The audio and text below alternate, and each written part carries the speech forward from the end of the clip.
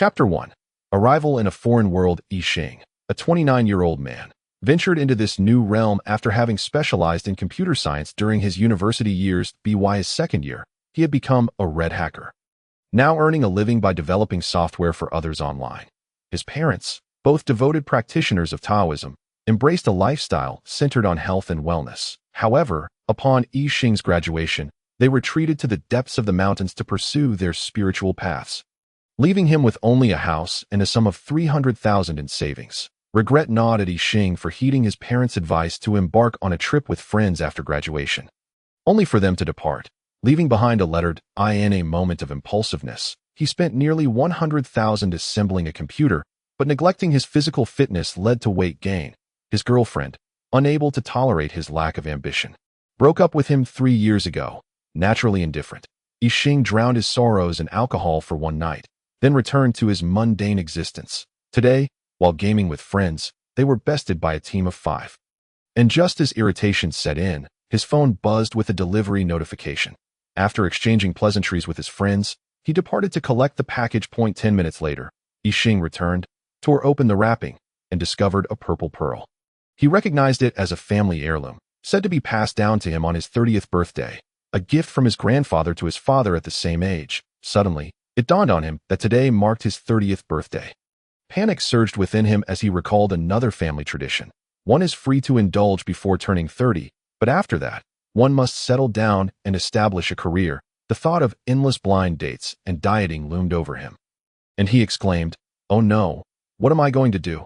Clutching his head in despair, he accidentally flung the purple pearl across the room. His gaze followed its trajectory, and to his horror, he watched it hurtle toward his precious computer.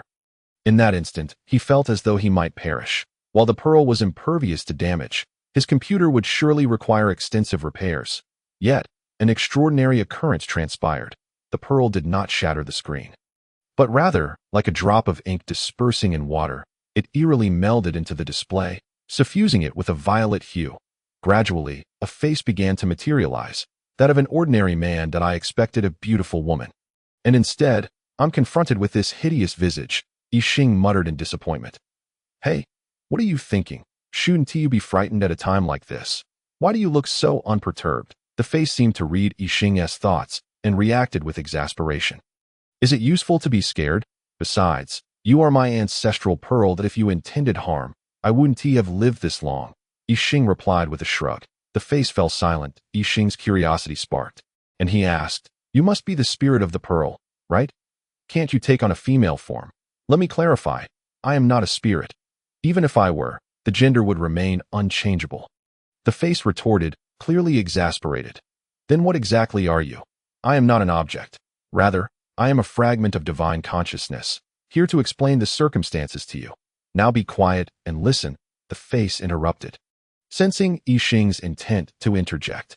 Through the enigmatic explanation of this divine consciousness, Yixing learned that the ancestral pearl was a remnant of primordial chaos, a vestige of the primordial violet energy left behind during the formation of the universe.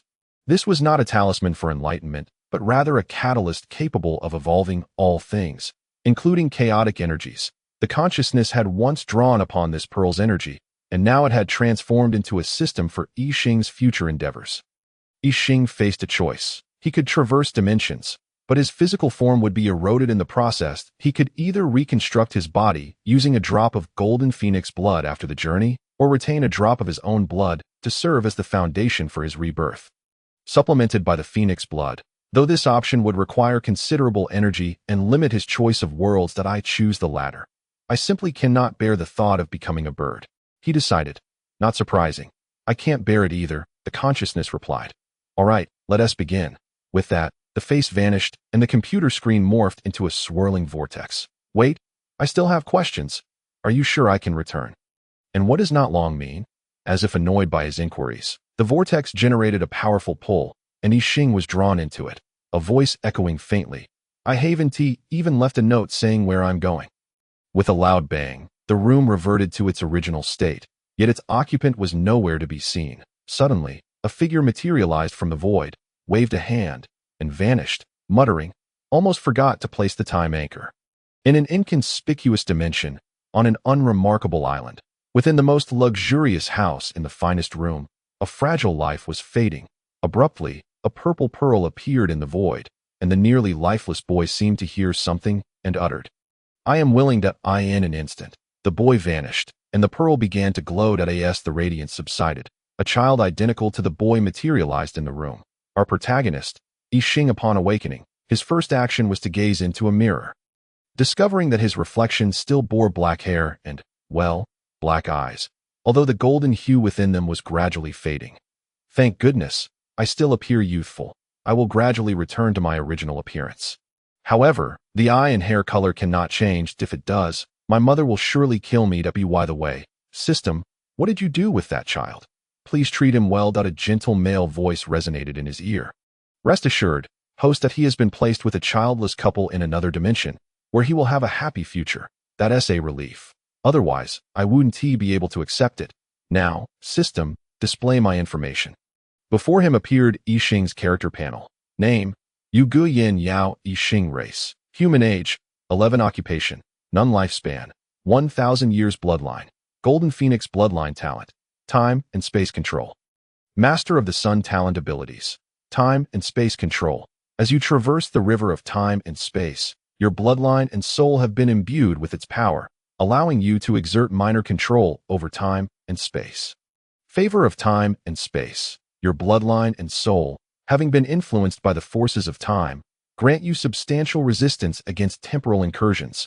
Master of the Sun: as the bearer of the Golden Phoenix bloodline, you are destined to become the future Master of the Sun, granting you the power to control solar energies. Hey, system, why is my information so sparse? Yixing exclaimed in dissatisfaction upon seeing the limited details. Host: this is not a video game that I cannot display information without a point of reference. However, while it may seem concise, it is comprehensive and without omission. The system replied. Yixing recognized this was not a game and could not be treated as such. So he began to scrutinize his information. After thorough verification and inquiries to the system, he discovered that his extended lifespan was not due to the longevity of the people in this world. Although the inhabitants lived relatively long lives, ordinary individuals reaching over 150 years, his longevity stemmed from the favor of time and space, indicating this was a passive skill. Host: you have a novice gift package currently generating. Would you like to claim it? The system suddenly informed Yixing. Of course, I want to claim it. Yixing replied, waiting patiently. Minutes turned into half an hour, and frustration bubbled within him. "Where's my gift package?" he demanded. "Host, your gift package is awaiting your claim," the system assured. "Didn't I just say I wanted to claim it?" Host: the package must be personally claimed and opened by you for it to hold significance. Why didn't you mention that sooner? How do I do it? Tell me. Following the system's guidance, Yixing located the novice gift package in the benefits section, using his mind to select it. A message appeared indicating it was in the process of being claimed, accompanied by a 12-hour countdown. Yixing was taken aback, his expression twitching in disbelief. "System, what is this? It takes time to claim a package. Are you trying to swindle me?" At that moment, a warm, alluring female voice replaced the system's mechanical tone, responding calmly. "Host, the system is organizing items collected from the river of time and space and is communicating with various realms. Therefore, your gift package is still being prepared. Please remain patient and await its arrival. Moreover, your immediate priority is to gain a thorough understanding of your surroundings and to contemplate your next steps.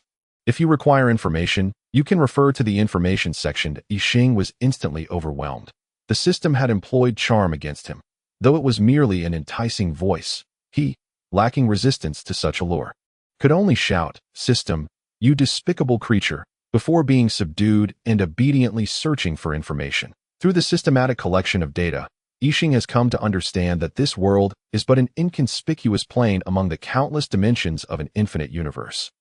Known as the quadratic plane, the name derives from its connection to the four primordial elemental planes, which endows the quadratic plane with abundant earth, wind, water, and fire elements, causing magic to manifest with amplified potency. However, this also results in a plethora of formidable magical beasts and frequent appearances of elemental creatures. The quadratic plane is home to 4 empires, each ruled by a royal family that has formed a pact with the elemental spirit kings, granting them access to the powers of these elemental beings. Thus, when the most significant elemental threats arise, they do not lead to catastrophic losses, and there exists a substantial likelihood of forming contracts with humans. Yixing resides in the Empire of Flames, whose royal family has forged a covenant with the Fire Elemental Spirit King, located near the portal to the Fire Elemental Plane. This empire is renowned for its abundance of fire-related resources, such as fire gemstones, fire elemental crystals, fire magical beasts, and flora. The family to which Yug belongs is a branch of the royal lineage, now reduced to just him. Yug's father, a viscount, perished during a beast tide, leaving Yug to inherit his father's title. However, whether he can inherit the territory depends on the continent's rules, which stipulate that he must become a mage before the age of 15 if Yug were indeed capable. It would be a nearly impossible feat. However, with Yixing's arrival, success seems assured. Chapter 2. The Wizard. From the information provided by the system, Yixing learns that the mage is the sole profession in this world, while other roles are merely variations or subprofessions derived from the application of magic. Mages progress through 10 levels, with the 9th level marking the beginning of the comprehension of corresponding profound truths to form domains. Thus, the 10th level is referred to as the Mage Saint. Ultimately, through the understanding of fundamental laws, a mage can condense their essence into divinity, becoming a deity. This implies the existence of gods in this world. For instance, the deity associated with Yixing's empire is a lesser fire god and a lesser thunder god, known as Gray Yen Yao, who was the founding emperor of the Empire of Flames and an ancestor of Yug Yen Yao, who has assumed the protagonist's identity. The territory Yixing is to inherit is the island he currently occupies, named Yug Island. I wish to become a mage. System, is that possible? Yixing inquires. Host, of course, it is possible. However, are you certain? Though your affinity for the fire element is exceptionally strong and your mental acuity commendable, rendering you a prodigy in magic, the profession of mage may not suit you as you bear the bloodline of the Golden Crow. The system responds. Upon hearing this, Yixing becomes intrigued and asks, are there other professions available? Can cultivators exist in this world without facing rejection from the world's will? I hope the progression for these professions isn't too low. The system replies, certain professions may indeed face rejection. However, the majority will not, as you bear the mark of this world. Some professions may be unavailable due to the absence of required elements within the world.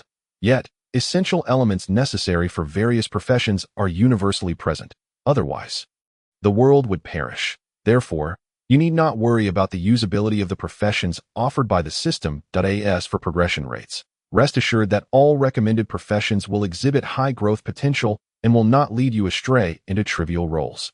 With this assurance, Yixing's enthusiasm for the mage profession swiftly transforms into anticipation for the new opportunities awaiting him. As dawn breaks, Yixing, disheartened by the realization that, due to the sparse lineage of Yug and the limited family assets, he is without even a maid, laments the absence of a charming servant or a beautiful companion. Fortunately, the system has generously provided a detailed layout of the entire island, allowing him to navigate dining arrangements with ease.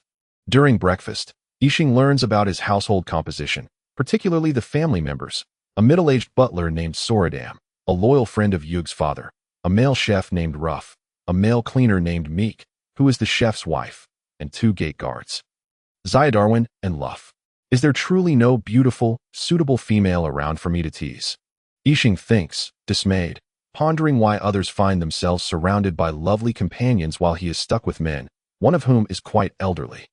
After a rather gloomy meal, Yixing heads to the study, intent on familiarizing himself with the culture of this world. However, upon entering the study and gazing at the shelves of books, he is struck dumb. He cannot comprehend the writing of this world. System, can you help me understand these characters? He asks. With a chime, a redemption interface appears before him, showcasing various items, among which the comprehensive language guide of this world sparkles enticingly. Yixing gently clicks on it, and a dialog box pops up. Would you like to exchange for the comprehensive language guide of this world? Confirm. Apologies, you do not possess sufficient redemption points. Fortunately, the system only requires energy-infused items, Yixing muses, and Soradam brings forth 30 water elemental gemstones, allowing him to acquire 300 white redemption points. He redeems the memory-inscribed version of the comprehensive language guide of this world. After organizing his thoughts, he discovers that the guide contains common script, mage-specific script, inscription script, Dragon script, Elvish script, Ancient Elvish script, and Divine script. The mage-specific script is particularly precise and serves as the incantation language for spellcasting, enhancing magical efficacy. The inscription script is learned by a subprofession of mages and consists of various runes cultivated within magical beasts, which can be inscribed onto equipment or even on individuals. As for the Dragon script and Elvish script, they resonate with the laws of this world, representing the closely guarded secrets of various races. Realizing the redemption feature is not a scam, Yixing eagerly exchanges for numerous points. With redemption points in hand, Yixing begins to sift through other available rewards, and after a thorough search, he finally locates his desired item under the pet section, a mysterious pet egg. Acquired during his journey through the temporal currents, requiring 1,000 white redemption points for storage fees. Why does a system require storage fees? Yixing thinks, feeling somewhat disgruntled. The name, Huido species, divine beast description, a pet of the ancient fire god. Nourished by flames, legend has it that its appearance heralds great conflagration, symbolizing wildfire. Is this truly a divine beast? It looks like nothing more than a dog. Yixing reflects, somewhat disillusioned. He had expected something far more formidable. Resigned, he exhales deeply, summoning forth a wisp of golden solar flame to present to Huido, who promptly leaps forward, eagerly licking the solar fire from Yixing's hand. Ah, it seems you were indeed hungry, Yixing sighs, relieved that his innate ability to generate solar fire is a bloodline talent. Otherwise, this creature would surely be wasted in another's hands, after Huido has satisfied its hunger and settled down for a nap. Yixing, feeling somewhat bored, contemplates how to pass the time. After some thought, he decides to focus on his training and calls out, "Uncle Soradam, where is our reclining chair? I can manage on my own if you don't know what it is." An hour later, in the courtyard of the Viscount's estate, Yixing reclines on the high-grade chair he redeemed for 1,000 white points, basking in the sun as he feels his body gradually absorb the solar energy, enhancing his strength. All while sipping a drink chilled with ice elemental gemstones, he casually browses the system interface, delighting in the ease of his current existence. Leisurely moments always seem to pass swiftly. And before long, evening arrives. Yixing, somewhat exasperated, addresses Soradam, who stands respectfully before him. "Uncle Soradam, please, take a seat. There's no one else here. I've grown up under your watch. I don't require such formality." Soradam gazes at Yixing with affection in his eyes, replying, "I cannot. This is the protocol. As the butler, I must adhere to my duties." Rolling his eyes in exasperation, Yixing responds, "Never mind then.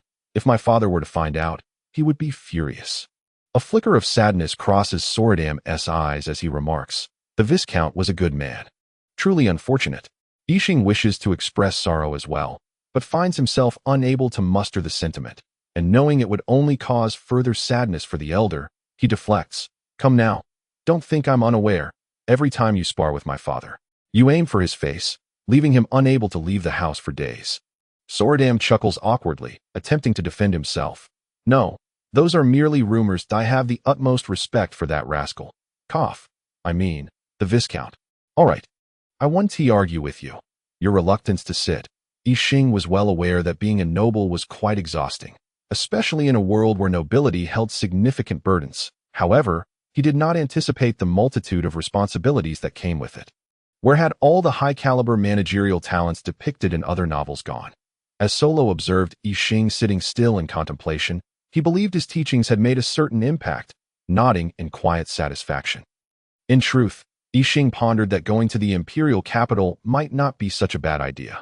After all, he owed nothing to Yug or the inhabitants of this island. After a grueling struggle filled with charming antics and complaints, he finally secured a concession. Unless there were urgent matters, he would only need to report once a week. And as for the mines and other resources, no updates were necessary unless there were significant changes. This leniency was partly due to Solo's recognition of Yixing's youth, and, crucially, the pressing need for him to become a mage before turning 15, that if he failed to achieve this, all his efforts would be in vain. Ultimately, this was a world that revered strength. Without the backing of others, Yixing could only inherit the island by becoming a mage. Otherwise, even commendable accomplishments would amount to nothing. As the great Emperor Grey once stated, "Do you wish to become a noble? Do you desire to protect your family and loved ones from humiliation? Do you long to wield a sword across the land? All you need is to become powerful, and titles, beauty, and wealth will all be yours. Hence, within the Yin-Yao Empire, anyone who became a mage would be granted nobility, igniting a fervor for cultivation throughout the realm. The Yin-Yao Empire also provided basic meditation techniques and resources for free, while charging for intermediate and advanced resources, as well as first-level and above spells. Consequently, within a short span, the Yin-Yao Empire transformed from one of the weakest empires, one that could scarcely match the strength of certain kingdoms, into a formidable power. Only due to the presence of a deity to prevent the Yin-Yao Empire from monopolizing power, other nations began to relax their restrictions on cultivation resources and meditation techniques. The Yin-Yao Empire became the most accessible realm for cultivation. Even commoners, not yet mages, could conjure small flames or water spheres, a feat that would have marked them as apprentices in previous times or in other nations. Moreover, the Yin-Yao Empire had no slaves, thus eliminating the possibility of nobles bullying commoners, as one could never know when a commoner might ascend to become a mage. Nobles were not foolish. The emergence of a mage within their territory was a boon, and territories with a higher number of mages were rewarded, often with treasures from other realms. Currently, Yixing's small island boasted a total of 0 mages. This was unfortunate, as the inhabitants were all recent arrivals. The strongest among them was merely a level 9 magic apprentice. Far from qualifying as a true mage, the assessment for becoming a formal mage was stringent. One must first adeptly cast a first-level spell, then defeat 10 level 9 apprentices or produce a secondary profession product, such as a scroll or a magical weapon. Finally, the moment arrived. As Yixing counted down the seconds, each tick felt like an eternity. Fortunately, the countdown concluded, and he promptly opened the grand gift to explore the surprises the system had promised. System notification: congratulations, host, for acquiring the Witch God Crystal. System notification: congratulations, host, for acquiring the damaged Witch God Crystal. System notification: congratulations, host, for acquiring the Witch God Ring. System notification: due to the host obtaining the wizard's inheritance, you are forcibly employed in the fantastical profession of wizard. Chapter 3. Quest announcement. A furious roar from the system echoed through the silent night sky. Chilling and filled with rage, Yixing was incensed. He despised such coercive measures, feeling an overwhelming sense of constraint that dampened his enthusiasm. Thus, he had never spent money on those online games nor become addicted to any one of them. Now, to be forced into a profession was infuriating. System: I demand an explanation. Is this what you call a surprise? Yixing inquired in a low voice. The system provided an answer that left Yixing with no room for refusal, based on the host's personality and other conditions. This is the most suitable profession. Other professions, such as chi refiners, require prolonged meditation, leading to centuries of cultivation in the later stages, which the host would never accept, as it entails abandoning all emotional ties and desires. The arcanist has lifespan limitations and can only transform into other forms to extend their life, with some even taking less time for a single cultivation session than a chi refiner's later stages. Furthermore, the spellcasters have a low growth rate. Yixing found himself speechless. The chi refiner profession, which he favored, was too ascetic for his tastes, and he could not endure such a path. Ultimately, he would have to accept the role of a wizard. Though he was still somewhat disgruntled, nevertheless, acceptance did not preclude him from expressing his sentiments. System notification: host has acquired the wizard's meditation method. Chaotic derivation. System notification: host has received the wizard's spell compendium. System notification: host has gained 1 opportunity for a divine beast lottery. System notification: each time the host levels up as a wizard, they acquire a talent spell. System notification: host's employment has been successfully initiated. The sacrifice function is now available. System notification: host's employment has been successfully initiated. The simulation space function is now accessible. System notification: host's employment has been successfully initiated. The quest function is now available. System notification: due to the host's forced employment, a wizard's set has been issued as compensation. System notification: it has been detected that the host possesses a damaged wizard crystal and a witch god crystal. Would you like to proceed with a free reforge as compensation? Of course. I shall proceed with the reforge. Hurry up. Yixing quickly agreed. Casting aside the matter of expressing his feelings, it would be foolish not to take advantage of this opportunity. Ding dong. Several minutes later, The system conveyed that the reforge was complete. I Ching retrieved the wizard crystal, discovering it to be a translucent liquid resembling water. 1000 illusions, main weapon form 1. Empty form 2. Empty form 3. Empty form 4. Empty, it could actually be configured into forms. And there were 4 of them. How exquisite. I Ching promptly followed the system's instructions to bind and set the forms. The next day, a young boy clad in a silver robe, holding a silver book in his left hand, adorned with a silver ring on his finger, and gracefully waving a crystal fan in his right hand, strolled before a mirror in his room. Yes, this boy, with a mischievous smile, was our protagonist, having practiced the meditation method. With the system's assistance, he had mastered 40 level 0 spells and evolved them into runes, officially becoming a high-level wizard apprentice. Dressed in his wizard's attire, he admired his reflection, indulging in self-admiration. I Ching then opened his character panel to review his attributes.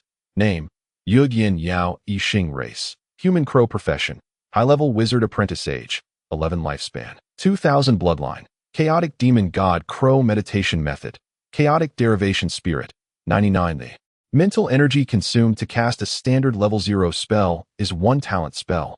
None. Bloodline talent: master of time and space, master of the sun, master of the crow. Talent abilities: time and space control. As you traverse the river of time and space, your bloodline soul has been imbued with the power of time and space, allowing you to exert a slight control over certain aspects of it. Time and space favor. As you journey through the river of time and space, your bloodline soul has been imbued with the power of time and space, granting you substantial resistance against temporal intrusions. Master of the sun. The rise and fall of the sun are merely thoughts. Life and death are but fleeting moments. Equipment: crow mask, invisibility. Exclusive to I Ching. Effect 1. Eye of truth. All truths enter my gaze. Capable of enhancing any ocular technique and detecting any entity. Effect 2. None. Effect 3. None. Crow necklace. Exclusive to I Ching. Effect 1. Mind like still water, with a heart as calm as still water. Impervious to all demonic influences. Mental recovery is doubled. Effect 2. None. Effect 3. None. Crow wizard robe. Exclusive to I Ching. Effect 1. Endless time and space, an unending expanse. Impervious to all laws. Effect 2. None. Effect 3. None. Crow light shoes. Exclusive to I Ching. Effect 1. Distance is nothing. Every corner of the earth is but a moment away. Effect 2. None. Effect 3. None. Crow's book. Exclusive to I Ching. Effect 1. Spell enhancement. Increases the power of spells. Effect 2. Mental throttle. Reduces the mental energy required for casting. Effect 3. All-encompassing. Automatically records all spell information. Witch God ring. Exclusive to I Ching. Space ring. Effect 1. Spellcasting material exemption. Waives certain materials required for spellcasting. Effect 2. Instant spellcasting. Enables the instant casting of most spells not exceeding one's own level. Effect 3. Fate's uncertainty. Conceals one's fate, preventing others from probing. Defends against most curses based on fate and essence. 1000 illusions. Exclusive to I Ching. Form 1. Carefree fan. A form for ranged and light close combat. Enhancing all elemental spells, exempting material costs for elemental spellcasting, and reducing mental consumption. Form 2. Sword staff. A form for ranged combat, enhancing all spells. Form 3. She has sword. A form for close combat, possessing the ability to nullify spells, rendering most spells not exceeding its level ineffective, while slightly enhancing spell power. Form 4. Qinyuan umbrella, a defensive form, providing exceptional magical and physical defense capabilities. From this form, one can discern the host's profound fear of death. Witchcraft, level 0 spells. Minor fireball, flame jet, fire control, water arrow, frost ray, water control, minor wind blade, wind listening, wind control, earth spike, turn stone to mud. Earth control, thunder sound, minor lightning, electricity control, plant growth, life whisper, plant control, minor healing, invisibility, illumination, minor dark ray, minor shadow veil, shadow walking, minor life bestowal, minor life drain, minor life withering, death whisper, minor death energy bestowal, minor death energy drain, metal control, microspatial creation, lifespan detection, danger sense, minor gravity manipulation, minor destruction finger, corrosive mist, wizard's touch, wizard's hand, mechanical thought, Upon fully activating his bloodline, Yixing realized that his lineage was not that of the Golden Crow, but rather that of the supreme chaotic demon crow from the Tao of Yin and Yang. During the creation of the heavens by Pangu, the primordial source was divided into two parts. The Yang source was nurtured into the Golden Crow by the Sun Star, while the Yin source scattered across the earth, transforming into countless nether crows. Looking at his own data, Yixing felt a sense of satisfaction, particularly after acquiring 40 level 0 spells. Although this had depleted the system's stored power of time, he was pleasantly surprised to discover that the simulation space possessed the ability to accelerate soul time. While the collection of time energy was slow, the system roared, "Isn't it because of your low strength? How dare you complain about my slow recovery?" The acceleration function in the simulation space requires time energy absorbed through you as a medium from the scattered time energy of the river of spacetime. Although one could recover using the sands of time, they were prohibitively expensive. Selling the entire island would not suffice to exchange for such a quantity of purple exchange points that in fact, the entire island would not yield even a single purple exchange point. Exchange points range from low to high, white, blue, green, gold, purple, and special, totaling 6 types, not to mention that special exchange points require the essence of worlds or planes. Even purple points necessitate items of divine rank. Henceforth, the simulation space would serve as a laboratory, conserving both materials and time, as thought processes are remarkably swift. Particularly, it spared the necessity of harming delightful animals or humans. Simply scanning the items for research would allow perfect reproduction within the simulation space. Moreover, there was no fear of being discovered. "I am truly clever," Yixing mused, puffing with pride. After indulging in self-admiration for an extended period, he finally emerged from his room, a feat indeed, to find himself in the dining hall for breakfast. Yixing devoured a piece of sea beast meat single-handedly, while the butler, Salo, could no longer bear to watch. Since yesterday, Yuga had seemingly transformed into an entirely different person. Although he had always been somewhat carefree, he had adhered to certain etiquettes, particularly during meals. While his manners had never been exemplary, they had been acceptable. Now, he exhibited no semblance of noble etiquette, not even the most basic dining etiquette. Resembling a rogue, having failed to react yesterday, Salo resolved to address the matter today. "Ahem, my Lord Viscount, one should dine gracefully, savoring each bite and avoiding noise." Yixing swallowed a piece of meat with a loud gulp, waving his fork dismissively. "What nonsense about dining etiquette? Eating requires such constraints. Better to die than endure this. I'm not urging you to join me. Don't preach etiquette to me in private. By the way, I'll sketch a picture for you later. Craft me a set of utensils. I still can't get used to knives and forks." Salo sighed. "Understood, my Lord Viscount." Yixing shrugged. "Don't wear that shameful expression. Although Uncle Salo, your appearance is rather unremarkable. Tell me, which is the foremost academy in our nation? The place for learning magic?" Salo, puzzled, replied, "Academy? What is that?" "However, the most esteemed place for learning magic is undoubtedly the Mage Tower of Lord Weimi Yan Yao. The Flame God, Lord Weimi, has already condensed a trace of divinity. Everyone wishes to apprentice at his tower, hoping to learn his spells. With good fortune, one might even receive his guidance and become his disciple. Though regrettably, he has not taken on apprentices for 30 years. Yixing was taken aback. "No school. How could that be? This was the very place where the exquisite pig trotters began to flaunt their superiority." Ding! A system notification chimed. Main quest generated. "Please check, host." Yixing, sensing a foreboding feeling, hastily opened the quest interface. Main quest 1. Please establish an academy before the age of 18. Evaluation. How can a world of magic exist without an academy? A magical world without an academy is not a good world, as a model youth. How could one not assist in rectifying this? Options for the academy include Sky City, Ocean Depths, and Half-Plane Academy. System. "You rascal, I want to chase girls. How can I pursue them as a principal?" Yixing fumed, venting his frustrations. Chapter 4. The establishment of the academy. Here is today's update, and by the way, a gentle reminder for the 515 Fan Festival.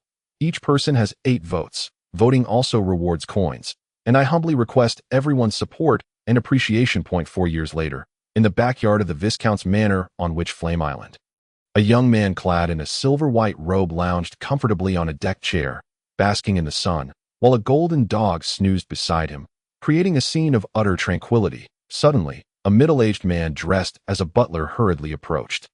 Glancing around, noticing no one was present, he promptly kicked the young man in an instant. A silver flash darted past, and the young man had already positioned himself behind the middle-aged man, extending his foot in a mischievous kick, sending the man flying. The middle-aged man quickly scrambled up, dusting himself off while muttering, "You little rascal, can't you at least spare your uncle some face?" The young man grinned. "Uncle Salo, you never spared me any face before." Indeed, the young man was our protagonist, and the middle-aged man was the butler, Salo. After 4 years of effort, Salo had failed to impart noble etiquette to Yixing. Instead, Yixing had inadvertently led Salo astray.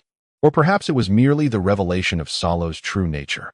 Nonetheless, Salo constantly claimed he had been corrupted by Yixing. Salo, unperturbed, stated, "On to serious matters. The royals have sent someone. They are waiting in the reception hall." Yixing's face lit up with joy. "Finally! I've waited a long time for this. Come, uncle." As he left, he playfully kicked the golden dog, grumbling, "You call yourself a divine beast yet fail to announce a visitor. All it does is eat and sleep. It's hardly better than a dog." The golden dog lazily lifted its head before burying it back down. Resuming its slumber, Salo, suppressing a laugh, remarked, "Don't speak ill of Wang Kai. I think it's quite fine, and it pairs well with Xiaoqing."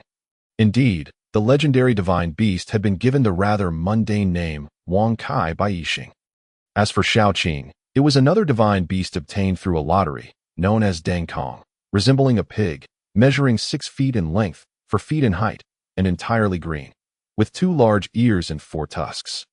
Its call resembled Dang Kong, thus earning its name. It was a symbol of prosperity, representing harvest and fortune. Its temperament was gentle, lazy, and it possessed minimal combat capability. Yixing picked up a small gourd beside him and proceeded to the reception hall. This gourd, known as the soul refining gourd, was a third-rate innate spiritual treasure capable of absorbing and refining souls. It could also suppress fate. This gourd was acquired by sacrificing a dozen third-tier magical beasts. Otherwise, in this magical world, Yixing would never have purchased such spiritual treasures, as he had no knowledge of their utility, or rather, he had no place to buy them, for the system shop lacked innate spiritual treasures. However, Yixing had thus learned that the magical world indeed possessed innate spiritual treasures. They simply had not encountered them before. Initially, Yixing did not regard the soul refining gourd as particularly valuable, for this spiritual treasure lacked offensive capabilities and could only collect and refine souls. However, after refining a few souls, he produced a drop of soul water. Although of poor quality, it had the ability to nurture, repair, and strengthen the soul. Moreover, the better the soul quality, the superior the resulting soul water. This was even rarer than items that increased mental power, prompting Yixing to treasure it dearly. For all treasures are mere external possessions. True strength lies within oneself. Upon entering the reception hall, Yixing discovered 3 individuals, all possessing an air of elegance, exchanging insights on magic. As they noticed his arrival, their conversation ceased. One of them, a young man who had spoken the least yet elicited laughter from all present, immediately approached Yixing with a smile. The other 2 middle-aged men merely smiled at Yixing without rising. The young man smiled and addressed Yixing. "You must be the cousin of Yuga. I am Lei Lin Yanyao, your cousin."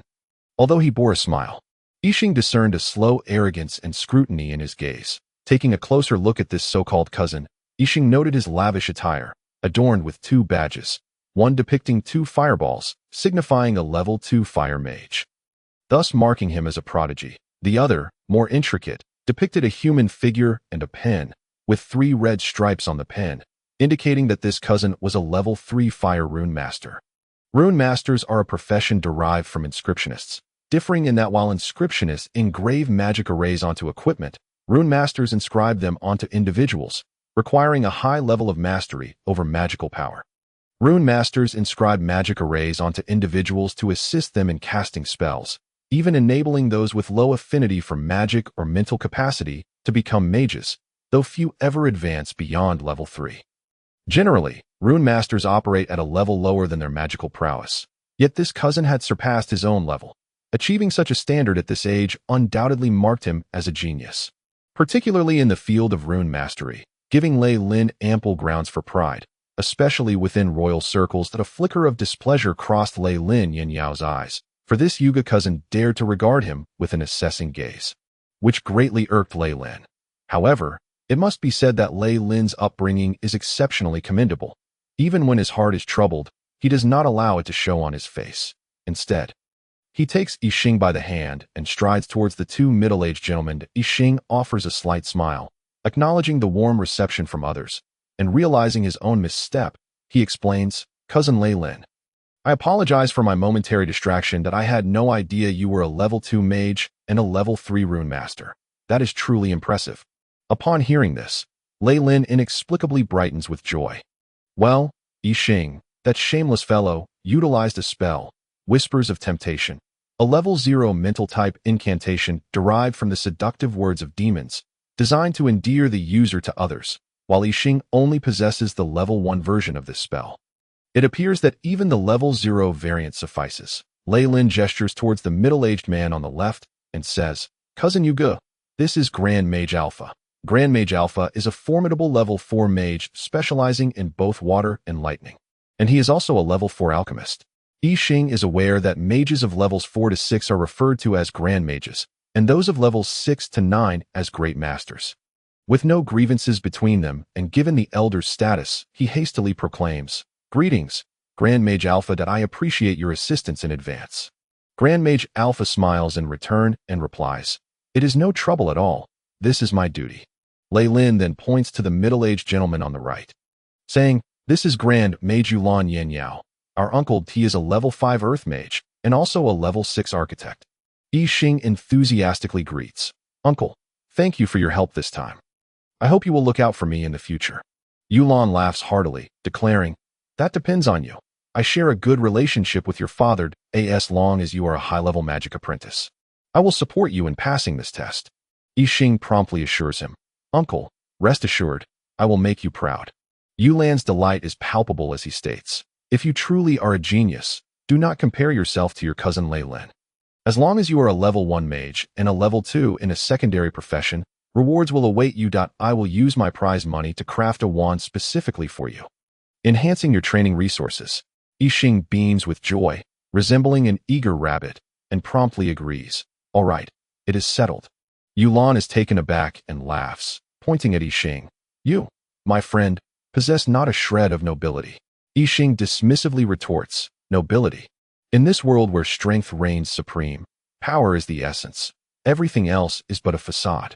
Yulan pauses, contemplating, and replies, "I did not expect such insight from one so young. Indeed, our ancestral teaching in the Yanyao clan is that strength is paramount." As they arrive at the training grounds, Yixing and his companions chat and laugh, prompting Butler Solo to promptly open the door and welcome them inside. However, upon entering, they are met with a stark emptiness. Yulan glances around the training arena and remarks to Yixing, "Your training grounds are remarkably clean." This is indeed the case, for Yixing has never set foot in the training grounds, nor has anyone else. Thus, the arena remains pristine and well-maintained. Yixing awkwardly smiles, inwardly lamenting his oversight, with the presence of a simulation space.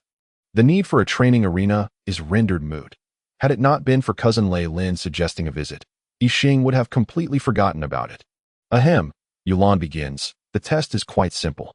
I shall cast the Earth Wall spell, and you will use your most proficient magic to strike it. I will then assess your magical level. Of course, if your expertise lies in supportive magic, it will require Grand Mage Alpha's evaluation." Yixing, puzzled, queries, "Is it really that straightforward? Shouldn't I defeat other mages?" Yulan responds, "That is because the magic department lacks high-level mages for assessment, and as a member of the royal branch, you possess certain privileges." As he speaks, a shimmering earth wall of metallic hue appears in the training ground. Yixing instructs the system to analyze the wall's properties. Earth wall, created by a level 5 mage using the level 1 earth wall spell, capable of withstanding an attack of up to 23 degrees. Truly, a testament to a level 5 earth specialist, for this represents the full might of an ordinary level 1 mage, determined to exert himself. Especially since only a level 6 mage can establish a magical tower. Yixing employs his most adept spell, the level 1 fireball spell, with the enhancement of innate spell, elemental control, which increases attack strength by 50%. And bolstered by equipment and bloodline bonuses, his maximum attack strength reaches 60 degrees. However, Yixing would not unleash his full power, mindful of retaining a backup. Before him forms a fist-sized orange-red fireball, which swiftly crashes into the earth wall, piercing through it as if it were mere cream, at which point Yixing ceases the spell. The others stand in stunned silence, realizing that Yixing has cancelled the spell yet remains in a daze. Approaching the three men, Yixing waves his hand before them. Only then do they snap back to reality.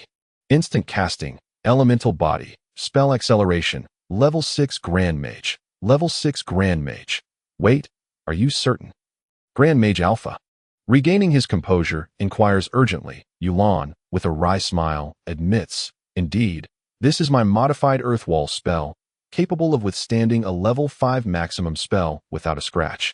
Yet this single fireball has effortlessly penetrated it, confirming your status as a level 6 mage. Furthermore, Yugu does not possess the elemental body. I can assure you of that, as we do have elemental bodies in our family, but none as extraordinary as his. Yulan asks Yixing, Yugu, why did you only use a level 1 spell? Why not employ a higher level one? Do you look down upon your uncle? Yixing replies with a wry smile, I would have loved to use a higher level spell, but I simply do not possess any. The only spells available to me are these level 1 incantations, which I have diligently studied, and this is the most powerful among them. As the 15th of May approaches, Yixing hopes to continue his momentum in the quest for the 515 red envelope ranking, anticipating a day filled with generous rewards for readers and promotion of his work. Love is paramount, and he is determined to deliver well. Chapter 5, Establishing the Academy. Here is today's update. And by the way, I would like to solicit votes for the 515 Fan Festival. Each person has 8 votes. And voting comes with rewards, so I humbly request everyone's support and appreciation. Yulan curiously inquires, why have you not gone to the magic department for a rank certification? That way, you could obtain higher level spells. Yixing responds matter-of-factly, naturally. It's because it's too far, and I couldn't be bothered to go. Yulan, Alpha, and Lei Lin collectively think, that last part must be the real reason. How lazy can you be? The three of them silently fume, wishing they could cast a spell to smite Yixing for his sheer laziness. Observing the refining potion before them, Yulan and the others feel utterly defeated. They are all hailed as geniuses. Yet if they are geniuses, what does that make you go? This is truly disheartening. To become a level 6 Grand Mage at just 15 years old is one thing, but to also be a level 6 alchemist. Is this even achievable? The refining potion is one that Yixing devised to assist magic apprentices in transitioning to formal mages, enhancing their chances of success during spiritual leaps. He modified the formula by adding soul water, increasing the success rate and mitigating backlash upon failure. For formal mages, it is as insipid as plain water, perhaps even less effective, as it adheres to the poor taste of the wizarding tradition. Reeking of an odor worse than excrement, Yixing had always assumed it was merely a level 4 potion, only to discover that it serves as an excellent aid for level 6 mages during their breakthroughs. Why, one might wonder, do mages only undergo spiritual leaps at level 7? Yixing finds this baffling, perceiving mages as a simplified version of wizards. Ahem, in any case, this has been a fruitful endeavor. Your rewards and professional badges will be delivered in a few days. With that said, we must take our leave. Yulan announces. The three of them stand before the magical carriage, bidding farewell to Yixing. Yixing implores, why not stay a few more days? You just arrived, and you are already leaving without even sharing a meal. Grand Mage Alpha quickly interjects. No worries, it's fine. Work takes precedence. Moreover, with a talent like you emerging, we must return promptly to report. Yulan adds, indeed. And you will want to receive your rewards sooner rather than later. The sooner we leave, the quicker you will receive them. He hastily ushers the relatively quiet Lei Lin onto the carriage, with Alpha following suit. Inside the carriage, Grand Mage Alpha breathes a sigh of relief, saying, finally, we are leaving. I constantly felt oppressed in his presence. It was quite unbearable. Yulan nods in agreement.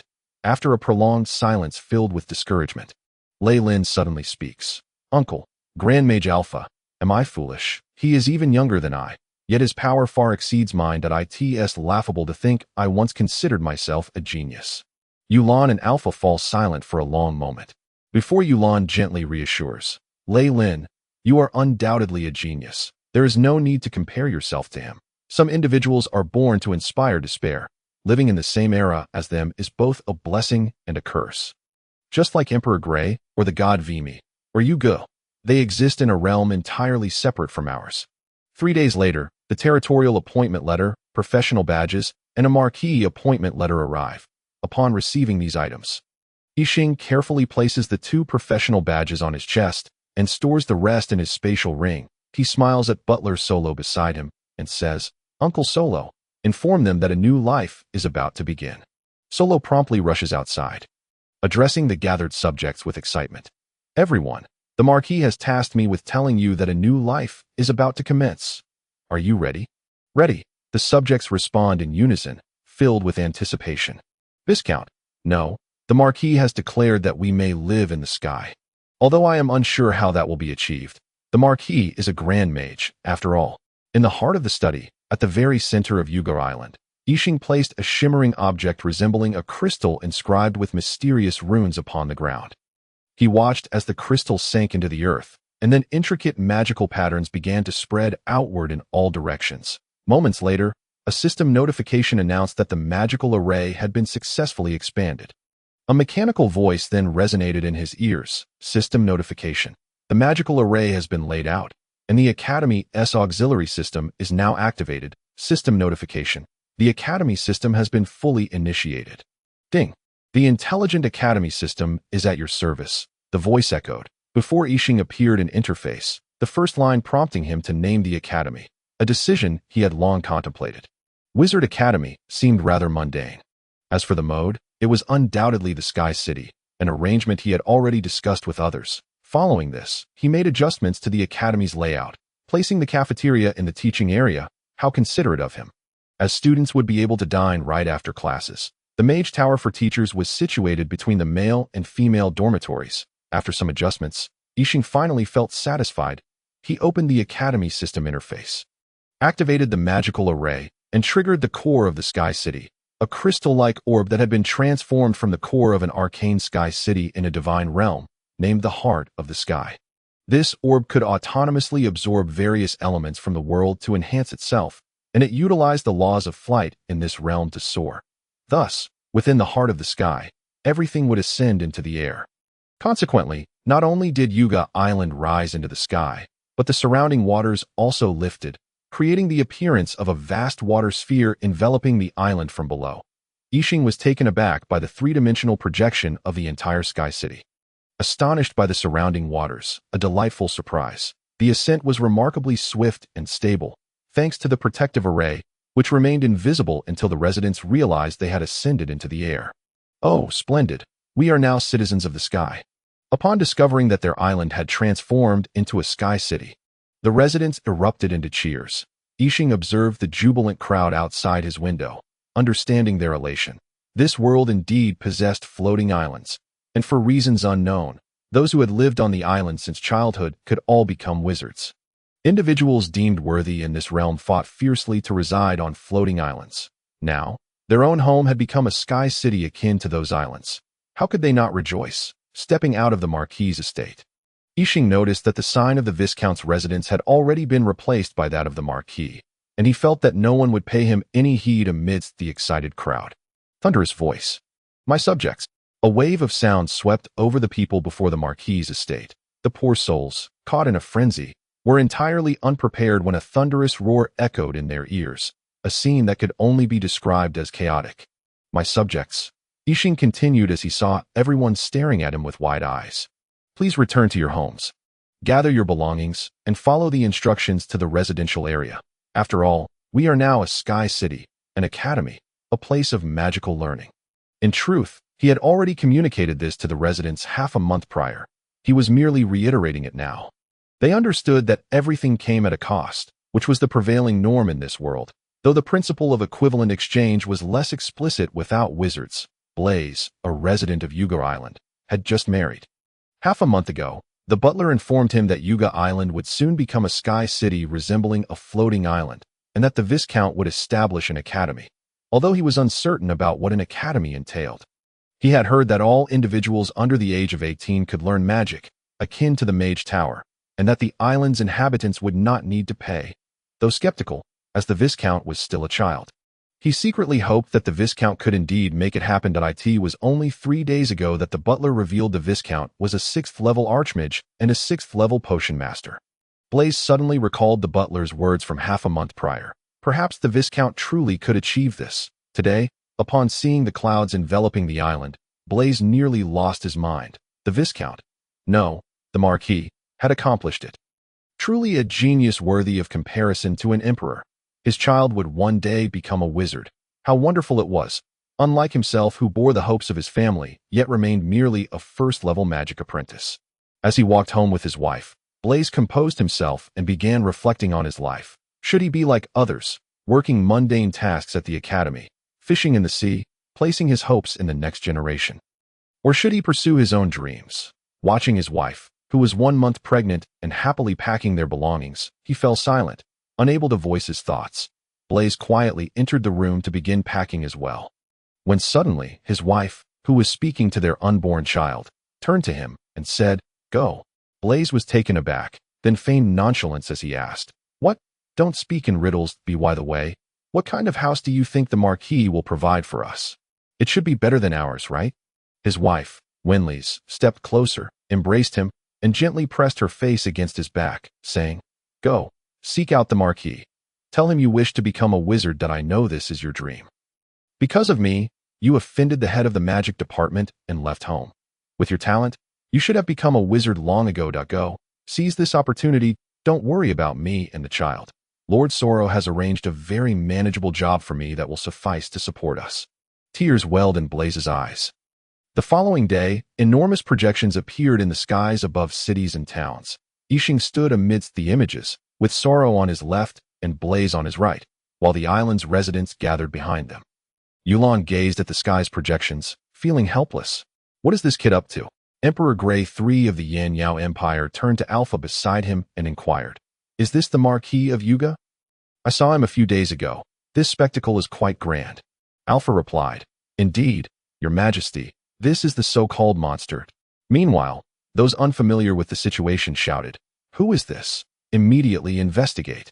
Noble and royal intelligence organizations sprang into action, working diligently to uncover Yixing's identity. Standing on the established academy playground, Yixing marveled at how swiftly houses could be constructed, whether through magic or sorcery. He fixed his gaze upon the eye formed by the magical array and proclaimed, "Greetings, everyone. I am Yuga Yenyao. I am here today to announce an important matter: the establishment of the Wizard Academy. The Wizard Academy is a sanctuary for the study of magical arts. Anyone under the age of 20 is welcome to come to our academy for testing. Upon passing, they will become students of our institution. Naturally, adhering to the principle of equivalent exchange, studying magic requires tuition fees, 3 gold coins per year, or a contract agreeing to work for the academy after graduation. That is all. If there are any questions, please come to the Wizard Academy in the Sky City." With that, a map indicating the location of the Sky City appeared in the projection. 10 minutes later, the projection vanished, but the impact had already detonated. This day would henceforth be known as the Commemoration of Magic and Sorcery. Chapter 6. Enrollment. Your Majesty, Yuga Yan Yao, at 15, is a branch of the royal family of the Yan Yao Empire. Prior to this, he had exhibited no extraordinary behavior. However, during a noble rank assessment, it was revealed that he is a magical prodigy, both an Archmage and a Potion Master. The Emperor of the Wind Spirit Empire, Wind Spirit 9, listened to his subordinate's report while stroking his wine glass, inquiring, "What kind of prodigy?" The intelligence chief quickly responded, "Your Majesty, Yuga is currently a 6th-level Archmage and Potion Master." "What? How is that possible? Do you think he is Emperor Gray?" Wind Spirit 9 exclaimed in shock, even dropping the wine glass crafted from wind crystal without noticing. The intelligence chief remained silent, recognizing that the Emperor did not seek answers at this moment. After a lengthy contemplation, Gray III accepted this information, realizing why his subordinates had reacted peculiarly when he inquired about Yuga. This was no mere prodigy. He was indeed a genius beyond comprehension. Similar dialogues transpired across various nations and factions, each responding differently, some in support, others in opposition, and yet others indifferent. However, These feelings of hostility, favor, or disdain mattered little to the protagonist. Experiment number 108. The 20th trial begins. Recording. The subject has reached the expected response. Yixing was conducting an experiment within a simulated space, the subject being a third-level fire-type magical beast known as the Flame Lion, resembling a lion. Yixing was particularly intrigued by the Flame Lion's innate magical ability, fire elementalization, a feat achievable only by fourth-level wizards that if he could master it early, it would provide an excellent means of self-preservation, something invaluable. Hey, wake up, you little brat. Yixing was abruptly pulled from the virtual space as someone called out to him. Upon exiting, he felt a gust of wind and swiftly dodged to the side. What are you doing? Uncle Sorrow, don't you realize I'm busy? Yixing retorted indignantly to the sprawled Sorrow. Busy, my foot. You were just sleeping. This academy is your responsibility, and now that everything is in my hands, how am I supposed to establish this so-called academy? Sorrow replied, exasperated. Isn't it all set up already? Besides, the academy system has everything. Yixing lazily responded. Sorrow manipulated a semi-transparent screen before him, stating, the system is indeed impressive, but we can't rely solely on it. Students need to be enrolled. And tests require personnel, right? Yixing felt a bit at a loss, having never truly comprehended the workings of the academy. Well, fine. Who made me the principal anyway? Yixing is acutely aware that certain tasks are solely meant for oneself. For there exists no academy in this world. Others cannot possibly fathom the essence of such an institution. Otherwise, it would merely devolve into a magical tower. Wade, a child from a humble village in the empire of Yin Yao, is the youngest among 3 brothers. Perhaps due to hereditary traits, none in his family are officially recognized mages. They can only cast a few spells through the engravings of magical runes. This is a common choice among those with magical potential but lacking sufficient talent. From birth, Wade exhibited greater strength than his peers, earning the title of the village's champion among children, half a month prior. While playing in the woods with a group of friends, Wade stumbled upon a peculiar crystal orb that only illuminated when held by him. He took the orb home. Today, during dinner, the orb unexpectedly radiated light. And from within emerged a young man clad in a mage's robe, who informed Wade's parents of his knightly potential and extended an invitation for Wade to study at his academy. Wade was unfamiliar with the concept of knighthood, but was certain it must be superior to hunting at home. However, their financial situation was dire, as all the family savings had been earmarked for his second brother's rune engraving, enabling him to become a hunter and accompany their eldest brother into the mountains for hunts. Although his parents recognized the mage as the figure from the projection, a grand sorcerer, they hesitated to give their consent.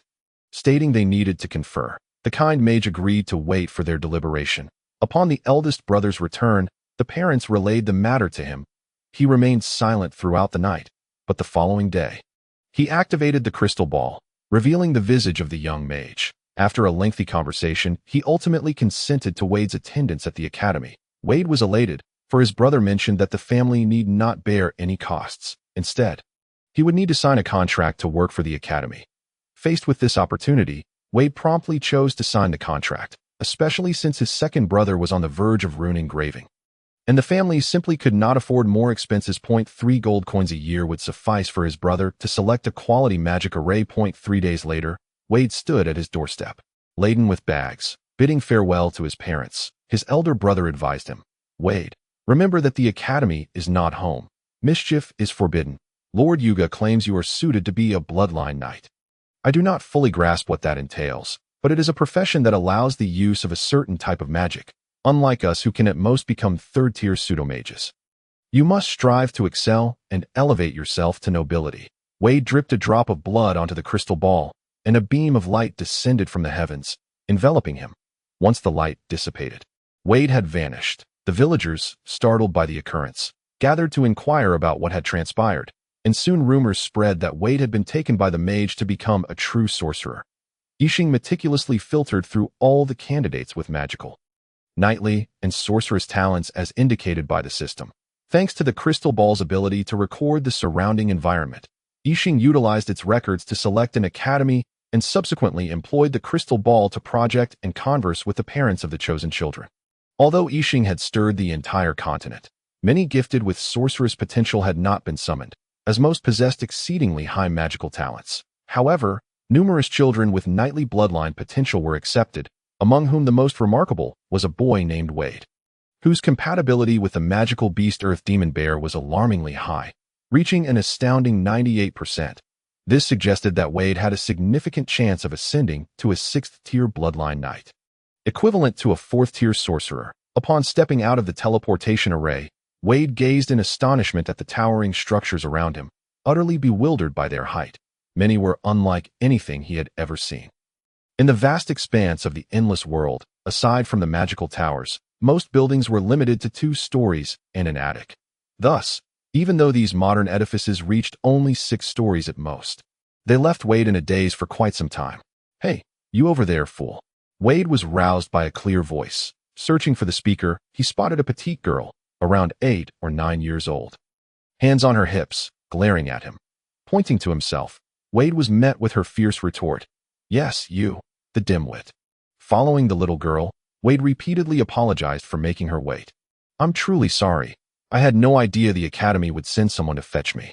"What is your name?" he suddenly remembered, realizing he was unaware of the girl's name. With a huff, she replied, "I am Lilith Yinyao. Remember it well." Lilith was the daughter of Uncle Yulan, doted upon by him, and known as the household's little sorceress. Her magical talent was commendable, and due to an inexplicable confidence in Yixing, Uncle Yulan had sent Lilith to the Sky City for her studies. When Yixing assessed Lilith's talents, he discovered her knightly potential was on par with Wade's, and it was particularly attuned to the fire-type magical beast, the phoenix, a creature reminiscent of the mythical bird. Today, due to Yixing's need to attend to various matters, he had entrusted Lilith with fetching Wade. Little did he know this would lead to Lilith waiting an entire magical hour, inciting her ire, and resulting in an unfortunate first encounter between the future Flame Empress and the Child of Earth. Chapter 7. The Teacher's Task. Upon awakening, Wade found himself gazing at a pristine white ceiling, relishing the softness of the bed beneath him, as though he were in a dream. Suddenly, a sound echoed, and a water-like screen appeared before him, displaying the message, "Lilith is calling you to do you accept the call?" Naturally, he accepted, recalling Lilith's earlier threats, and quickly connected but a fierce voice emerged. "Hey, you little rascal, hurry to the cafeteria, or face the consequences." Wade felt a surge of frustration. How could someone a year younger than him dare to call him a little rascal? He vowed retribution in the future. Upon arriving at the cafeteria, Wade noticed Lilith conversing with a man clad in a silver mage robe. As he approached, he discerned the man's identity. It was the esteemed headmaster. Wade hesitated, for fear of teachers is a universal phenomenon across all realms. However, with Lilith present, he felt compelled to approach. Yixing, noticing Wade's indecision from afar, waved him over. Reluctantly, Wade shuffled closer. Yixing observed Wade's apprehension with amusement, taken aback by the unexpected role of being feared by a student. Unable to tolerate the delay, Lilith rushed over and pulled Wade along. Gazing respectfully at Yixing, Wade greeted, "Good morning, headmaster." Yixing looked at Wade, then at Lilith, shaking his head in disbelief at the scene before him. Lilith, incensed by his expression, exclaimed, "What's with that look? What have I done to deserve such disdain?" Yixing, feigning disdain, retorted, "For a girl of royal blood, you are remarkably impolite, especially compared to Wade." Furious, Lilith shot back, "How dare you criticize me? My father has declared you the rudest person he has ever met, and you dare to scorn my manners." Yixing effortlessly deflected her various attacks, casually stating, "Oh, you dare challenge me? Do you want me to inform your uncle that you've been misbehaving and causing trouble?" Lilith immediately countered, "Father would never believe that." "Really? Do you think your uncle would side with you, a girl lacking in etiquette, over me, a nobleman? What do you suppose he would do?" Yixing asked, a smile gracing his lips. That Lilith's bravado diminished, and she sank to the ground. Drawing circles, Wade stared in disbelief at the unfolding drama, struggling to comprehend why the headmaster was behaving in such a manner. This must be an illusion. Surely the headmaster is a paragon of civility, he thought to himself. Turning to Wade, Yixing smiled gently. "You must be Wade, a remarkable lad. Come, I shall escort you both to the cafeteria and pose you a question." Wade nodded, still taken aback by the headmaster's sudden change in demeanor. Yixing lifted Lilith with one hand and led Wade into the cafeteria. Lilith flailed, attempting to break free from Yixing's grasp. Satisfied, Yixing exited the cafeteria, pleased that Wade had agreed to undergo bloodline transplantation. For he was one of the only 2 knights capable of advancing to 4th-tier sorcerers within the academy. Now, it was time to deal with those troublesome individuals. The glint of coldness flickered in Yixing's eyes as he recalled those who sought to create disturbances. Most factions on this continent chose to remain spectators, neither supporting nor obstructing, which left Yixing quite content, as the academy had just been established, and as long as no one meddled, all would be well. Yet, some factions still dared to provoke trouble. Yixing entered the reception hall, surveying the assembly of mages adorned with various faction insignias, representing several minor forces. Casting an appraising glance at the group, Yixing strode to the head of the hall and seated himself. "What brings you here?" he inquired coldly. The room erupted in chaos. "Our organization demands you join us, and in return, this floating island will become shared property. Get lost. It is you who should join our organization." "We should join our organization. Join our organization. It appears you all believe me to be a soft target." Blinded by greed, Yixing declared, flames of anger dancing in his eyes. One representative stepped forward, presumably the leader among them. The old mage spoke. "My Lord Marquis, we do not consider you a mere soft persimmon. You are of royal blood. We merely extend an invitation for you to join our organization, after which you would voluntarily contribute the floating island to our cause." "Indeed, the flame mage speaks truthfully," another added. "Yes, it is entirely voluntary." Yixing, observing the elderly mage whose beard was largely white and adorned with the emblem of a level 5 mage upon his chest, remarked, "You are called Flame." The old mage puffed out his chest with pride and replied, "I am not named Flame. I merely bear the title Flame Controller out of respect for my peers upon breaking through to the rank of level 5 mage, due to my affinity for fire magic." Yixing retrieved his professional badge from his spatial ring and affixed it to his chest. Coldly surveying the suddenly silent crowd before him, he said, "Is level 5 truly impressive? You are but a fool, lost in the flattery of others. It appears your faction has failed to investigate my background." As he observed the crowd below, their mouths agape, it became clear that they were utterly unaware of Yixing's true prowess. Or perhaps they had neglected to inquire about the strength of those backing them. After all, Yixing had never concealed the fact that he was a level 6 mage. The old mage pointed accusatorily at Yixing, exclaiming, "Impossible! Those individuals claim you are not a level 6 mage. Those are mere rumors." A glint of cold light flashed in Yixing's eyes, revealing that these minor factions were indeed being manipulated from behind the scenes. The representatives of these minor factions were left dumbfounded.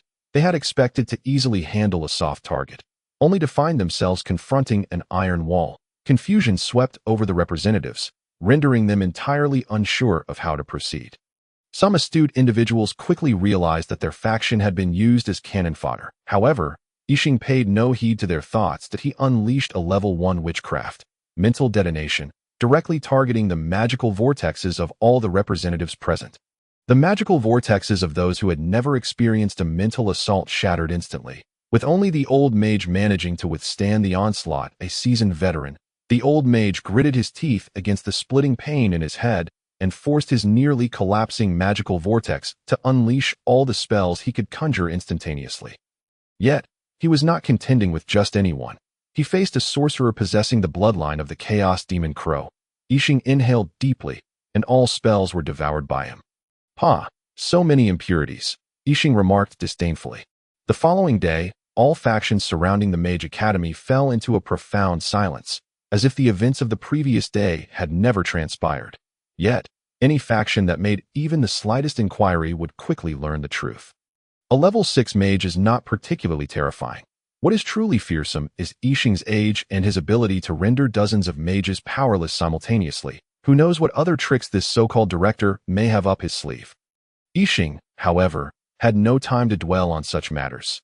He was currently facing a headache, as he needed to account for 32 from the magical department, 12 from the knights department, and 3 from the sorcerers department. What about the teacher? Yixing suddenly realized he had forgotten to recruit a teacher. "What should I do? I forgot to recruit a teacher," he exclaimed, clutching his head. Solar, standing nearby, chuckled quietly. Upon noticing Solar's amusement, Yixing's eyes lit up. "Ding! Director Solar, you have been appointed by the dean as the teacher for the magical class." Solar stared blankly at the screen displaying the red text before turning to Yixing with a fierce glare. You can't be serious. How am I supposed to teach? I have never taught anyone magic before. Yixing replied with a cheerful grin. Uncle Solar, this grand and arduous task is entrusted to you that I believe in your capabilities. But I don't believe in myself. Solar bellowed in frustration. There's no choice. Both the Knights Department and the Sorcerers Department require me to teach. I might find someone for the Knights, but for the Sorcerers, I'm all they've got. Yixing said helplessly. Solar continued to resist, but seeing no other option, Yixing suggested, how about this? You begin teaching, and we will find another teacher. Until we do, you can hold the fort, right? After much persuasion, Yixing managed to convince Solar to begin instructing the students from the magical department. Yixing then made his way to the control center of the Sky City, gazing at the heart of the sky radiating a purple glow. Academy system, you mentioned having a solution for finding a knight teacher. What is that about? After all, this world does not have knights. Suddenly, a projection of a young girl appeared before Yixing, stating, Greetings, esteemed Dean. I am the auxiliary intelligence of the Academy system. It is a pleasure to make your acquaintance. My name is Windbell, that I look forward to your guidance. Yixing observed the gothic figure of the girl, but felt no particular reaction. Noticing his indifference, Windbell inquired, Do you not find my existence curious, esteemed Dean? Yixing shrugged and replied, I suspected as much. After all, such characters are common in novels, so your appearance is not surprising. But putting that aside, can you tell me how to obtain a teacher for the Knights Department?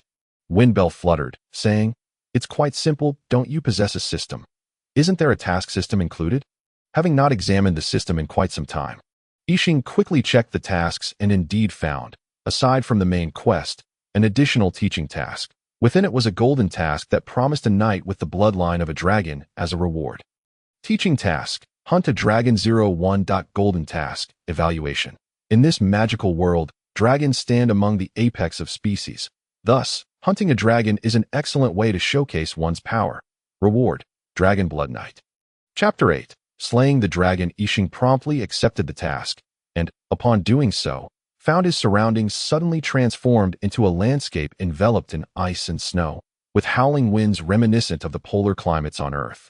The Frost Plains, he recalled, were known to harbor a dragon that commanded both ice and fire. As it turned out, this was indeed the case. If he was not mistaken, the dragon in question was the ice and fire demon dragon, Chalgas, a notorious figure sought after by every race on the continent, including the dragon kin.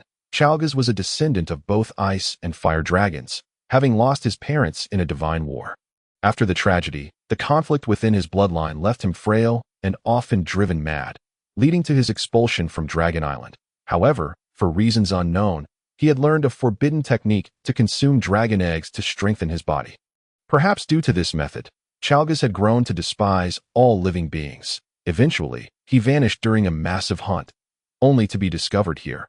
Yixing felt a deep sense of dread since his arrival in this world. He had never engaged in a true battle, leaving him uncertain of his chances of victory. Nevertheless, having accepted the task, he felt compelled to complete it. He retrieved the lure potion and the sleep dragon grass provided by the task, pouring the potion over the grass before utilizing the witchcraft shadow stealth to immerse himself in the shadow realm. Before long, a distant volcano erupted, and a massive dragon of a deep azure hue, adorned with mysterious red stripes, soared into the sky alongside the molten lava. As the dragon approached, Yixing felt a wave of relief wash over him. A colossal wound pierced Chalgas's chest, and numerous other injuries covered his body. It appeared that this dragon had recently attempted to hunt another dragon, but had met with failure. Realizing he needed to hasten his actions, as other dragons could arrive at any moment, Yixing watched as Chalgas descended, his enormous head swiveling until he finally detected the source of the alluring aroma. Before him lay an unfamiliar plant emanating a captivating scent, and as Chalgas inhaled it, he felt a significant reduction in his pain. Without hesitation, he flicked his tongue and devoured the sleep dragon grass. Yixing, observing from the sidelines, felt utterly speechless. Was the dragon truly so devoid of caution that he would consume an unknown substance without question? Was he to call this foolishness or confidence? Having ingested the sleep dragon grass, Chalgas quickly succumbed to slumber. Once Yixing confirmed that the dragon was asleep, he immediately dispelled his witchcraft. Stone skin, fire elemental shield. Ice elemental shield, earth guardian. He chanted, casting a series of defensive spells, layering elemental shields one after another, while activating all defensive spells on his gear. Curse spell, Flesh Metamorphosis, Softening spell, Illusionary Heart spell, Petrification, Life Drain. He unleashed a barrage of negative spells upon the dragon. In an instant, the wounds that Chalgas had previously healed began to bleed profusely again, his vitality waning as chunks of flesh sprouted limbs, and even a terrifying maw that began to devour his own uninjured flesh. Yixing raised the Shiha sword, assuming its form as Qianhuan, and was about to behead the dragon when a torrent of dragon breath erupted towards him. Striking true, the dragon breath persisted for what felt like an eternity. Shattering layer upon layer of magical shields, by the time Chalgas ceased his onslaught, Yixing found himself at the bottom of a massive pit. Chalgas sneered. A mere ant nearly caused my demise. That it would have been too easy for you to die here. Who are you calling dead? Came Yixing's voice from the depths of the pit. As the steam cleared, Yixing stood at the center of the crater, wielding the Qianyuan umbrella, his body shimmering with the sheen of witchcraft. It was evident that he had successfully defended against the dragon's breath. Thanks to the protections of the Qianyuan umbrella, though the defensive spells he had cast were formidable, it was Yixing's fear of death that truly fueled his resolve, just as Yixing was reveling in his moment of triumph. A jet of lava erupted from beneath him. Chalgas burst into laughter. Fool! How could I not prepare for the possibility of your survival? You've angered me. Came Yixing's voice from above. Chalgas immediately looked up to see Yixing soaring with a pair of gray wings unfurled behind him. Yixing's eyes blazed with fury. He had nearly met his end this time, but fortunately, the spells woven into his robe had held, or else he would have been doomed in the present moment. I find myself utterly vulnerable to the mesmerizing allure of this magma, which is imbued with the power of others. Once struck, it is inevitable that I shall suffer grievous injuries, and death will be my certain fate. Suddenly, Yixing's wings quivered, and feathers detached from his wings, transforming into a flock of gray, three-legged, three-eyed crows, each trailing 3 elongated tail feathers, as they soared towards Chalgas. Bloodline sorcery, 10,000 dragon slayers sword of the crow's wings, Yixing uttered coldly. As a cloud of smoke dissipated, Chalgas's body was revealed, marred by countless unfathomable wounds, with deathly energy entwined with the true flames of the sun searing around them. Enraged, Chalgas lunged towards Yixing. Intent on annihilating him with the might of his draconic form, Yixing, with a sardonic smile, thought to himself, who fears the bloodline of a chaos demon god when it comes to physical prowess? He too charged towards the colossal dragon, his Qianyuan umbrella morphing into the Shiha sword, enveloped in a layer of true sunfire.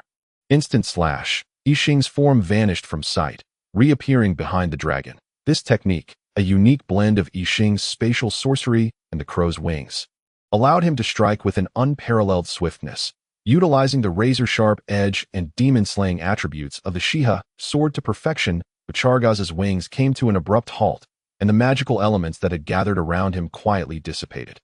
With a resigned smile, Chalgas declared, I am defeated, before plummeting from the sky, his head severed from his body.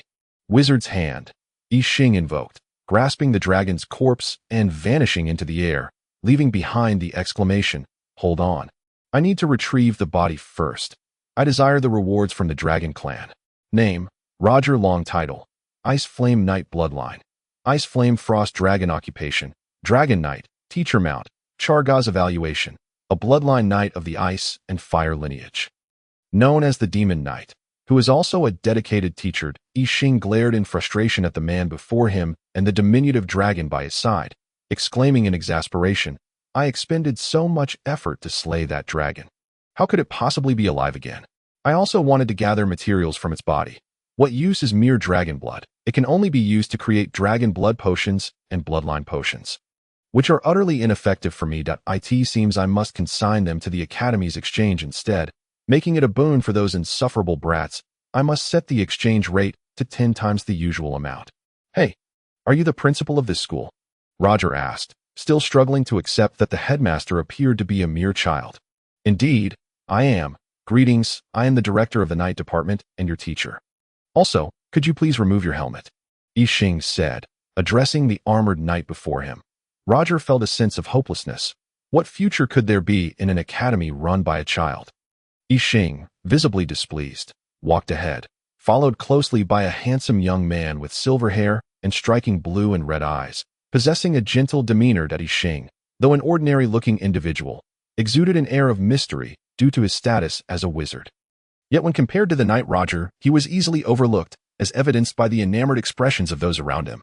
Upon arriving at the classroom of the night department, the boisterous students, engrossed in their antics, failed to notice their entrance. "Class, please quiet down," Yixing commanded using a thunderous incantation, satisfied as silence fell over the room. "This is your future teacher, so please extend a warm welcome." "Wow, he's so handsome," the female students shrieked in unison. Yixing remained silent. Roger stepped to the center of the podium, followed closely by Chargaz. Yixing, feeling ignored, seized Chargaz by the scruff of his neck and exited in irritation. "My name is Roger, a bloodline knight with the Ice Flame Frost Dragon bloodline. Currently a 9th level Sky Knight and your future teacher," Roger announced. As soon as he finished introducing himself, the classroom erupted in excitement. Having been there for several days, the students were already aware of the comparative strengths of the three professions: wizards, knights, and magical scholars. Wizards were deemed the most powerful, classified from levels 1 to 10, with level 1 equating to a 3rd level knight. Levels 3 to 7 corresponding to magic users. 2nd level wizards equated to 3rd to 5th level knights, and 8th to 9th level magic users. 3rd level wizards matched 6th level knights and 10th level magic sages. 4th level wizards aligned with 7th to 9th level knights, akin to demigods among magic users. 5th level wizards were on par with rule knights or lower deities. 6th level wizards were equivalent to true name knights or middle deities. 7th level wizards were akin to essence knights or higher deities. 8th level wizards compared to divine knights or half-step sovereigns, and 9th level wizards to ancestral knights or sovereigns. Levels 1 to 3 wizards were referred to as lower level wizards, also known as starry wizards, while knights were termed lower level knights. Levels 4 to 6 wizards were known as radiant moon wizards or middle level wizards, while knights were called earth knights or true body knights, and magic users were labeled great sorcerers. Levels 7 to 9 wizards were referred to as proud sun wizards or upper level wizards, while knights were termed sky knights and magic users were called magic emperors. The principal was merely a 1st level wizard, a far cry from Roger's status. "Teacher, could you please reveal your bloodline true form so we can see it? After all, we had no idea about this profession before," a student exclaimed. Upon hearing that Roger was a 9th level knight, the class clamored for him to display his true form. Roger understood that the students were entirely unfamiliar with the knight profession. Unlike his own world, where wizards held absolute power, yet most were knights, as the requirements for becoming a wizard were exceedingly high, akin to finding a needle in a haystack. Otherwise, the knight profession would not exist, as knights were a simplified version of bloodline wizards. Compared to bloodline wizards, bloodline knights faced significantly fewer dangers and challenges. Thus, he did not refuse the students' request. Chapter 9. Choice. Roger led 12 students to the Academy's private training grounds, a space crafted by Yixing specifically for teachers capable of utilizing their bloodline true forms. Roger surveyed the size of the training area before instructing the students to stand at the entrance and activate the defensive magic array. He positioned himself at the center of the arena, and as the students held their breath in anticipation, a surge of ice and fire energy radiated from Roger's body, gradually intensifying and intertwining to form a tempest of ice and fire. With Roger at its eye, a resounding dragon's roar erupted from the heart of the storm, revealing a colossal dragon, approximately 200 meters long and 10 meters high, its body a brilliant azure, with 2 crimson horns soaring skyward, spiraling within the tempest. This ice and fire dragon surprisingly exuded no malevolence, instead radiating beauty, devoid of the bulk or ferocity characteristic of a giant lizard. All the students gazed in rapture at Roger's bloodline true form, their eyes filled with awe. "We bloodline knights are a simplified version of bloodline wizards that in the past, we struggled to defeat wizards of the same rank, but after countless years of development, though it remains a challenge, many knights have succeeded. Compared to bloodline wizards, bloodline knights lack the ferocity associated with them. And while bloodline wizards can begin partial bloodline transformation during their apprenticeship, knights must reach the rank of Earth Wizard before they can undergo bloodline transformation, attaining their bloodline true form only upon becoming a 7th level Sky Knight. However, due to this very reason, Bloodline wizards are often influenced by their bloodlines, occasionally losing their sanity and transforming into mindless killing machines. Whereas bloodline knights need not worry about such influences unless they choose to or possess an excessively potent bloodline. Roger's voice resonated from the dragon's mouth. Do you wish to follow me and learn the ways of bloodline knights? Embarking on the path of a bloodline knight, will you accept or decline? Roger inquired. Exuding an air of authority, the 12 students were suddenly engulfed in overwhelming fear, unable to contemplate their decision. However, Roger had miscalculated one aspect. He had intended to exert an aura to weed out the unworthy, but he underestimated the world's insatiable thirst for power, faced with such an immense temptation, especially when they themselves had the potential to attain it. All 12 students erupted with fervor. First, Lilith felt flames flickering from her form, growing in intensity until a fiery phoenix silhouette emerged from her back, which let out a melodious cry. I am willing, Lilith proclaimed, accompanied by a defiant shout. I accept. How could I possibly give up? I am willing. I am willing, echoed 12 voices in unison, without a single student retreating, all steadfast in the face of Roger's imposing presence as a 9th-level Sky Knight. Restoring his human form, Roger surveyed the 12 students sprawled on the ground, a satisfied smile gracing his features. You have pleased me greatly. As a reward, I shall provide your mounts. What are mounts? Lilith inquired weakly. Roger, taken aback, responded. We are knights, after all. How could a knight possibly lack a steed? Lilith, Wade, Doug, Lamb, Sal, Caesar, Angie, Avril, Liddell, Jean, Christopher, Charlie. 12 of you are gathered. Now, it is time to choose your mounts. However, before we begin, I must inform you. Do not rely solely on your eyes. Use your heart. Remember, these will be your lifelong companions. You are not just selecting them. They are also choosing you, Roger declared, carrying a large chest to the podium. Lilith and the others stared in disbelief at the dozens of eggs before them. Yes, they were indeed eggs. Roger's so-called mounts were eggs that required hatching. Pointing to the eggs, Roger explained, these are all suitable for becoming mounts, including those of flame horses, nightmares, unicorns, nightmare spiders, crimson tigers, griffins, radiant birds, dragons, and various other magical beasts. Now, place your hands upon the eggs and attempt to communicate with the life within to gain their approval, thereby acquiring your mounts. Though Lilith is the youngest, she assumes the role of the leader in her class, demonstrating her prowess by being the first to approach and claim her own mount. As she stands before the beast eggs, a sense of trepidation washes over her. Rog comforts her, saying, Do not be anxious. Close your eyes and feel which of these magical creatures resonate with you. Lilith promptly shuts her eyes, gradually calming her racing heart, entering a state of serene contemplation. Observing her swift transition into meditation, Rog nods approvingly. Meanwhile, the 3 wizard students from the sorcerer's department watch helplessly as the headmaster peeks into the knight's class. Their expressions filled with exasperation. Once in her meditative state, Lilith does not practice the standard techniques. Instead, she reflects on her past experiences with magical meditation. This time, however, she does not seek communion with elemental magic, but rather attunes herself to the life force surrounding her.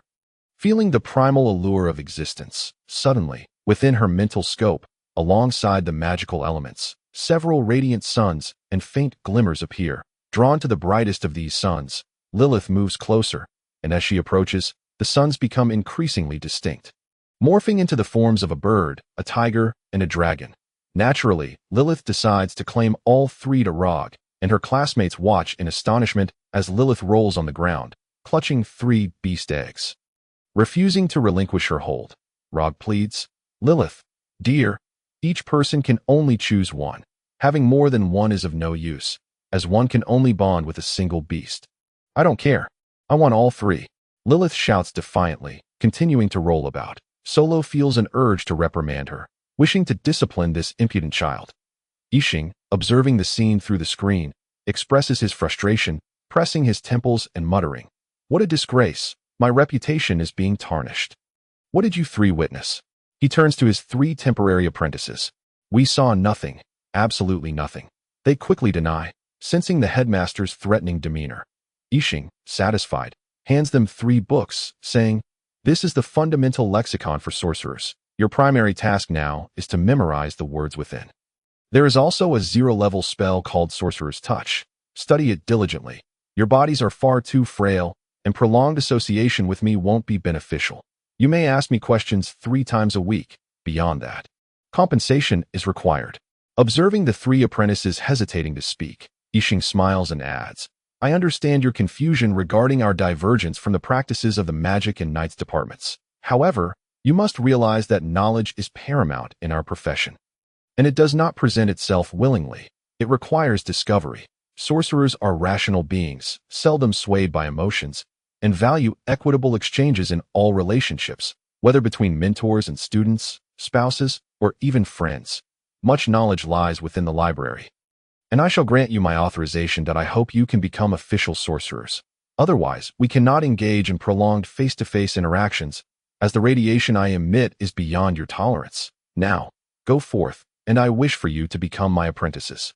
After dismissing the 3, Yixing considers asking Solo to handle the situation, as it is quite embarrassing. Suddenly, he recalls that Solo went to contact the instructor for magical studies. Frustrated, he scratches his head, realizing he must intervene himself. Lamenting the significant loss of face this time that A.S. Rog stands helpless, Yixing finally arrives. Upon seeing him, Rog breathes a sigh of relief, having never encountered such a predicament before. Yixing approaches Lilith, employing the sorcerer's hand spell to lift her into the air and carry her away. Leaving behind a single remark, I will have her father purchase these 3 beast eggs. Rog, please retrieve 3 more. Her father will arrive shortly to compensate for these little creatures. On his way to the office, Yixing summons Uncle Yulan, and upon arriving at the Marquis' mansion, Yulan is already waiting in the parlor. When Yixing arrives, Yulan's expression changes upon seeing Lilith suspended in the air by Yixing's magic. Still shouting to be let down, Yulan awkwardly inquires, Lilith hasn't caused any trouble again, has she? Yixing, exasperated, tosses a tissue ball and replies, what else could it be? As Yixing recounts the events, Yulan initially appears embarrassed. But upon hearing Lilith mention that one of the eggs is a dragon, with the others not inferior, he immediately begins to praise her. Yixing, feeling helpless, absent-mindedly pets Wankai while feeding the small Qing. Watching Yulan extol Lilith's virtues, finally, unable to endure the flattery any longer, he pats Qing, who grunts in response, transforming into a gigantic pig and charging at Yulan. In a hasty reaction, Yulan is knocked aside. And then Wankai enlarges, soaring after him. When Wankai returns with Yulan in his mouth, Yixing has already prepared a quote for the 3 beast eggs, an exorbitant sum of 30 million exchange points. 10 times their original price. Yulan, upon seeing the quote, immediately breaks into tears, fully aware of the value of the Academy's exchange system. Each elemental crystal worth 10 points, with limitations. 30 million translates to 300,000 elemental crystals. An impossible sum for him to gather. With a mournful expression, Yulan seeks assistance from his family, ultimately agreeing to surrender a pet egg and persuading Yixing to enroll a batch of family members as students in the academy. Yulan's eyes glimmer with excitement as he gazes at Wankai, asking Yixing, is this magical beast for sale? Wankai, enraged, retorts, you are the beast, your whole family is a bunch of beasts. A fiery red ball shoots directly at Yulan. Seeing this, Yulan laughs heartily. I only made a mistake earlier, and now you strike me. What could I possibly say? Yulan's meticulously prepared magical shield shatters, and the fireball lands atop his head, singeing his golden hair clean off. Chapter 10. The Companion Sorceress Beast. Ha ha. You actually called it a magical beast. Ha ha. This is too funny. If you don't die, who will? Becoming bald is a blessing, but your baldness. Puffed. Ha ha. It's utterly hilarious. Yixing rolls on the ground, clutching his stomach in laughter. Lilith joins him, both of them laughing uncontrollably. Yulan, with a dark cloud over his head, gazes helplessly at his niece and daughter. What on earth is that creature, so fiery and with such monstrous strength? Yulan stares at the raging Wankai. Yixing hurriedly calms Wankai and chastises the equally amused Dang Kong. Qing, stop laughing. Puffed, stop laughing. Yulan thinks it best to give this little brat a good thrashing. What kind of people are they? Wankai is no ordinary creature, according to your definitions. It is a divine beast, akin to a dragon. Yixing explains. Upon hearing the comparison to a dragon, Yulan, though intrigued, has no desire to possess it, especially since his daughter already has 3 divine beast eggs. I never specified which kind of dragon. Yixing silently muses. Here are the death herbs you requested. I truly wonder what you need such things for. Yulan offers several sprigs of death herbs to Yixing. Taking the herbs, Yixing heads to the basement. Yulan intends to stop him, knowing the family needs him to persuade Yixing to admit more students. However, before he can speak, Yixing replies while walking away. Recruiting students is out of the question. But they can settle in Sky City. You all go about your business. I have other matters to attend to. Watching Yixing depart, Yulan resigns himself to the impossibility of the situation and takes Lilith to offer their apologies. Yixing descends into the basement, extracting the death herbs and drawing out the toxic liquid brimming with death energy. While fatal to living beings, this substance is one of the ingredients required to summon a companion sorceress beast. Yixing drips the death herb liquid into a pre-prepared potion, which initially appears clear but suddenly turns black, releasing a cloud of dark mist that coalesces into a skull, emitting a piercing scream. Furrowing his brow, Yixing pours the potion into the already arranged sorceress array and begins to channel his mental energy, guiding the array's power to coalesce the sorceress beast. Streams of black mist emerge from the array, gradually forming into a black sphere, surrounded by tendril-like gas. This is the egg that will nurture the companion sorceress beast. Yixing hastily squeezes a drop of his blood onto the black sphere. As the grayish blood touches the egg, he feels his mental energy being violently siphoned away by the array, prompting him to quickly drink the potion as Yixing exhausts and replenishes his mental energy in a cyclical manner several times. The array finally ceases its drain. Once it stops, Yixing painfully retrieves a soul gem and a drop of his blood, placing them within the black egg. He begins to chant incantations in a hushed voice, accompanied by intricate hand gestures, sending a beam of gray light from his fingertips into the black egg. Beads of sweat form on his brow as he watches the egg with hopeful anticipation. Gradually, the black egg turns gray, and Yixing's expression grows grim. The egg, now gray, releases wisps of gray mist that dissipate, and finally, with a quack, a raven-shaped sorceress beast materializes within the array. Well then, it is indeed a raven. I knew it. I knew I could never escape from ravens in this lifetime. Yixing laments, staring down despondently. Resigned, he begins to scrutinize his companion sorceress beast. Truthfully, it is quite attractive, boasting 3 eyes, adorned with a golden feather atop its head, symbolizing royal status. A black body, 3 black claws, 1 nestled within its feathers, and 3 elongated golden tail feathers trailing behind. Yixing could distinctly perceive that his accompanying beast, unlike those of others, was exceptional not only in appearance, but also in strength.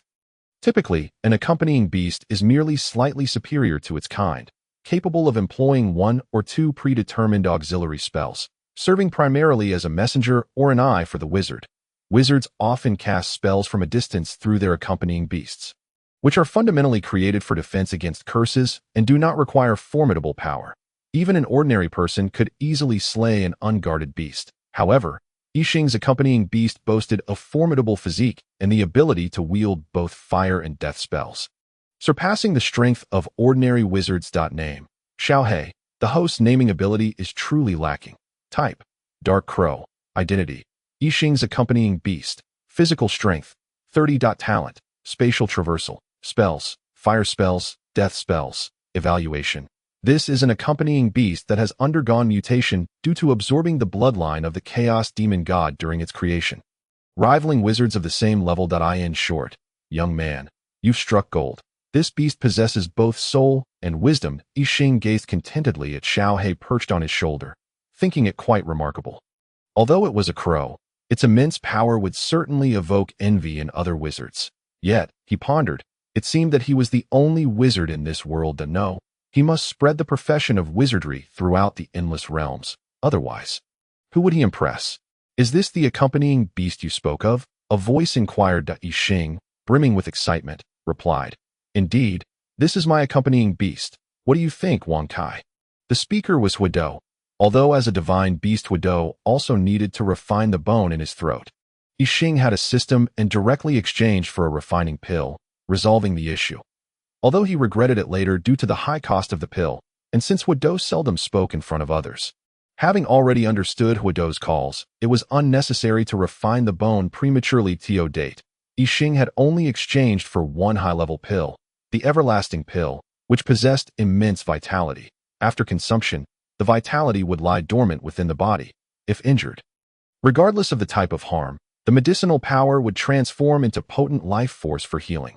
Currently, Yixing utilized the life force from the everlasting pill to cast spells that required vitality, as drawing on his own life force for spell casting and then replenishing it with the pill would still harm him. Not particularly impressive. Besides your aura, its own essence appears highly contradictory, resembling that of both the golden crow and the dark crow, Wang Kai remarked. While Dang Kong nodded in agreement nearby, Yixing chuckled at the jealous banter between the two divine beasts, saying, "Of course, it cannot compare to you both. It is merely derived from my flesh and blood. As you know, my bloodline is that of the crow. The golden crow and the dark crow both evolved from the primordial chaos demon god crow, so Xiaohe must inherently possess the essence of both. That is simply the aura of my bloodline that I activated the bloodline, giving rise to my own, merging the essences, but Xiaohe merely inherits a branch of my bloodline. It is a hybrid of the golden crow and dark crow. Classified as a dark crow. True, we have discussed what bloodline your offspring would possess if you were to have any. It seems our conjecture was correct. Most can only inherit a portion of your bloodline." Wang Kai nodded. Yixing, flustered, responded, "Why are you discussing my potential offspring when I am still so young?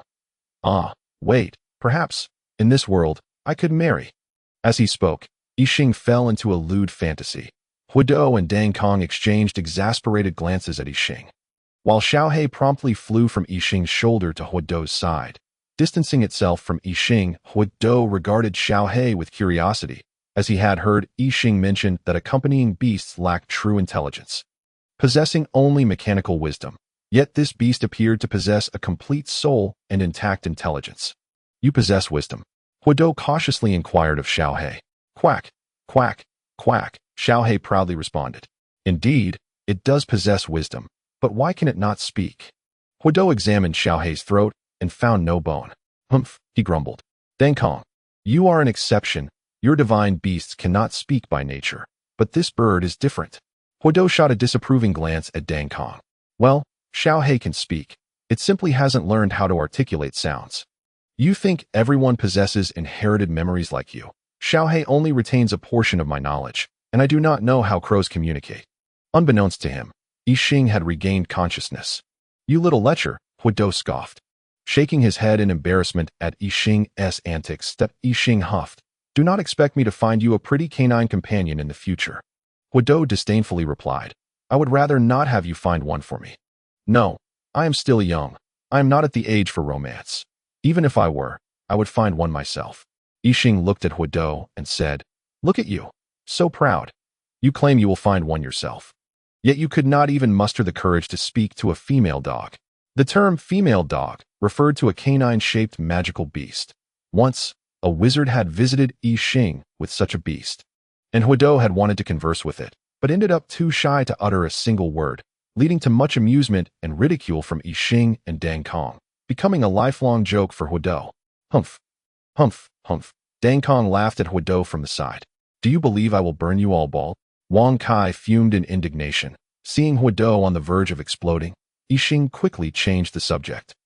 Aware that if Huido truly became angry, it would be he who suffered, Dang Kong, with his tough skin and resilient flesh, could withstand a few hits from Huido without issue, and the two divine beasts were practically inseparable. "Wang Kai, Xiao Qing, what do you think of Xiaohe? How is its potential? This is something I painstakingly created." Yixing inquired of the two beasts. "Painstakingly created? Spare me. It was all exchanged from that mysterious system." "Well, Xiaohe, due to your flesh and blood, although its potential is not as high as ours, it is still decent that I in the early stages, it will be a good helper. Unfortunately, Xiaohe is created using so-called spells. Lacking a true origin, it exists entirely in dependence on you. If it could acquire a primal object to serve as its origin, and then be refined with primal divine water to cleanse away the artificial imprints and re-nurture it, then Xiaohe would have the chance to evolve into one of our kind."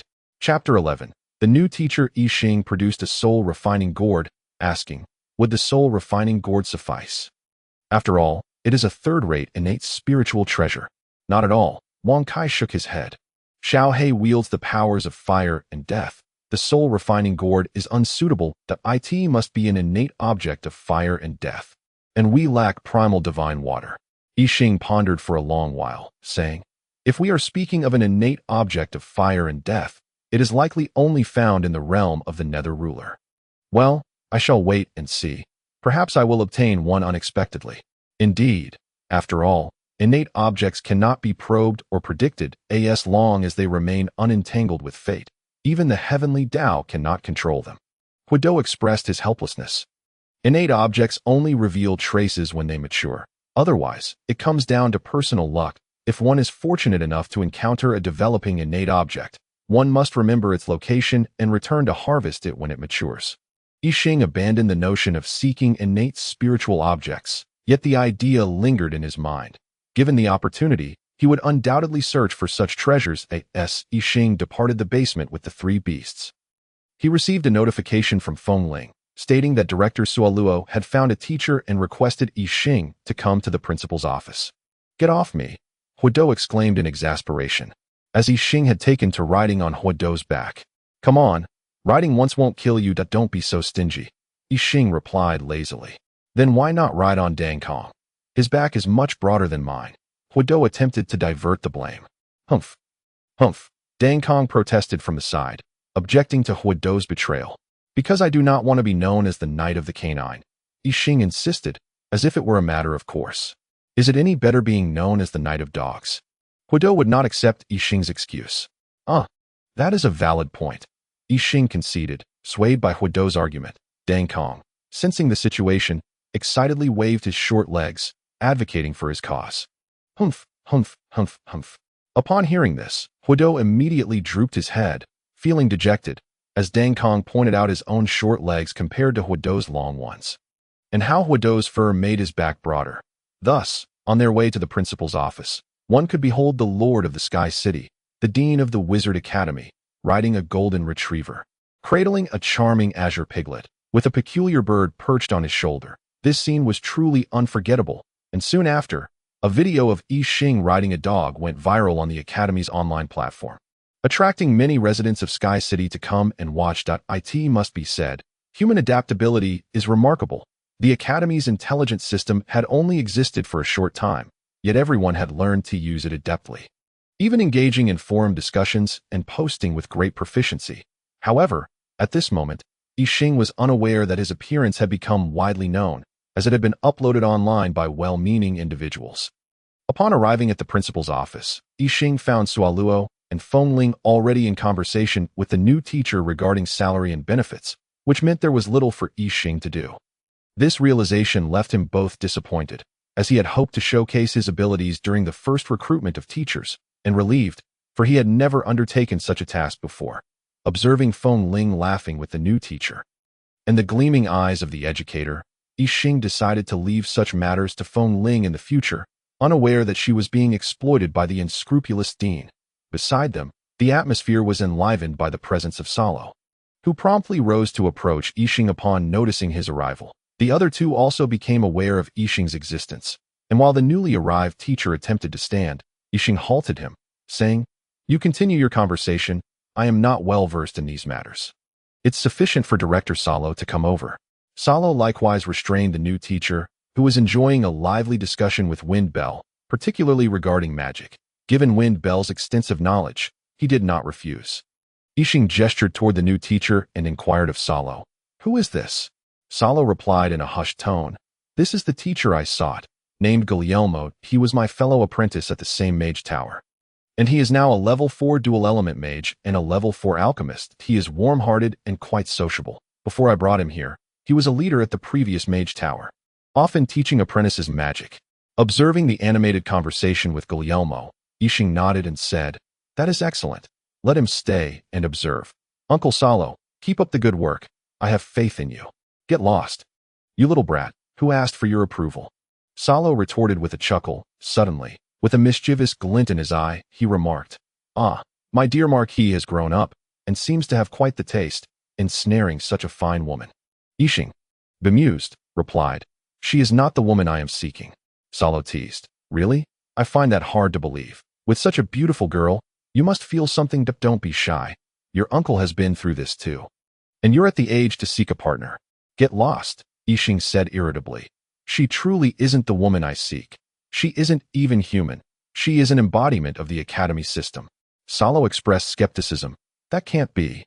I perceive no signs of her not being human. In every aspect, she appears to be one. Moreover, the academy system isn't a magical beast that can transform into a person. Yixing explained. She is merely a projection of the system, not a genuine existence. She is akin to a soul. But she is not a soul, Salo countered. Yixing, realizing that further explanation was futile, conceded, fine, just consider her as a person. She is an alchemical puppet, albeit a more advanced version, so you could say she is human. To Yixing's surprise, Salo exclaimed, now I understand. She is a puppet endowed with wisdom. I am familiar with that concept.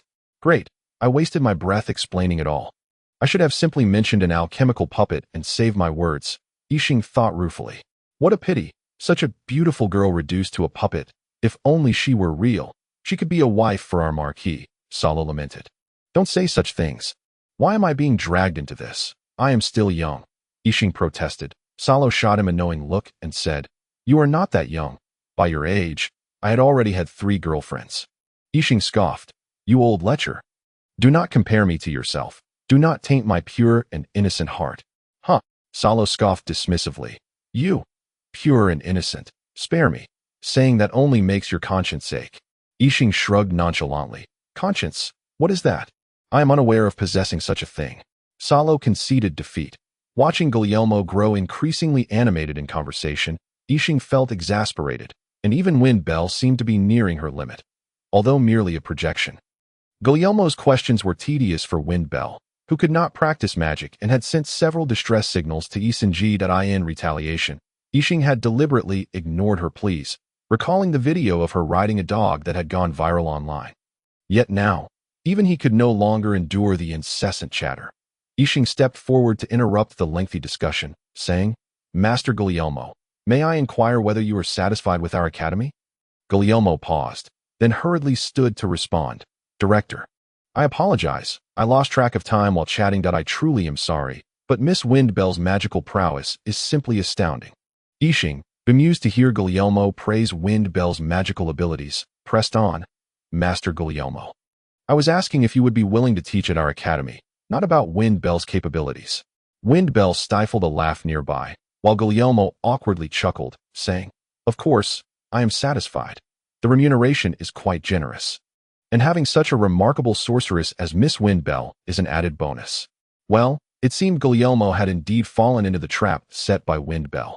Yixing retrieved a silvery ring and handed it to Guglielmo. The latter, looking bewildered, inquired, What is this? Yixing explained, This is the standard issue for our academy's faculty, signifying your permissions within the academy system, demonstrating how to log into the academy system and its basic functions. He noted Guglielmo's confused expression and felt disheartened. Why was it that Uncle Salo had learned so quickly?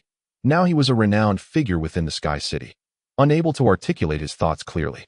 Yixing decided to let Wind Bell provide Guglielmo with guidance on the system and continued, You may study these at your leisure. For now, regarding this ring, it is itself a magical weapon, inscribed with several defensive spells, and you can use it to teleport back to the academy from most places in this dimension. Chapter 12. Bloodline Transplant. Finally, we have sent him off. The 3 sighed in unison after Guglielmo's departure. It had not been an easy task. Yixing complained to Salo. Uncle Salo, where did you find this man?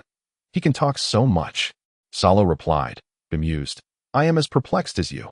He was never this loquacious before, while he was always warm-hearted. He rarely initiated conversations, so I never anticipated this transformation. Yixing contemplated. Perhaps this is a positive development. After all, a teacher must be articulate. Although he may be excessively so, it is not as if we have to endure his lectures. Indeed, he certainly qualifies to be a teacher. Salo nodded in agreement. The unscrupulous director and master had thus sold the students of the magic department into a dilemma, leaving future students to navigate turbulent waters. Wind Bell and the others turned their heads away in disavowal of the two, deeming them a disgrace to the educational realm. At least it can temper the student's character, Wind Bell interjected. Your integrity seems to have vanished as well. Yixing mused in agreement, realizing that appointing Guglielmo as a teacher was indeed a wise choice. How clever I am, Yixing thought narcissistically. The night sky over the Sky City was breathtaking, an unclouded black canopy adorned with an expanse of stars. Each vying to shine with brilliant radiance in the endless world, devoid of stars. The celestial bodies appeared as manifestations from a single dimension. Due to varying elemental concentrations across multiple dimensions, the emitted light bore different hues, rendering the night sky a vibrant tapestry of colors. The sun and moon of this boundless world were unique. The moon gleamed with a blue hue, belonging to the water elemental dimension, one of the four primordial elemental realms. The sun, in stark contrast, was a realm of pure flame, devoid of any life, where even fire elementals could not endure. Thus, this solar dimension rivaled the might of the ruling dimensions, remaining undisturbed as it quietly illuminated all other realms in the endless world. Standing atop the Sky City, Yixing gazed at the unfamiliar night sky, yearning for his family. With a resigned sigh, he diverted his gaze to the city he had fashioned into a sleepless haven. To my surprise, I encounter a familiar face, Yixing said, suddenly appearing beside his Uncle Yulan, who was leading 12 children in search of a dining establishment. Uncle Yulan, why haven't you left yet? The familiar figure was indeed Yixing's uncle. Yulan. Upon recognizing Yixing, he replied, "Ah, Yushi, I couldn't resist the chance to visit. It has been quite a while since I last saw Lilith, and this time, I wanted to treat her to something nice, while also apologizing to her classmates." Lilith has been rather inconsiderate. Observing Yulan's proud expression as he spoke of his daughter while simultaneously chastising her, Yixing could only shake his head in disbelief. You haven't seen your daughter for ages. It hasn't even been a week, has it? Even if you factor in the time for the bloodline transplant, it's only been 8 days. This made Yixing realize how swiftly he had established an academy. From the moment the Sky City ascended to notifying the entire continent about the academy's founding, only 7 days had elapsed. From the academy's inception to the present, merely 5 days had passed, and preparations had progressed remarkably. If Windbell were present, she would surely chastise Yixing for claiming to have made sufficient preparations when he had yet to finalize the hiring of teachers. Yulan sheepishly responded, "But Lilith has never left home before. I was merely worried." Yixing was exasperated. This fatherly obsession was excessive. Even her mother had not expressed such concern. "Would you care to join us for a meal?" Yulan inquired. "Of course. I am not particular, but the food must be good," Yixing readily agreed. "Rest assured, we are dining at the Flame Restaurant, the largest eatery in the entire empire. The food will undoubtedly satisfy you," Yulan assured him. Patting his chest, "The Flame Restaurant? I have never heard of it, and when did it come to my Sky City?" Yixing questioned, perplexed by the sudden appearance of an establishment within his domain. "Oh, it is owned by the royal family. Most lords' territories in our country host one. You were perhaps too impoverished to notice it before, but I recall that your estate used to supply seafood for the Flame Restaurant," Yulan explained. Yixing suddenly grasped the situation. It was a stronghold of the royal family, serving both to gather intelligence on the noble territories and to generate profit. Indifferent to the matter, as long as it does not disturb his own life, Yixing chose to remain aloof. Observing Yixing's comprehension without any further reaction, Yulan secretly nodded in satisfaction, pleased with Yixing's lack of antagonistic sentiment towards him. As long as there is no aversion, Yulan holds great regard for this younger generation, harboring a fondness, especially since his daughter is currently learning under Yixing's tutelage. This signifies that the two families have become a community of shared interests. Even if Yulan were to withdraw, it would still result in significant repercussions and losses that Yixing, oblivious to Yulan's thoughts, would not have cared even if he did know, as his own strength remains too feeble, not yet reaching the pinnacle in this realm. It is best to avoid unnecessary troubles, having completely forgotten that his previous actions had already made quite an impression before the various powers of the continent. However, since Yixing had not committed any acts that endangered other factions, and given the favorable outcome of his previous display of authority, no one had sought trouble with him thus far. After a hearty meal, Yixing could no longer bear Yulan's overly affectionate demeanor towards his daughter, and thus led the young students away from the dining hall towards the academy. Listening to the chattering of the young ones along the way, Yixing felt as if he had returned to his university days, innocent, pure, naive, beautiful, and bittersweet, truly memories worth cherishing for a lifetime. Director, how old are you this year? Why do I feel like you're not much older than us? A voice interrupted Yi Xing's reverie, far from being annoyed by the interruption. Yi Xing smiled at the group of 8 or 9-year-olds before him and replied, I am 15 years old this year, just now coming of age. No way, the director isn't much older than us. No wonder he looks so young. Exactly, the director is even younger than my brother. How can the director be so impressive? Is it because the director is a genius? I want to be like the director in the future. As he listened to the students' banter, Yi Xing reminisced about his carefree elementary school days. Unfortunately, this world is not his own, where he could grow up without worries that in this realm, humans come of age at 15, not merely because they develop better and stronger than their counterparts from the past, but also because the lifespan of humans here is considerably longer. The main reason is that regardless of who you are always at risk of death due to various circumstances. It is merely a fact that the stronger one is, the greater their ability to protect themselves. Gazing at the children before him, Yi Xing felt a sense of responsibility. From this moment on, his motivations for establishing the academy, previously driven by system tasks and mischievous interests, began to intertwine with something deeper. This newfound feeling would eventually grow and evolve, ultimately transforming Yi Xing into that moment. The primordial purple pearl within his soul flickered. Yi Xing was yet unaware of how profoundly this new emotion would influence him.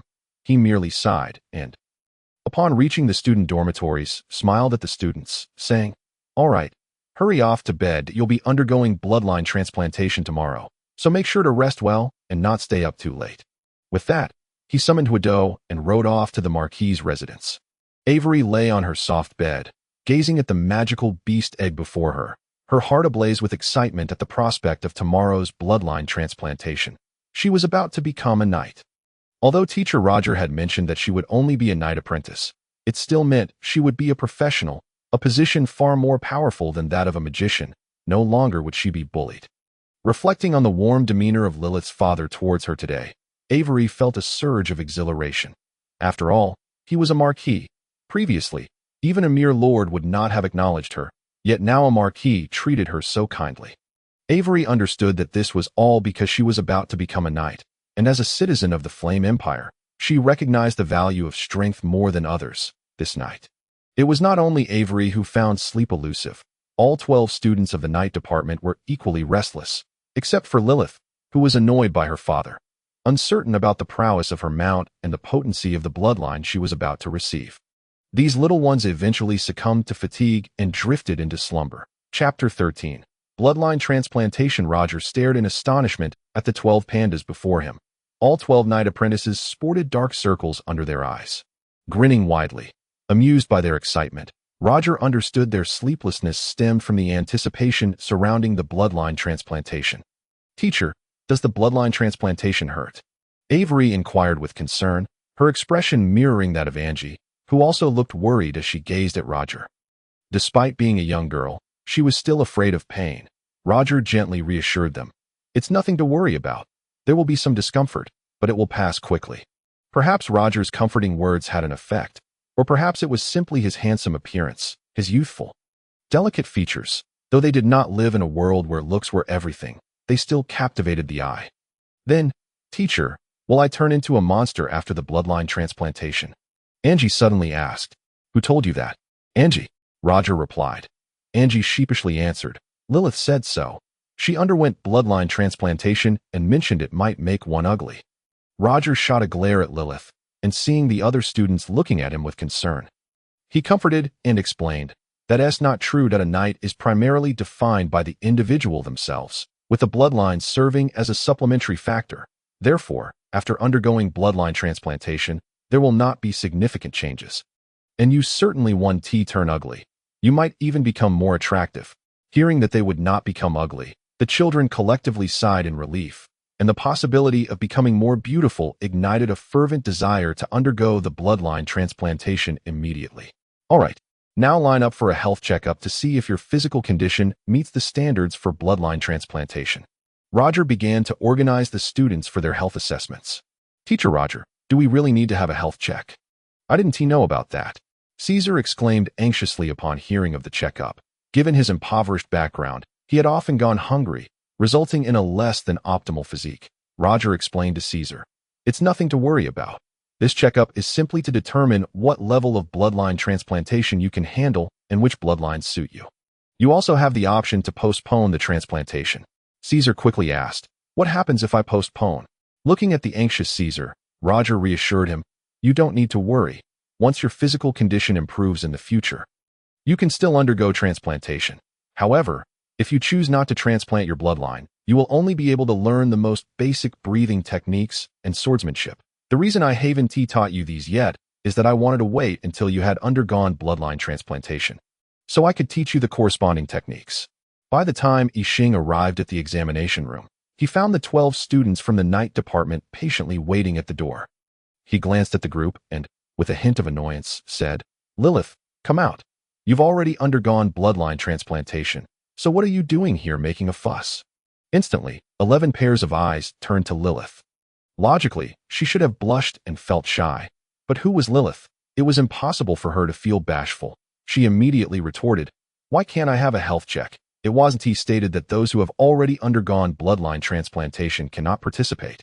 Yixing, too weary to argue with her, decided it would be futile, and with a flick of his wrist, summoned a wizard's hand to bring Lilith to his side. Ha ha! Laughter erupted from the line, as it was indeed the first time they had witnessed Lilith in such a flustered state. Usually being the one who bullied others, finally seeing her humiliated was quite a rare treat. Who laughed? "Step forward if you dare," Lilith demanded fiercely, searching for the culprit, but it was impossible to identify them. "Wait, I suggest the bloodline of the Earth Bear, an impressive lineage. Doug, I recommend the bloodline of the Child of Nature. It seems you have some elven ancestry. No wonder you're such a handsome lad." Some were astonished to learn that Doug possessed the bloodline of the Child of Nature.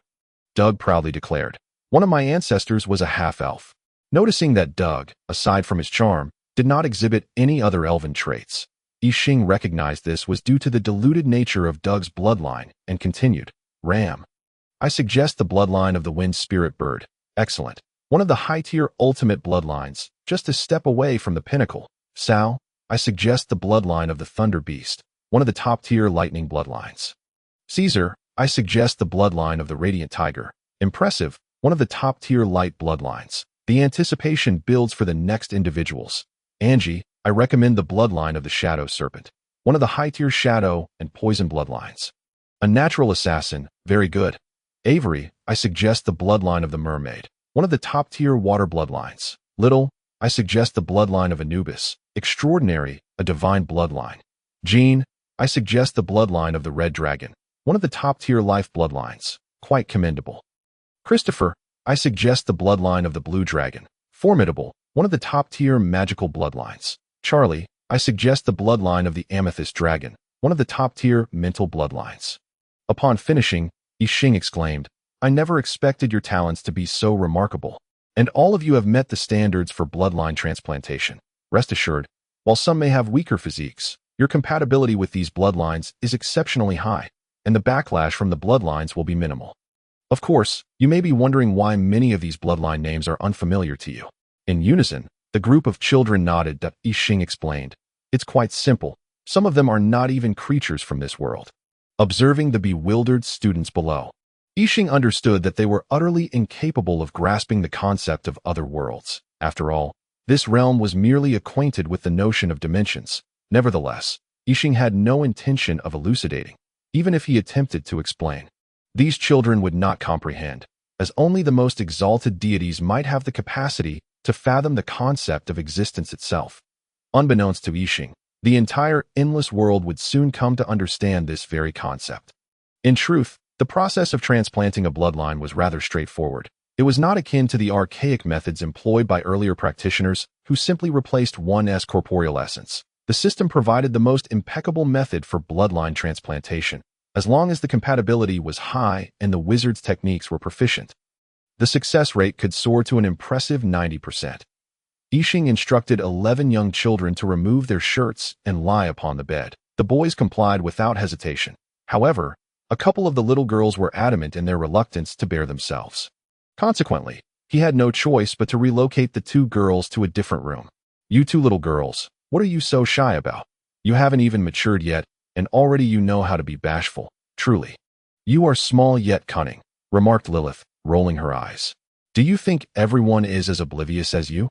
We are ladies, and our bodies should not be exposed indiscriminately. Yixing retorted disdainfully. You were quite quick to undress yourself at the time. Lilith blushed and replied, I didn't think about it then. Yixing was quite serious. After all, a single misstep could lead to disastrous consequences. Get out of here. Your seriousness is absurd that if you can still make mistakes while tracing the diagram, then you might as well perish. Fengling, unable to bear Yixing's self-righteous demeanor, watched with exasperation. Following the system's projections on Wade's back, Yixing methodically administered the blood needle, puncturing it repeatedly. The ink used was derived from the blood of the earth bear, and as time passed, one by one, the magical runes began to form and activate. Under the catalysis of the runes, blood seeped through the skin, gradually melding into the body. When the essence of the blood flowed swiftly throughout Wade's being, strands of golden threads connected in the order of the needle-less punctures. The Pain clan, beset by the ravages of war, found themselves led by a mere child, who took it upon himself to shoulder the heavy burden of kingship. In this era ruled by demonic deities, the unprotected Pain clan, consisting solely of children, stood little chance of survival. Thus, he embarked on a quest to seek the favor of the Life Lord, the being most closely allied with the Forest Lord. However, during his journey to the domain of the Life Lord, he learned that despite their victory in battle, the demonic deities had either perished or fallen into slumber, leaving none awake to offer their protection. With no other choice, he reluctantly returned to his clan. Upon his return, he and his kin went into hiding, hoping for the eventual return of the Forest Lord or the awakening of the Life Lord.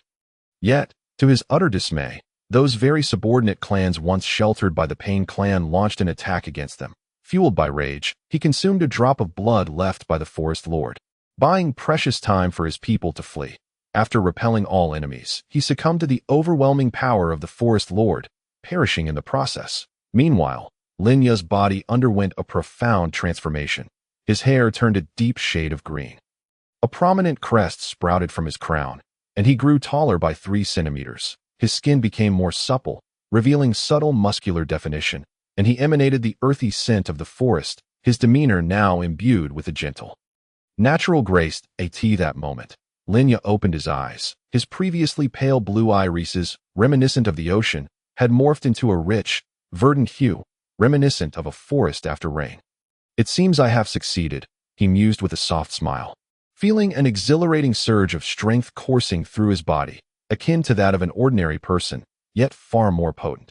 Chapter 15. Secondary profession. Yixing received word of Lin Ya's successful bloodline transplantation. Fengling, summon Lin Ya to come here. Actually, have all 3 of them come, Yixing suddenly declared. Understood, but you could at least call him yourself, Fengling grumbled. Yixing shrugged, replying, Aren't you the swift one? Besides, isn't this part of your job? What nonsense. This isn't my job. It's yours. Why must I do everything? Fengling retorted, her finger jabbing angrily at the mountain of paperwork on the desk. Yixing, momentarily cowed, flatteringly said, Oh, beautiful Fengling. Isn't it true that those who are capable must bear more labor? How could I possibly match your prowess? I become dizzy just looking at these documents. Fengling found herself at a loss against this shamelessness. She couldn't strike him, and reprimanding him seemed futile. Soon, the 3 arrived at the principal's office. Yixing ceased his playful banter with Fengling and regarded the bewildered trio.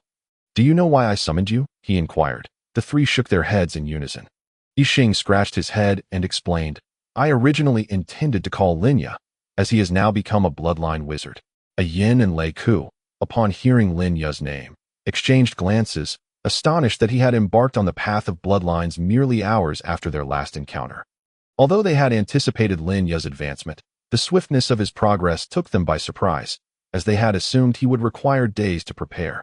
Thus, upon learning of Lin Ya's successful transplantation, both gazed at him in astonishment. To be frank, it wasn't just them. Even Yixing felt taken aback. While he had anticipated Lin Ya's rapid progress, he hadn't expected such swift success in his bloodline transplantation. Lin Ya, the most gentle and composed among the 3, had surprised them all with his impatience. With a warm smile, Lin Ya explained, It was because my master had everything arranged for me that I had no further preparations to make. So the timing of the transplantation was inconsequential.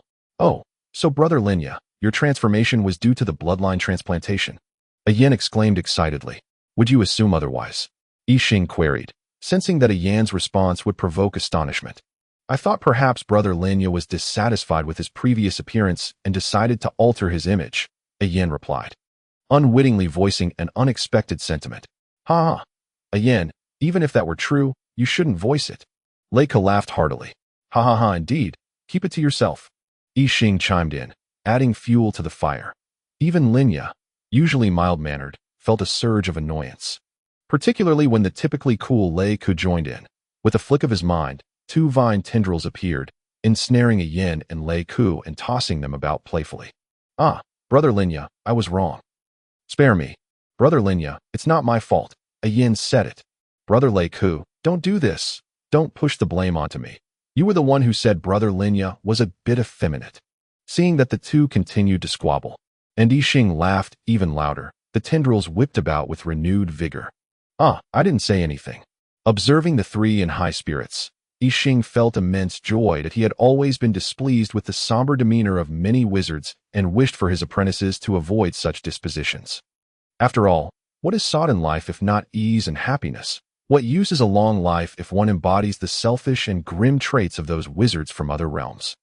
I Ching detested those who, after losing loved ones, grew indifferent to life and death, becoming self-serving in their pursuit of power, the solitary and monotonous existence of those who obsessively study the arcane. Aside from those who genuinely enjoy such a life, is hardly appealing. Moreover, do not our loved ones wish for us to live joyfully?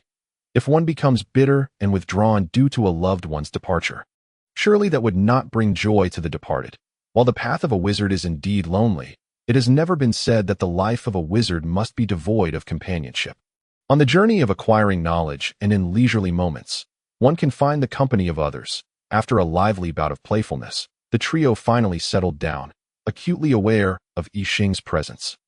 Linya released his hold on them, still irked, stating, "You two better watch out. I'll deal with you later." A Yin promptly reported to I Ching, "Master, look at how Brother Linya is bullying us." I Ching, seeing through a Yan's intentions, feigned ignorance. "Shall I give him a good beating?" A Yin immediately protested. "I want to defeat Brother Linya myself."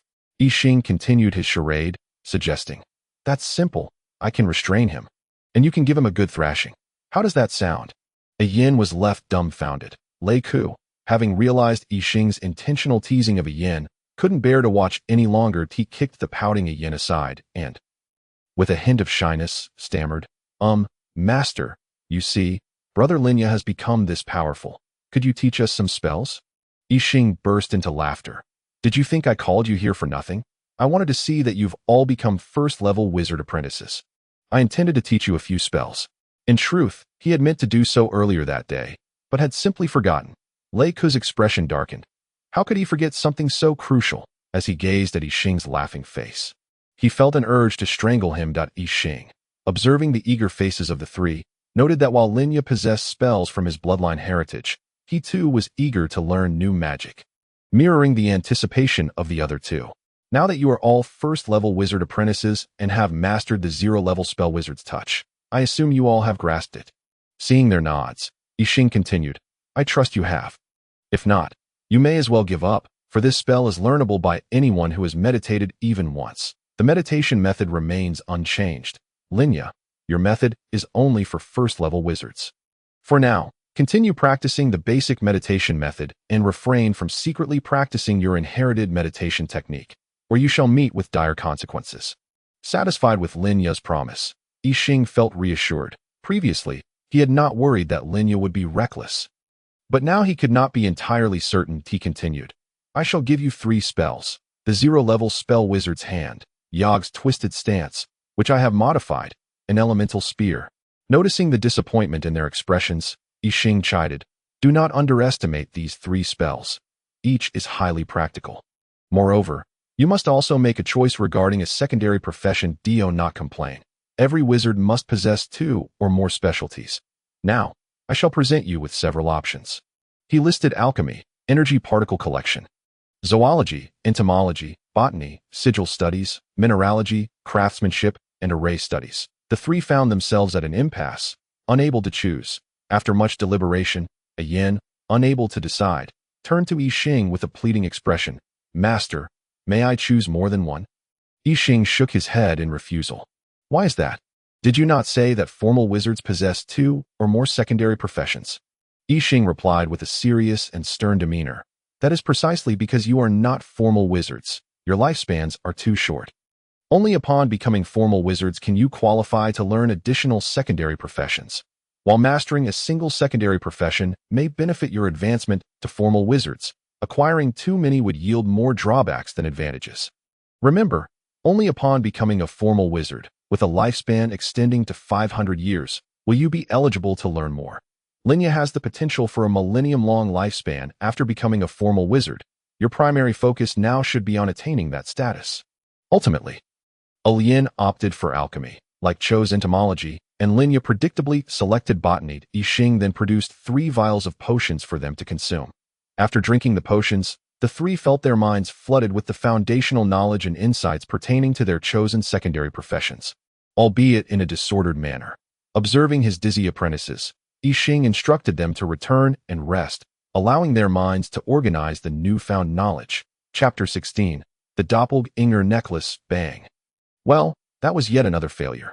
In the simulation space, Yixing looked helplessly at the chaotic experiment table before him. This marked his 15th unsuccessful attempt, leaving him feeling quite frustrated that it was bewildering. He had succeeded multiple times in crafting school uniforms. Yet creating a necklace proved to be so challenging that Yixing resignedly reset the mental space. System, prepare the materials needed for the Doppelganger necklace once more.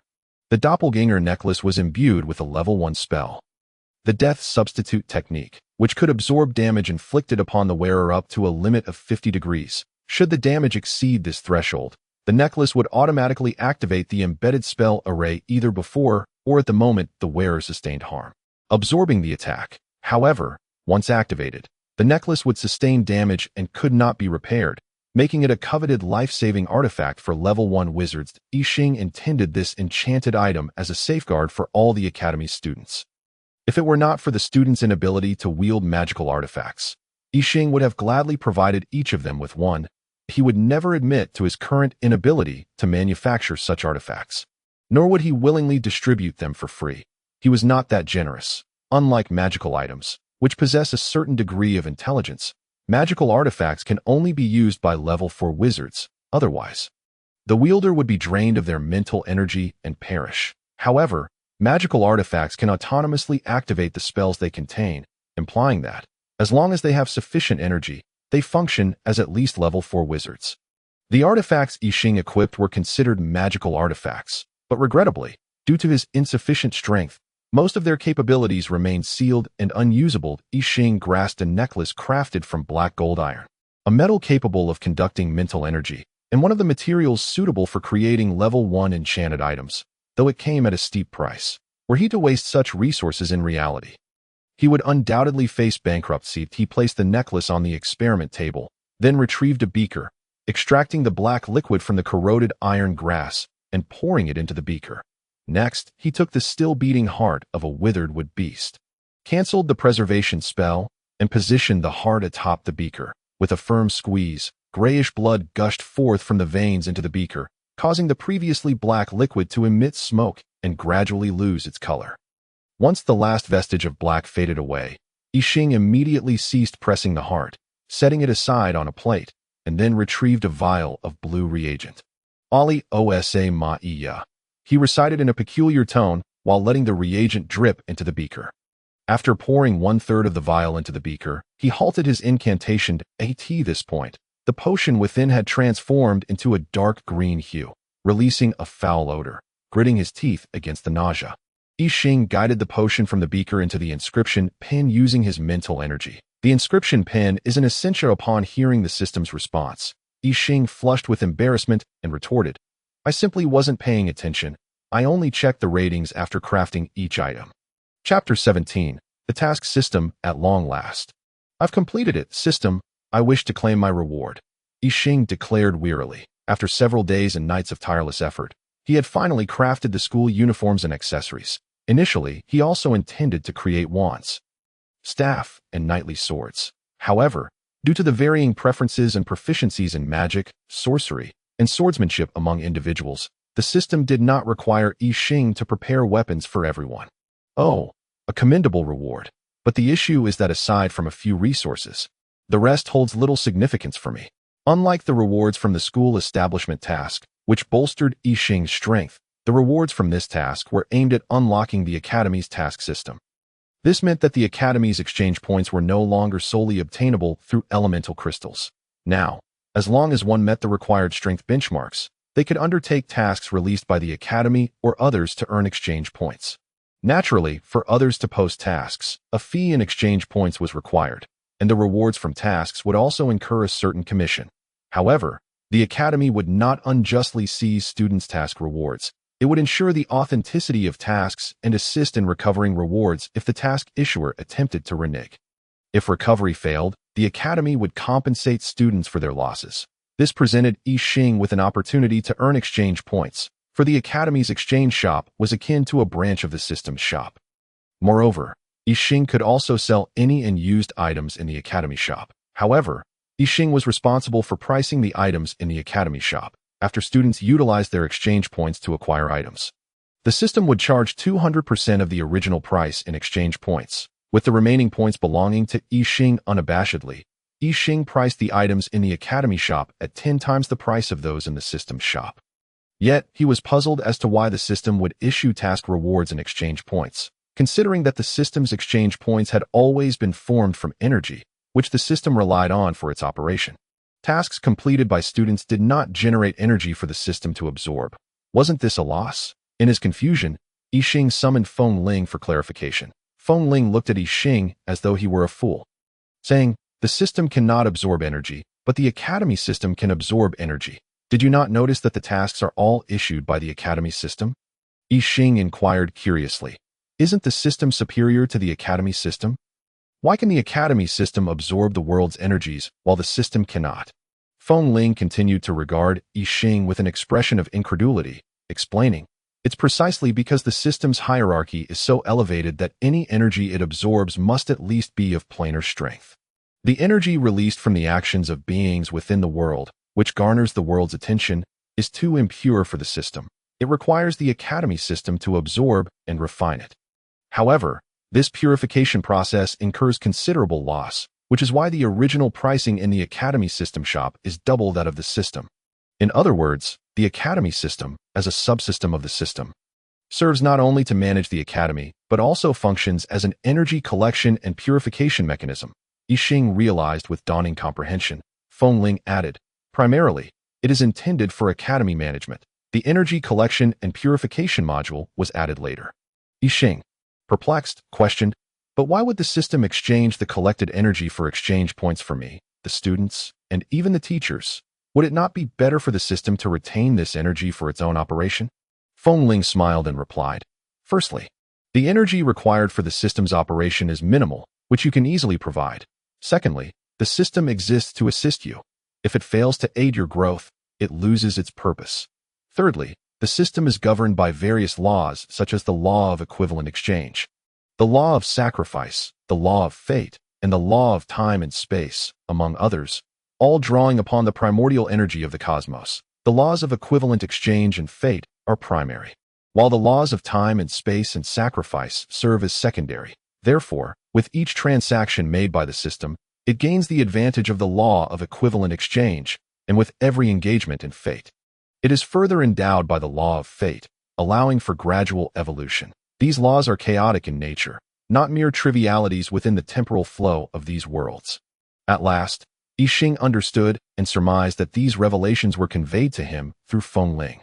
For regardless of Feng Ling's qualifications to know such matters, without the system's permission, she would not utter a word. I Ching grasped the system's intentions. It feared he might not accept it. "However, O system, you underestimate me. How could I ever be incapable of accommodating you? My aspirations do not lie in becoming one of those resplendent stars. Even the most brilliant among them pale in comparison to my ambition to become the vast cosmos that encompasses the sun, moon, and stars. Enough of this. I request 3 fireball wands, 32 pinewood staffs, and 12 standard knight swords." Yixing disregarded the system's potential reaction and directly exchanged for the most basic weapons, the fireball staff.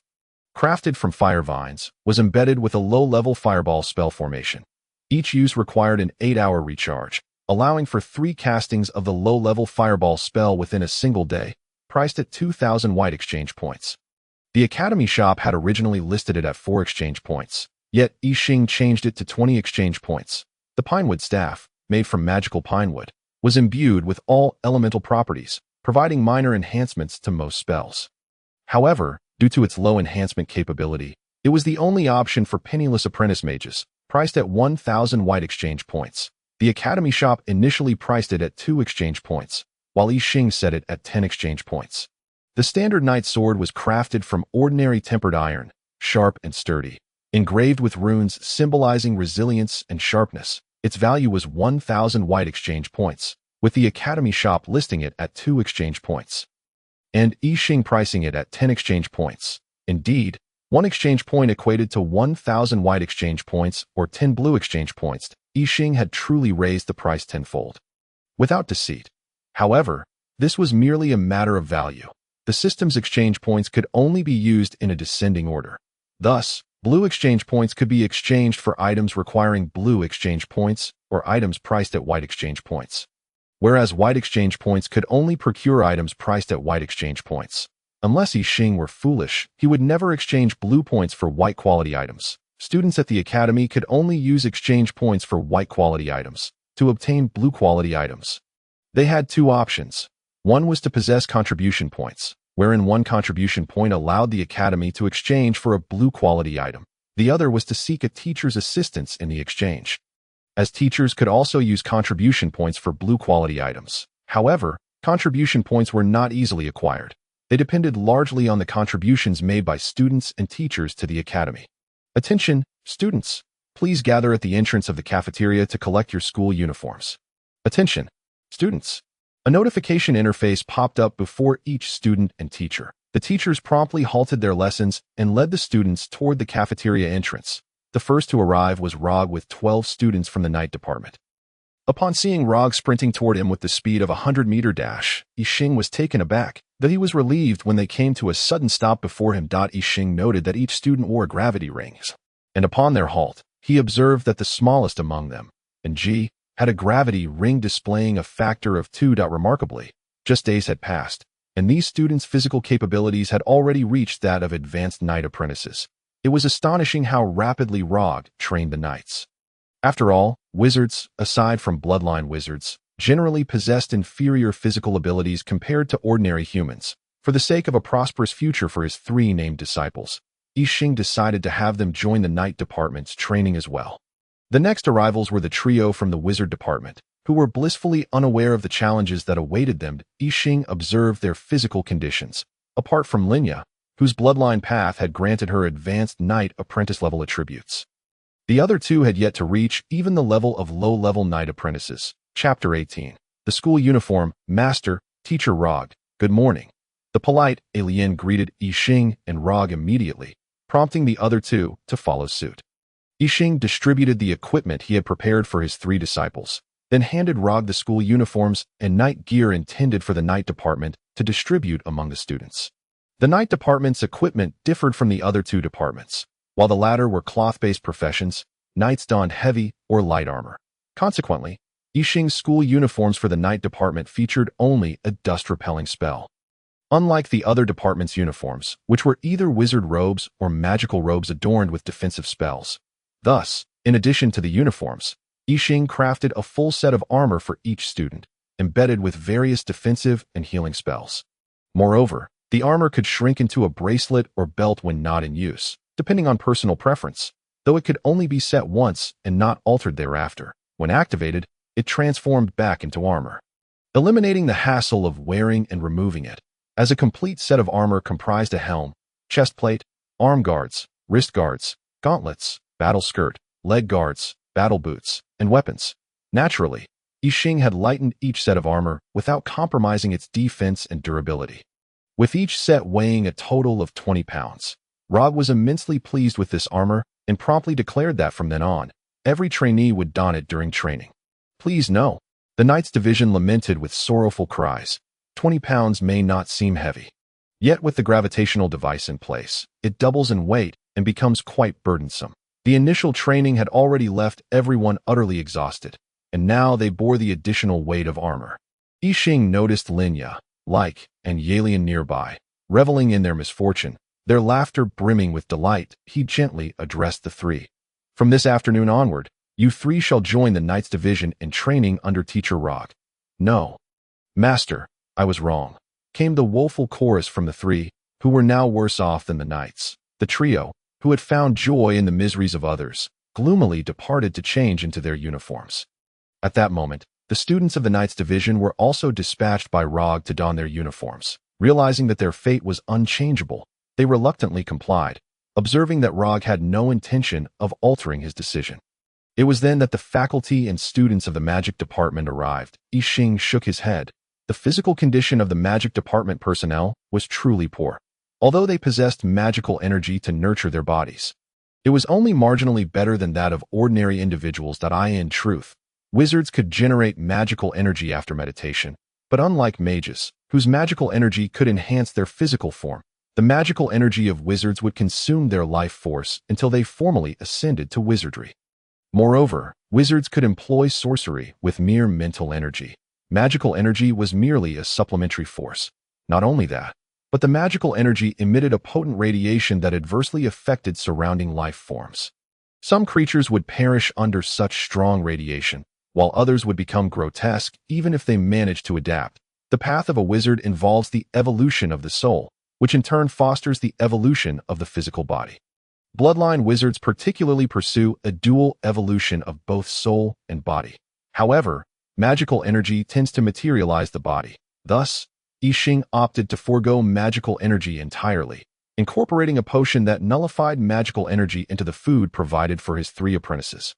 By the time they became official wizards, they would no longer generate magical energy, and the meditative techniques derived from the system would also be devoid of magical energy. Yixing refrained from allowing his three apprentices prolonged contact with him due to the fact that his body had undergone evolution once already, which could influence their future paths of evolution. Once the three became official wizards and underwent mental leaps and the essence of life evolution, their respective paths would solidify, alleviating Yixing's concerns about adverse effects. Frowning, Yixing observed the panting students. Gu Jelly seemed unaffected, having reached the level of a senior wizard apprentice through decades of magical enhancement. Moreover, Gu Jelly was a level 4 water and earth dual system mage and a level 4 alchemist, which allowed him to enhance his own physique. But these students, they were far from ready to. Yixing could hardly bear to witness such poor physical condition. This was not the world he once knew, where exercise merely served to stave off illness and attract partners. Here, life and death were constant threats, and even a slight improvement in strength could mean the difference between survival and demise. It baffled him that no one bothered to train their bodies, especially in a world where rune masters existed, capable of inscribing runes to enhance physical form. Few mages seemed to pursue this path. Yixing was only aware that Sayuo and Yug's father had inscribed runes, yet these practices were dismissed by the so-called orthodox mages as heretical, tarnishing the identity of mages. This had prevented Uncle Sayuo from obtaining the mage badge and certification from the magic department. Had it not been for Yug's royal lineage, he likely would have remained empty-handed, despite Uncle Sayuo being a level 4 mage. From today onward, after dinner, all personnel of the magic department will join the students of the Knight's division for a training session, Yixing declared, furrowing his brow as he handed Gu Jelly the uniforms prepared for the magic department. Do I have to go too? Gu Jelly inquired, astonished. Of course. Do you think you can defeat those students from the Knight's division using only your physical prowess? They are yet to reach 10 years of age, and this is a student-only event. How can you, as a teacher, refuse to participate? Yixing gritted his teeth in response. Ha! Gu Jelly, I told you to join me for training at the Knight's division for half an hour each day. But you wouldn't listen. Now it's an hour. Sayuo teased his old friend, reveling in the misfortune. Fine, I'll go, but I never said I wouldn't. Gu Jelly grumbled, somewhat defeated. Before long, Yixing's 3 named apprentices returned. Clad in their new uniforms designed by Yixing himself, the robes were long and adorned with hoods, featuring a gray crow suspended by its beak from a purple orb, with a third talon grasping a city soaring through the sky. The city represented the Sky City. The crow depicted the chaotic divine raven with 3 eyes and long feathers, and the orb symbolized the primordial purple pearl. The uniforms, primarily black with white designs, drew inspiration from the demon hunters in Demon Slayer, transformed into long robes. However, the 3 appeared utterly dejected, inciting Yi Xing's ire. Next came the Knights Division, whose uniforms were directly modeled after those of the demon hunters. Both male and female. Picture 12 knights emerging together. What a sight! But these 12 clearly aimed to impress. As they lined up and stepped out in unison, it was worth noting that changing attire took considerable time, especially for the girls, who were all clad in long robes. As the 12 knights approached, about 100 meters away from Yi Xing and the others, they suddenly tossed their outer garments into the air, revealing their fitted uniforms, which showcased their figures perfectly. Alas, with their youthful forms still undeveloped, there was little to behold. They then activated their armor, which enveloped their uniforms in various hues, though they were all still small in stature. The sight was undeniably striking, leaving the once dejected trio in awe. Director, what happens when they grow up? Rog suddenly pondered aloud. Yi Xing, appearing unfazed, remarked, "Fear not. These armors can adjust their sizes automatically. But have you considered this? With their talents, they will swiftly become official knights. If these armors are adjustable, won't that be a waste?" Rog countered sharply. Yi Xing was momentarily taken aback. Indeed, what should be done about this? How had he overlooked such a crucial detail? How could I have not anticipated that?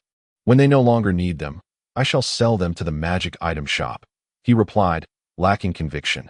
Finally, the mages appeared, donned in elegant long robes that exuded sophistication, yet lacked the vitality and charisma of the Knights Division. Their strides were earnest, bordering on pretentious. Nonetheless, a few among them fidgeted and bounced about, revealing their youthful exuberance, albeit currently masked by a facade of maturity, while some truly were wise beyond their years.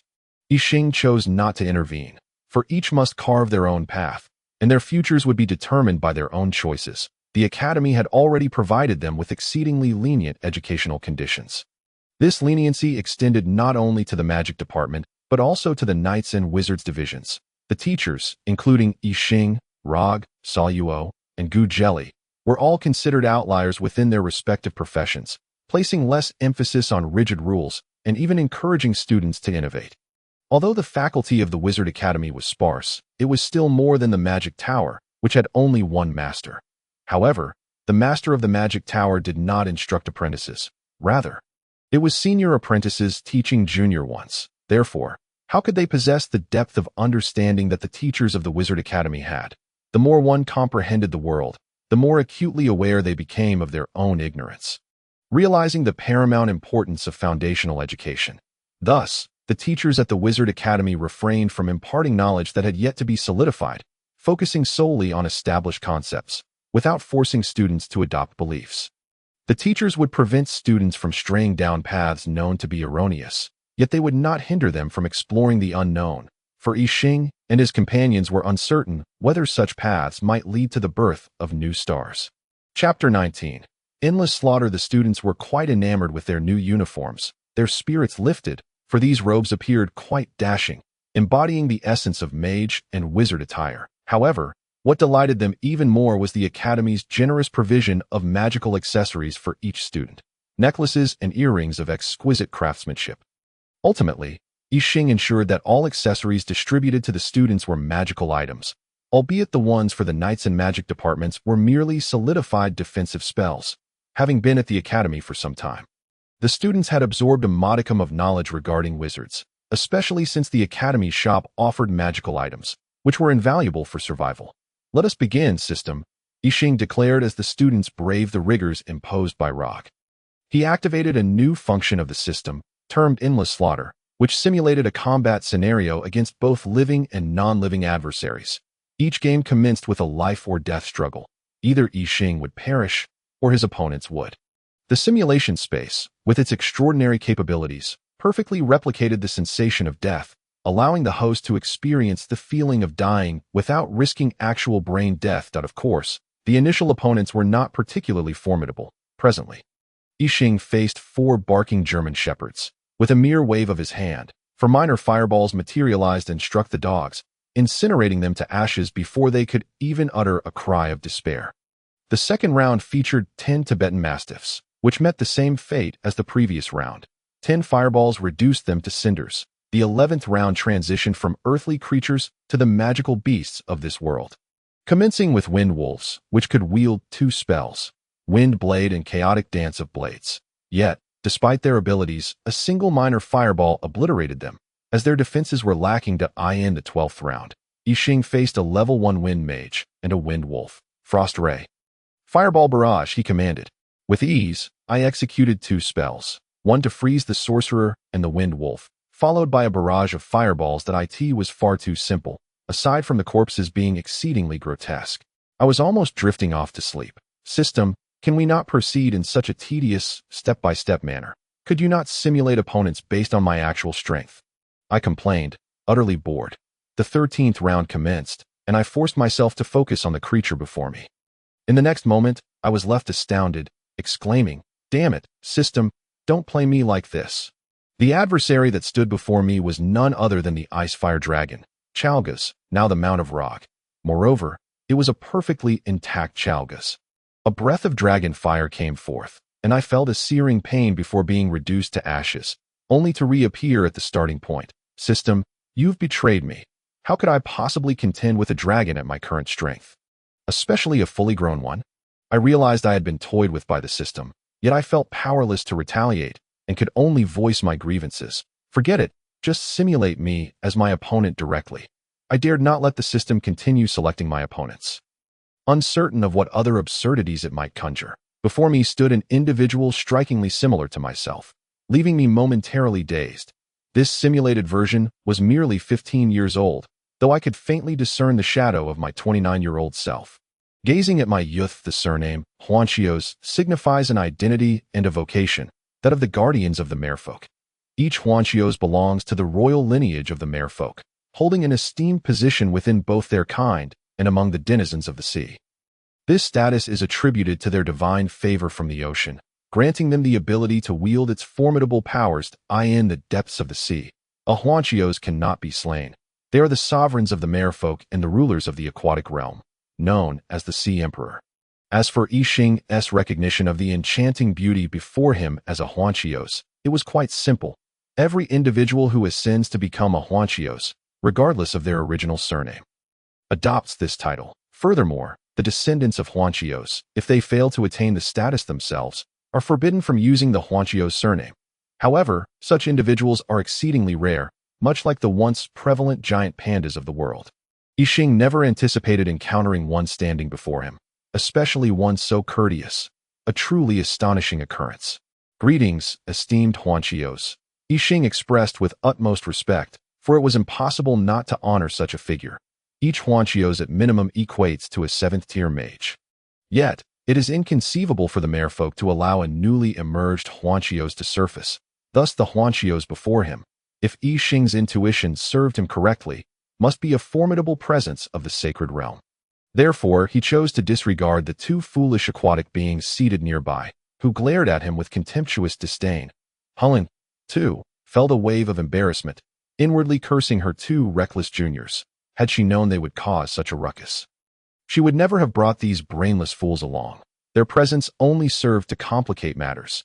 Now, as they sought assistance, Haluan, who often mingled among human aristocrats, was well aware of their pettiness and obsession with appearances. Fortunately, this young noble seems unperturbed. He likely hasn't taken offense, Haluan mused, observing the young aristocrat's demeanor, and sighed in relief. Evidently, Marquis Yug had just come of age and had yet to adopt those unpleasant habits. Upon noticing Yixing's outstretched hand, Haluan paused momentarily, her astute mind quickly grasping his intent. She promptly reached out to clasp his hand, seeking to foster goodwill. Otherwise, leaving a poor impression on the master of the Sky City could jeopardize their mission.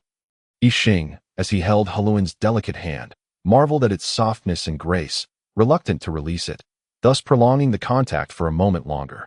"System, have you finished scanning?" he reluctantly inquired as he finally let go of Haluan's hand. "Long ago. You were merely grasping at excuses to hold someone else's hand," the system replied with a tone of disdain. How could that be? I was merely concerned that you hadn't completed the scan. Otherwise, it would have been a waste of my 100 blue exchange points, my hard-earned money. Yixing retorted, miffed. Who could fathom why scanning a Sacred Realm powerhouse required blue exchange points? And even then, it was not guaranteed to succeed. The system scoffed. What hard-earned money? It all stems from extorting your uncle. There's nothing laborious about it. Feigning ignorance, Yixing shifted his focus back to Halluin. Fully disinterested in the other two aquatic beings, a man standing before a captivating and vivacious beauty. Only a fool would engage in conversation with the two sulking, petty individuals that Yixing, with a sound mind and normal inclinations, naturally chose to ignore the two glaring at him and smiled as he addressed Halluin. May I inquire, Miss Halluin, although this may seem a bit presumptuous, what brings your aquatic kin to seek my presence? After all, I recall no prior dealings with your kind, nor do I believe I possess anything of significance that would warrant such attention from a Huanqios. Halluin was taken aback by Yixing's directness, having traversed among humans for so long.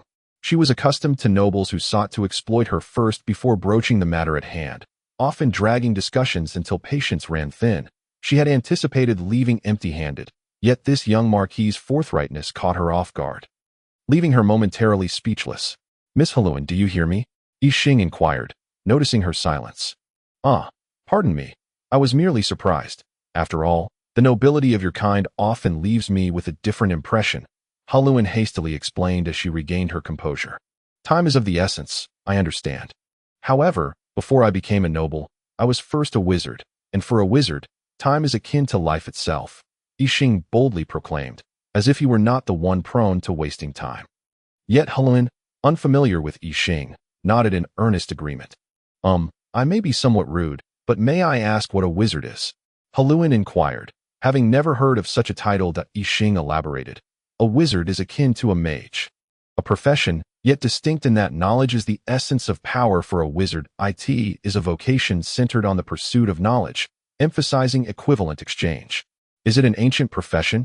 I have never heard of humans possessing such a role, Halluin inquired. Her curiosity piqued. Yixing shook his head. Not at all. It is a profession I have conceived that a wizard derives strength from knowledge. The extent of one's knowledge directly correlates to their power. Miss Halluin, you would be exceptionally suited to become a wizard. You dare to provoke the mighty aquatic kin to suggest that Halluin, the most powerful Huanqios of our kind, should pursue such an inconsequential profession as a wizard. One of the previously silent fools suddenly erupted, unable to contain his ire any longer. Can I too?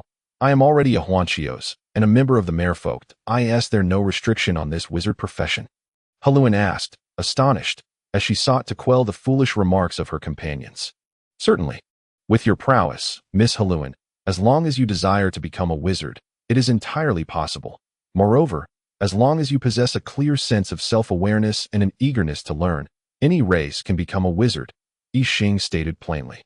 He further clarified, however, the path to becoming a wizard is not without its challenges. The profession demands high mental aptitude during the apprentice phase. In a quarter of the Flame Empire, I have only managed to recruit 3 apprentices. Thus, encountering someone as well suited as you for the wizardry vocation is quite remarkable. What Yixing did not mention was that for those in the Sacred Realm, the transition to becoming a wizard was not so simple. They must relinquish the domains they had painstakingly cultivated, an endeavor that would be difficult for any Sacred Realm mage to accept. Yet, should a Sacred Realm mage forsake their domain to embrace the path of a wizard, they would endure an arduous beginning, needing to adapt to the worldview and understanding of knowledge inherent in wizardry. However, once they navigated this transition, these former Sacred Realm mages would rapidly ascend to the 3rd tier of wizardry, with the 4th tier presenting no insurmountable barrier. Regrettably, I cannot become a wizard, as I am a Huanqios, Halluin lamented, her heart stirred by the allure of the wizard's vocation, which resonated with her insatiable thirst for knowledge. Yixing shrugged, withholding further commentary. After all, each path carries its own destiny. However, unbeknownst to both Halluin and Yixing, in the years to follow, Halluin would indeed become a wizard, as countless within the merfolk yearned to pursue that very path. That truly is a considerable pity, Yixing remarked with a facade of regret. He genuinely wished for Halluin to embark on the journey of wizardry. as the growth of a wizard is not solely reliant on individual capabilities. It requires the collective participation of civilizations for a wizard to thrive in their pursuit. After Heluan declined Yi Xing's proposal, their conversation shifted to the purpose of the aquatic kin's visit. We, the aquatic kin, or rather, we the merfolk and our allied races, seek the right to reside in the Sky City, Heluan stated plainly. Yi Xing responded directly. That is agreeable, but what do I stand to gain in return? Though Heluan was aware of Yi Xing's forthright nature, such candor still caught her off guard, rendering her momentarily speechless. However, she quickly regained her composure and smiled. Marquis Yug, you truly are direct and I in that case. What is it that you desire? Yi Xing replied with a smile. I would prefer if you referred to me as Wizard Yug, or Dean Yug, or even Lord of the City Yug if you wish that I ask for my needs. They are quite simple. Elemental gemstones, elemental crystals, ores, marine life, and so forth will suffice. That, of course, anything rare and precious would be. Helena observed that the requests made by Yi Xing were not excessive. In fact, they seemed quite lenient. Sighing in relief, she inquired, Very well, Wizard Yuga, how many do you require? Yi Xing scratched his head and replied, The more, the better. Here's the deal. For every elemental crystal or equivalent resource provided by your aquatic kin, you shall receive a residential right in the Sky City. Helena, slightly vexed, retorted, Wizard Yuga, are you not being a tad greedy? After all, one elemental crystal only secures a year's residence for a single member of the sea folk. Which is far too much. Yi Xing, bemused, responded, When did I ever say it was for one sea dweller? I meant a residential right, which encompasses an entire family, parents and children, of course, with the stipulation that no child exceeds the age of 15. Do not attempt to count dozens as a single family. I find that hard to believe. After all, those with numerous offspring tend to belong to the lower class of sea folk. I cannot fathom you investing resources in such individuals. Those who reside in the Sky City will undoubtedly be the elite, the ones struggling to propagate their lineage. Helena felt a flush of embarrassment as she realized that Yi Xing's words had struck a chord. She had indeed been inclined to consider dozens of sea folk as one family. Nevertheless, since Yi Xing had effectively closed that avenue, she countered, How could that be? Rest assured, we shall not do such a thing. Wizard Yuga, do you intend to lease those areas to us? Yi Xing, indifferent to the aquatic kin's sentiments, clarified, Not lease. I shall designate the surrounding waters and beaches as residential zones for your kind, rather than leasing the land itself. Helena hastily asked, How shall we reside there then? Yi Xing explained, You may construct houses or other buildings on the beaches or in the sea. But you must not evict other residents, nor engage in any patrols or territorial governance. You possess only residential rights, with no authority to form armies or guilds. Helena, feeling despondent, remarked, Then what purpose does our presence in the Sky City serve? Yi Xing replied, Isn't it the case that you are drawn to my territory for its suitability for the sea folk's habitation and its potential to enhance the qualities of the next generation? Helena found herself unable to refute this, as it was an evident truth. Otherwise, other floating islands would have welcomed the sea folk. It was not a matter of desire, but rather the absence of water on those islands, rendering them unsuitable for long-term sea folk habitation. Only the strongest among them could endure the Sky City's magical influences without concern. Helena reluctantly conceded this point. By the way, if humans come to fish or engage in other activities there, you must not interfere, Yi Xing suddenly stated. But what if they harm our people? Helena inquired, her brow furrowed. Yi Xing waved his hand dismissively, assuring her, Do not worry. They will not die in my domain. Harming sentient beings is a crime. You need not fear any preferential treatment. In my eyes, sea folk, humans, elves, and all sentient creatures are equal. Even beasts, as long as they do not indiscriminately harm others, are not to be harmed without cause. Though somewhat skeptical, Helena had no choice but to trust him, for the Sky City was indeed the sea folk's only option. Thus, she chose to believe, and this matter was effectively concluded. Then Helena posed an intriguing question, Wizard Yuga, may I inquire if anyone can enter the academy you established to study, including the sea folk? Yi Xing's eyes brightened as he replied, It is not open to everyone. One must possess certain qualifications, such as magical aptitude, knightly prowess, or wizardly skills. Sea folk, indeed, are welcome. In fact, all sentient races may apply. Helena nodded in understanding and took her leave with her two companions. My lady Helena, why are you being so courteous to this human? Couldn't you simply demand he relinquish the Sky City? He would not dare refuse. One of the fools remarked as they exited the Marquis's residence. Helena laughed in exasperation, responding, Do you truly believe the sea folk can act as they once did? Speaking of the entire human race is one thing, but consider the Flame Empire. This is an empire. Their founding emperor, Grey III, is a dual-element lower deity, and he is on the verge of ascending to a mid-tier deity. Our ancestors were merely lower water deities, unable to contend with Emperor Grey. Yuga is a descendant of Grey. If he were merely an ordinary descendant, it would be one thing, but he is a genius with a high probability of becoming a deity. Drawing Grey's attention, coupled with such a vast floating island, if we were to act rashly, the sea folk would invite tremendous calamity. While Helena spoke, she remained oblivious to the fact that a dog and a pig were eavesdropping nearby. Those were Huodo and Dankong. Once Helena finished speaking, these two creatures were indifferent. However, the nearby fool made the foolish remark, What a pity for this inferior creature. This infuriated the two divine beasts, for if Yixing was deemed an inferior being, what did that make them? A thunderous roar erupted beside the trio, followed by an overwhelming pressure that bore down on the startled three. They immediately felt as though the very world was collapsing upon them. Helena fared slightly better, but the two fools were so frightened that they fell to the ground, utterly paralyzed, losing control of their bodily functions, seeing the two sea folk in such a state. Huodo and Dankong lost interest and simply snorted before heading inside to seek food from Yixing. What manner of terrifying pressure was that? Even an adult dragon could not compare to the might of these two beings. It is beyond frightening. Thank goodness there was no intent to kill, or I would have been doomed. At least a demigod in strength, Helena gasped, having extricated herself from the pressure, drenched in sweat. After resting for a considerable time in the Marquis's residence, Helena regained some composure.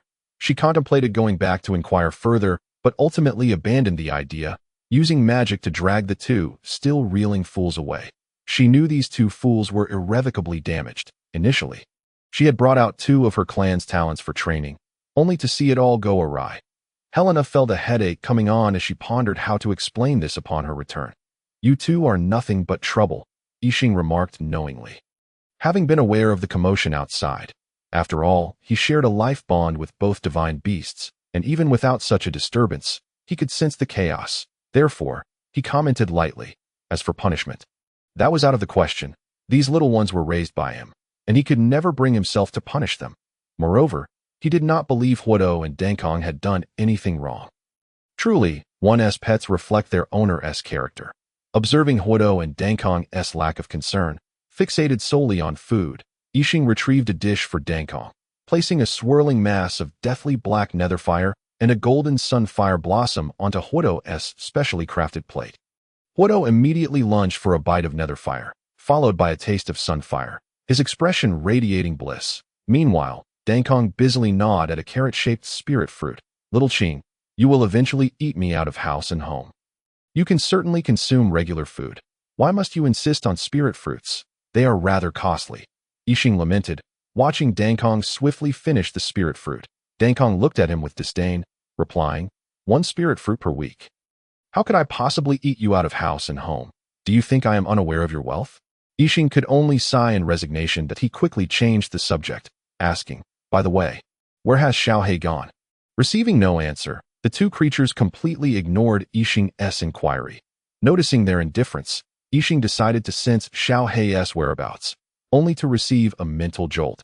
Xiaohei was at the Flame Restaurant, conversing with a golden-haired beauty that it seemed he was attempting to woo her. How old could he possibly be? This had to be Huodo's influence. Dankong was too lazy to engage in such trivial pursuits. However, Dankong was likely aware, as his silence earlier hinted that he knew better than to tattle. Chapter 22. Entering the Imperial Palace in the principal's office, Yixing was chatting idly with Fengling when suddenly Saoluo burst in, flustered. What is it, Uncle Saoluo? Why the rush? If there is something, you could simply send a message, Yixing remarked, sensing urgency in Saoluo's demeanor. His Majesty Rod has summoned you to the palace, Saoluo replied hastily. Who is Rod? Yixing asked, puzzled, as he had never heard that name before. He is our emperor of the Flame Empire, Grey III. His birth name is Rod Yin Yao. Soul as the teleportation array in Yulan's basement flickered with light. Yixing materialized upon it. Yulan, who had been waiting, immediately glanced behind Yixing, only to find that he was accompanied solely by a dog, a pig, and a crow. Disappointment etched across his face. "You daughter Khan," he remarked. "Lilith is in class. How could she possibly come here?" Upon seeing Yulan's expression, Yixing discerned his thoughts. Yulan disdainfully cast a glance at Yixing and said, "How could a virgin possibly understand the cuteness of daughters?" Yixing sighed in exasperation. "Hurry up and go, don't waste time. His Majesty is waiting for you." Realizing that his daughter had indeed not accompanied him, Yulan promptly urged Yixing to proceed to the palace. Yixing felt a surge of frustration. Who was truly wasting time here? It was utterly intolerable. He decided to endure it and not stoop to the level of a daughter-Khan. Comfort himself, he thought. "You are Yuga Yin Yao," standing in the center of the room. Yixing heard a voice emanate from ahead. Upon closer inspection, he saw 10 robust middle-aged men clad in golden robes, adorned with crowns. Recognizing them as the Emperor Gray III of the Yin Yao Empire, he said, "Yes, I am Yuga Yin Yao. What do you seek?" His tone was exceedingly casual, lacking any semblance of respect for the emperor. This startled Yulan, who quickly scanned the surroundings and noticed that the guards were glaring furiously at Yixing. Naturally, Yulan, as the one who brought this disrespectful individual before the emperor, also bore the brunt of their wrath. Terrified, he lowered his head and discreetly tugged at Yixing's clothing, whispering, "You brat, how can you speak like that? Be a bit more polite. After all, he is the emperor. You can insult him when we're alone, but with so many guards around, we're outnumbered. Don't drag me down with you." Although Yulan believed his voice was low, his naturally loud demeanor betrayed him. Moreover, Rod Yin Yao, an 8th-level mage, could hardly miss Yulan's so-called whispers, causing his mouth to twitch in irritation, contemplating how to deal with Yulan later while maintaining his authority. Yixing, exasperated, pulled his clothing away and took a step to the side, signaling that he did not recognize Yulan. Once Yulan finished speaking, he sensed a shift in the atmosphere and discreetly looked around, only to find that all the guards seemed to be glaring at him as if they wished to devour him. When he turned to face the front, he noticed that Emperor Gray III was also directing an angry gaze toward him. His heart sank, realizing that Yuga must have angered the emperor, thus implicating himself. He instinctively moved further away from Yixing, prompting everyone to cast incredulous looks at Yulan's antics. Yixing facepalmed in embarrassment, utterly mortified, reaffirming his stance of not recognizing this individual. Yulan, sensing something amiss, wondered why. Despite having shifted away, he still felt the weight of many angry stares upon him. That he looked up again, only to see Emperor Gray III still glaring at him. This was perplexing. Shouldn't the emperor be directing such scrutiny at Yuga instead? Yulan pondered in confusion. Seeing Yulan's obliviousness, Emperor Gray III felt a wave of embarrassment wash over him, as if the royal family's dignity had been thoroughly tarnished by this peculiar individual. Perhaps at a loss for how to handle this oddity, Emperor Gray III chose to ignore him. "What an amusing little fellow," he remarked with a strained smile. Yixing found the abrupt change of topic rather jarring. Yet acknowledging the emperor's efforts to maintain composure in such an embarrassing situation, he decided to play along, feeling a twinge of pity for the emperor. If Emperor Gray III knew that Yixing regarded him with pity, he might very well have struck him down. Yixing inquired, "Your Majesty, what is it that you wish to see me about?" The enigmatic voice replied, "Is this how you transition topics? Even if you don't know how to continue, you needn't force it." Startled, Emperor Gray III quickly responded with a cheerful demeanor, "I merely wish to see the prodigy of our Yin Yao lineage. I have been rather busy these past few days, and only now have the opportunity to meet you. You need not call me Your Majesty. We are family. Just call me Uncle." Another one who wants me to call him Uncle. Everyone seems to be taking advantage of me. Should I call him or not? Yixing thought, finding it difficult to utter the word uncle.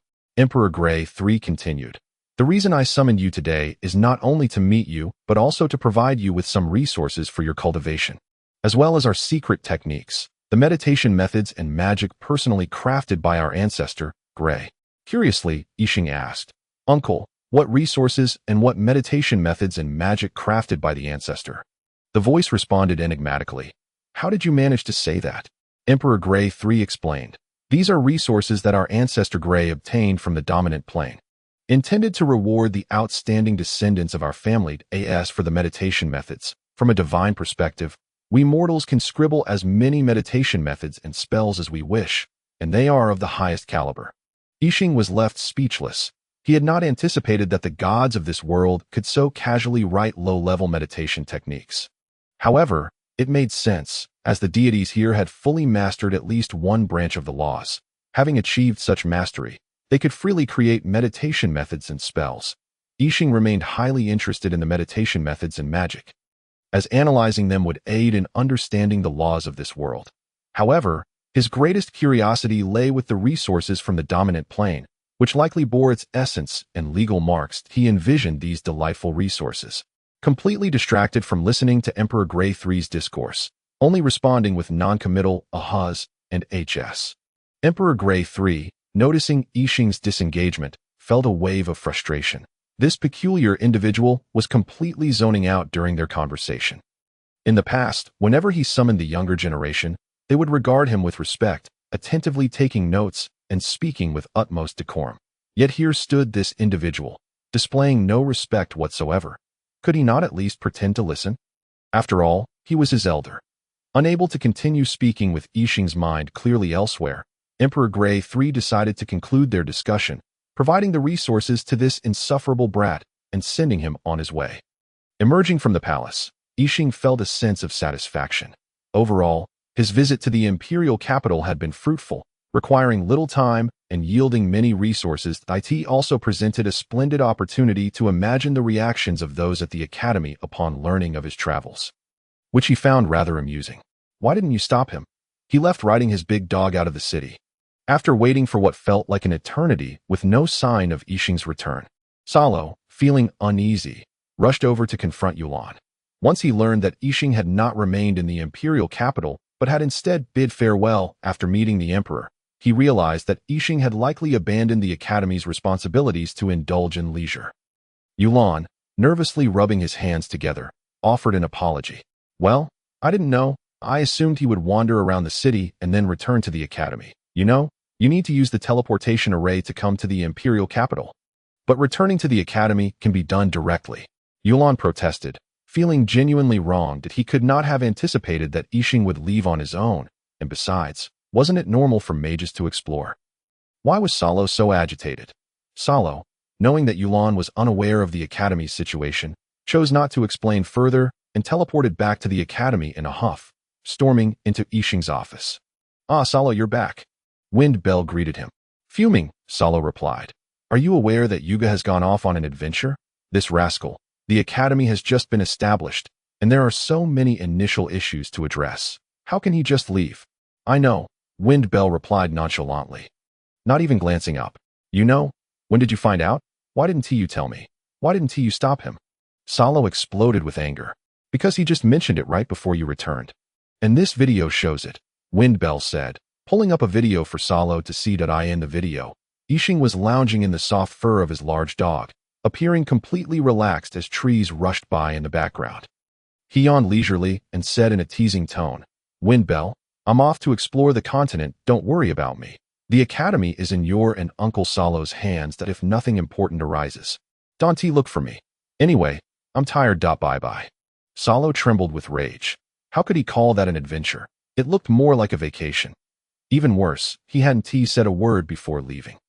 Meanwhile, our protagonist continued to walk eastward along the continent from the imperial capital, eventually arriving at a village named Nightingale Village. Yixing found himself in a tavern there, savoring the village's renowned specialty dish. Boss, bring me 3 more plates of fried nightingales. A youthful voice, accompanied by a few barks from the dog, rang out in the hall. This was, of course, our main character, who was indulging in the village's famous fried nightingale dish. The nightingales of Nightingale Village are distinctly different from those found elsewhere. The latter are predominantly ordinary birds, while those in Nightingale Village are classified as first-tier magical beasts. The nightingales of this village can wield 2 types of water-based magic, albeit with moderate potency, posing no real threat to adults. Moreover, these nightingales are predominantly active at night, and the villagers tend to remain indoors, resulting in minimal harm caused by these creatures. Each household in Nightingale Village cares for a nest of nightingales. Yet, these domesticated birds differ from their wild counterparts. Although they too are first-tier magical beasts, the domesticated nightingales utilize a first-tier healing magic known as water therapy, which serves to mend wounds. These gentle creatures are adorned with sky-blue feathers, possess sharp beaks and claws, and are generally of the female gender, preferring to dwell in groups. In contrast, the wild nightingales, which are the very ones that I Ching consumes, employ water arrow magic. They are characterized by their grayish-brown plumage, fierce and combative nature, and possess even sharper beaks and claws. Their meat is exceptionally fine, and their beaks, claws, and magical sacs are regarded as premium magical materials. Often utilized in the crafting of inscription blades, female nightingales and their male counterparts seldom encounter one another outside of mating seasons. In fact, during non-mating periods, a female nightingale will typically alert her companions and flee upon spotting a male. As males are indiscriminate in their aggression, attacking without concern for identity and resorting to magic if overpowered. Consequently, the villagers of Nightingale Village raise female nightingales to leverage this trait, preventing male nightingales from intruding into their homes and causing injury. These revelations were gleaned within the confines of a tavern, though sadly, the village's brew was exceedingly unpalatable. I Ching took a sip and nearly retched, opting instead for a glass of juice while eavesdropping on the conversations around him. Once the juice was finished, he proceeded to dine and lodge at the tavern. Initially intending merely to sample a dish of fried nightingale, he was pleasantly surprised by its delightful flavor, perhaps due to the water element inherent in the dish. The fried nightingale boasted a crisp, fragrant exterior while the meat within was incredibly tender, melting in the mouth. Thus, I Ching and his three companions devoured the entire stock of the tavern, with his belly full. I Ching returned to his room. Where he sat on the bed, he observed that his once distended abdomen, resembling that of a woman with child, rapidly returned to its normal size. Upon reflecting, he felt that his body had gained a measure of resilience and ease. Though it was a modest improvement, a mere fraction of what could be expected from thousands of first-tier magical beasts, I Ching shook his head. It seemed that a strong physique came with its own drawbacks. Necessitating high-level resources to truly enhance his physical prowess, he mused that it would be more effective to simply rest and allow his bloodline to naturally strengthen his body. Seated cross-legged on the bed, I Ching commenced his meditation practice, delving into his consciousness. Before him stood a towering tree in the center of his mind's eye, its roots having begun to manifest from the realm of illusion into reality. Countless runes flowed along the surface of the roots, each representing a distinct spell. Observing the swirling runes, I Ching felt somewhat dizzy. While first-tier spells were manageable, he struggled to recall the number of zero-tier spells he had practiced. He had learned each one as he encountered them, especially now as a first-tier sorcerer, mastering zero-tier spells and evolving them into spell runes within mere minutes. Fortunately, the Witch God Crystal assisted in categorizing and organizing these spells, merging similar runes into singular entities. After the Witch God Crystal had completed its processes of deduction, synthesis, and absorption, a perfect combination emerged. I Ching's task was merely to reorganize these spells, as they were already imprinted upon his soul, with a bit of summarization and comprehension. He could wield them with proficiency. The Tree of the Path would only fully materialize upon achieving the rank of third-tier sorcerer, and to ascend to fourth tier, the tree must be completely tangible. This realization left I Ching feeling quite vexed. He gazed at his Tree of the Path, lamenting that he needed to reach third tier to fully manifest it, thereby enabling him to utilize the Witch God Crystal and create spells uniquely his own. To ascend to fourth tier, 3 conditions must be met. First, a sufficient quantity of spirit. Second, the quality of spirit must be exceptionally pure. And third, one must create a spell that is entirely one's own. However, to create such a spell, the Tree of the Path or other necessary components must be materialized to bear the weight of one's unique magic. Of course, producing very weak spells does not necessitate a fully materialized Tree of the Path. Once one breaks through to fourth tier, both the tree and other components will instantly materialize, but such a path is incomplete and flawed. Sorcerers who follow this route, learning from others and inscribing their spells into the core of the path, become pseudo-fourth-tier sorcerers, reliant on external resources for advancement and forever barred from attaining the rank of 7th-tier sorcerer. 7th-tier sorcerers possess the authority of the world or create their own. Those with incomplete paths cannot gain the world's recognition nor coalesce their own authority. Moreover, inheritors of authority from others become slaves to those who possess such power. Even if they manage to obtain authority after the original possessor's demise, they risk being easily dispatched due to the imperfect alignment with their own essence. Or worse, become mere tools for the revival of the original creator. It is essential to understand that seventh-tier beings leave indelible marks upon the fabric of time and space, each possessing numerous contingencies to ensure their eventual resurrection. Regardless of how many times they may fall, how could a successor ever hope to comprehend and align with the path and authority better than its creator, unless the original possessor was obliterated by a ninth-tier sorcerer? In such a case, the sorcerer would be entirely extinguished from all timelines, past, present, and future.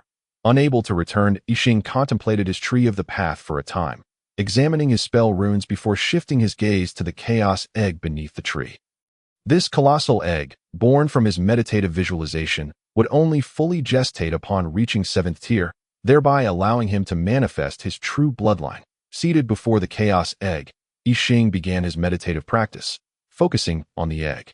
As he entered a state of thoughtlessness, the surface of the chaos egg began to radiate with countless glowing runes, transforming into a multitude of chaotic crows that flitted about its surface.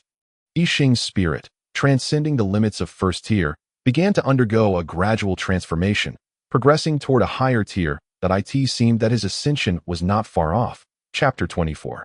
The bull-headed green tiger morning broke. Accompanied by the aroma of freshly prepared food and the crispness of the air, prompting I Ching to rise from his slumber, albeit groggily, regardless of whether one is a sorcerer or of another profession. Upon awakening after rest, one typically feels instantly alert, unlike I Ching, whose lethargy stemmed from his inherently lazy disposition. After descending to partake in breakfast and thoroughly depleting the tavern stock of Nightingale once more, I Ching exited the establishment, indeed leaving the village entirely, venturing into the adjacent forest to encounter the wild magical beasts. I Ching had traveled quite a distance from the village, as the road nearby attracted few magical creatures, and the Nightingales had claimed dominion over that area, leaving him unable to find any beasts apart from the occasional wild hare. The gray-brown venomous snake slithered patiently upon a tree, keenly observing its potential prey. The snake was cautious, fearing that any sudden movement might scare off its quarry. Having gone several days without sustenance, it was indeed very hungry, yet possessing a flicker of intelligence. The snake understood the necessity of patience. A well-timed strike would suffice, as even one successful bite would provide ample nourishment for an extended period. Having previously relied on magic to hunt, the snake recalled that its magical prey could only be consumed once before being robbed by other beasts, and it had nearly become a meal itself. The snake carefully aimed, but suddenly, one of its intended targets vanished. In a panic, the snake felt itself ensnared by another creature and immediately coiled around its captor's limb. Releasing its venomous bite and casting spells in desperation, I Ching observed the snake, now entangled around his hand and hurling fireballs at him. Finding the encounter quite amusing, he quickly realized that this 1-meter-long snake exhibited early signs of intelligence, an exceedingly rare trait for a 3rd-tier magical beast, particularly one so young. The gray flame snake, upon reaching maturity, qualifies as a 4th-tier magical beast, capable of growing to 0.5 meter in diameter and 10 meters in length, thus earning its title as a behemoth. The diminutive snake before him, mere thumb width and measuring 1 meter, was evidently the product of unfortunate parentage. Having ventured out in search of food, I Ching allowed his aura to manifest, causing the increasingly constricting snake to immediately go limp and fall to the ground. Little Black, perched on I Ching's shoulder, promptly leaped down and seized the snake's head, swallowing it whole as if it were a strand of noodles. Little Black, I intended to preserve it from magical experimentation. How could you devour it so wastefully? I Ching lamented, disheartened at the loss of a rare magical beast. Little Black croaked in response, "No worries. We shall encounter others soon enough. Besides, I simply had to sample its flavor. It smelled rather delightful." "Very well. But do not let it happen again." I Ching is reluctant to blame Xiao He for the loss of a snake. If others were to find out, they would surely berate I Ching. For it is a cub of a level 4 magical beast, and it has undergone some mutations. If sold, it could fetch hundreds of thousands, for it is well known that for a mage, a cub of a magical beast particularly one with a soul mutation that grants it exceptional intelligence, is worth spending such a sum to acquire as a pet. Yet, here it is, devoured by a mere crow.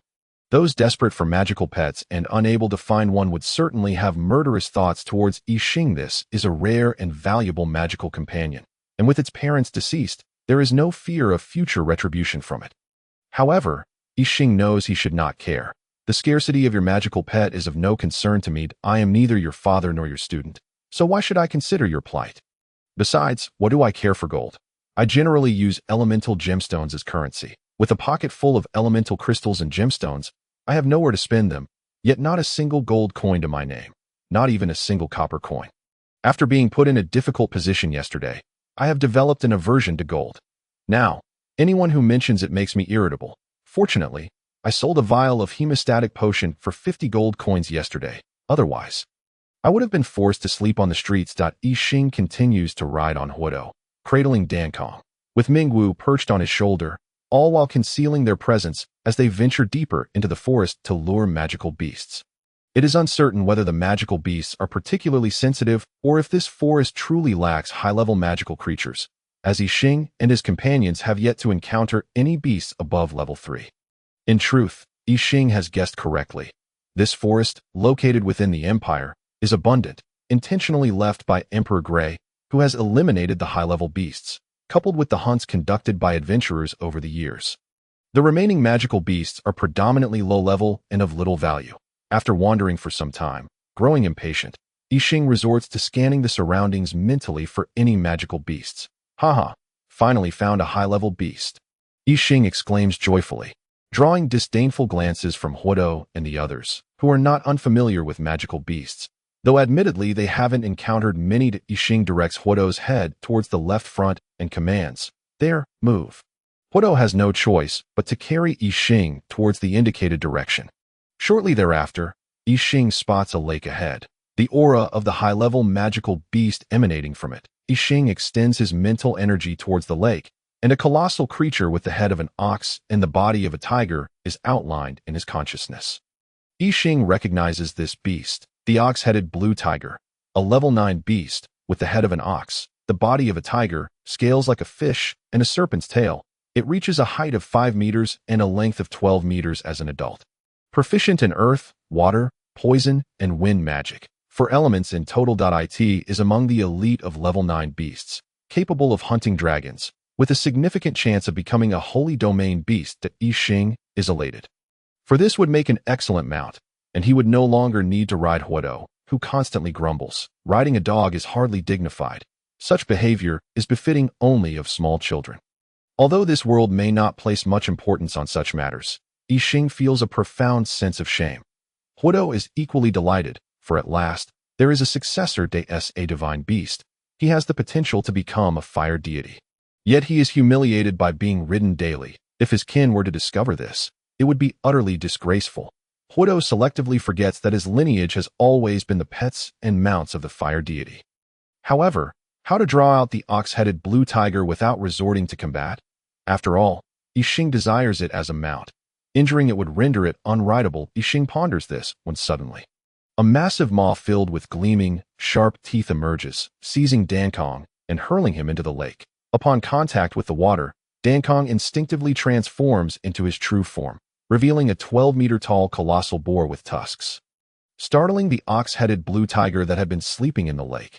Being awoken from slumber can evoke irritability in anyone, and the same holds true for a level 9 beast. Enraged, the ox-headed blue tiger bursts forth from the water, intent on teaching a lesson to whatever had disturbed its rest. If it is edible, it shall be consumed to replenish energy. Seeing the ox-headed blue tiger charging out angrily, Huodo reverts to his true form. Eager to display his prowess, the 15-meter-tall, golden-black giant dog materializes beside him. The sight of a 12-meter giant boar and a 15-meter giant dog surrounding a mere 5-meter ox-headed blue tiger resembles a college student and a middle schooler cornering a primary school student. An exquisite tableau. The ox-headed blue tiger, overwhelmed by the sheer size of the two giants, finds itself paralyzed. While it has fought dragons before, facing two such formidable beasts is an entirely different matter. The oppressive aura emanating from them is terrifying. reminiscent of the lower deity that once descended upon this forest. Though not as powerful as that deity, the presence is far more fearsome and dignified, leaving the ox-headed blue tiger bereft of the will to fight. While a single ox-headed blue tiger might consider a confrontation, two are an insurmountable challenge, and it feels utterly bullied, not merely by humans, but by beasts. How could it not be terrifying? Huodo and Dankong are divine beasts, possessing the strength of gods upon maturity. According to the standards of this world, Dankong, upon reaching maturity, would have the power of a mid-level deity. Though lacking in combat skills, he only possesses the strength of a lower deity. Huodo, however, is truly fearsome, destined to attain the strength of a high-level deity upon maturation. Moreover, Huodo is exceptionally adept in combat, and if he strives, achieving semi-dominion would be well within reach. Whether he could become a true dominator remains uncertain. Such beings cannot be compared to dragons or lower deities, and as divine beasts, they inherently possess a nature that is both similar to and more advanced than magical beasts, amplifying the inherent dominion they exert over lower creatures. The mere aura emanating from these higher beings is enough to compel lower beasts to submit, which explains why the ox-headed blue tiger is unable to muster any resistance. It is fortunate that it has not collapsed in submission. Chapter 25, Flame Tiger City. What did you say? You are left behind by Emperor Gray. Yixing gazes at the ox-headed blue tiger in astonishment. Indeed, the beast replies, at the time, I was but a small magical beast. Having recently been born, my parents failed to coalesce their divine essences and perished in the underworld. Gray took me in and, upon his departure, left me in this lake to oversee the magical beasts of the forest, preventing them from revolting and minimizing their casualties. The ox-headed blue tiger continues. Impressive, Yixing remarks, that Emperor Gray possessed the foresight to establish a balance, allowing you to oversee the situation. This would prevent a surge of magical beasts. As humans would refrain from excessive hunting, why setting a defined period during the mating and spawning season when hunting is prohibited, a balance could be maintained between magical beasts and humans. Regrettably, Gray underestimated humanity's greed. Despite the hunting ban, magical beasts are still on the brink of extinction. Yixing shakes his head, expressing admiration for Gray's insight, while simultaneously disdainful of human avarice. Had Gray's plan been followed, humans could have continuously hunted magical beasts, preventing them from vanishing entirely. This would likely render magical items exceedingly rare, requiring procurement from other realms. Additionally, magical beasts would maintain a balance with their environment, avoiding overpopulation that could lead to a magical beast surge, which would deplete human numbers. But why should I fret over such matters? For now, magical beasts still exist. Let future generations handle the ensuing problems. I am merely a humble wizard. If the sky were to fall, there would still be a high roof above me. Yixing suddenly realizes that these issues are beyond his control and need not concern him. If he were to bring about his own demise, he has no one to blame but himself. With that thought, he hums a tune and drifts off to sleep. The Flame Tiger is a level 3 magical beast resembling a tiger, reaching a height of 2 meters and a length of 5 meters as an adult. Adorned with fur that resembles flames and proficient in fire magic, Flame Tiger City is renowned for producing cubs of the flame tiger and is among the few places that adhere to Emperor Gray's hunting ban. The city imposes stringent penalties on poachers during the ban, with any caught being stripped of their spoils and permanently expelled from Flame Tiger City. This punishment is severe, as entering the magical beast forest requires ample preparation. And upon exiting, one needs treatment and to sell the hunted beasts. Being denied entry into the city means preparations must be made far in advance, and one would be unable to acquire the unique resources of Flame Tiger City. Furthermore, treatment is necessary upon return, as injuries inflicted by a flame tiger can result in death from fire toxins if left untreated. Today, the 4 guards at Flame Tiger City's gates are chatting to pass the time while collecting entry fees. Hey, have you heard? Guard A asks Guard B. Guard B, intrigued, replies, heard what? Guards C and D also lean in, curious, seeing their interest piqued. Guard A beams and declares, of course, yesterday, an adventurer obtained a mutated flame tiger. It's said to possess multiple elemental mutations, allowing it to wield both fire and wind magic. Upon hearing this, Guard C scoffs. That's quite normal. Tiger-type magical beasts, when mutated, often gain the ability to use wind magic, with the exception of wind-type tiger beasts. The Guard B Casting a disdainful glance at Garde, scoffed. What news could there possibly be? Is it merely this? In our fierce tiger city, the beast forest is scarcely populated with any monsters, save for the flame tigers. While it is true that tiger-type beasts generally tend to be solitary or mate for life in a shared territory, the cubs of the flame tigers are plentiful and rather easy to capture, as they are driven away from their territories once they reach a certain age. Furthermore, flame tigers are classified as low-level beasts, and mutations occur quite frequently. Hence, although mutated monsters are relatively rare, they are not entirely uncommon in fierce tiger city.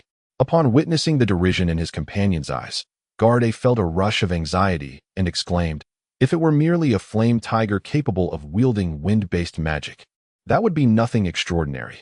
However, this adventurer encountered not one but two prodigal sons, who engaged in a duel, ultimately resulting in one party spending 300,000 gold coins to acquire a flame tiger cub. This revelation left the three companions utterly astounded. It is well known that an ordinary flame tiger cub costs merely 100,000 gold coins, and a wind-based mutation is not regarded as particularly remarkable, fetching at most 150,000 gold coins. Yet, to think it fetched a staggering 300,000 gold coins. This is double the market value of such a cub. The sheer magnitude of this wealth evoked feelings of envy among the three guards. 300,000 gold coins could afford them a spacious house in the city, freeing them from the tedium of guarding the gates. They silently contemplated how they might spend such a fortune if it were theirs. Just as they were lost in their daydreams, a massive figure approached the quartet. "Excuse me, is this fierce tiger city?" A voice called down from above. Garde looked up to see a human face peering from atop a 2-meter-tall beast and promptly responded, "Indeed, this is fierce tiger city. Might I inquire what you require, esteemed sir?" "Nothing in particular. I merely wish to explore the city. Is that permissible?" inquired the rider atop the colossal creature. "Absolutely, sir. It would be our honor to have you in fierce tiger city," Garde hastily replied. He bowed slightly, holding a gold coin as he respectfully watched the mysterious mage enter the city, only straightening up once the imposing figure had vanished from view. Guard B, brimming with envy, remarked, "Old Nair, your luck is truly remarkable. To have received a gold coin, you must treat us." The other two guards joined in the chorus of urging him to host a feast, sweating from the intensity of the encounter. Garde replied, "Of course, I shall treat you all." That was quite a fright. Thankfully, he was quite amiable. Guard C, puzzled, queried, "What's the matter? It's merely a rider atop a beast. Why are you so terrified?" "We've encountered many such situations before. They wouldn't dare cause trouble, so what's there to fear?" Old Nair sighed with a wry smile. "This time is different. Don't think that this beast is like the others. Didn't you notice how, when that creature appeared, all the other beasts kept their distance? As the others turned to look, they too observed that numerous monsters, including some 5th-level beasts, were indeed keeping their distance from the city gates." Seeing that his companions had caught on, Old Nair continued, "This indicates that it is a beast of over 5th-level strength. If I am not mistaken, it must be the legendary 9th-level beast, the bull-headed blue tiger." The presence of such a creature undoubtedly implied an extraordinary mage as its master. Gasps of astonishment filled the air. 9th-level beasts are rarely tamed, and aside from the sacred beast of Emperor Grey, the only other known 9th-level beast belongs to the Fire Annihilation Mage, a fire elemental spirit. It was not commonly known that anyone else in the Empire possessed a 9th-level beast. Although disbelief lingered, the recollection of the bull-headed blue tiger's appearance, compared to the creature they had just seen, led to a dawning realization. Despite being smaller, high-level beasts can control their size, and there were no reports of other low-level beasts resembling the bull-headed blue tiger. Thus, certainty settled in. Quickly, word of this revelation spread among various factions, and Old Nair rushed to the Lord's manor to deliver the news. The moment this information reached the different powers, it ignited a tremendous storm of interest as they sought the mage who possessed a 9th-level beast as a pet. Meanwhile, Yixing was oblivious to the commotion he had stirred in fierce tiger city. At that moment, the bull-headed blue tiger had shrunk down to a 2-meter-high figure, with Xiaohei bouncing playfully on its 2 horns. Meanwhile, Huido had transformed into a palm-sized pup, comfortably resting on the broad back of the bull-headed blue tiger, its scales so smooth that it did not slip off. Yixing, now a young adult, sat securely on the back of the bull-headed blue tiger, cradling the petite and still form of Dang Kong, that it was undeniable that the bull-headed blue tiger was far more suited as a mount than Huidou, providing Yixing with a remarkably stable ride, allowing him to recline and rest if he so desired. Although it was not as warm as Huidou, the latter's back was far too bumpy for any semblance of sleep. How did you manage to sleep before? Huidou fumed, unaware that his arrival had drawn the attention of every faction in Fierce Tiger City. Yixing was preoccupied with searching for local delicacies, blissfully ignorant of the storm he had unwittingly stirred. Chapter 26. Beast Street. Yixing emerged from the tavern, his belly protruding as if he were 6 months pregnant, a contented smile gracing his face as he patted his abdomen. Having feasted to my heart's content, I find myself free of burdens. How delightful. Alas, no one has come to challenge me or to put me in my place. Sigh. It seems that novels can be quite misleading. Sated and relaxed, Yixing lamented that although he was considered an adult in this world, he still felt as if he were merely 18 years old, struggling to come to terms with this new reality. With a sense of boredom settling in, he decided to explore the renowned Beast Street. Beast Street was a designated area in Fierce Tiger City for trading all matters pertaining to magical beasts, and the air was far from pleasant. Upon his arrival, Yixing nearly retched from the overwhelming stench. Regretting his decision to venture here, he was not alone in his discontent. Dang Kong, Huidou, and Xiaohei also felt similarly, as their keen senses as beast-kind were far more sensitive than Yixing's. Unfortunately, they were unable to leave, for just as Yixing contemplated retreating, a system notification emerged, presenting him with a mission. Wang Kai, aren't you a dog? Why can't you tolerate this stench? You should find it quite delightful, Yixing teased, noticing Huidou gagging as well. Due to the presence of outsiders, Huidou's voice resonated within the mental network shared among Yixing, Dang Kong, Xiaohei, and himself. Do not call me Wang Kai. I am not a dog. I merely bear a resemblance to one. I am Huidou. Oh, so Huidou is not a dog. Yixing feigned surprise. Get lost. Huidou is not a dog. It's merely a matter of appearance. Huidou retorted angrily. Dang Kong and Xiaohei chuckled at the exchange, enjoying the spectacle. The topic of Huidou's breed was a sore spot for him. Every time it was brought up, he would fly into a rage. Vehemently denying it, Yixing often used this to provoke Huidou. Yixing and Huidou exchanged banter. They kept an eye out for any desirable magical beasts. Unfortunately, they only encountered low-level beasts of poor quality. Had it not been for the System's mission, Yixing would have left long ago. Just as he was about to give up, a glimmer of hope emerged, not in the form of a suitable magical beast, but rather a large establishment dedicated to buying magical beast eggs, cubs, and adults. Welcome to the Beast Pavilion. We specialize in the buying and selling of magical beast eggs, cubs, and adults. How may I assist you today? Upon entering, Yixing was greeted by a saleswoman. The saleswoman found herself at a loss, for the individual before her was quite peculiar, leading so many magical pets into the establishment. Nevertheless, she maintained her professionalism and did not reveal her surprise. Yixing replied, I'm just browsing. Feel free to attend to your duties that I will call for you if I need anything. Upon hearing this, the saleswoman stepped back but did not leave. Instead, she positioned herself behind Yixing. He paid her little mind, knowing he would need her assistance when he made his purchases. After a lengthy exploration of the first floor, Yixing observed only magical beast eggs, none of which were particularly impressive, with some appearing on the verge of death. This one, and this one.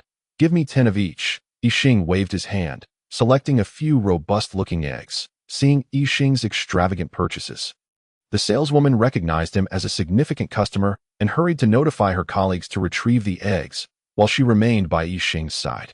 Esteemed sir, she began. I am called Yuga, and you? Yixing interrupted her, stating his name. Yuga sir, you may call me Lena, she stammered, slightly taken aback. After Lena revealed her name, she fell silent. Her cheeks reddened as she realized she had forgotten her previous statement. Yixing, shaking his head at her laps, inquired, What were you going to say? Lena paused, her face flushing a deeper shade as she replied, I wanted to ask if you would like to participate in a beast gamble. A beast gamble? Yixing asked, perplexed. Unlike gemstones, which are often indistinguishable in their raw forms, magical beast eggs are easily identifiable at a glance. How could one gamble with them? Noticing Yixing's confusion, Lena explained, You see, we are still unsure how many types of magical beasts exist. It turned out that beast gambling was divided into two categories, One involves wagering on life and death.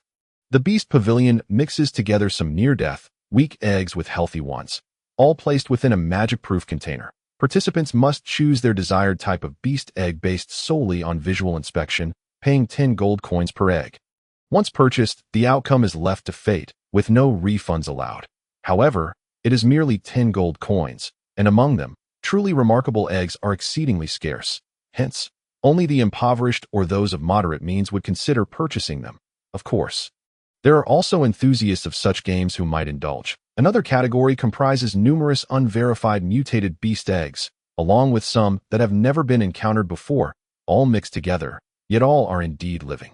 Healthy beast eggs. This form of gamble tests one's luck, knowledge, and deductive reasoning. The mutations of beasts can be both beneficial and detrimental. The finest may evolve into sacred beasts, while the inferior ones might not even surpass a wild hare. The unfamiliar eggs may belong to beasts that have never been seen or potentially to weaker creatures, but they could also be the eggs of formidable beasts or even sacred ones. The unpredictability of it all is evident, for humanity knows only a fraction about these beasts, which is why each of these gamble eggs is valued at 100,000 gold coins. Yixing, of course, was eager to participate. After all, he possesses the ability to detect with his mental prowess. However, in this world, where magic reigns supreme, such containers that obstruct magical detection render his abilities ineffective. Yet, even if he cannot detect them, he still possesses a system at his disposal, making it akin to a windfall. With enthusiasm, Yixing strode forward, thinking it foolish not to seize an opportunity. Lord Yu, come back quickly. You've gone the wrong way. That's the ladies' restroom, Lena exclaimed, noticing Yixing hastily heading towards the ladies' restroom. That's the ladies' restroom. The restroom. Yixing was instantly petrified. It was far too embarrassing, especially with Huidou and others rolling on the ground with laughter. This was Yixing's lifelong humiliation, trying to seize a bargain only to mistakenly wander into a restroom, while one could excuse a human's urgent need. He had walked into the ladies' restroom, which was a monumental disgrace, utterly inescapable. Lena turned away, trembling with laughter for a moment before finally facing Yixing, who looked utterly dejected. The mirth she had just suppressed bubbled back up. After all, although the mage Yug appeared amiable, who could truly gauge his temperament? Offending such an unapproachable figure over a laugh could leave her with nowhere to lament. Finally managing to stifle her laughter, Lena stepped forward and pointed toward the men's restroom, saying, Lord Yug, perhaps it's your first visit, and you're unfamiliar with our layout. The men's restroom is over there. Yixing gazed at the guide, who was desperately attempting to maintain her composure while still twitching occasionally, and felt an overwhelming sense of embarrassment. If the restroom sign were any smaller, he might have managed to pass it off. But now what could he do? That's enough. I can't hold it in any longer. Go laugh somewhere else. Don't let me see you, or I'll be angry, he said. Looking at the guide who was struggling to contain herself, Lena apologized and hurried toward the restroom, causing Huidou and the others to erupt into even more uncontrollable laughter. Watching Lena's retreating figure, which was now trembling with laughter, Yixing helplessly remarked, You're really going? I was just joking. Is it truly that amusing? Ha ha ha. Ha ha ha. Woof woof. Humph humph. Quack quack. The response Yixing received was even more raucous laughter, accompanied by the chuckles of other patrons who had witnessed the entire scene. Humph. How embarrassing. To be a mage and yet so humiliated. This is a disgrace to all mages. An acerbic voice suddenly cut through the laughter, silencing the crowd as they turned their ire toward the speaker. Who would dare to speak such discouraging words during their merriment? After all, what others do is of no concern to you. It is merely a case of embarrassment. How could it be tied to the disgrace of mages? Such meddling was entirely unwarranted.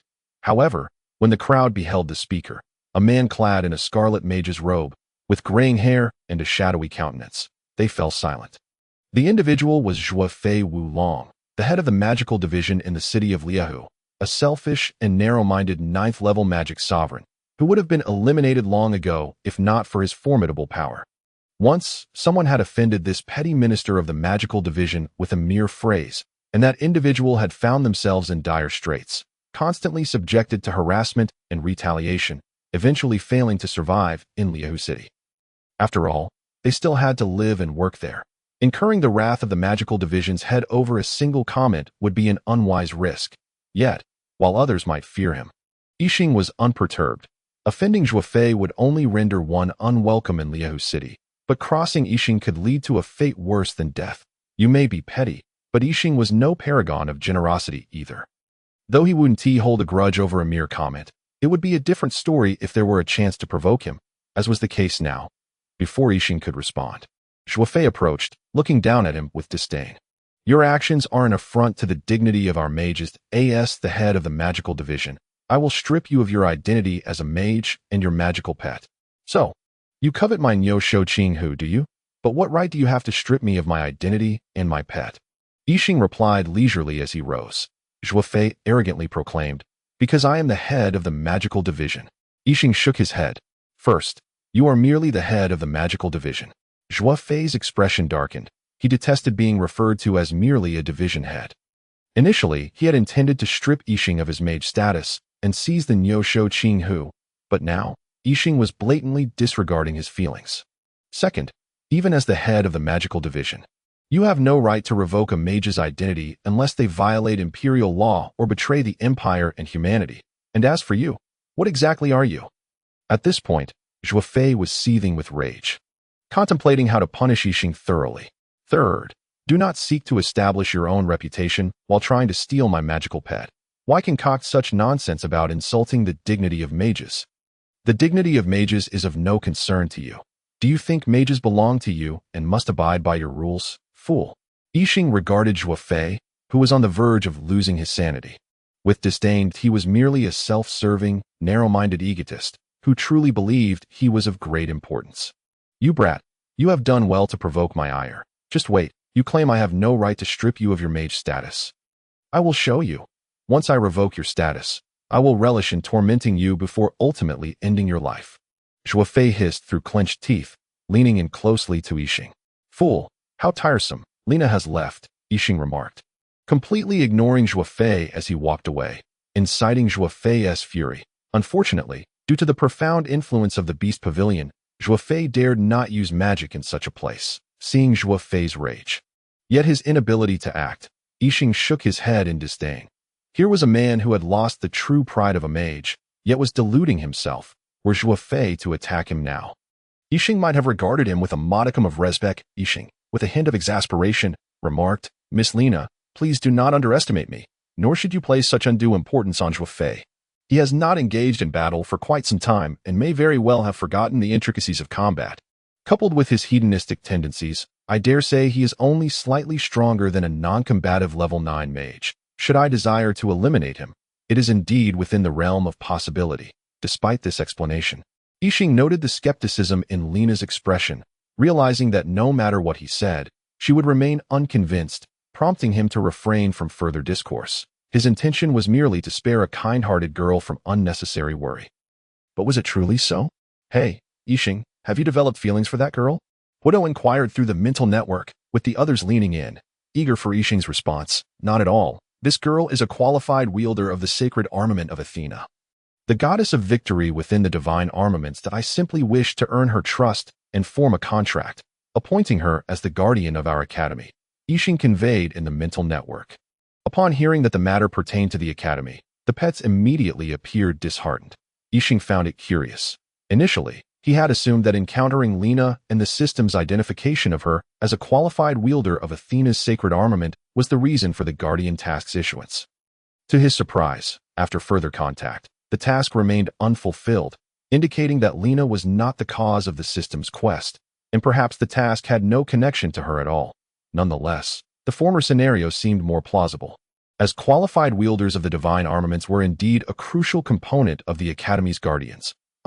So this is what the guardian entails, Yixing mused as he and Lina arrived at the gambling den, where several monster eggs in the high-stakes area captured his attention. Iron-armed ape, an ancient level 8 beast, the silver-white iron-armed ape possesses formidable earth magic abilities, but its most lauded attributes are its powerful arms and intelligence rivaling that of humans.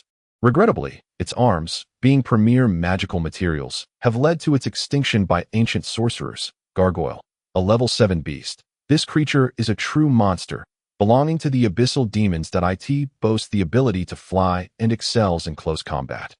Its body more durable than steel, With impressive ranged dark magic attacks and formidable melee prowess that in its petrified state, its defense is doubled, and it can rapidly recover from injuries. How could a creature from the abyss appear here? Has this world previously endured an invasion from the abyss? Will the abyss return in the future? Nine-tailed cat. An ancient level 9 beast, the nine-tailed cat is born as a level 1 beast with a singular tail. But as its power grows, it develops additional tails.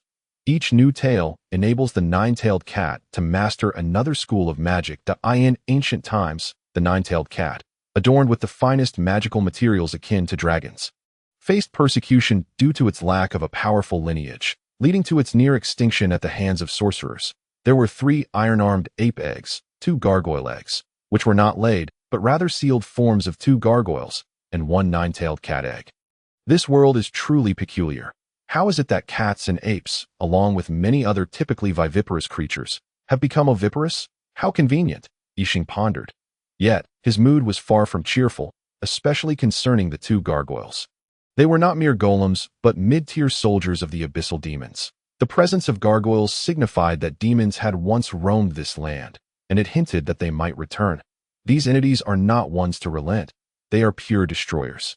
Unyielding in their pursuit of their objectives, it is likely that the rise of the myriad races in ancient times, which enabled them to conquer the deities of faith, was triggered by the appearance of demons, revealing the deities' vulnerabilities, thus leading to the emergence of certain divine laws that laid the foundation for sorcerers' paths, ultimately resulting in the obliteration of the gods and the true ascendance of the myriad races. Although much of Yixing's conjecture was incorrect, the core premise held merit. The ascendance of the myriad races was significantly influenced by the demons. After purchasing the eggs, Yixing hurriedly sought a tavern, entering a room to organize his chaotic thoughts, for the news of demons was indeed staggering. Chapter 28. The Seeds of Malice. Upon awakening, Yixing felt invigorated and mentally sharp. After contemplating for an extended period the previous day, he realized he was powerless to change the situation, and with demons yet to arrive, he resolved to await their arrival. Should fortune smile upon him, the demons might take considerable time to show up, granting him the opportunity to acquire the strength to suppress the heavens. Thus, having come to this understanding, Yixing relaxed, meditated, and enjoyed a refreshing sleep. As for informing others, he considered the futility of it, even if they believed him. How would he explain his knowledge? Would he confess to being an outsider in this world? Such a declaration would invite peril before the demons even arrived. Yixing regarded himself as neither a villain nor a saint. He was not one to harm others for personal gain. Yet he found satisfaction in actions that aligned with his moral boundaries. While self-sacrifice for others was inconceivable, as he finished grooming, Huodo opened his eyes and regarded the sprightly Yixing, softly commenting, "It seems you have made up your mind." "Of course," Kong mumbled in his sleep. "He is our master. After all, Lord Yuga, you have arrived." Lena called out from a distance, spotting Yixing, who was conspicuously mounted on the azure tiger with a bull's head. "Ha, little Lena, did you miss me during our night apart?" Yixing's voice reached Lena's ears, leaving her momentarily stunned. Though Yixing was amiable and occasionally leered at well-endowed women, he usually exhibited a certain shyness. Today, however, his words took her by surprise. Yixing, with his head bowed, cast a bemused glance at the sleeping Kong in his arms. That last remark, though uttered in his voice, was not his own. It had been a sudden betrayal from Kong. Planning to reprimand Kong, he found that Lena was already approaching, her eyes sparkling with delight as she gazed at Kong and Huodo, leaving him no opportunity to act, forcing him to threaten Kong telepathically, vowing retribution upon their return. Lena, cradling Huodo in her left arm and Kong in her right, beamed with joy, having discovered that the 2 adorable creatures, who had previously resisted her touch, were now allowing her to hold them. This thrilled her, even though she couldn't spare a hand to play with them. Yixing had intended to invite Lena to explore the city of Liahu today, but at present, her focus was solely on Huodo and Kong, leaving him to wonder when she would regain her composure. It seems today is not meant for play," Yixing murmured. "Lena, you should return home. It appears we cannot explore Liahu City today." Lena, engrossed in her affection for Huodo and Kong, cautiously regarded Yixing, asking, "What are you planning? You were the one who let me hold them. I haven't had enough time to play with them yet." Yixing, caught between amusement and exasperation, replied, "They belong to me. You know that it's not that I'm forbidding you from holding them, but trouble is brewing. Just as he finished speaking, several individuals clad in the uniforms of the magic department approached. Encircling Yixing, the magic department, Yixing remarked lazily, regarding the stern-faced individuals surrounding him. Good day, sir. We suspect you of violating imperial law and kindly request that you accompany us. One of them asserted with an air of righteousness. How do you manage to appear so virtuous while falsely accusing others? Yixing inquired. Intrigued, the man paused, then, in indignation, retorted, You won't see the coffin until you cry. As Lena prepared to counter, she was gripped by a sudden terror, realizing she could not move that a voice echoed in her mind. Do not act rashly. Do not worry about him. He is unharmed. Lena wished to scream in fear. But no sound escaped her lips. The voice continued. No need to speak. Simply think. Who are you? Lena demanded. I am in your hands. Yes, I am in your hands, came the reply to AT that moment. Two distinct voices resonated in Lena's mind. She discovered she could move again and slowly lowered her gaze to her hands, finding nothing but Yuga's two magical pets. It is us. We are the ones. Do not ignore us, the two voices reiterated in her mind. Lena cautiously inquired, Is it truly you? Both Hudo and Kong nodded in affirmation. Are the voices in my mind truly yours? Lena asked again, struggling to believe. It is us. No more questions. We are capable of speech, the voice from Hudo proclaimed. Indeed. We can speak. Can you take us to a secluded place? Kong added. Just as Lena attempted to shout, she found herself silenced once more. Women can be quite troublesome, always flustered and loud. Hudo complained to Kong. Not at all. I find it quite delightful, Kong responded. Lena remained motionless, gazing intently at the two adorable pets engaged in conversation, fortunate that no one took notice. Otherwise, they might have thought her a fool. You claim to be Yog's magical pets, yet you are divine beasts, Lena remarked, addressing the two charming creatures on the sofa. We are not mere divine beasts. We are celestial beings. Do not dare to compare us with your so-called divine beasts, Hudo retorted. Come on, Tankong, say something. Isn't it enough that you are here? Tankong replied before drifting into slumber. After some discussion, Lena accepted the notion that the two celestial beings could converse, yet she insisted on referring to Hudo and Tankong as divine beasts, which vexed Hudo immensely. After all, the title of divine beast was not one to be thrown around lightly. It was reserved for those of immense virtue, such as the azure dragon, vermilion bird, white tiger, black tortoise, and the Qilin, the 5 sacred beasts of the cardinal directions. Why can't you let me rescue Lord Yog? Lena inquired cautiously. Hudo scoffed. With your meager strength. Attempting to save him would only invite disaster upon yourself. He does not require saving. Following a thorough explanation, Lena finally laid her concerns to rest and engaged in a pleasant conversation with Hudo. Yixing rode atop the bull-headed azure tiger, accompanying the personnel from the Ministry of Magic to the branch office in Liahu City. Upon beholding the opulent Ministry of Magic, Yixing was rendered speechless. The headquarters in the imperial capital was not nearly as extravagant. This structure was constructed from magical materials, and after a systematic scan, Yixing discovered that the building alone utilized materials worth 1,000 elemental crystals, truly extravagant. Yet, this was only the beginning. Upon scanning the Ministry's defensive capabilities, Yixing found that there were only 3 low-level magical formations operational, as the rest had fallen into disrepair due to years of neglect. In the absence of personnel, a mere 4th-level mage could obliterate this ministry. According to imperial law, the ministry's premises were supposed to withstand the full might of a 7th-level mage's assault, and at the edge of the beast forest. The defenses were expected to contain a 9th-level sorcerer for a time. Zhua Fei was courting disaster. Observing the thick resentment enveloping the ministry and the howling souls traversing within, it appeared that the inhabitants of this edifice had committed numerous transgressions, the accumulated grievances manifesting even in daylight. Yin-Yang Eye. Yixing awakened his unique ability. Unlike the ordinary Yin-Yang eyes that perceive the duality of life, Yixing's were a supreme talent inherited from the Chaos Demon Crow. The Crow was one of the 3 foremost Chaos Demons of the Yin-Yang Dao, possessing 3 unparalleled divine abilities related to sight. The left eye, representing Yang, wielded the supreme ability of the Chaos of Yang, capable of summoning boundless Yang energy to obliterate all worldly laws. The right eye, representing Yin, commanded the supreme ability of the Chaos of Yin, able to harness endless Yin energy to erode all things. The third eye upon the forehead governed both Yin and Yang, transforming all into chaos or vice versa. Yixing inherited the supreme divine ability of the crow's third eye, yet his current level was too low to perceive the affairs of the world or manipulate the forces of Yin and Yang, limiting him to glimpsing lifespans, fortunes, and merits, and to wielding a modicum of yin-yang power. Nevertheless, it sufficed. Yixing's eyes shimmered with the image of yin-yang, circulating within his gaze, observing those clad in ministry uniforms around him. He noted that most were shrouded in resentment, clouds of ill fortune hovering above them, entangled in karmic threads, individuals whose demise would be of little consequence. It seems most of these people deserve death, Yixing mused, astonished that such occurrences could transpire in what was deemed a relatively enlightened era.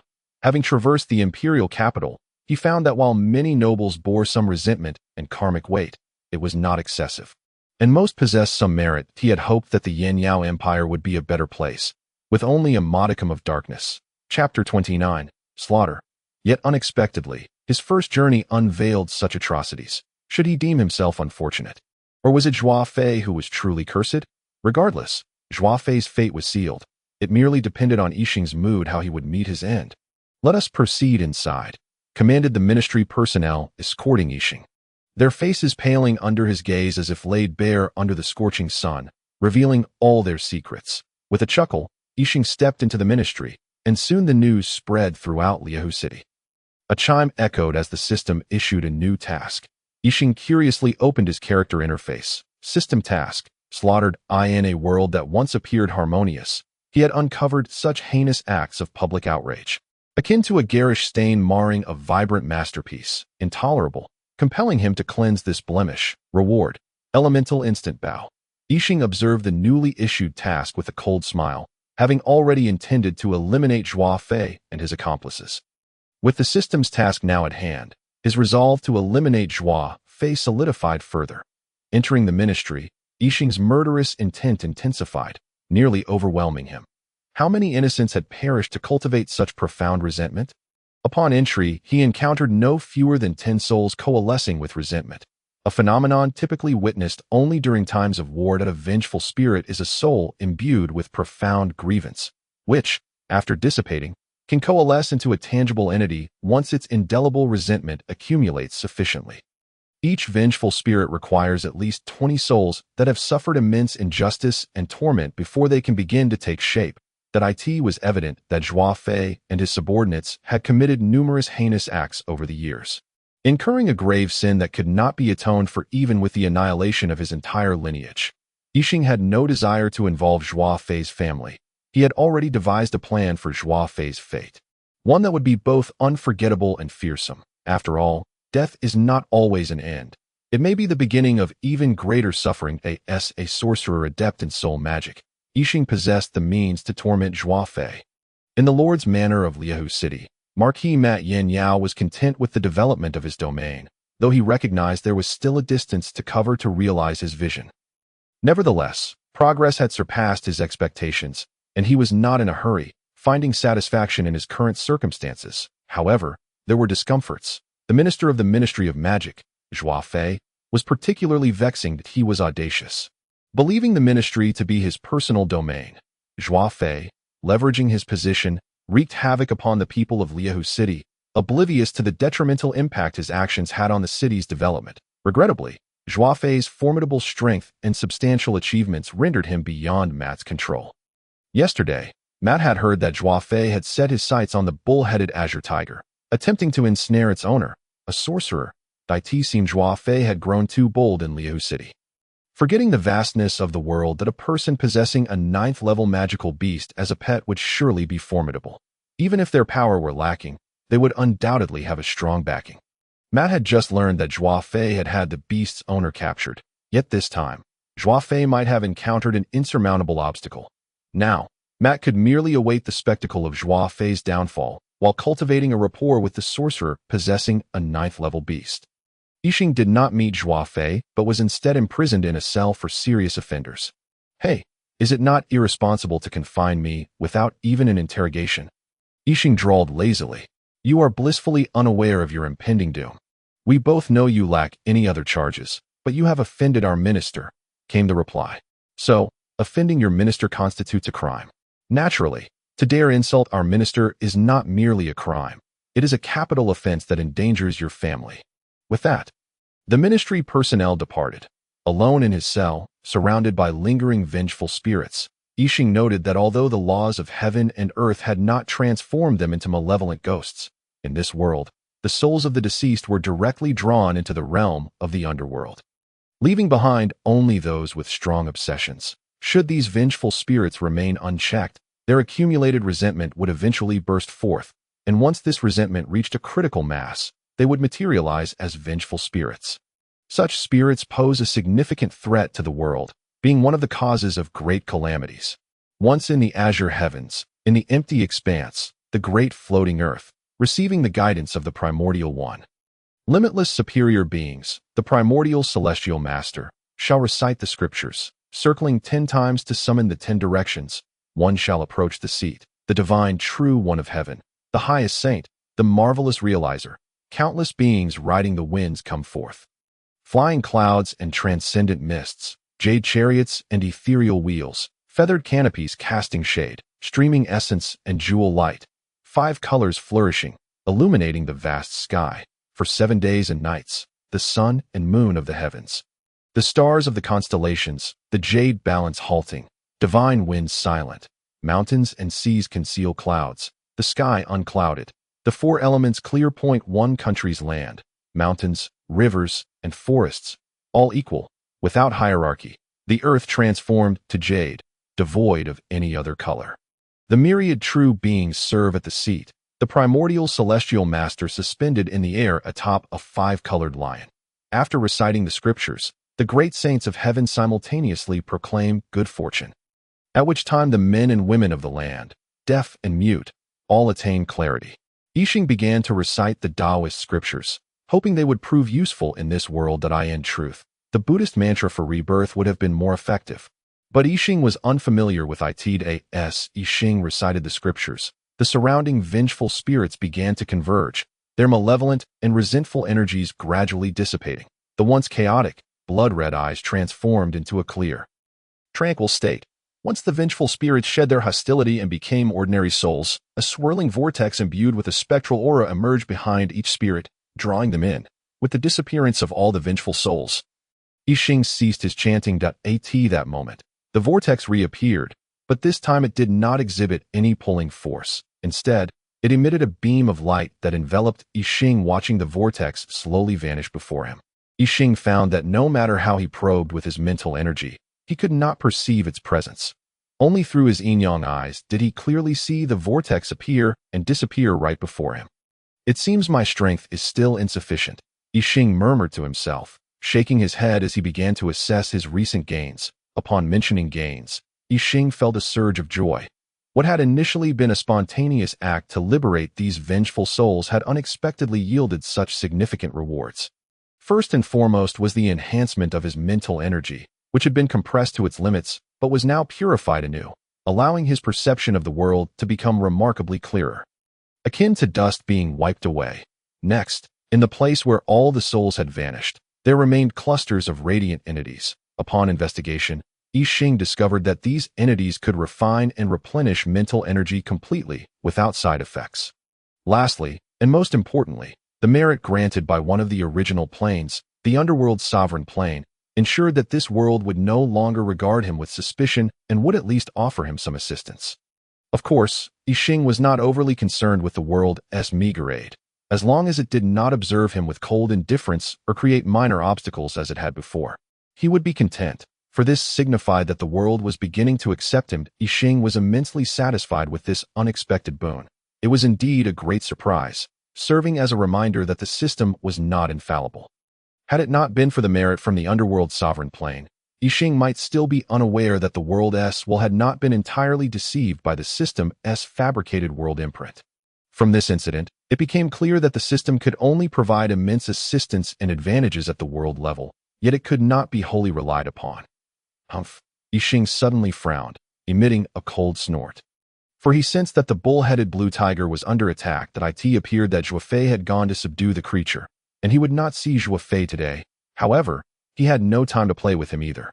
Following his connection with the bull-headed blue tiger, Yixing extended his mental energy to the location of the creature, discovering that it was ensnared within a magical array in an unknown part of the magical department.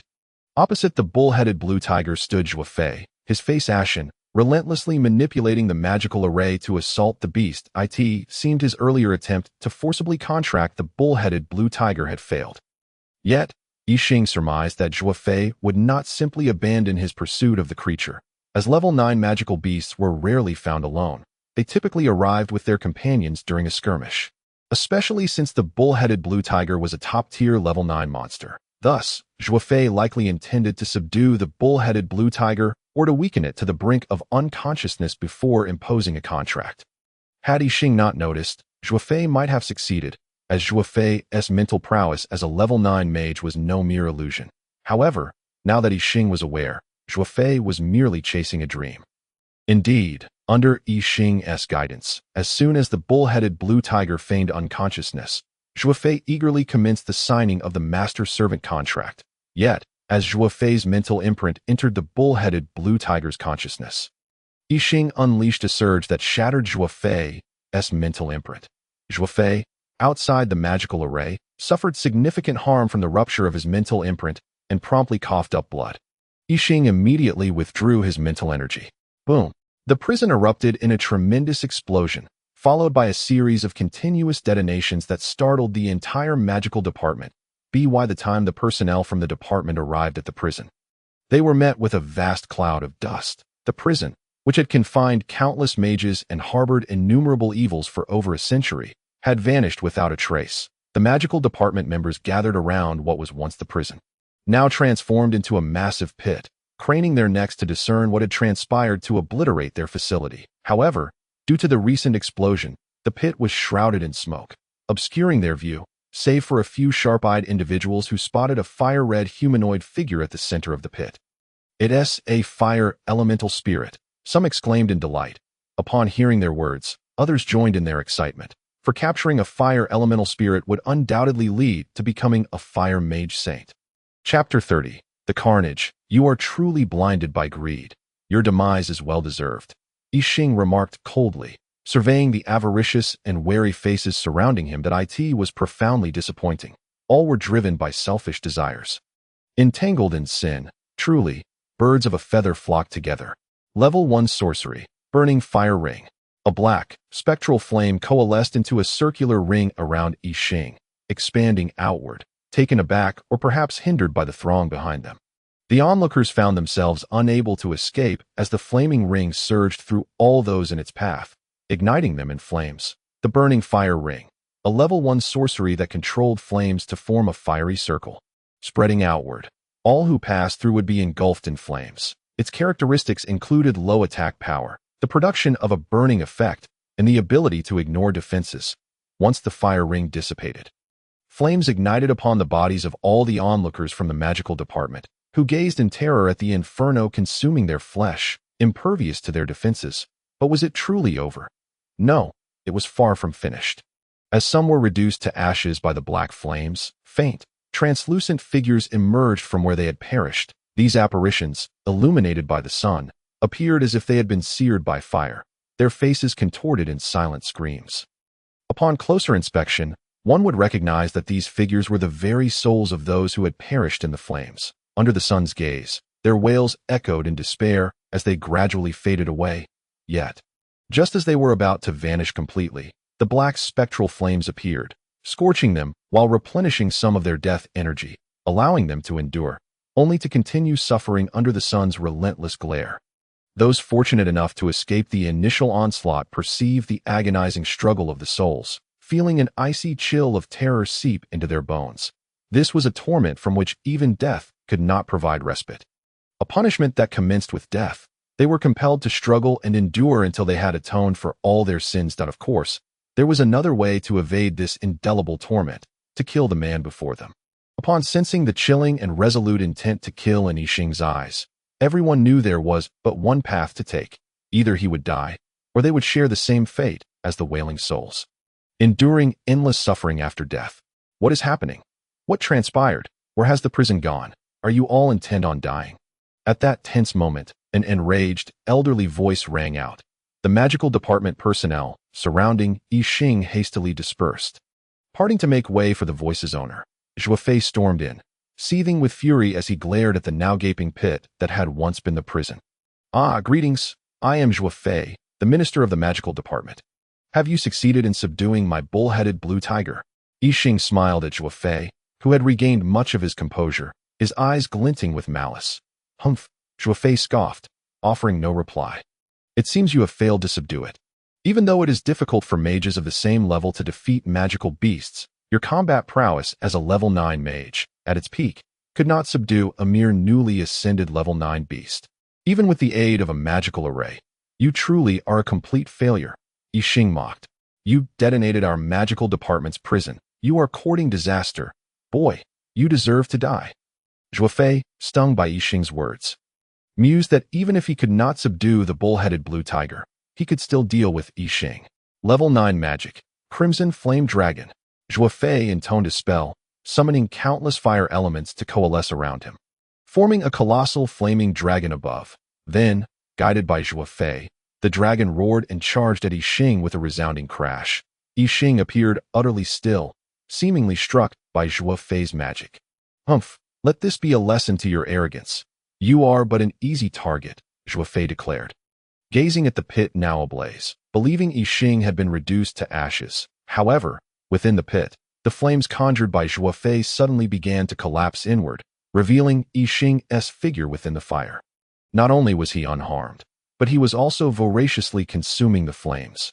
The flavor is decent, though there are too many impurities. And do you really think your fire is dragon fire capable of harming me? After devouring all the flames, Yi Xing let out a satisfied belch. Impossible. How can you be unscathed? Zhuofei's eyes widened with disbelief, filled with a fear he had not realized he possessed. Who are you?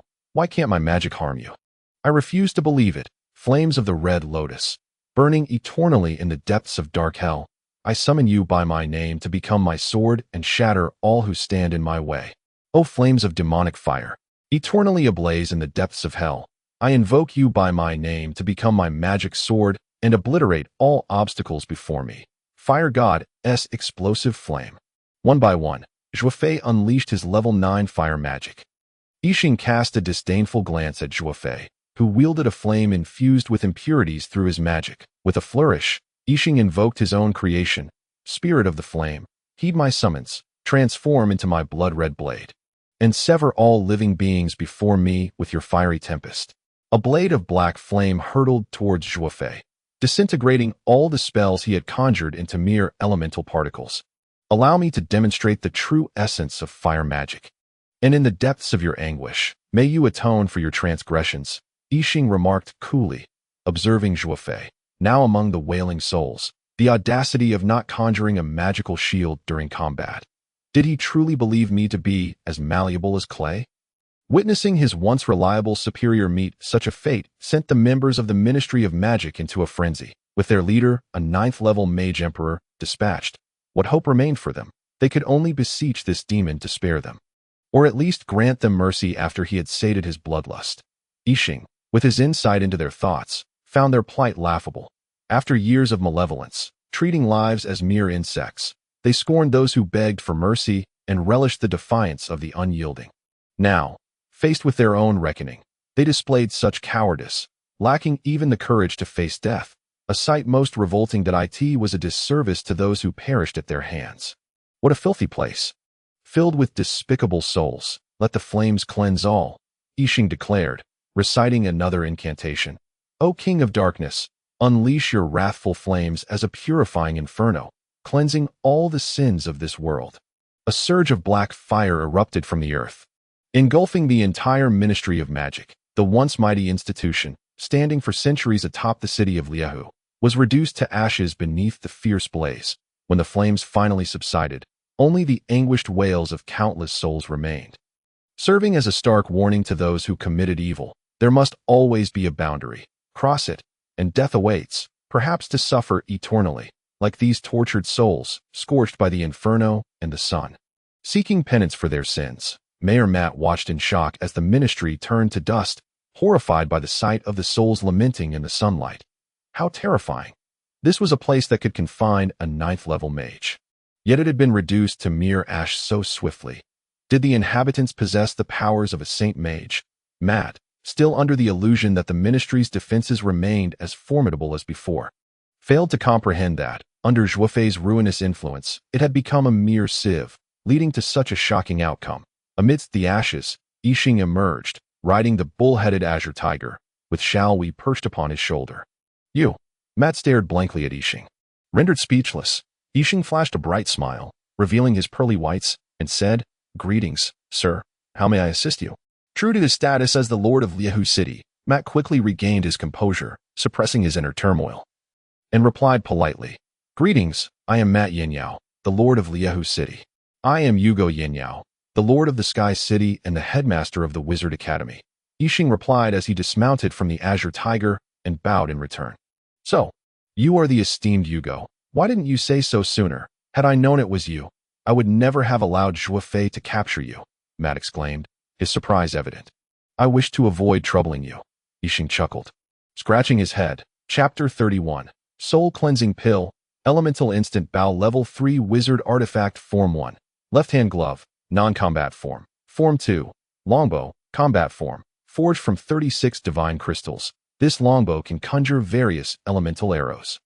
With power contingent upon the wielder, it can exponentially amplify one's abilities. 3 days later, as Yixing toyed with the glove derived from the elemental instant bow, sipping afternoon tea while reclining gently in a rocking chair, he let out a contented sigh.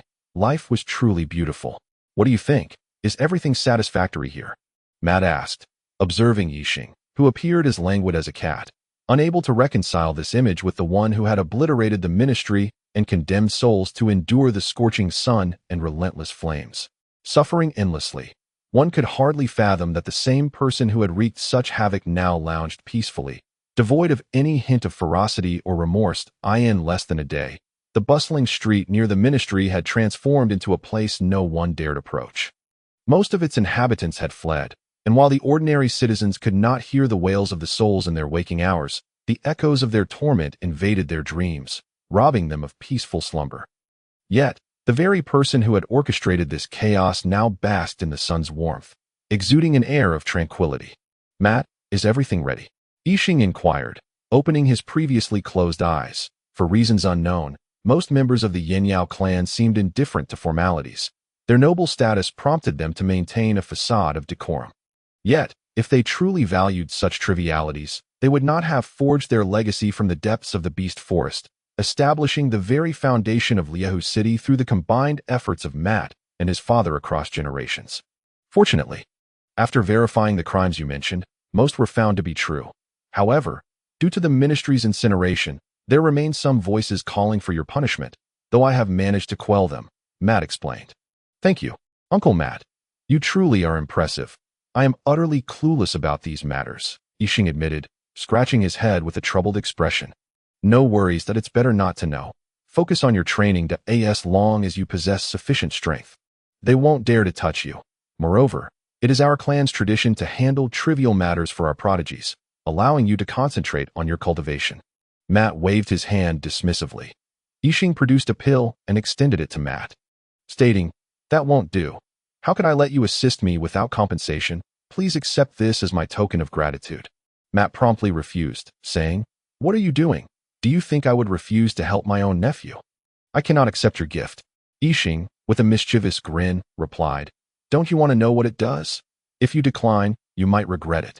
Matt's curiosity was piqued as he eyed the pill encased in wax, asking, "What is this?" Yixing responded, "This is called the Soul Cleansing Pill, a byproduct of concocting the Mengpa soup. No need to delve into that. Just know that consuming it will purify the impurities within your mental faculties." "Is it akin to your mental purification potion?" Matt inquired. "Somewhat. But this pill surpasses the mental purification potion by leaps and bounds. It can cleanse the souls of those in the holy domain." Yixing teased that Matt's interest was instantly piqued, while the mental purification potion would not entice him as an 8th-level mage. The soul cleansing pill was another matter entirely. One would refuse the opportunity to purify their mental acuity, especially since Matt had once resorted to consuming various potions to become an 8th level mage, which had left his mental faculties tainted. Despite years of arduous effort to refine his mental powers, the results had been negligible. Yixing had noticed the impurities in Matt's mental control when he used magic, revealing that his mastery was even inferior to Zhuofei's. Hence, he had prepared the soul-cleansing pill specifically for him. Watching Matt, who seemed both eager and hesitant, Yixing couldn't help but laugh heartily. Yet, Matt's temperament was commendable, unlike many. He resisted the temptation of power, demonstrating admirable restraint, which Yixing greatly respected, considering he was unsure if he could have done the same. Amused by Matt's fidgeting, akin to an ant on a hot stove, Yixing finally tossed the soul-cleansing pill to him, saying, "It's just for you that I can see how anxious you are. You could almost run away. When we first met, I thought you would always wear a serious expression." Matt hastily caught the pill, jokingly scolding, "You rascal! How dare you play tricks on your uncle? Such disrespect." "What is it? No respect? Matt, are you bullying my nephew?" A woman's voice chimed in, causing Matt's face to fall momentarily before he quickly transformed it into a placating smile as he turned to face the newcomer. "How could that be? My dear wife." "Humph, now that's more like it," she retorted playfully, casting a teasing glance at Matt before warmly addressing Yixing. "Hugo, are you settling in well?" The newcomer was Matt's wife, Delina Jones, the lady of Liehu City, and a close friend of Hugo's mother. Due to their close bond, upon seeing Hugo and learning of his connection to her friend, she treated him as if he were her own child. Although Yixing was not Hugo, he still appreciated the affection, presenting Delina with a vial of youth elixir that could restore one's appearance to that of a 20-year-old for 20 years. Such a gift upon their meeting sent Delina into a frenzy. Her affection for Yixing, already profound, intensified to a degree surpassing that of a mother for her own son, particularly when she imbibed the potion that restored her visage, physique, and complexion to that of her youthful 20s. The combination of her youthful appearance and mature allure captivated Matt's gaze, rendering him unable to look away. Consequently, Yixing's standing within the Lord's estate soared, elevating him to the status of the most esteemed individual. The servants, especially the maidens, flocked to him with great fervor, attending to his every need, which incited a profound jealousy in Matt, who, as the lord of the estate, had never before experienced such treatment. Naturally, this preferential treatment also ruffled the feathers of another individual. After discussing the matter of the soul-cleansing pill with Delina, she became exceedingly agitated. Being the one who understood Matt best, she recognized the profound impact that an inability to enhance his strength had on him. During her idle moments, she often caught sight of the dim sorrow in Matt's eyes. Had he not devoted himself entirely to the construction of the fierce Tiger City, he might have succumbed to despair long ago. Thus, Delina had never once complained about Matt's neglect of family for the sake of his duties. Instead, she frequently consoled their children. Now, with the soul-cleansing pill in hand, Matt could resume his training. Rekindling his spirit, this thought, Delina gazed at Yixing with gratitude, wishing to express her thanks. Yixing accepted her gratitude and remarked, "Uncle Matt, due to the excessive clutter in your mental energy, after consuming the soul-cleansing pill, you may drop to the 8th level, becoming a 7th or even 6th level mage." Matt boldly declared, "What does that matter? As long as I can train again, even starting from 0, I will swiftly regain my status as an 8th level mage." Delina beheld the invigorated Matt with an enamored gaze. Reminiscent of the time when she first knew him that time, Matt was a renowned genius. The name Fierce Tiger, Matt was known throughout the entire imperial capital. Upon their first meeting, Delina had been smitten at first sight, embarking on a fervent pursuit of him. However, following a particular crisis, the former vigor and audacity that once characterized Matt had faded, replaced by a relentless dedication to managing the fierce Tiger City left behind by his father. Yixing stated, "But you are not merely an 8th level mage. You have not ceased meditating for many years, and the soul-cleansing pill serves more than just to refine mental energy. To be precise, the refinement of mental energy is merely a side effect. The primary function of the soul-cleansing pill is to purify the soul, enhancing your affinity with magical elements and your comprehension. As long as you do not become complacent, the chance of achieving the sacred realm is quite substantial." Chapter 32. The Beginning of Fame. "Uncle Matt, what is the matter?" Yixing lazily inquired while reclining in a sun chair. Just moments ago, Matt had been brimming with vigor, but upon returning from an errand, His mood had darkened significantly, as if foreboding some grave event.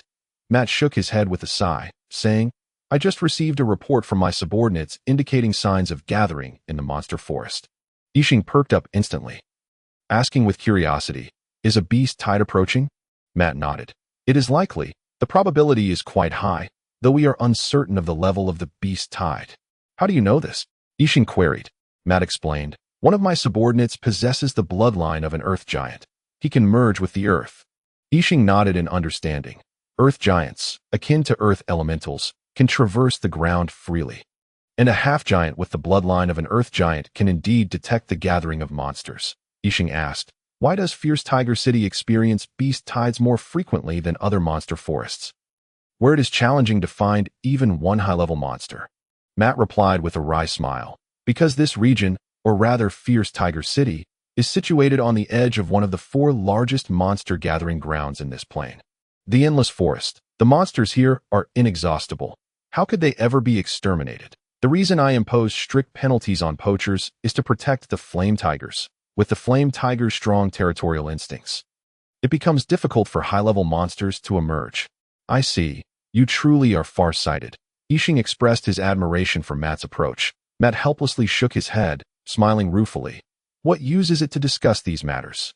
It bears no relevance to the impending beast tide. The coming beast tide signifies that high-level monsters are emerging from the depths of the forest, which means my plans have failed. Yixing comforted him. At least it has been quite some time since the last beast tide, hasn't it? This indicates that your plans have been somewhat effective, just not as impactful as you had hoped. Matt seemed to take little notice, rising to leave, just as Yixing was about to continue enjoying the sun.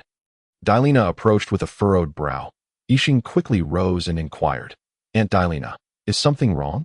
Observing Dailina's hesitance, Yixing encouraged, Aunt Dailina, please feel free to speak your mind. You are a friend of my mother, and thus a respected elder to me. Moreover, since Matt is my uncle, you've both taken great care of me. If there is anything I can assist with, I will certainly help. Dailina, feeling a bit shy, replied, well, Yuga, Matt has suddenly become quite despondent today. I didn't know the reason, so I inquired with the steward and learned about the impending beast tide. I was wondering if you could help guard the city.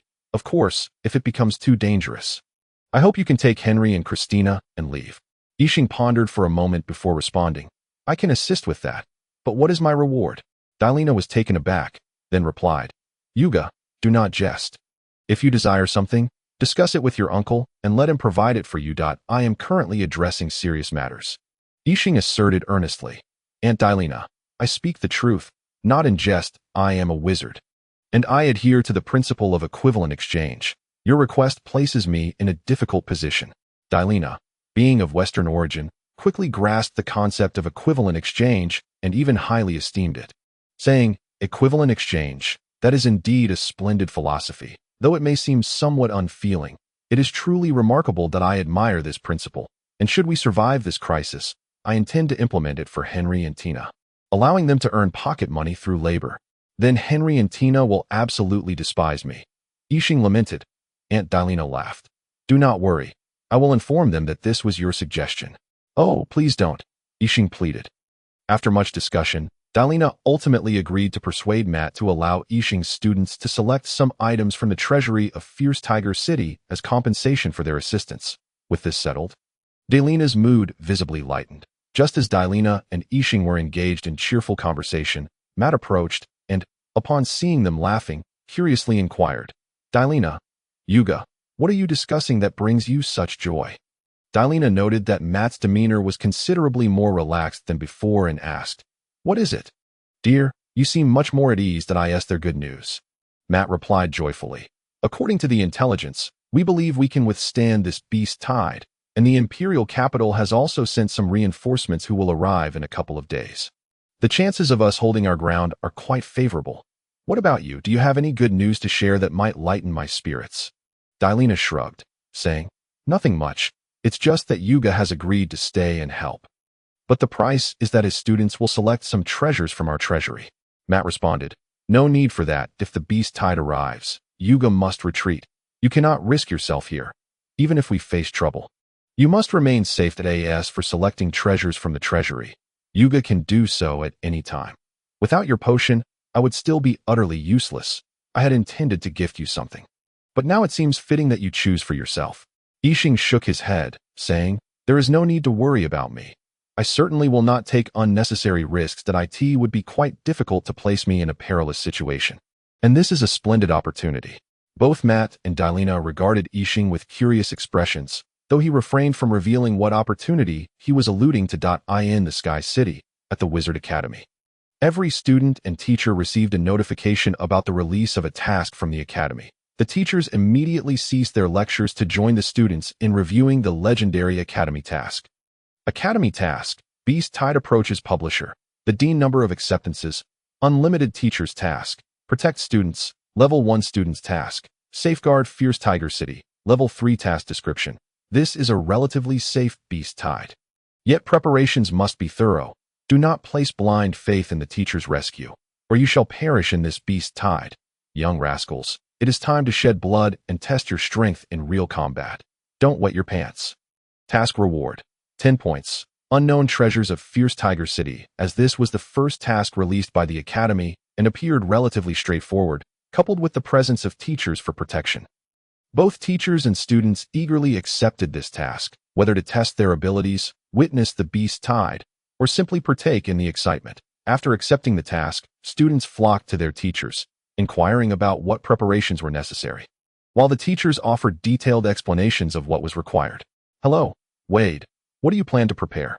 The teacher mentioned we need to gather healing potions, restorative elixirs, defensive scrolls, and other life-saving items. You really are preparing quite a lot. And you? About the same as you.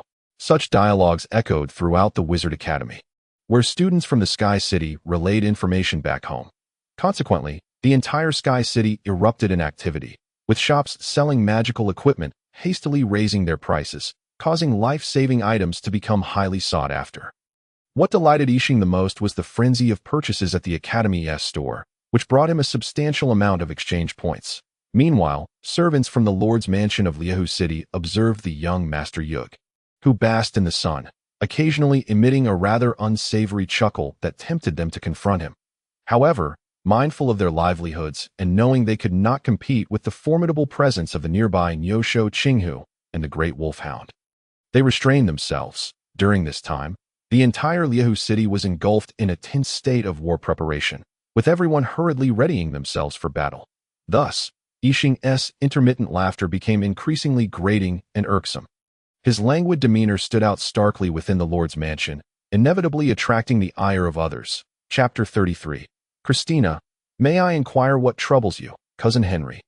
Yixing remarked as he noticed the sunlight being obstructed and opened his eyes to find Henry blocking his rays. Henry glared at the lethargic Yixing, gritting his teeth as he said, What are you doing?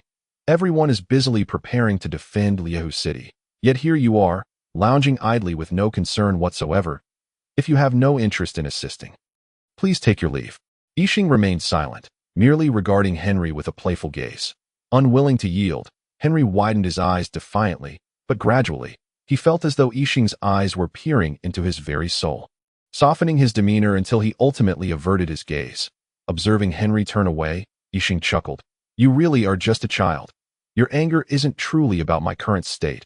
Rather, it's because of Aunt Delina's affection towards me.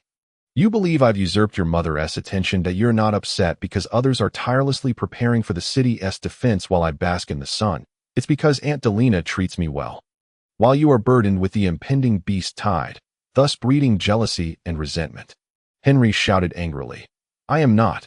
I am merely upset by your actions, and you are the one acting like a child. You claim you are not a child, yet only a child would care about being called one. Yixing replied with a smile. What's the matter, Henry? Yug, is something amiss? A voice interrupted Henry's retort. Nothing, Cousin Tina, just Henry being a bit overly emotional. Yixing called out. What's wrong? Henry, why are you shouting? The voice grew nearer, and soon a stunning red-haired beauty with long legs appeared in the courtyard. Sister, it's nothing, just a little too excited, Henry hurriedly explained. The beautiful woman, Yixing's cousin and Henry's sister. Christina spoke sternly. Henry, what time is it that you are still shouting? If you're bored, go to your room. If you have no desire to defend Liahu City, don't disturb others who are preparing. But what? Hurry inside. Fine, you all side with him. Henry fumed and dashed back to his room. Seeing Henry's reaction, Christina shook her head in exasperation and turned to Yixing, apologizing. I'm sorry, Cousin Yug. Henry is just a child who hasn't matured. Please forgive him. It's quite all right. Yixing waved his hand dismissively. You should go check on him. He seems to be on the verge of tears. No need, Christina declined. He should learn to grow up. He is only a year younger than you, but remains so immature. How can we trust him with the future of Liahu City? Yixing mused that it was because he had lived 2 lifetimes totaling over 30 years, if he were not more mature than a 14-year-old. That would indeed be strange. Moreover, he recalled that he was not nearly as capable at 14, especially not compared to her. Cousin Yug, Christina suddenly said, hesitating, may I ask you something? Go ahead, what is it? Yixing responded casually. Christina stammered for quite a while, finally seeming to make a significant decision as she blushed and declared, do you still have that youth potion? After speaking, Christina awaited a momentous response, her expression filled with tension as she gazed at Yixing. Yixing, amused by the sight of Christina looking at him with such longing, felt a mix of delight and discomfort since she was, after all, his cousin at it was rare to see the usually serious Christina display such vulnerability. He shook his head with a smile and replied, Of course, do you want it? Christina nodded eagerly, appearing quite adorable. However, what's in it for me? Yixing shifted the conversation. Christina paused, then contemplated for a long while before asking, What do you want? If I have it, I will certainly give it to you. If not, I will find a way to procure it. All right, I won't tease you anymore if you join my academy as a teacher. I shall grant you the youth potion. Yixing noted Christina's reaction and found himself losing interest in teasing her. Christina was taken aback, recalling that Yug had mentioned he was the head of an academy upon his arrival. She remembered that he said the Wizard Academy was established in the Sky City, akin to the wizard towers that train apprentices in magic. However, unlike the towers that serve their masters, the academy is dedicated to teaching magic. Name, Yug Yinyao Yixing race. Human, descendant of the Chaos Demon God occupation. All-element wizard. First level wizard age. 15 lifespan. 5,000 bloodline. Chaos Demon Crow meditation technique. Chaos derivation. Golden Crow forging body spirit. 99. The mental consumption for casting a standard 0-level spell is 1. Innate spells. Yin-Yang balance. Elemental control. Instant casting. Bloodline talents. Lord of time and space. Lord of the sun. Lord of crows. Yin-Yang wings. Golden Crow wings. Underworld Crow wings. Yin-Yang eyes. Innate abilities. Time and space control. As you traverse the river of time and space, your bloodline soul has integrated a portion of temporal power, allowing you to wield a modicum of control over time and space. Time and space favor. While journeying through the river of time and space, your bloodline soul has absorbed a part of temporal power, granting you substantial resistance against temporal incursions. Lord of the Sun. The rise and fall of the sun encompass life and death. All is but a thought. Equipment. Crow mask. Invisibility. Exclusive to Yixing. Effect 1. Eye of Truth. All truths enter my sight, enhancing any ocular techniques, allowing detection of all things. Effect 2. None. Effect 3. None Crow necklace. Exclusive to Yixing. Effect 1. Heart like still water, with a tranquil heart. Impervious to all demons, doubling mental recovery. Effect 2. None. Effect 3. None Crow robe. Exclusive to Yixing. Effect 1. Endless time and space. Time and space are boundless, impervious to all laws. Effect 2. None. Effect 3. None Crow footwear. Exclusive to Yixing. Effect 1. Distance is but a moment. All corners of the earth are within an instant. Effect 2. None. Effect 3. None Crow grimoire. Exclusive to Yixing. Effect 1. Spell enhancement. Increases spell power. Effect 2. Spirit throttle. Reduces the mental energy required for casting. Effect 3. All-encompassing. Automatically records all spell information. Witch God ring. Exclusive to Yixing. Space ring. Effect 1. Spell casting without material. Waive some materials required for casting spells. Effect 2. Instant spell. Can instantaneously cast most spells not exceeding one's own level. Effect 3. Fate uncertain. Conceals one's own fate to prevent others from probing. Defending against most curses based on fate, aura, flesh, hair, and blood. 1,000 phantoms. Exclusive to Yixing. Form 1. Carefree Fan. A form for ranged and light melee combat, enhancing all elemental spells, allowing material-free casting of elemental spells. And reducing mental consumption. Form 2. Source Staff, a form for range combat, enhancing all spells. Form 3. She has Sword, a melee combat form, possessing the ability to nullify spells, striking down most spells not exceeding one's own level while slightly enhancing spell power. Form 4. Qianyuan Umbrella, a defensive form, providing exceptional spell and physical defense. This form reveals how fearful the host is of death, spells, omitted magic, omitted before sleep. Yixing, as per his usual routine, checked his character panel. His mental energy had yet to increase, indicating that only by advancing to a second-level wizard could he surpass the 100 mark. Having anticipated this, Yixing was not overly disappointed, merely feeling a tinge of melancholy as he pursed his lips and began his practice. Chapter 34. Arrival. Ah, how wonderfully restful my slumber was. The weather is delightful, and it seems we are graced with another splendid day, Yixing languidly remarked as he rose from his bed, stretching contentedly and stifling a yawn. Perhaps due to its proximity to the true beast forest, the endless forest, the autumn season had little impact on Liahu City, resembling the Sky City with its refreshing yet not frigid atmosphere. However, according to the inhabitants of the manor, winter was an entirely different affair, a veritable expanse of frozen miles and drifting snowflakes, where mountains danced like silver serpents and waxen elephants roamed freely, a breathtaking spectacle that he yearned to experience. Xiaohei, Xiaoqing, Wang Kai, rise and come to breakfast, Yixing called out as he approached the slumbering trio of pets. It was remarkable how the pets now lived in greater comfort than their owner. Especially the Niushou Qing Hu, which had its own room and a servant dedicated to its care, along with specialized food that inspired envy and resentment in Yixing after enjoying breakfast with his uncle's family. Yixing resumed his usual leisurely pace, meandering into the courtyard to recline upon a lounge chair, basking in the sunlight to absorb its energy while practicing the Jinwu Duan Tiju, fortifying his physical form and purifying his bloodline. The trio of pets also gathered nearby, drawing in the sun's energy that Yixing had refined to his surprise, just as he settled into relaxation and prepared to cultivate. Christina hurried over, appearing anxious as if she bore urgent news. Cousin Yug, do your words from yesterday still hold weight? Christina inquired, her expression tense as she fixed her gaze upon Yixing. What words? Yixing feigned ignorance, fully aware of the matter at hand, yet wishing to tease his enchanting cousin. The words you spoke to me yesterday. Christina's urgency escalated as she realized Yixing had forgotten, her excitement palpable. What words indeed? I spoke many yesterday and cannot recall which you refer to.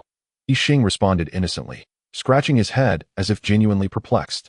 Do you truly not remember? Please, do not deceive me, Christina implored, her voice trembling with desperation as tears began to flow, mingling with a glimmer of hope in her eyes. Seeing Christina's tear-streaked face, Yixing panicked and quickly reassured her. I was merely jesting. Of course I remember. Please, do not cry. I am averse to women weeping. Who is crying? Came a triumphant voice from the now smiling Christina, who lifted her lovely face, revealing bright eyes brimming with victory. Observing her tearless expression, Yixing realized he had been duped. Aside from the initial tears, Christina had likely been feigning distress all along. You deceived me. I cannot believe I fell for your ruse. How could my brilliance be so easily undermined? Yixing exclaimed in astonishment. Christina's performance had been so convincing. It seemed as though she had honed her craft through extensive experience. Was it true that the more beautiful a woman was, the more adept she became at deception? Of course, Yixing's oversight had contributed to his naivete. He had not suspected Christina was merely acting. This served as a reminder for him. His vigilance had waned significantly in such a world governed by the law of the jungle, where a moment's inattention could lead to dire consequences. A lack of caution could result in grave misfortune, even death. This is a world where one misstep can cost a life. It is not the comfortable existence of your Yixing. Do not perceive this world through the lens of the past. Thankfully, this time it is merely my cousin, who harbors no ill intentions. Otherwise, the consequences would be dire. Yixing silently admonished himself. Humph! Do you now comprehend my prowess? Those who can bully me have yet to make an appearance, Christina teased, her laughter ringing out as she departed, clutching the youth potion. Someone of your talent should truly consider a career in acting, Yixing remarked, admiring Christina's graceful silhouette as she walked away. You too have been deceived. came Henry's voice, laced with a peculiar camaraderie, from behind. Is it that you are frequently fooled by Tina? Yixing inquired curiously. Indeed, it is not just Tina. My mother is also a culprit, Henry replied solemnly. So, Tina's impressive acting skills have been honed at your expense, Yixing surmised further. Yes. And my father as well, Henry confirmed with a nod, his expression heavy with resignation. Ha ha ha. I previously thought one could understand being deceived once, but to fall for it repeatedly, you must truly be the epitome of foolishness. Yixing's unexpected laughter shattered the previously shared sense of understanding, leaving Henry visibly irritated. Stifling his urge to retaliate, Henry huffed in frustration and turned away. Departing without looking back, Yixing shook his head as he watched Henry's retreating figure. What a child he is. Knowing he is a child. You still tease him, Huodo remarked disdainfully. Hey, isn't it amusing to see him so riled up? Yixing replied, grinning mischievously. Huodo sighed in exasperation at his master's penchant for mischief, but could only continue absorbing the son's energy. Casting a sidelong glance at Huodo, Yixing quipped, Do not pretend to be so serious. We all know who you truly are. You enjoy this as much as I do. Huodo turned his head away. Feigning ignorance, in the Sky City, at the Wizard Academy's teleportation square, the teachers who had arrived earlier observed the students, each laden with their belongings and animatedly conversing. Noticing that everyone had gathered, Salo called for silence and addressed the eager students, saying, Classmates, we are about to embark for the battlefield to confront the beast tide. Though your time at the academy has been brief, the knowledge you have acquired should suffice to handle the dangers you may encounter.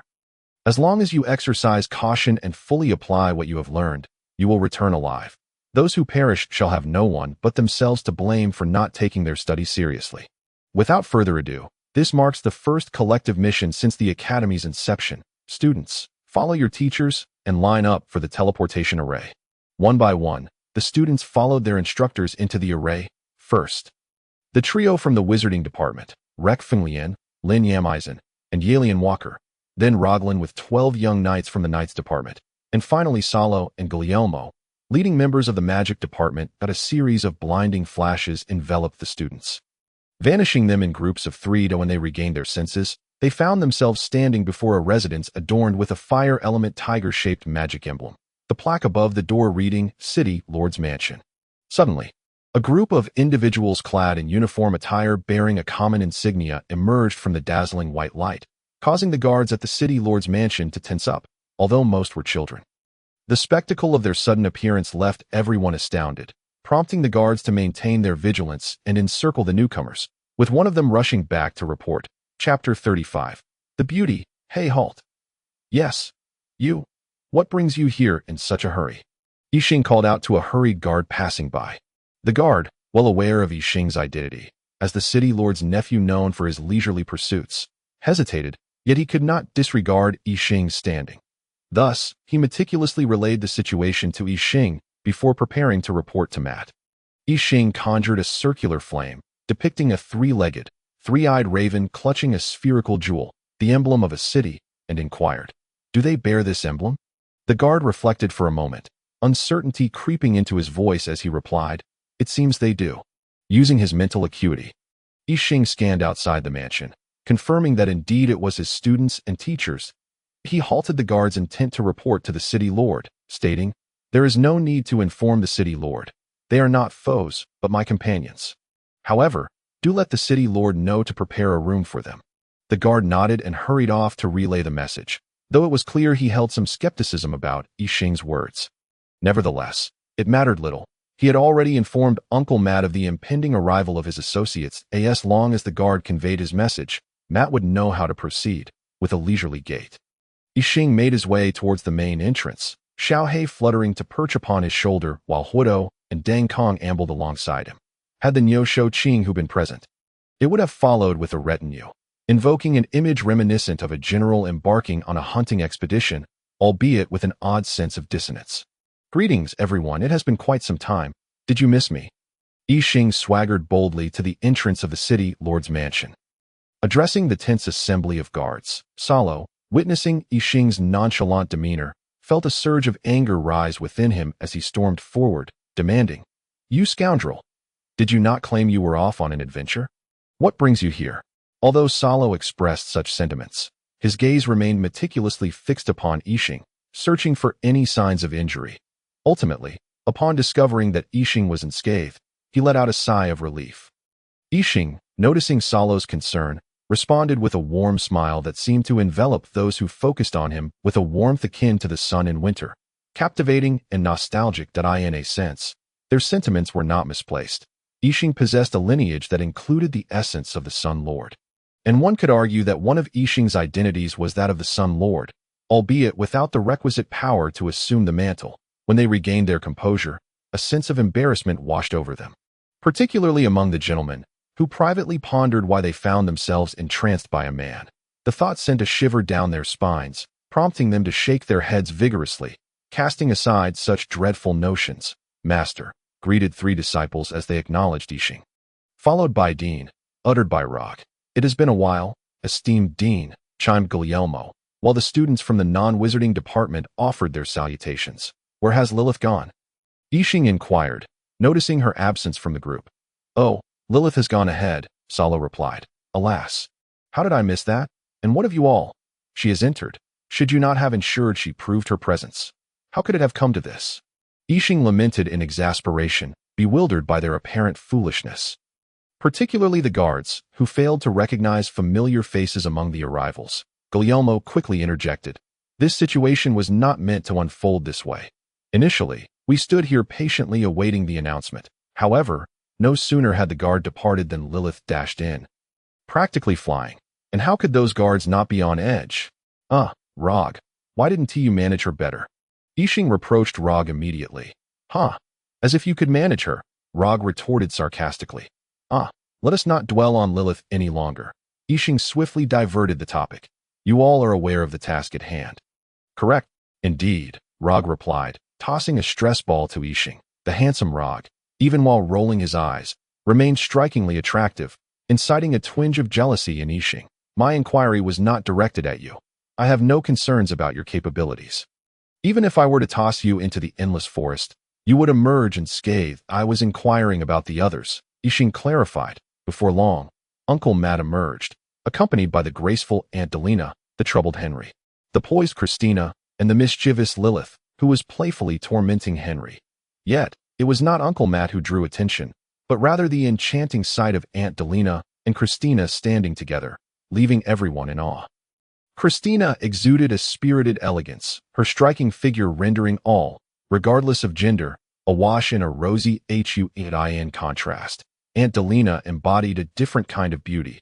Unlike Christina's youthful charm, Delina radiated a mature allure reminiscent of a ripe peach, imbued with a motherly warmth.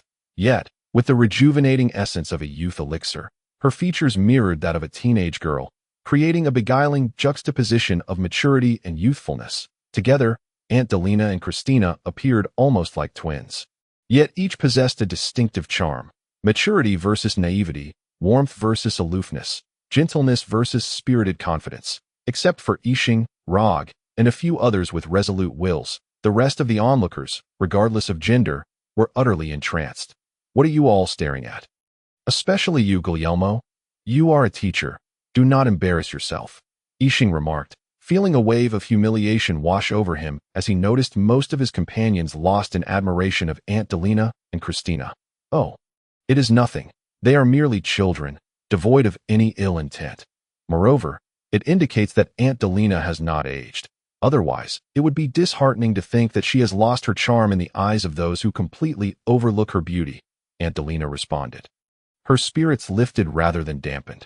After all, no woman would feel angered by being admired for her beauty, especially when the admirers were innocent children. Even the somewhat self-absorbed Christina merely turned her head away.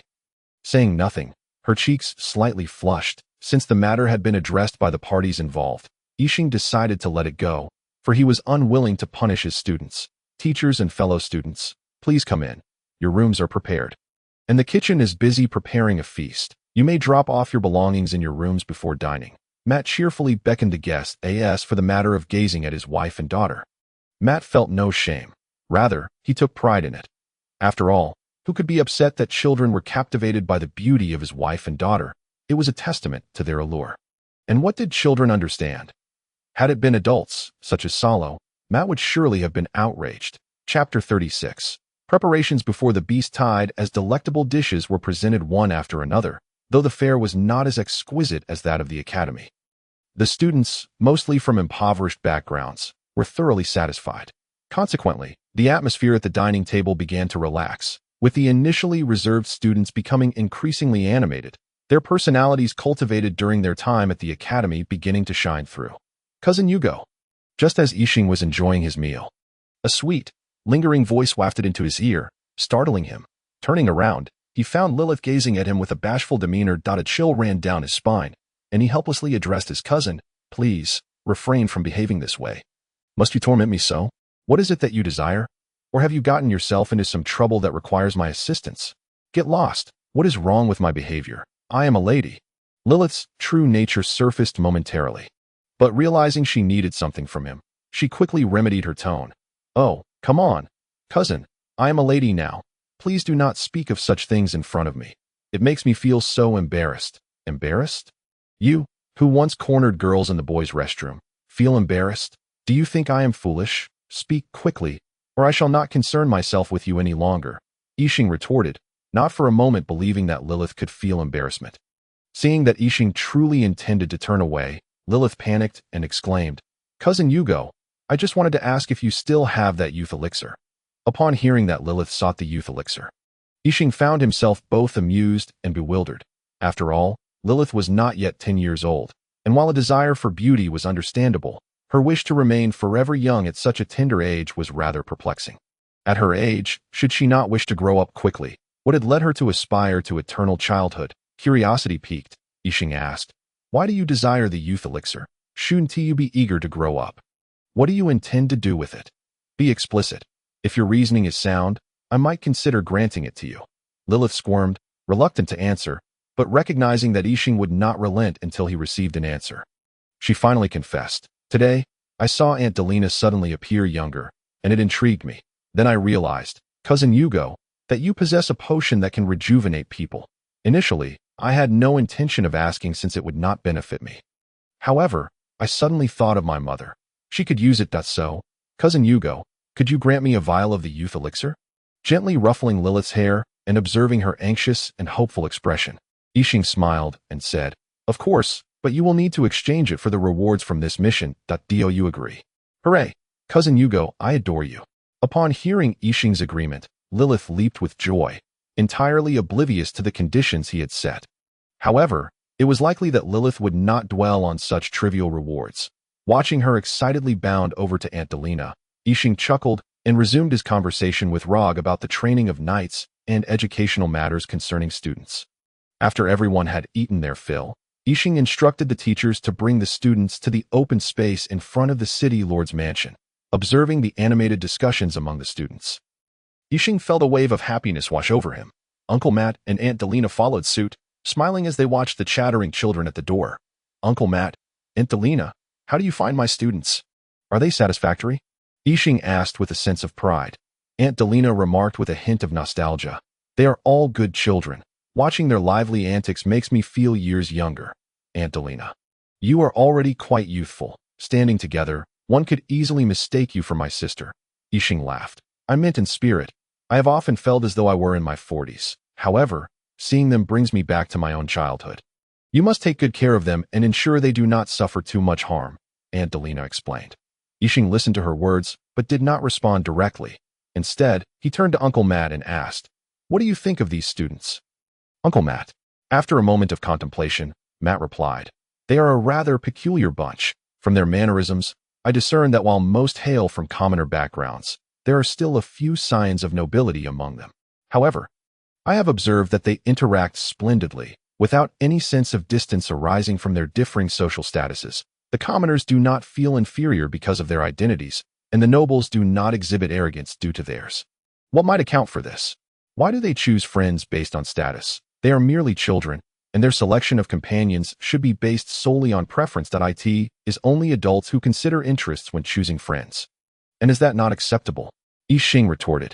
No, it is indeed acceptable, but I am curious as to how you have accomplished this, Matt inquired. It is quite simple. I have conveyed a fundamental truth to them, regardless of their status or lineage. In this world, this brutal world of survival of the fittest, none can ensure their safety in dire circumstances except for themselves and their companions. Furthermore, I have impressed upon them that relying on parental influence at school is shameful. They ought to strive to create their own glory that befits their families. As for the children from impoverished backgrounds, it is even easier. I merely need to tell them that if they work hard, the school will grant them noble status or the strength that nobles covet. Yixing explained succinctly how he or the Wizard Academy operates, though the reality is far more complex. Ahem, students, you are now to select your desired items from the treasury of Liehu City as your reward for this endeavor. As for what you may choose, that is up to you. Each of you is permitted only one item, no more. And Lilith is not participating in this activity, understood? Yixing announced loudly. Understood. Since you all comprehend, let us proceed.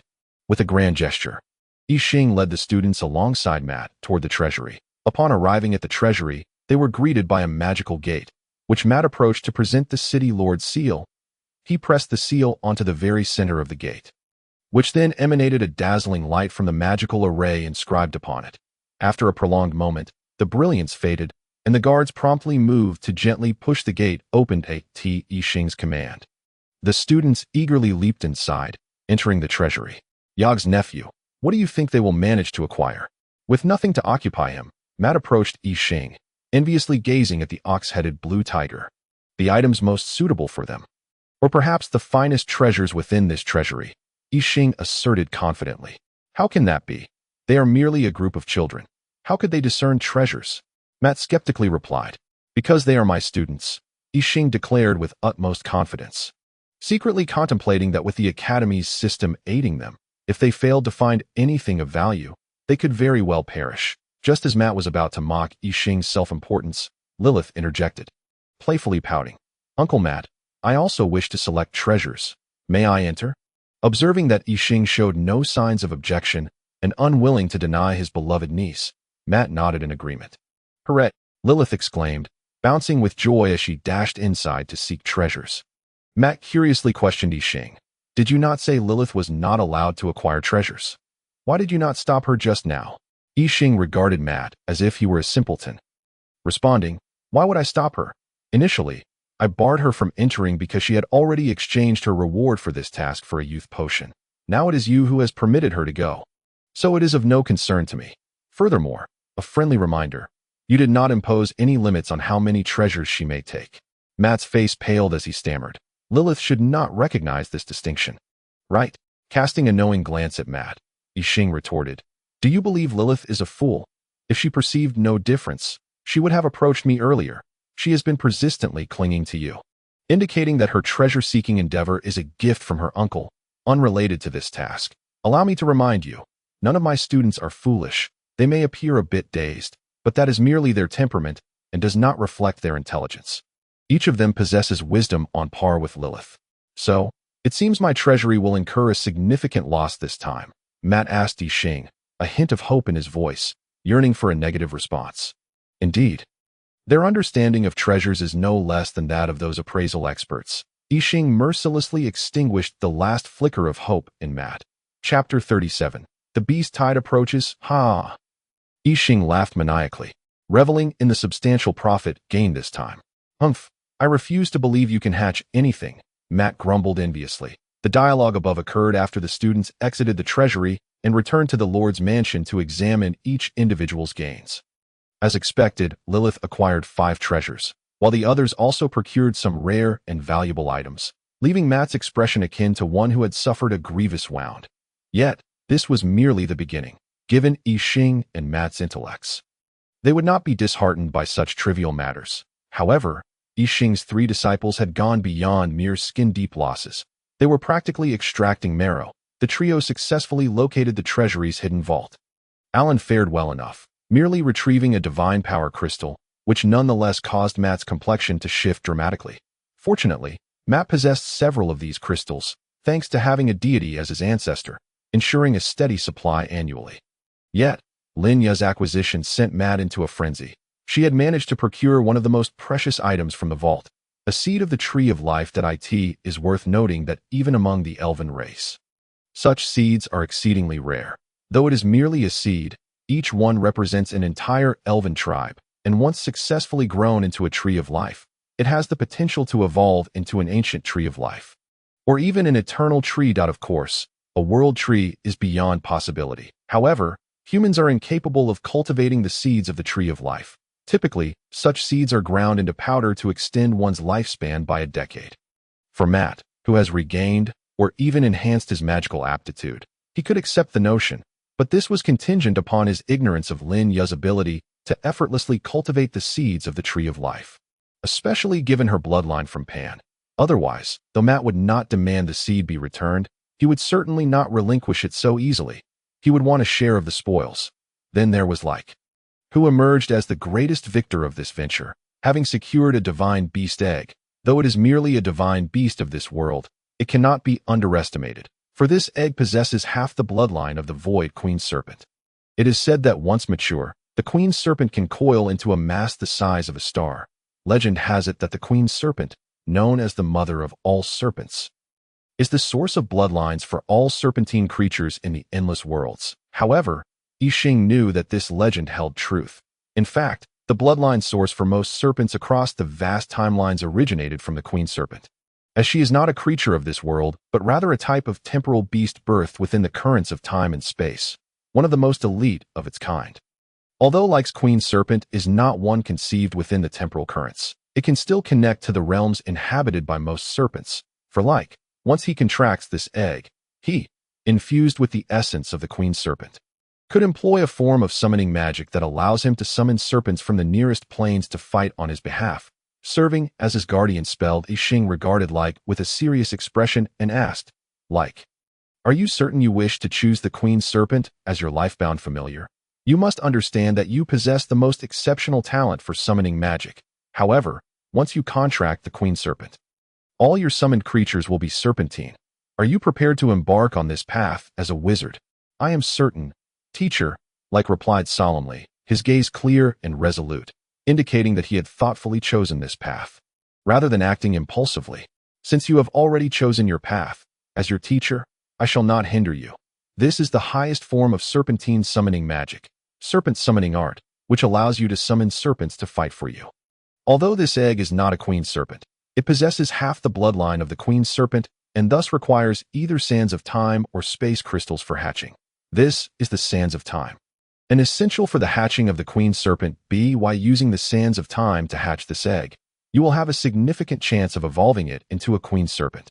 Of course, these items are not to be given freely. You must work for the Academy for 100,000 years. After receiving Like's confirmation, I Ching handed over the prepared magic and sands of time to him. I Ching wholly disregarded Matt's desire to retract his agreement. After all, this was the bloodline of the most elite temporal beast, and regardless of the resources expended, any discerning individual would not trade it away. This was the pinnacle of guardian divine beasts. Had it not been in the hands of his own disciple, I Ching would have forcibly seized it, should such bloodlines appear in the wizarding world. Even an 8th-level wizard would stir chaos, resulting in rivers of blood. After helping Like establish a contract with the serpent egg, I Ching instructed them to return to their rooms. That it would not do to linger before Matt, who was now acutely aware of the egg's value, his eyes practically glowing with envy as he panted like a bull, fixated on the serpent egg. All right, Uncle Matt, are you not embarrassed? I Ching remarked, observing Matt's still reddened eyes as he gazed longingly at the departing Like. Get lost. You try experiencing this feeling. This is a divine beast's egg, and it surpasses even that of a dragon. To lose it so easily before my eyes is too generous of you. Matt glared at I Ching in fury. I Ching shrugged and replied, what of it? This item bears no benefit for my cultivation. Possessing it would only bring me annoyance. Besides, it is for my disciple, so I have neither deprived others nor wasted it. I find it rather agreeable. Matt, still with reddened eyes, exclaimed, do not give it to me. I am your uncle. Spiritual solace. Observing Matt, who had lost his composure, I Ching directly employed a mental spell and gently spoke. Uncle Matt, you have allowed yourself to be provoked to the point of losing your serenity. Do not forget that you are a practitioner of fire magic, the Mother King Serpent. Being of a different attribute is of no use to you, merely an additional helper. For Rek, however, this is a matter of great significance regarding his path. Moreover, Can you truly hatch it or tame it? Bear in mind that the contracts in this world can only bind the Mother King's serpent temporarily. Do not expect me to provide you with sand of time and space. You cannot afford such a thing. Under the dual comfort of Yixing's words and spell, Matt gradually calmed down. Is Matt all right? It has already been 3 magical cycles, inquired Delina, who was stopped by Yixing from approaching, her gaze filled with concern for Matt, who stood still in the yard. Lost in thought, there is a matter at hand, but it is a favorable one that I did not expect Uncle Matt's comprehension to be so profound. He has entered a state of enlightenment. Once he awakens, he is likely to regain the strength of an 8th-level mage, and even surpass his previous capabilities, for he is now touching the very laws of magic, Yixing remarked, sensing the rhythmic flow of the fire laws surrounding Matt. As Yixing's words fell, Matt began to voraciously consume the surrounding fire elements. His power, which had fallen to the 6th level, began to rise steadily, and as he devoured the fire elements around him, he began to reach out to consume even greater expanses. With Matt's frenzied consumption, fire elements within 100 meters surged towards him, ultimately coalescing into a visible red elemental storm. Witnessing Matt's power continuously elevate, eventually reaching the pinnacle of the 8th level and striving for the 9th, Yixing hastily shouted with mental magic, "Uncle Matt, cease your breakthrough immediately and focus all your energy on purifying and compressing the magical vortex." Awakening from his moment of enlightenment and relishing the sensation of power surging within him, Matt hesitated briefly upon hearing Yixing's voice, but then promptly halted his breakthrough and began to compress the magical vortex with all his might, expelling the impurities within. Although an 8th-level pinnacle magical vortex appeared as grand as a galaxy, typically requiring a month for purification, let alone compression, in the wake of enlightenment, Matt found it exponentially easier than usual, swiftly compressing his magical vortex and removing countless impurities. Observing the impurities he had cast aside, Matt felt a wave of trepidation. Had it been at any other time, he would have never been able to purify his magical energy to such an extent. His magical vortex had shrunk by 1/3, and he had never anticipated the extent of impurities within his magical energy. Had he ignited divine fire to burn his magical energy, then failure would have been inevitable. Now, gazing at his magical vortex, which had reduced in size yet appeared as a lovely red, translucent gel, he felt an exhilarating sense of potential. This increase in his chances of ascension to divinity was indeed significant. Just as Matt intended to express his gratitude to Yixing, aware that without him, he would likely have been stymied by the impurities in his magic, a guard rushed in, proclaiming that a beast tide was imminent. How could this be? Wasn't it said that it was still several days away? Why is it arriving so soon?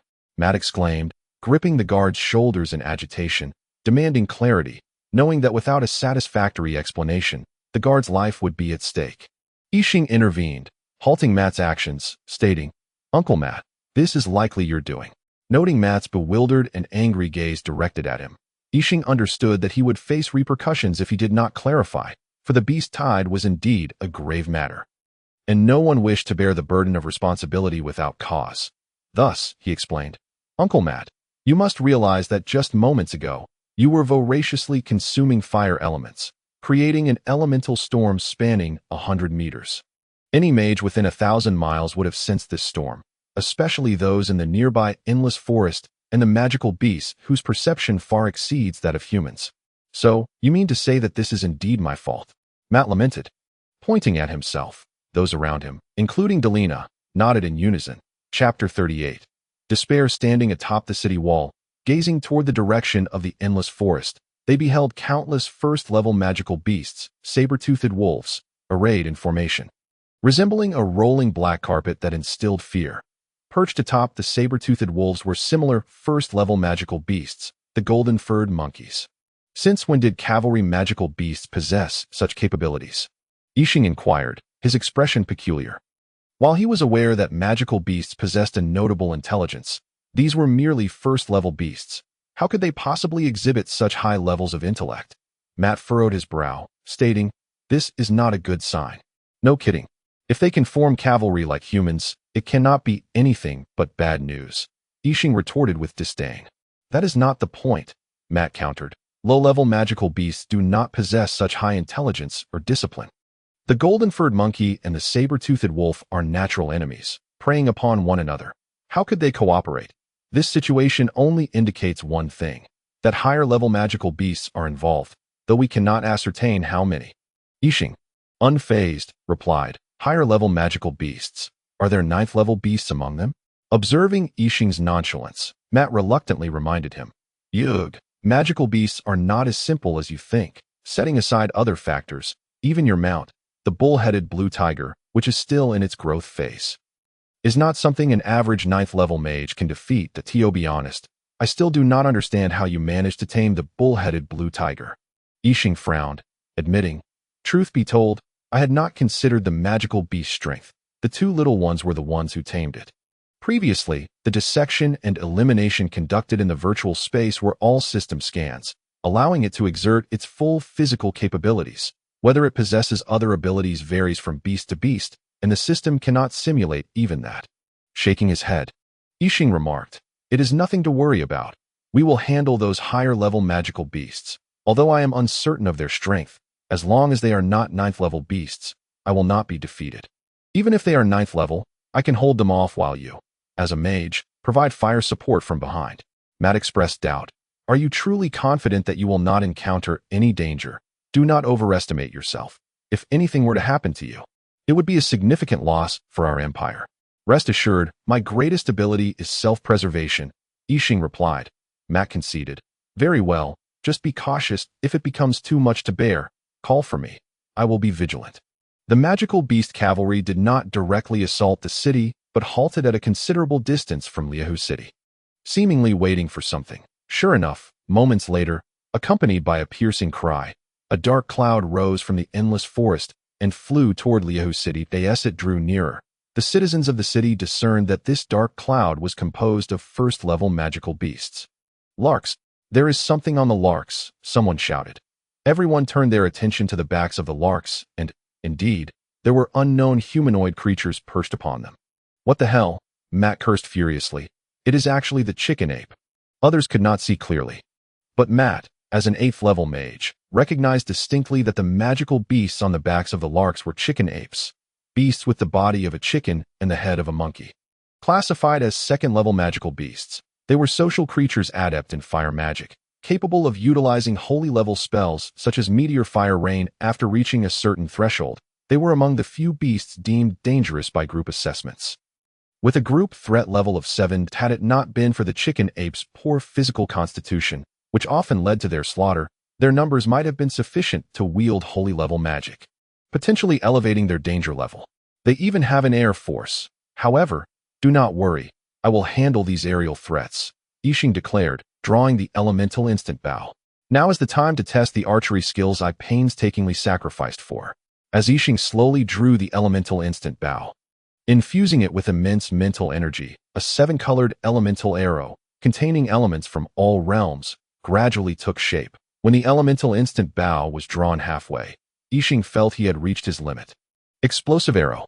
With Yixing's furious shout, the elemental arrow vanished from the bow, appearing amidst the flock of birds. As it pierced through the obstructing larks and reached the center of the flock, the mental energy within the elemental arrow was detonated, causing a chaotic disruption of the elements within. Boom! A tremendous sound erupted as the elemental arrow exploded due to elemental conflict, triggering a localized elemental upheaval that enveloped the entire flock.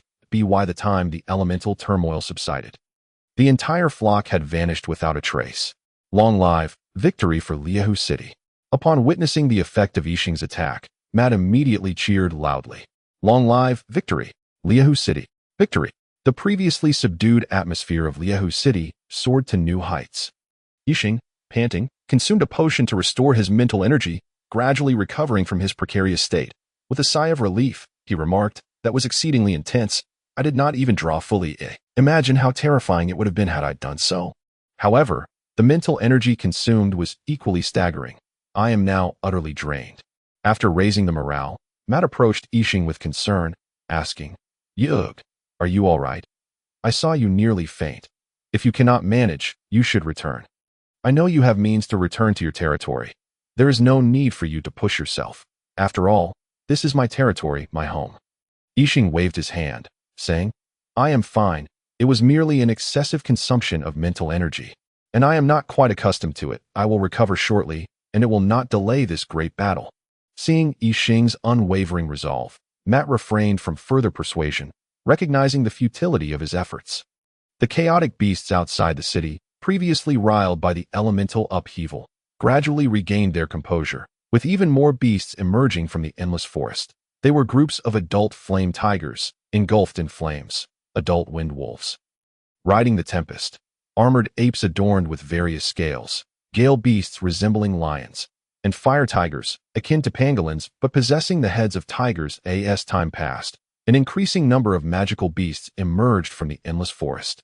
Initially, only lower-tier beasts appeared in clusters, with an occasional 6th-level beast making an appearance, but now even 6th-level beasts began to emerge in droves. For instance, the flame lizard, a subdragon species capable of breathing dragon fire, is a pinnacle 6th-level magical beast. The fire tiger, also a 6th-level beast, boasts formidable magical and physical defenses, posing a nightmare for mages specializing in melee magic. Such rare and even solitary powerful beasts began to appear in clusters, indicating that what was once a relatively manageable beast tide had transformed into a perilous threat, led by formidable magical beasts. Many of the beasts residing within the endless forest were now being driven forth.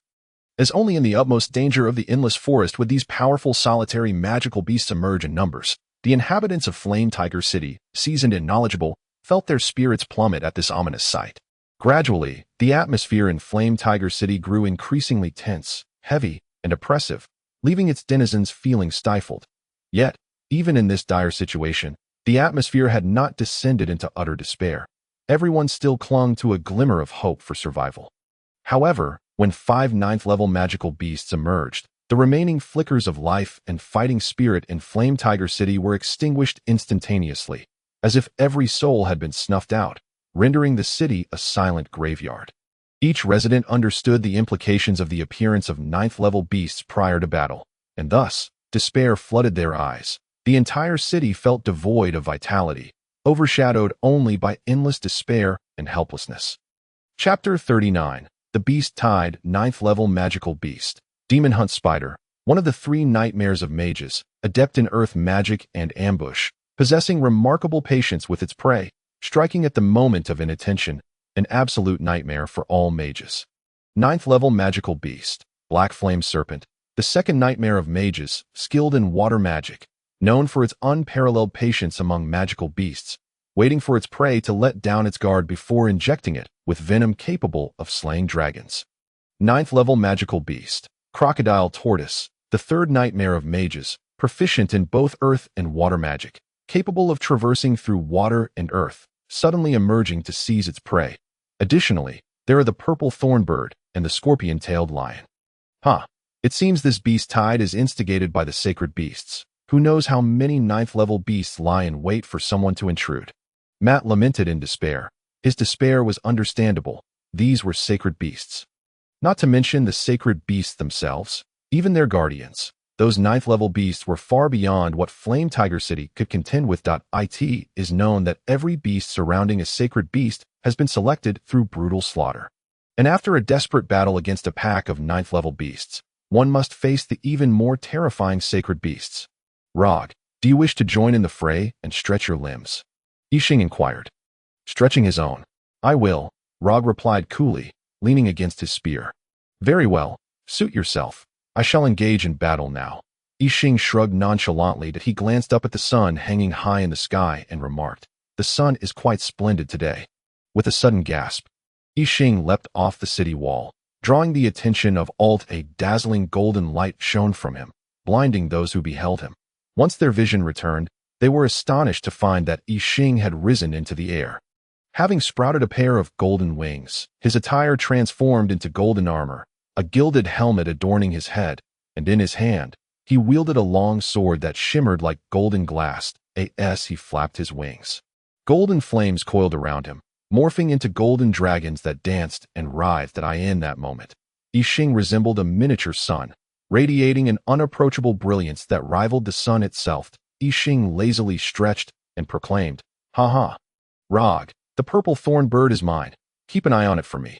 This is my first battle. No sooner had he spoken than he vanished from sight, his wings beating rapidly. The purple thorn bird, caught off guard, barely registered the threat before a golden sword loomed large before it. Kill! Yi Xing materialized before the purple thorn bird, thrusting his sword toward its brow. Caw! A thunderous crow echoed, exuding an overwhelming aura of dominance. The golden crow's sword technique, golden crow flapping wings. His entire sword transformed into a golden crow, wings aflutter, soaring toward the purple thorn bird's brow, vividly alive, the golden crow asserting its might over the realm. This was a golden crow, embodying Yi Xing's boundless battle intent in that instant. Yi Xing's blood surged, his fighting spirit soaring to that moment. He felt unrivaled, supreme in heaven and earth. The might of the golden crow was well known. It represented the power of the blazing sun. Unmatched in its brilliance, that was not the withering of autumn chrysanthemums that heralded the demise of 100 flowers, but rather, in his presence, the stars dimmed. There was no need for him to do anything. His mere appearance rendered all else dull and lifeless. Thus, as the golden crow emerged, a ray of sunlight from the radiant sun cascaded down upon Yi Xing, resonating with him, as he infused that light into his sword in the eyes of all.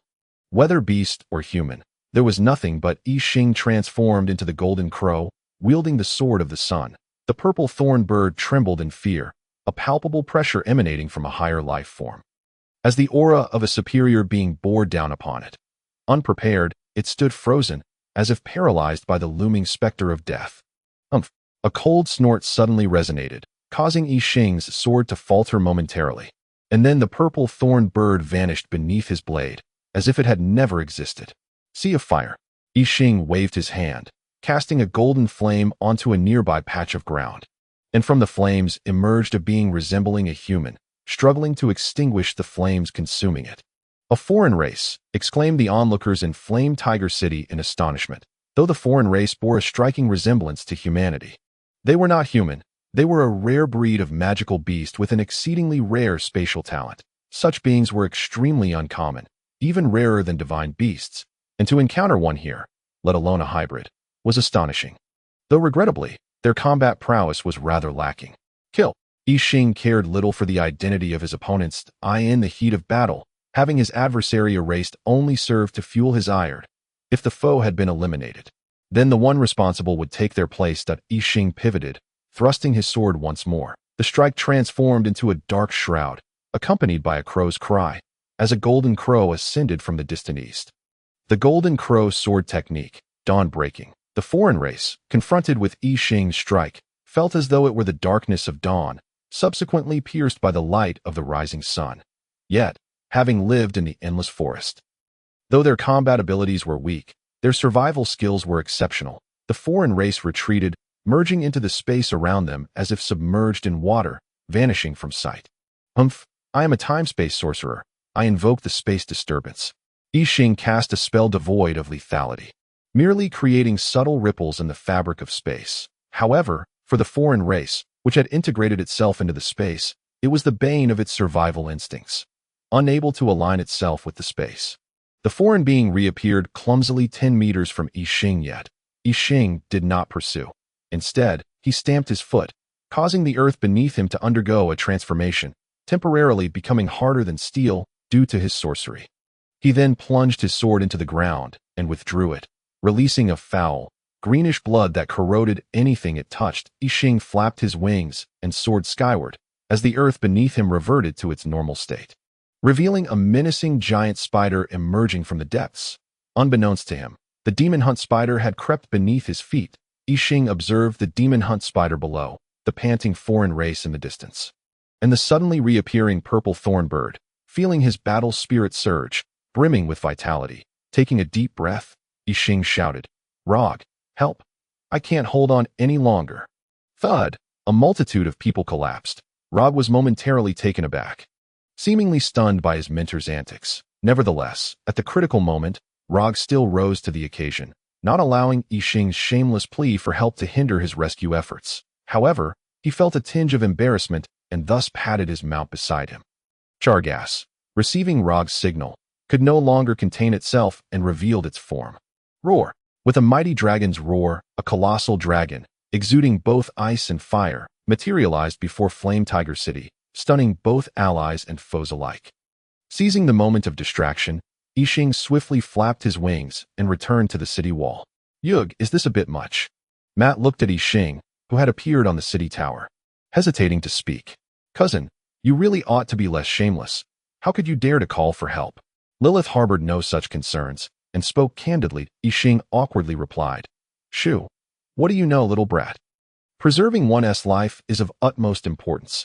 Losing face is a trivial matter as long as there are green mountains. One need not fear a lack of firewood. In Chapter 40, Beast Tide, no matter how Yixing attempted to elucidate, he was met with scornful gazes. However, Yixing, possessing a thick skin, soon grew weary of his futile explanations, as it wouldn't cost him anything. Observing Yixing's reaction, everyone gained a profound understanding of his shamelessness, which was truly beyond ordinary. Yet, amidst this life-or-death crisis, no one paid it much mind, merely expressing surprise and laughter before refocusing their attention. Nonetheless, Matt could clearly sense that the atmosphere in the entire city had begun to lighten. No longer steeped in despair and silence as before, Matt shook his head in resignation.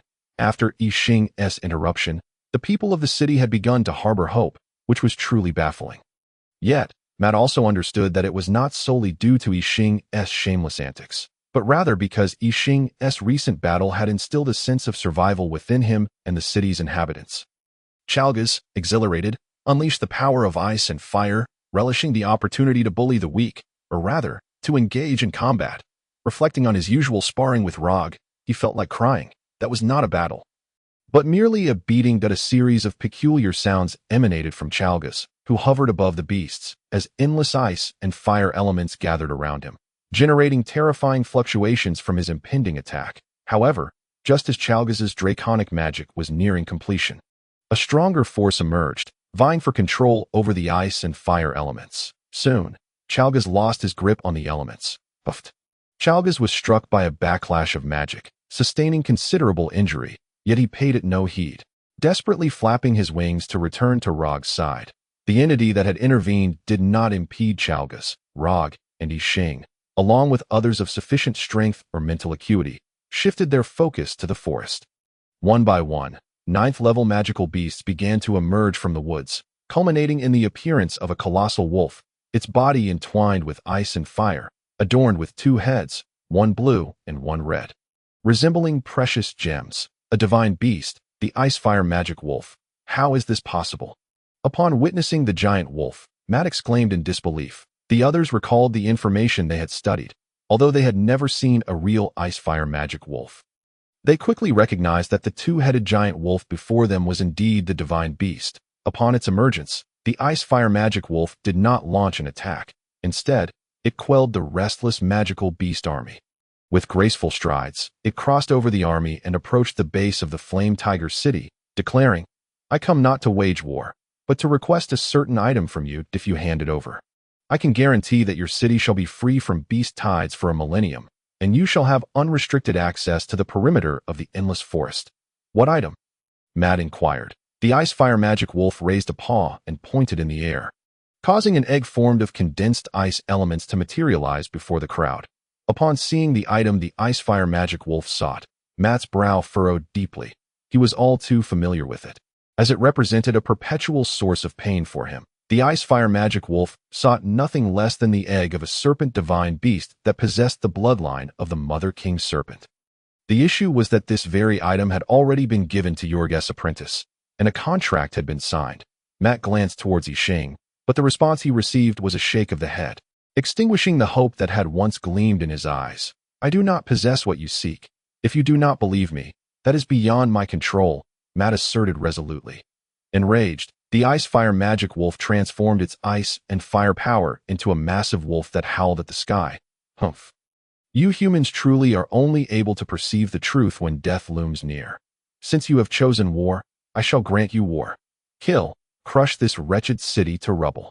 The ground trembled as countless magical beasts responded to the ice-fire magic wolf's command, unleashing a furious roar as they surged towards the gray city before them. E-30 elemental cannons are strategically positioned atop the city walls, with only 7 or 8 adorning each side. In comparison to the vast expanse of Liahu City, The number of these elemental cannons is remarkably scant, leaving the defense reliant on ordinary magic crystal cannons. However, these standard cannons are only capable of confronting beasts below level 7, placing Liahu City at a significant disadvantage in its defensive capabilities. Suddenly, dozens of elemental cannons roar to life simultaneously, their surfaces glimmering with the divine light of thunder and fired in an instant. Surges of furious divine light erupt from their mouths. The unleashed divine light morphs into colossal serpents of thunder and fire, roaring as they surge forward. The thunderfire serpents thrash about, inciting a violent response from the surrounding elements, distorting the very fabric of the void as various elements are ignited. The serpents charge into the horde of magical beasts. They collide with ferocious intensity, detonating in a cataclysmic explosion that resonates like the collapse of the heavens and the earth. Countless thunderfire serpents burst forth, obliterating massive beasts within the vicinity, reducing them to mere fragments. Blood and charred remains scattered across the battlefield. The devastation rivals the full might of a holy domain strike. An unfathomable terror. Yet, this is not the end. Upon their explosion, the remnants of the serpents swiftly transform into smaller thunderfire serpents, inundating the area and crashing into the ranks of magical beasts. Each diminutive serpent possesses power that rivals that of a 9th-level magic sovereign, unleashing even more astonishing destruction. It is akin to a swarm of 9th-level magic sovereigns launching a spectacular self-detonation within the beast army. The battlefield is soon filled with a cacophony of chilling explosions and thunderous roars, painting a truly astonishing scene that showcases the elemental cannon's ultimate potential. In one volley, thousands of magical beasts fall lifelessly, while tens of thousands suffer grievous injuries, their bodies torn asunder amidst the chaos. Blood and flesh strewn everywhere. The air thickens with an eerie aroma of charred meat. What a domineering display of power from the elemental cannons. In comparison, ordinary magic crystal cannons are utterly insignificant. Faced with the might of the elemental cannons, even I Ching, despite not being there charged with a powerful beat of its wings, it transformed into a streak of violet light. Launching an assault toward I Ching, the wings of the Zijing bird resembled two sharp, elongated blades, cleaving through the air like twin flashes of lightning aimed at I Ching. I cannot afford to be lazy, I Ching remarked, as the golden radiance surrounding him gradually dimmed, exuding an aura of death. While his momentum surged, the Zijing bird struggled in terror, yet its wings were firmly grasped by a pair of massive gray hands. Strikingly, the owner of these hands was not the golden-hued, sun-like figure of the human who had attacked it, but rather a terrifying creature with 3 heads and 6 arms, its entire form a ghastly gray. The creature loomed 10 meters tall, its 3 heads presenting a chilling tableau, one gray head, serene in expression, with a closed third eye, while chaos swirled within its gaze, where a 3-legged, 3-eyed crow soared. The second head, gleaming in gold, bore an expression of fury, its eyes resembling suns, around which a tree and a 3-legged golden crow danced. The final head, black and tranquil, possessed 3 eyes, its third eye shut, while the other 2 harbored a river of the underworld, with countless shadowy crows frolicking along its banks. The creature's 6 arms wielded 4 unfamiliar weapons, alongside a floating, multicolored longbow. Indeed, this was I Ching, who possessed 5 artifacts: the Xiaoyao fan, the Shiha sword, the Book of Crows, the Source staff, and the Qianyuan umbrella. Yes, Qianyuan could indeed split into 4. System notification. Due to the host's frail physique and low power, the celestial and terrestrial divine ability can only be sustained for 3 minutes. Otherwise, the host will perish. Please conclude the battle promptly. Friendly reminder, maintaining this divine ability requires a cost of 10,000 blue exchange points per second. Kill. Initially intending to play it cool, I Ching hastily launched his attack. Deciding that he would no longer rely on the system's divine enhancements in the future, they were far too costly. Instead, he resolved to deduce these abilities into witchcraft for future learning. Utilizing the Jinwu sword technique, he summoned the sun to strike the Zijing bird as the alien race attempted to rescue the Zijing bird. I Ching waved his staff, sending a bolt of black flame toward them. Forcing them to dodge frantically, the black flame descended upon the forest, and all animals and plants it touched lost their vitality, turning to ash at the whisper of the wind. Humph!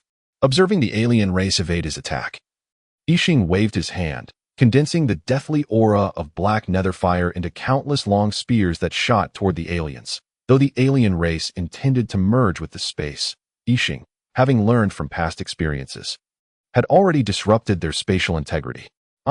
Thus, the alien, who had roamed the endless forest for years, met their demise, reduced to ashes, their life force devoured by Yixing to mend his wounds. He paid little heed to this. For the aliens' power was too low. Aside from their spatial talents, they posed no significant threat. The Zijing bird, witnessing the alien's sacrifice made in its defense, erupted in fury, the single-target 9th-level spell. 1,000 feather flame arrows manifested as its feathers stood erect, ignited by flames, transforming into a barrage of lethal arrows aimed at Yixing. Guard. In an instant, Yixing unfurled the Qianyuan umbrella, enveloping himself in a protective barrier that deflected all of the Zijing bird's feathered projectiles. Sweat beaded on Yixing's brow as he realized the speed and power of this attack were extraordinary. Had he not been in his three-headed, six-armed state, the barrier activated by merely his own strength would have likely been pierced in an instant. However, this also meant the duration of his three-headed, six-armed state was significantly reduced, with only 40 seconds remaining from the original 3 minutes. With no other option, he was compelled to deploy his ultimate abilities. While he would survive, he would surely endure suffering. Moreover, having achieved his goal for this outing, he could return and advance to become a second-level witch. Yixing's previously gray three-headed, six-armed form began to shift into gold and black, mirroring the expressions of the furious and tranquil heads. Ultimately, Yixing's physique transformed into a striking black and white duality, reverting from his three-headed, six-armed combat form back to his ordinary form, the sole distinction being his skin now bore a black and white hue. And a third eye remained on his forehead, trembling as though it were on the verge of opening, emanating an aura capable of annihilating the heavens and earth. The yin-yang eye of life and death emerged. Yet instead of fully opening, the vertical pupil merely cracked open a minuscule slit, casting forth an almost imperceptible beam of intertwined black and white light. All creatures, trees, rocks, and even lifeless entities that fell under this beam seemed to have their life force drained, losing color and disintegrating into ash. I surrender. After being locked onto by this attack and finding no means of escape, the Zijing bird, paralyzed by the fear of death, chose to capitulate. Chapter 43. Taking disciples, oh no. My exchange points. Upon regaining consciousness, Yixing's first thought was to check his remaining exchange points. Blue exchange points were his primary currency, while white exchange points offered little in terms of enhancing his power, merely serving to heal injuries or deduce spells. After a certain level of advancement, even white exchange points would no longer suffice for healing. Despite his suspicions, Yixing's heart sank when he discovered his blue exchange points were completely depleted. And he couldn't help but weep. System, where are my exchange points? This is merely the most basic three-headed, six-armed divine ability. Must it be so exorbitantly priced? I had intended to deduce this ability further. But now, I have not a single point left. Yixing complained. However, he understood that the system hadn't betrayed him. Rather, he had fallen victim to his own choices. He had recklessly attempted to concentrate all the power of the three-headed, six-armed divine ability to awaken his third eye, resulting in an energy overload that triggered an emergency alert, consuming all his blue exchange points and a significant portion of his white exchange points. Had he not done so, the gathered energy would have torn him apart. After grieving for a while, Yixing composed himself and decided against sulking alone in his room. He would venture out to clear his mind. Upon opening the door, he was greeted by a lively scene in the courtyard. Observing the ice-fire demon wolf, Zijing bird, scorpion-tailed lion, and black flame serpent frolicking with the students, he deduced that either Roger or Huido had intervened during his unconsciousness. After a series of explanations from the students, Yixing learned that Roger had displayed overwhelming strength, subduing the ice-fire demon wolf, while the Zijing bird remained motionless post-surrender. Interestingly, the black flame serpent, which had initially fled, had inexplicably returned. Upon noticing the pink, slender serpent coiled around the wrist of Reich, resembling a bracelet, and the black flame serpent watching it closely, Yixing understood the reason that it appeared that Reich had been fortunate. An unknown magical creature possessing the bloodline of a mother serpent had activated its lineage during hatching, officially becoming a mother serpent. Only a mother serpent could command thousands of snakes, and all serpents would vow to protect her with their lives. Reich, you've struck gold. You actually hatched a mother serpent. Yixing exclaimed in astonishment. Reich, somewhat sheepish, replied. Well, you can't be certain I would have hatched a mother serpent, can you? Yixing, feeling a bit guilty, turned away from Reich's reproachful gaze and shifted the topic. Reich, what talent did you acquire to break through to become a first-level witch? Master, I obtained a talent witchcraft, Serpent Emperor, which allows me to command thousands of snakes, and I also inherited part of the mother serpent's bloodline, enabling my breakthrough to become a full-fledged witch. Only after becoming a full witch did I realize the true power of a witch. Yixing had the system conduct an assessment on Reiki.name, Reich Winlian race, human profession, summoner, witch level 1 age, 10 lifespan, 500 years bloodline, mother serpent bloodline meditation method, 10,000 serpents meditation method spirit, 23 body, 5. The strength of an ordinary human body is 1. Talent witchcraft, Serpent Emperor class witchcraft, serpent molt. Serpent scales, 10,000 serpent poison flame equipment. Witch robe, the Academy S witch uniform, capable of withstanding attacks up to 20 degrees. Substitute necklace, a reward for the first cohort of students at the Academy. Can withstand attacks up to 50 degrees. Substitute ring, identical to the substitute necklace. Shadow staff, a skill type witch staff, embedded with the spells Shadow Shield and Shadow Fireball. Witchcraft, Witch's Touch.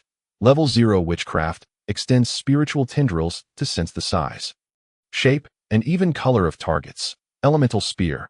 Level 0 witchcraft, condenses a spear of the corresponding element to attack enemies. Distorted Field. Level 0 witchcraft, sets up a distorted field around oneself to warp enemy attacks.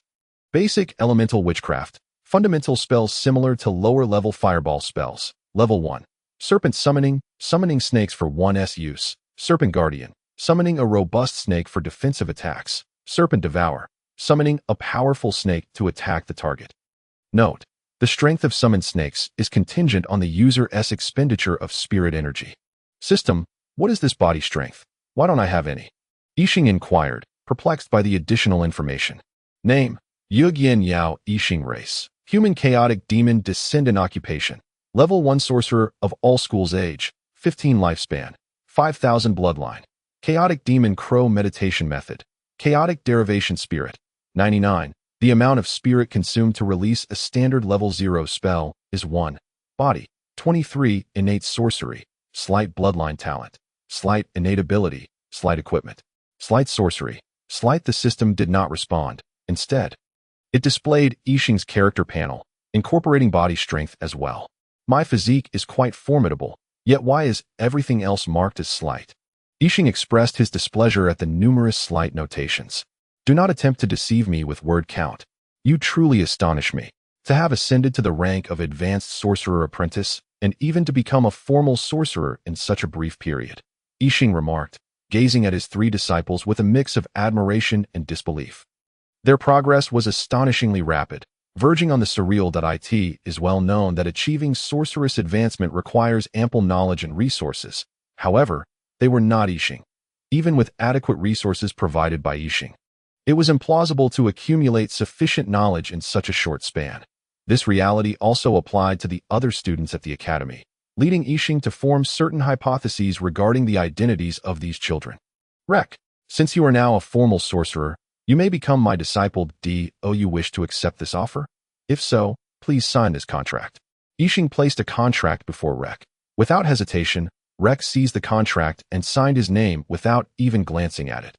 As soon as Rek completed his signature, the contract spontaneously ignited, turning to ash. Rek felt a thread connecting him to his mentor, which filled him with immense joy. Never mind, but refrain from such impulsiveness in the future. At least ensure you read the contract thoroughly, Yixing admonished. Understood, master. Rest assured, I would never do this with anyone else. I trust you completely, and even if you were to betray me, I would still be happy, Rek replied with a cheerful grin. What merits do I possess to warrant such trust? Yixing felt a tremor within himself. Never mind. I shall not scold you further. You currently lack the time to study sorcery. First, you must adapt to the bloodline of the mother serpent and the associated sorcery. You also possess a meditation method that suits you well, which includes sorcery. All these do not require my intervention. What I must emphasize is that Rek and Linya, You must never undergo any bodily modifications. Yixing stated sternly to his two disciples with bloodlines. Why can't Linya, as a bloodline sorcerer, modify his body at will? And why can't Rek do so as well? Arian quickly inquired regarding Rek's situation. Rek, while you are a summoner sorcerer, you also possess the bloodline of the mother serpent, which equates you to a bloodline sorcerer. Although your bloodline rejection is not as strong as that of a true bloodline sorcerer, your physical strength is also not superior to that of a bloodline sorcerer. Your physical strength is merely 5 times that of an ordinary person. Henceforth, you must exchange for potions that enhance physical strength. Linya must do the same. After all, your bloodline is transplanted, unlike Rek's, which is shared through a contract. Arian, you too must partake in this. That it is imperative that you consume these potions. By next week, I expect to see an improvement in the physical fitness of all 3 of you. Yixing declared. Arian immediately grimaced, as did the other 2 children. Previously, during their training under Rog, they had exchanged for potions to enhance their bodies, yet they found them exceedingly unpleasant since that experience, despite the increase in their physical fitness. The 3 of them were adamant about never consuming those potions again, especially since Rog had intensified their training regimen in light of their improved physical capabilities. Understanding the gaze of Yixing, which indicated their lack of choice, the 3 children could only lower their heads and slowly return to their rooms. Chapter 44. Return to the academy, observing the 3 little ones with their heads hung low. Yixing shook his head in resignation. These children truly were blissfully unaware of their fortune. Such potions, which permanently enhance physical constitution without any side effects, were coveted by other sorcerers. Not every sorcerer possesses the robust physique of a bloodline sorcerer. Most resort to consuming potions or undergoing bodily modifications, both of which can adversely affect the body or soul. It is evident how valuable these side effect-free potions are in the realm of sorcery. Such potions and their formulas could incite war. It was astonishing that these 3 little ones were unwilling to partake simply due to the unpleasant flavor. If other sorcerers were to learn of this, they might very well be compelled to chastise the 3 children for dismissing the potions over taste, especially when so many have resorted to toxic substances in their quest for physical enhancement. However, each individual has their own path, and Yixing chose not to meddle excessively, considering the unusual identities of these children, as long as he ensured they did not stray down the wrong path. He felt it unnecessary to provide an abundance of resources for their training. They would seek what they needed themselves. Cousin Christina, greetings. Yixing called out to Christina, who was attempting to sneak away. Hi. Hello. Cousin Yug, if you have no matters to discuss, I must attend to some tasks, Christina replied, not waiting for Yixing's response before attempting to depart. Of course, I have matters to discuss. Yixing would not let Christina slip away so easily. What is it, dear Cousin Yug? Christina turned, smiling charmingly at Yixing, exuding a myriad of allure. Are you ready? Yixing chose to ignore Christina's enchanting demeanor. What is it? Christina blinked her beautiful eyes, feigning innocence. Cousin Christina, your attempts at cuteness are futile with me. Unless you are not truly my cousin. Yixing felt quite fortunate to have such a beautiful cousin, as it would certainly attract many students, while those with ulterior motives could ponder their actions elsewhere. Humph. You uncultured brute. Fine, I will prepare. Christina stomped her foot in frustration. How splendid. Rest assured, you shall not suffer any losses. I guarantee your satisfaction. If you find it lacking, you may return, Yixing assured her. You promised. Christina's expression shifted from anger to delight, her eyes sparkling as she hastily spoke. She planned to feign dissatisfaction only to return, thinking to herself, I am truly a girl of both beauty and wisdom. Yixing immediately discerned Christina's intentions, but chose not to expose them, as he held immense confidence in the allure of his academy. Even if he were to transport the conditions of his academy to the original world, it would still be the most enticing. After all, the original world lacked such a formidable network. Yug, you're awake. How do you feel? Are you unwell anywhere? Mate hurried into the courtyard, spotting Yixing leisurely basking in the sun. Truth, Yixing was not sunbathing. He was sharing memories of battles with Huido and others, analyzing combat experiences, as both Huido and Dangkong possessed inherited memories from their survival amidst the myriad clans and had thrived remarkably. Their combat experiences were undoubtedly plentiful. Cousin Mate, have you finished your tasks? Yixing expressed surprise at Mate's arrival. Considering the recent battle's toll and the need for Mate, the lord of the city, to console the citizens, including the royal mage corps. Most of it is already taken care of. The citizens are returning now. These affairs cannot be resolved in a short time, Mate replied. What arrangements have you made for the casualties? Yixing inquired with curiosity. For those who sacrificed their lives in battle. If they have family, each fallen individual will receive a compensation of 5 gold coins. Those who were injured will each receive 10 gold coins as recompense. Mate briefly explained the arrangements. Yixing recognized that the compensation offered by Liahu City was quite substantial. Although he seldom utilized gold coins, opting instead for elemental gems, it did not imply that gold was inexpensive, that a single gold coin could sustain a family of 3, all of whom are of working age. For an entire year, naturally, if they squandered it on indulgences, it would not suffice. However, Yixing found it curious that the compensation for the deceased was so minimal compared to that for the injured. Considering many injuries were not severe and could be recuperated with time. The families of the deceased are not sorcerers. Even if we provide them with sufficient funds, it does not guarantee their survival, and unforeseen events may occur. Thus, we offer them comparatively less money but compensate them in other ways. Those who remain alive are sorcerers, and even if they are close combat types, they can possess combat abilities far exceeding that of ordinary individuals. Even if disabled, they have the strength to safeguard their gold coins. Mate clarified Yixing's concerns. Yixing grasped Mate's rationale. It would be impractical to protect the families of the deceased, as it would waste manpower. Moreover, constant vigilance was impossible, and even if the perpetrators were caught, it would be too late.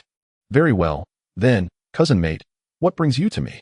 Yixing asked. Although most matters were resolved, many situations still benefited from the Lord's personal intervention. If Mate had no pressing issues, he might as well sever Rog's head and kick it around for fun. Am I not allowed to visit you? Mate attempted to argue, but, upon meeting Yixing's skeptical gaze, conceded, fine, there is indeed something that it is about whether you could leave behind a magical beast.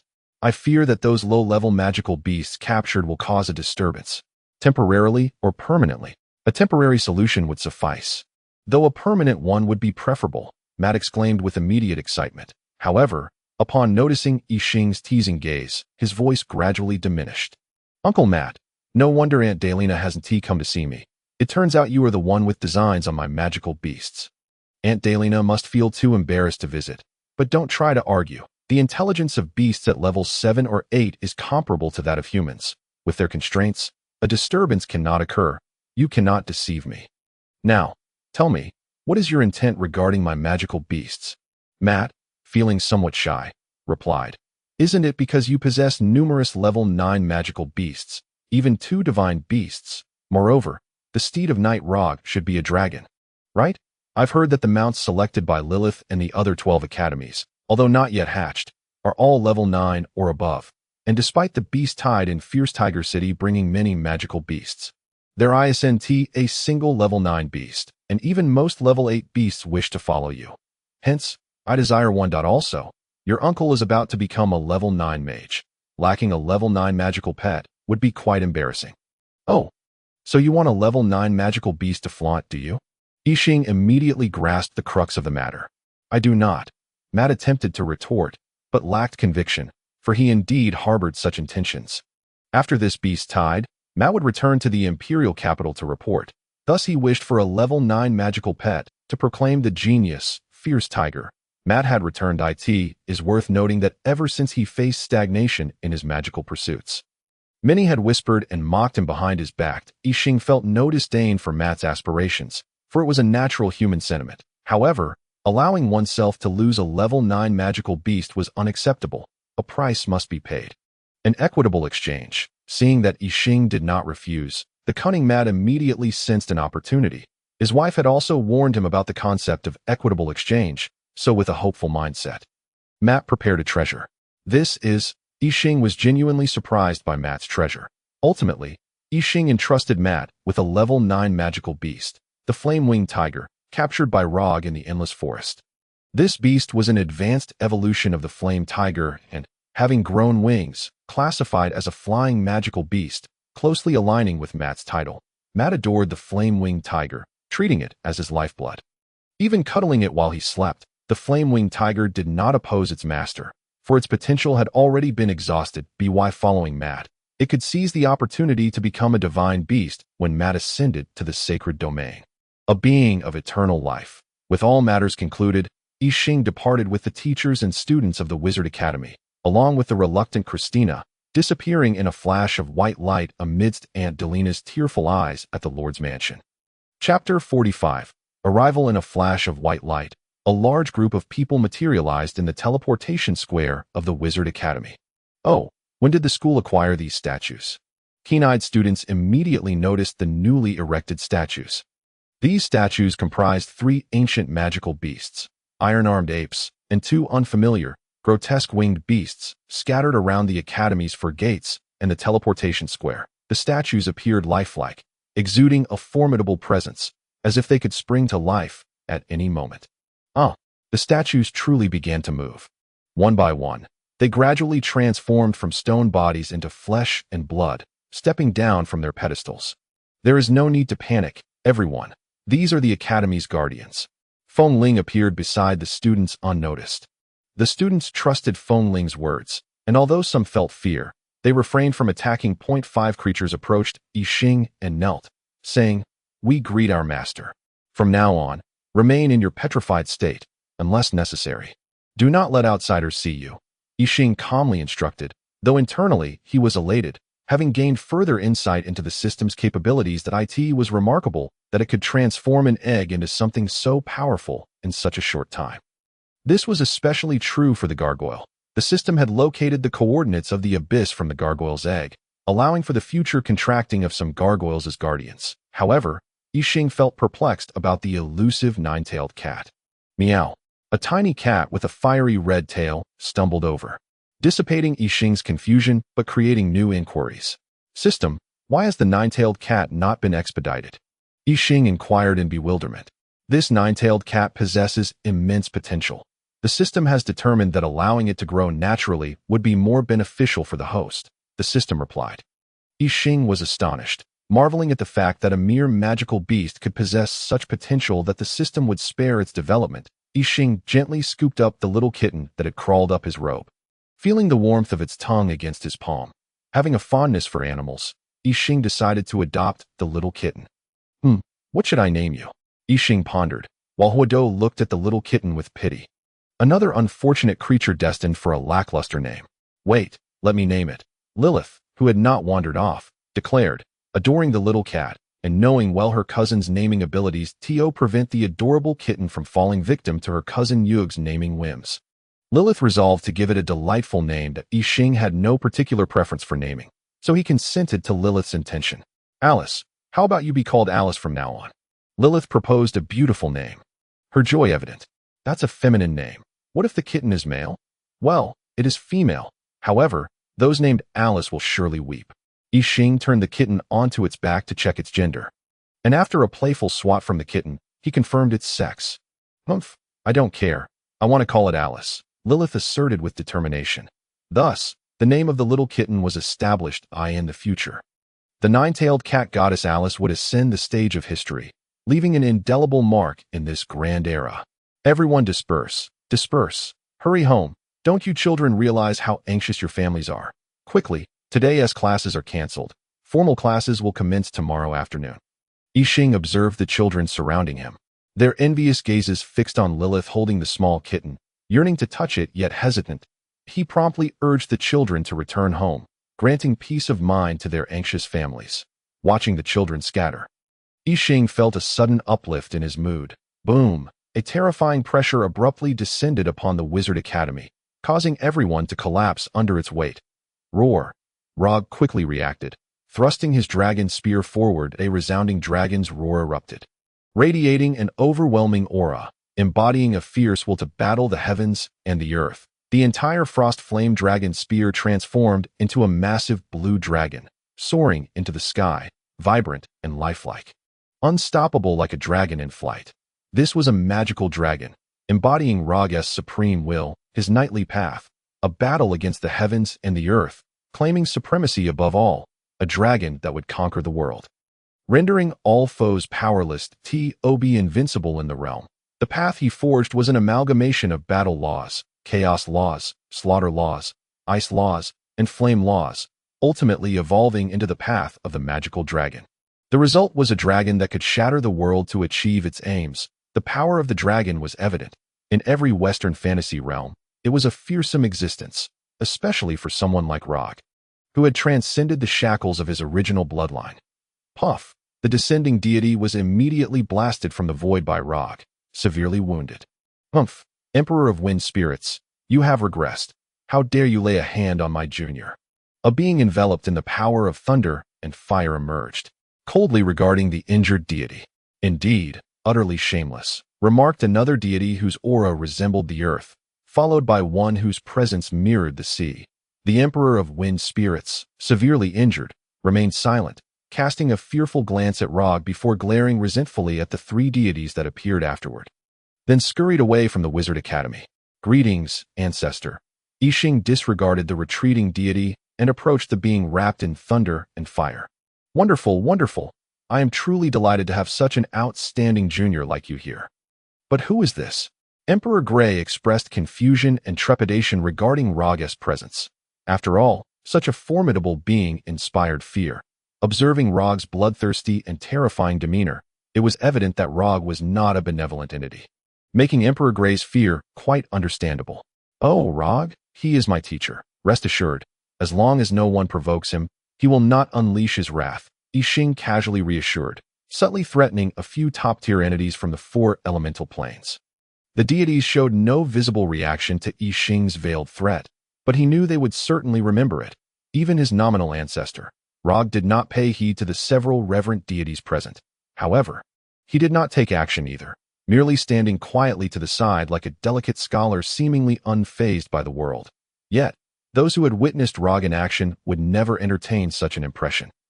This seemingly harmless and elegant youth was undoubtedly more ferocious than a dragon. Of course, the other individual before them, the descendant of the Emperor Gray, who exuded an aura devoid of magical power and appeared even more innocuous than an ordinary person, was also a master of deception. The four lower-tier gods who had fought in the city of Fierce Tiger were well aware of this. It was hard to believe he was truly the heir of the Emperor Gray, as both the water and earth lower-tier gods shared this sentiment. Do you two have any business here? Yixing inquired with a smile towards the water and earth lower-tier gods. Nothing at all. Just came to take a look. Yes, merely to observe, the two deities hurriedly replied. You may be untroubled, yet I have pressing matters. Yixing's expression shifted, his voice turning icy. The water and earth lower-tier gods paused. Taken aback, they's gods contracted with the elemental spirit king. Even their respective supreme deities would not dare speak to them in such a tone, which left them quite displeased. However, due to Rog's presence, they refrained from expressing their discontent. What matters do you have? Robert Gaia, the earth lower-tier god, said with a hint of irritation, though he did not act against Yixing since both Rog and Gray stood beside him. Because of you, my students have been frightened. Do you not owe them any compensation? You can't just leave after a single remark. Such a thing is far too convenient. Yixing replied coldly, just as Robert was about to lose his temper. Rog turned to glance at him. Robert felt as if a bucket of ice water had been dumped over him, awakening him to the reality of the situation. Enough, Robert. I cannot discern whether you are the fire lower-tier god or I am. Your temper seems far more volatile than mine. Can't you temper your disposition a bit? After all, you are a deity of the earth. The Emperor Gray intervened to alleviate Robert's predicament. Indeed, Yuga, is it? What is it that you desire? Inquired the water lower-tier goddess. Really, Poseidon, the founding empress of the Water Spirit Empire, her voice trailing playfully as she bent toward Yixing, her ample bosom provoking a visceral reaction. Yet, such allure failed to sway Yixing, although really surpassed many in beauty. He had long since reached a state of equanimity, her charm being less impactful than the sights he had encountered in his previous world. What do you have? Yixing responded, unmoved. A lower-tier divine essence, really cautiously suggested.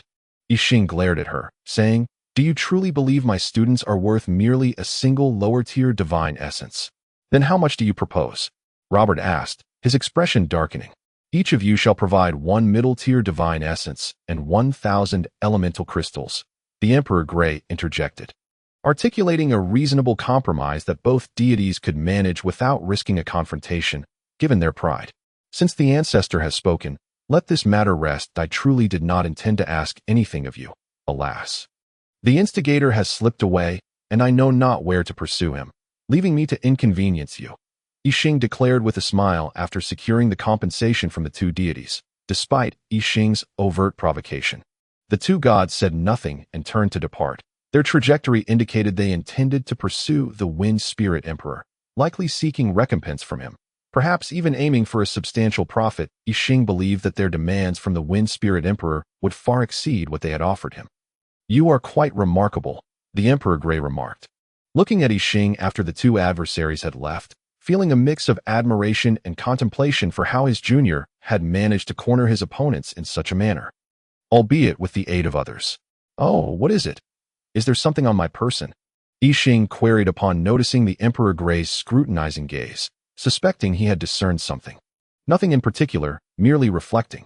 However, do not engage in such reckless behavior again. It is far too perilous. Had it not been for your friend, even I might not have been able to intervene. Moreover, your friend cannot be expected to remain at your side indefinitely," Grey admonished. "Rog indeed cannot always be by my side. Yet I am confident that within a decade, I shall stand on par with you, and in a century, my students will surpass you," Yixing asserted with unwavering confidence. You are remarkably self-assured," the Emperor Grey replied, momentarily at a loss for words, offering a rather uninspired remark. "I understand you do not believe me. Indeed, no one does. Yet time will reveal who is right and who is mistaken," Yixing stated, his words echoing with an audacious certainty. "From where do you draw such confidence to make such bold claims?" the Emperor Grey inquired. Intrigued by Yixing's self-assurance, Yixing gazed earnestly at the Emperor Grey, articulating each word clearly. As a cultivator traversing the path of enlightenment, one must possess confidence in one's cultivation and the courage to reach the pinnacle. If one cannot even voice a self-assured statement, then such a person is unlikely to achieve great success or progress far along the path of cultivation. "Have you, Elder Grey, lost your courage and confidence to ascend?" The Emperor Grey fell silent, reminiscing about the fervor he had felt when first learning magic, the pride he experienced upon becoming a lower-tier god. After many years traversing the endless worlds, his perspective had broadened, yet his confidence had diminished. Overshadowed by the ambition and bravado he had once possessed, the atmosphere suddenly chilled, descending below freezing as time ticked away. 1 second, 2 seconds, 3 seconds. This tension felt as if it would persist until the end of the world. Though Yixing, amidst this stillness, glanced around nonchalantly, utterly unfazed. "Perhaps you are correct," the Emperor Grey suddenly mused, feeling the weight of age upon him. "Ha ha ha, what are you laughing at? Is there something inherently humorous in my words?" Grey expressed his confusion and irritation at Yixing's sudden laughter. "It is not merely amusing, it is utterly ludicrous. You are but a youth, while the other 4 deities are centuries old. How can you claim to be old? You are not a mortal, at your age, among the divine, aside from those mythical beasts. Do you truly believe anyone possesses greater talent than you, excluding myself?" Yixing inquired. "Ha ha." It seemed the Emperor Grey had come to a realization, bursting into laughter. Although he felt a twinge of annoyance at Yixing's last remark, he chose to overlook it, for Yixing's words had rekindled a spark of pride within him as a member of the human race. Aside from a few exceptional species, he considered himself among the most gifted. Believing he was not inferior to those prodigies, only lacking their resources, the pride within him surged, a sentiment so profound that even he was unaware of its intensity. Yixing's words had evoked this feeling, imbuing the Emperor Grey with a newfound confidence and a soaring spirit, as if his mental fortitude had been rejuvenated. Thus, the divine power of the Emperor Grey became notably refined, and his mastery over it eased considerably. "You are impressive. I am certain you may indeed achieve what you claim. I merely wonder if your students will live up to your words. However, I eagerly anticipate it. May your students truly surpass us. I shall await you above," the Emperor Grey exclaimed, laughing heartily as he took flight. Departing from the Wizard Academy. "Wait, do not leave just yet. Is there nothing to bestow upon your junior during our first meeting?" Yixing called after the departing Emperor Grey. The laughter in the sky abruptly ceased, as if the Emperor Grey had stumbled over something mid-flight, causing him to falter momentarily before continuing onward without looking back. "Feng Ling, notify the parents to retrieve their children. Thankfully, they came for me. The students were merely caught in the aftermath." Otherwise, they might have suffered lingering repercussions, and those children would be ruined. Also, I require an explanation regarding the Academy's defense system. How could they descend upon the Sky City without any hindrance, even reaching the Academy? I demand a reasonable explanation. Yi Xing's anger was palpable. The direct invasion of their stronghold left him questioning the Academy's security. Dean, the system calculated that allowing their direct entry was the optimal strategy. Given Rog's presence, they posed no threat to you, the teachers, or the students, and it allowed for a contingency plan. Should you or the others be absent, the defensive array would serve as a deadly trump card, granting you precious time, Feng Ling explained, leaving Yi Xing momentarily speechless. Though he remained somewhat displeased, he recognized that the Academy system's approach was not fundamentally flawed, and thus he chose to quell his grievances. Chapter 47. Breakthrough. After the parents of the students residing in the Sky City arrived to take them home, Yi Xing retreated into a secret chamber to commence his closed-door training. Striving to break through to the second-tier wizard threshold, sitting cross-legged upon a prepared mat, various potions lay before him, meticulously arranged in anticipation of this moment. Yi Xing felt immensely fortunate to have prepared the materials for his breakthrough in advance. Had he not, he would have exhausted his exchange points utilizing the three-headed six-arm technique, causing any further progress to be delayed. Taking a deep breath, Yi Xing slowly exhaled, calming his exhilarated spirit with no further hesitation. He grasped the soul liquid concocted elixir in his hand and promptly imbibed the potion designed to enhance his mental acuity. The soul elixir, exuding a faintly fishy odor, erupted with intense irritation once it coursed down Yi Xing's throat. Akin to consuming scalding liquid, the sensation traveled from his mouth through the esophagus to his stomach, igniting a fiery discomfort within him. Although it posed no harm to Yi Xing's physique, it was undeniably distressing. Gasping for air, Yi Xing proceeded to follow the sequence prescribed by the system, consuming all intermediate recovery potions and elixirs designed to enhance physical attributes and mend bodily injuries. Soon, the sharp, fiery pain began to subside. In rapid succession, the system delivered a notification, and a three-dimensional holographic representation of Yi Xing materialized before him. His gaze fell upon the model of his body, which displayed the elixir spreading from his stomach, gradually seeping into his cells, altering his original genetic code. Under the magnification provided by the chip, the double helix of his human genome vividly revealed subtle changes. The intertwined strands of DNA, resembling ropes, exhibited the disappearance of minute barbs, while the convoluted and superfluous structures were dissolved. The restructured energy channels of his genetic chain became streamlined and efficient, particularly as Yi Xing's mental acuity began to ascend rapidly. As the soul elixir infiltrated his being, the modifications at the genetic level brought forth excruciating pain, causing Yi Xing to sweat profusely. His muscles began to experience slight spasms, and the color of his skin took on a strange hue. Confronted with the relentless surge of his mental prowess, Yi Xing promptly ingested the recovery potions prepared on the table, alleviating his physical discomfort while simultaneously neutralizing the effects of the soul elixir, thus decelerating the rate of cellular division within him. Following this, he consumed potions to enhance his physical strength, agility, and constitution, one after another. In his field of vision, the originally yellow highlighted model of Yi Xing began to transform rapidly, shifting from yellow to deep blue and gradually evolving towards red. Notably, the coloration in the regions representing his brain and heart quickly transitioned to a pale red, creating a stark contrast against the simulated model. Despite enduring this intense pain, Yi Xing struggled to keep pace with the chip's feedback speed as he observed the data representing the accelerated rate of cellular division, which startled him with its magnitude, exceeding hundreds of times the normal rate.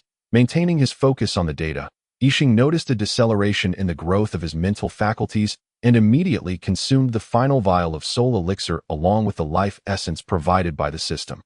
The muscles in his face contorted with pain, and a noxious odor began to permeate the air as dark impurities oozed from his pores. The sweet aroma of the life essence intermingled with the foul stench of the soul elixir, creating a nauseating blend. However, Yi Xing, intently monitoring the fluctuations in the data, observed that with the introduction of these two substances, his previously stalling mental growth became refined and pure, while his physical attributes surged dramatically. Seizing the vial of bloodline activation elixir, He resolutely consumed it as his physical prowess breached the threshold of 30. The reddish elixir, upon exiting the vial, transformed into a minuscule three-legged, three-eyed crow, which, upon entering his mouth, erupted with astonishing potency, akin to a bomb detonating within him. The suddenly expanding and heating liquid flowed down his throat like a bizarre stream of both searing heat and chilling cold.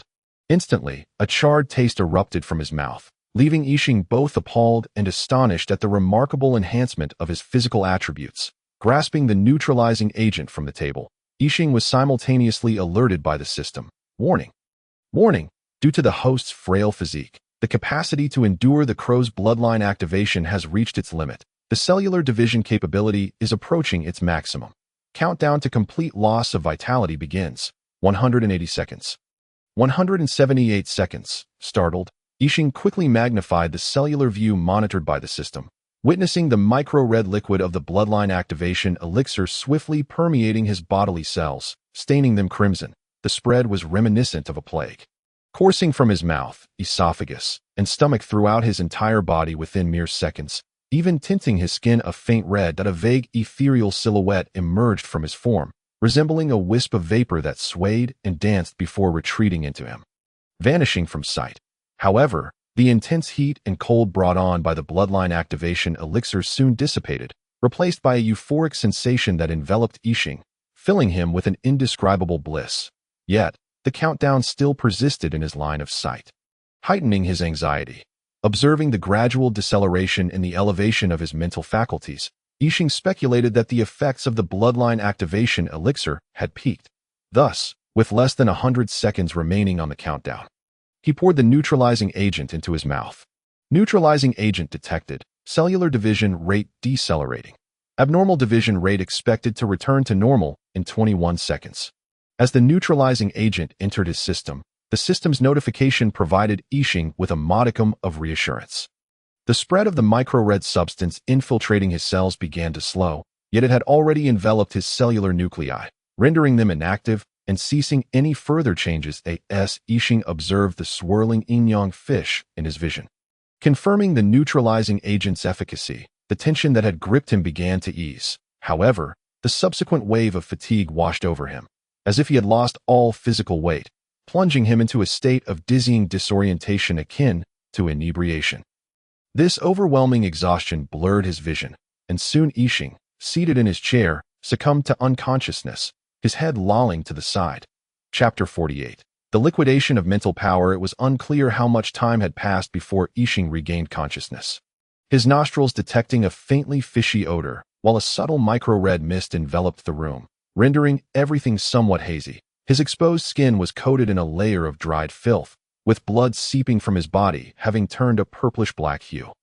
Hastily prompting the system to check the time, Yixing was startled to discover that he had been unconscious for over 6 hours. Yet, the surging power within him filled him with elation. He promptly commanded the system to execute a comprehensive examination of his bodily changes. The data retrieved by the system updated before his eyes, revealing metrics of his physical attributes, muscle and skin improvements, cellular transformations, and the complete data regarding the enhancement of his genetic structure. Yixing, Strength 43, Agility 45, Constitution 40, Mentality 165. Bloodline activating. Physical condition, weak. Confronted with a staggering mental prowess of 130, Yixing was both astonished and aware of the abnormal increase in his constitution. However, he did not dwell excessively on this unexpected augmentation. Recognizing that such extraordinary changes were to be expected with the bloodline of the Chaos Demon God, he promptly magnified the simulated graphic of his cellular structure. The once black cellular nuclei were enveloped in a layer of grayish material, isolating them from the nourishing cellular fluid. Upon enlarging the nuclei, Yixing discerned that this gray substance had transformed into a membrane, absorbing certain components from the cellular fluid and transferring them to the nuclei, while also infiltrating them at an exceedingly gradual pace. Unable to directly assess the effects of this change, Yixing decided to establish a long-term monitoring system. Subsequently, Raymond retrieved the model of his genetic chain for Yixing to scrutinize. Under magnification, the double helix of his human genome revealed that the previously spiky strands had diminished in density compared to before the elixir's consumption, though their shapes had slightly altered. Additionally, some of the interwoven structures of the genetic chain had dissolved due to the elixir's effects. While the newly restructured connections appeared more rational and efficient, however, after utilizing the chip to analyze the alterations in his genetic chain, Yixing's expression turned grave. The barbs rooted in his genetic structure seemed to possess a life of their own, continuing to writhe and siphoning small amounts of energy from the genetic chain, growing incessantly. Observing the simulation of the genetic chain's evolution, a chill crept over Yixing, prompting him to issue an immediate command to the system. Calculating the changes in the gene chain. Task established. Analysis commencing. The system's voice echoed in the mind, and soon it provided a deduction. Host is functioning normally. The genetic alterations are a natural phenomenon. Please do not panic, as this change poses no harm to the host. A flicker of realization sparked within, and with a drain of mental energy, a pale blue fireball manifested before Yixing. An elementary spell, the fireball technique. However, this time, Yixing merely expended mental energy without enhancing it through innate equipment. Nevertheless, following his advancement, the augmented potency of the fireball brought him great satisfaction. After testing the various spells he had learned, he found that most were still viable, though some had indeed fallen behind his growing prowess. The runes that once defined these spells could only be decomposed into nutrients for other spell runes. Upon entering his sea of consciousness, Yixing was astonished to discover a significant transformation in his tree of the Great Path. The once magnificent tree that seemed to support the entire sea of consciousness was gone, replaced by a mere sapling no taller than a foot. Unlike the previous grand tree, this young one, though tender, possessed a tangible essence that encapsulated the entirety of the world. All of Yixing's spell runes were inscribed upon the sapling's bark, adorned with a sparse few leaves, each composed of spell runes. Though not as stout as the former tree, it exhibited a far greater capacity for support. The crystals of the spell god hung from the sapling, resembling fruits. System, what is this? Yixing inquired. Host, this is the reward for your breakthrough to a second-level wizard. The foundational cornerstone of your great path, the sapling of the world tree. The system replied. Knowing the origin of the sapling brought Yixing relief. After all, it was a positive change, and he felt little inclination to ponder it further. Why do you still show no signs of change? Yixing circled the chaos egg, only to find it utterly unchanged, and he sighed in dismay. After observing the alterations following his advancement, Yixing commenced with a plan he had long prepared, to liquefy his mental energy, following the system's proposed method for mental energy liquefaction. He simulated the construction of an intricate willpower rune, causing them to manifest one after another in his mind. The first to appear were 108 meditation symbols, along with over 30 peculiar runes. Once Raymond had constructed the willpower runes, they swiftly merged into his consciousness, initiating a convergence and reconfiguration with these willpower runes. These complex willpower runes resembled initial models lacking modules, with the meditation symbols and enigmatic runes beginning to accumulate and combine. The runes and symbols that had been dismantled transformed into countless foundational modules, akin to building blocks. The newly restructured runic architecture, having been entirely disassembled and recombined, ultimately evolved into thousands of intricate runes. After absorbing all that it could, it began to further arrange and combine according to inherent laws within Yixing's sea of consciousness, if stacking blocks. The reassembled runes revealed numerous positions that could not align perfectly. Yet, with pupils shimmering with the essence of yin and yang, Yixing adjusted and fused these incompatible runes in accordance with the optimal method provided by the system. 1, 2, 3. Runes that could harmoniously merge ceased their rotation upon achieving perfect alignment. Much like a puzzle coming together, the quantity of these runes in Yixing's mind rapidly diminished. Eventually, a colossal and intricately structured energy model emerged. However, dozens of willpower runes, infused with meditation symbols and those mysterious runes, remained unable to integrate into this grand energy construct. At this juncture, Yixing's skin flushed crimson from the swift flow of blood, the rapidly expanding veins surfacing beneath his skin, rendering his appearance fearsome. His body temperature soared, and the sharp pains within him intensified. Rather than attempting to combine the few remaining symbols, Yixing, with a flick of his mental energy, summoned a vine. The vine retrieved a soul stone from his vicinity and brought it to his lips. Yixing gently opened his mouth, allowing the thumb-sized soul stone to rest on his tongue. whereupon it transformed into a chilling liquid as he swallowed.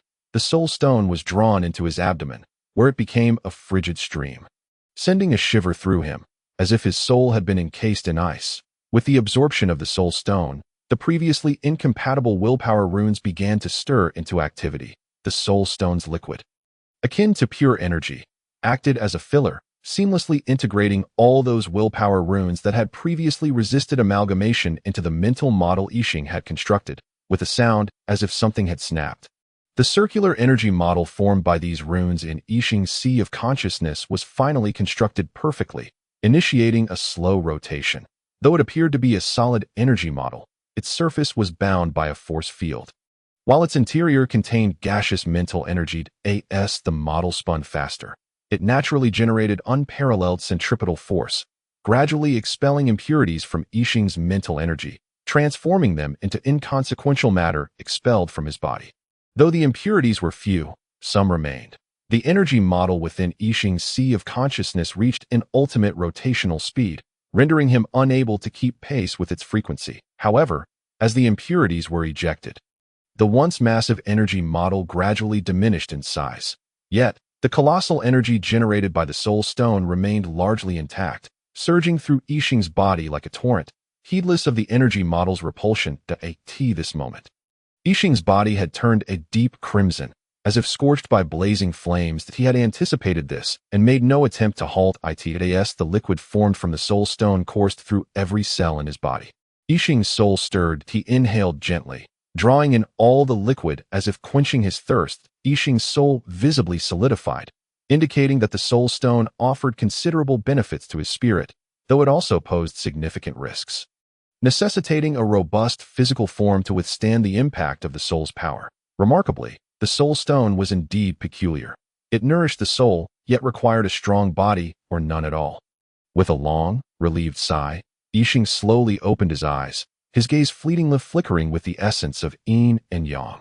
System, show me my current status, he murmured. Name, Yug Yin Yao race. Human, descendant of the crow lifespan, 158. 000 bloodline. Chaos demon crow bloodline cultivation method. Chaos derivation. Golden crow body refinement technique profession. Second level wizard mental energy. 58. Liquefied. Body. 40 innate spells. Yin-yang balance. Elemental control. Instant casting. Life and death control. Bloodline talents. Master of time and space. Master of the sun. Master of crows. Wings of yin and yang. Wings of the golden crow. Wings of the underworld crow.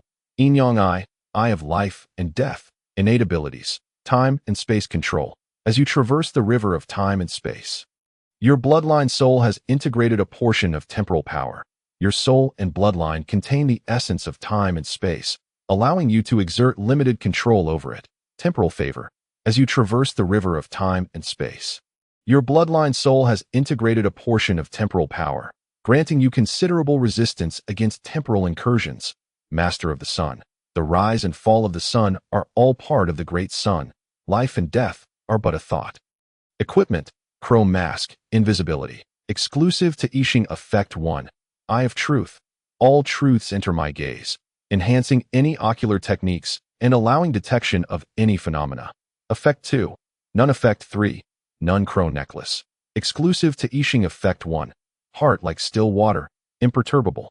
Impervious to all demons. Mental energy recovery doubled. Effect 2. None Effect 3. None crow raven robe. Exclusive to Yixing Effect 1. Infinite time and space. Unassailable by all laws. Effect 2. None Effect 3. None crow light tread. Exclusive to Yixing Effect 1. From horizon to horizon. All is within a moment. Effect 2. None Effect 3. None crow's book. Exclusive to Yixing Effect 1. Spell amplification. Enhanced power of sorcery. Effect 2. Mental drain. Reduced mental energy required for casting. Effect 3. Embrace of all laws. Automatically records all sorcery data, which God ring. Exclusive to Yixing Spatial Ring. Effect 1. Material-free casting. Exempts certain materials required for sorcery. Effect 2. Instantaneous sorcery. Can instantly cast most sorceries not exceeding its level. Effect 3. Fate's uncertainty. Conceals one's destiny to prevent others from investigating. Defends against most curses based on fate and breath, flesh, and hair thousand illusions. Exclusive to Yixing Form 1, Carefree Fan, a form for ranged and low-intensity close combat. Enhances all elemental sorcery. Material-free casting of elemental sorcery. Reduces mental consumption. Form 2, Source Staff, a form for ranged combat.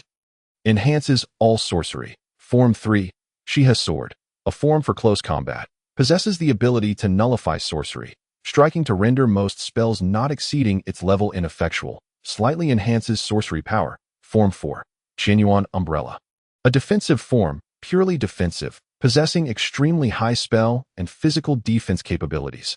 This form reveals how much the host fears death. New sorceries. Entanglement, a level 2 wood element sorcery, summons multiple vines to bind enemies. Inflicting damage. Elemental Blast, gathers opposing elements to create an elemental sphere, attacking enemies, producing an explosion, inflicting massive damage. Dark Canopy, under darkness, all is without light, summons a black veil, obscuring the surrounding environment and enemy vision.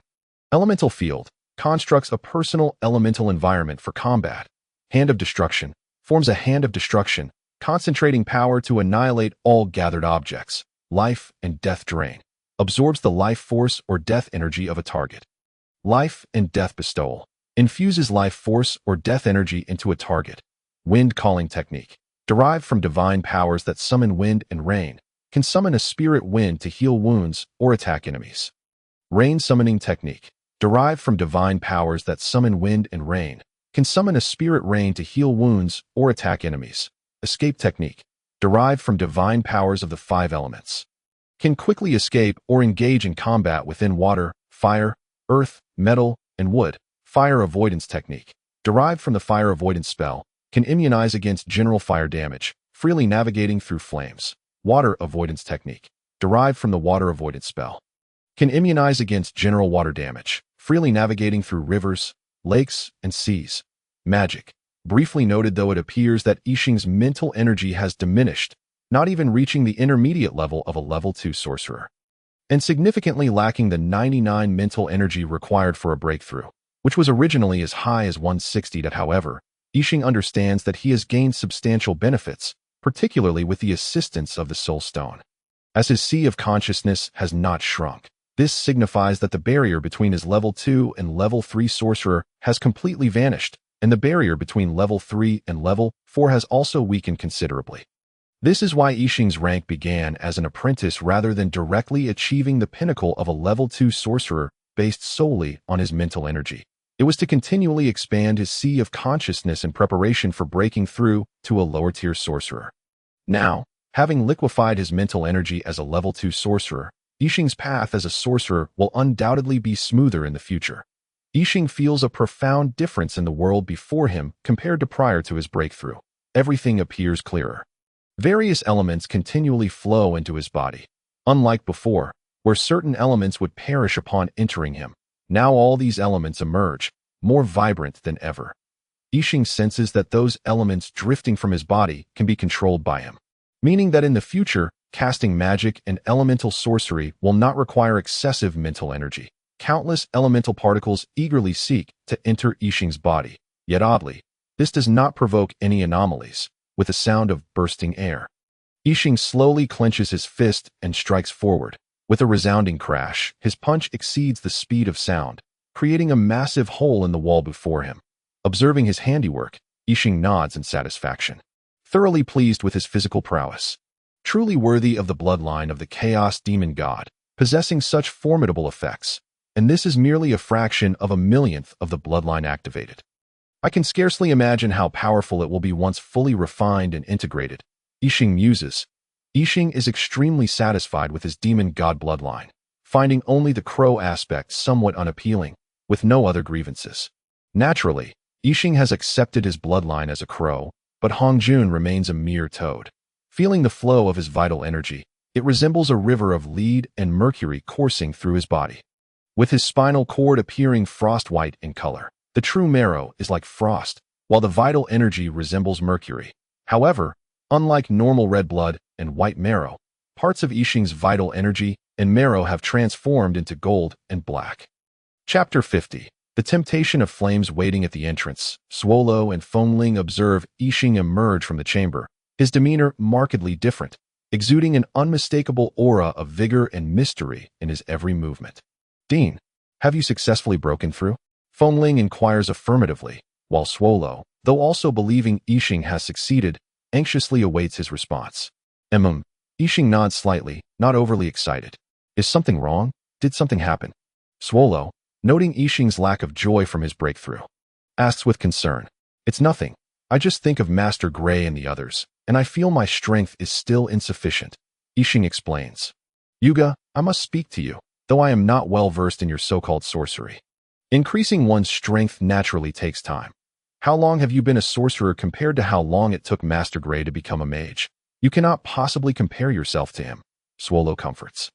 Although Swolo is unaware of Yixing's situation, his words ring true. Yixing, gazing into Swolo's caring eyes, suddenly smiles. Haha, indeed, do not dwell too much on it. I believe you will surpass Master Gray one day. Seeing Yixing smile, Swolo feels reassured, joining him in hearty laughter. Fengling, where have Wankai and Xiaohe gone? Yixing observes that only Fengling and Swolo are present and directly inquires about the whereabouts of the other three. They said they were preparing a gift for you. Dear Dean, Fengling responds, checking their location through the system. Oh, at least they have a conscience.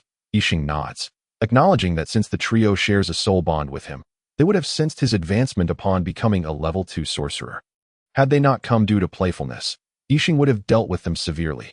However, since they are preparing a gift, he does not concern himself too much. Unbeknownst to Yixing, in a tavern within the Sky City, a beautiful woman converses with several animals. Hee, do not forget your promise to me. Otherwise, I will inform the dean that you failed to pick him up due to last night's intoxication. The woman laughs. No, Lady Fengling, we absolutely honor our word. We will definitely exchange for your subsystem, Widow quickly affirms, his tail wagging so vigorously it creates an afterimage. Xiaohe and Dankun look on with eager eyes. The truth is revealed. The reason Widow and the others did not pick up Yixing was that they had been drunk the previous night and were completely unaware of his successful breakthrough. Or perhaps they sensed it, but were too intoxicated to care. As for why Fengling is present, it is simple. She is an intelligent system and can project multiple forms in the Sky City. Watching Fengling disappear, the three little ones breathe a sigh of relief. What should we do? The most fearful of Yixing, Xiaohe, asks with a grimace. Xiaohe has transformed significantly, influenced by Yixing's advancement, now also a level 2 sorcerer. After undergoing metamorphosis, not only has he grown in size, but one of the 3 tail feathers that sprouted from his tail has turned from golden to pitch black, imbued with terrifying death energy. All this occurred while Xiaohe was, well, master, we want to buy you a gift. Little Black fluttered onto Yixing's shoulder, nuzzling against his cheek, speaking in a tone of endearment. You didn't forget to buy the gift, did you? Yixing inquired. No way, how could we forget? Look, here it is.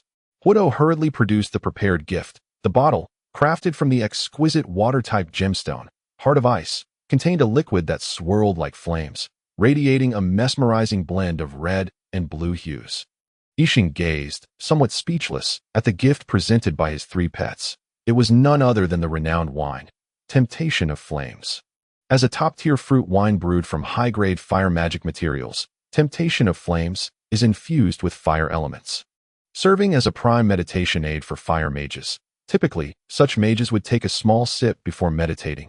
Each bottle of Temptation of Flames is valued at an elemental crystal, and even the most talented royals would indulge in daily use of such a luxurious wine for meditation, illustrating its rarity and worth. However, what rendered Yixing speechless was not the wine's value, but the fact that Temptation of Flames was crafted by the oceanic race, a species seemingly unrelated to flames. The very reason his 3 companions had become intoxicated was due to consuming this wine. And now they boldly presented it before him. This must be the wine you drank last night, Yixing remarked, lifting the bottle, uncorking it, and taking a deep whiff before downing the entire bottle in one go. As if it were mere water. Had any connoisseur witnessed such a desecration of fine wine, they would have surely confronted him. Being one of the top 10 renowned wines, Temptation of Flames boasts an extremely intricate drinking method. Yixing's approach was nothing short of sacrilege. Yet, with only 3 pets sharing his drinking style present, No one was aware that an extraordinarily coveted bottle of wine had been so carelessly consumed. That's not true. Didn't Windbell tell you we delayed your exit because we were picking a gift for you? Widow retorted without a hint of shame, though perhaps he was blushing under his thick golden fur. Who could tell? Yixing doubted Widow's skin was capable of blushing. Stop trying to wriggle out of it. You should know that the Academy's intelligent assistance system is mine. Windbell can check it, and so can I. The only reason I didn't expose Windbell is that it's unnecessary. She is about to evolve into intelligent life, and I wouldn't want her to fail due to this incident. Yixing observed Widow hesitating, directly explaining why he had chosen not to expose them. All right then, how do you intend to punish us? Widow asked, his head hanging low, with Little Black and Dangkong also bowing their heads in apology. No need for punishment. Just remember not to drink so much and delay important matters. Yixing initially intended to reprimand them, but upon seeing their remorseful demeanor, he changed his mind. After all, despite their youth, Widow and Dangkong had the strength to live independently in this world, yet they chose to acknowledge their mistakes and never opposed Yixing due to their abilities, treating him as an elder. Now, go play, and don't disturb my studies in witchcraft. Yixing waved them off, and as the three pets scampered away in delight, he felt a flush rise on his face. That was close. I almost embarrassed myself. But this wine is potent. I SNT it, just one bottle, and my body struggled to dissipate the effects quickly. I nearly got drunk. Yixing murmured, but merely as a fleeting thought. He resumed his study of witchcraft, hoping to master and evolve the runes of sorcery swiftly. Director, the materials for the witch formation are ready, but part of it is unavailable, as it is provided by the oceanic race, who wish to meet you. Windbell's projection appeared before Yixing. Oh, then let us go meet them. Yixing replied nonchalantly, putting away the crow technique and rising to walk toward the living room. Honorable son of death, greetings, it is an honor to meet you. The envoy from the oceanic race spoke as Yixing entered the room. Wait a moment. What is son of death? Yixing interrupted the envoy, inquiring. My lord, son of death is your title. The envoy responded, astonished that Yixing was unaware of his own title, which represented the recognition of beings in the endless world or one of its dimensions, a mark of supreme honor. Who gave me such an embarrassing title? It is utterly thoughtless. Yixing expressed his dissatisfaction with the title. Your title was bestowed by the Great Hall of Gods based on your characteristics. It symbolizes a son that brings death, the envoy explained, somewhat apprehensively, for despite being a son, this figure was a harbinger of death, and the Hall of Gods had never made a mistake in bestowing titles. I don't want it. Can it be revoked? Yixing asked, his face a picture of dismay. I'm not sure. This has never happened before, the envoy said, nearly in tears, as no one had ever wished to return a title due to its unappealing nature. You might as well ask the Hall of Gods. Putting me in a bind isn't helpful. Seeing the envoy on the verge of tears, Yixing let him off with a sigh. You're about to cry. Your mental fortitude is lacking and requires more training that I truly don't understand why the oceanic race would send you. The envoy thought to himself, I don't want to be here either. Who do you think put me in this situation? All right. Speak. What is it you wish to discuss? Yixing's expression suddenly shifted, becoming serious. The envoy was startled by Yixing's sudden change in demeanor, momentarily forgetting his purpose. Haha, just a joke. Take your time explaining. Yixing chuckled, noticing the envoy's distress. Whose fault is it? What a silly joke to make, the envoy thought bitterly. Hee, the lord of the city has quite the sense of humor. The envoy forced a smile, continuing, I am here representing the oceanic race to inquire about a matter. What matter? Yixing asked with keen curiosity. Well, we would like to send our children to study at your academy, and we seek your approval, the envoy said, eyeing Yixing nervously. Of course, why wouldn't you? Didn't I mention this during our last meeting? Surely they conveyed this information upon their return, Yixing replied. They did, but we thought it wise to confirm it, lest we offend you, the envoy explained. I thought it was something significant. It turns out it was just this. Couldn't you have simply sent someone to ask?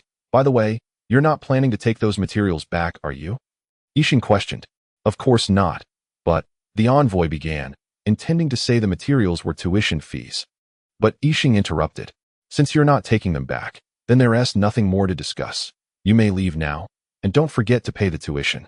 Yixing urged impatiently, dismissing the envoy. My lord.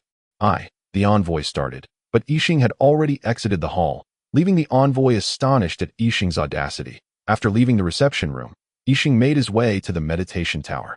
Windbell, have you finalized the design? Yixing inquired about the layout of the witch formation and the meditation tower. Director, the design is complete. Windbell materialized, responding that a semi-transparent screen appeared before Yixing, displaying the design blueprint of the meditation tower. Although much of it was incomprehensible, Yixing was quite familiar with the designated areas for the witch formation.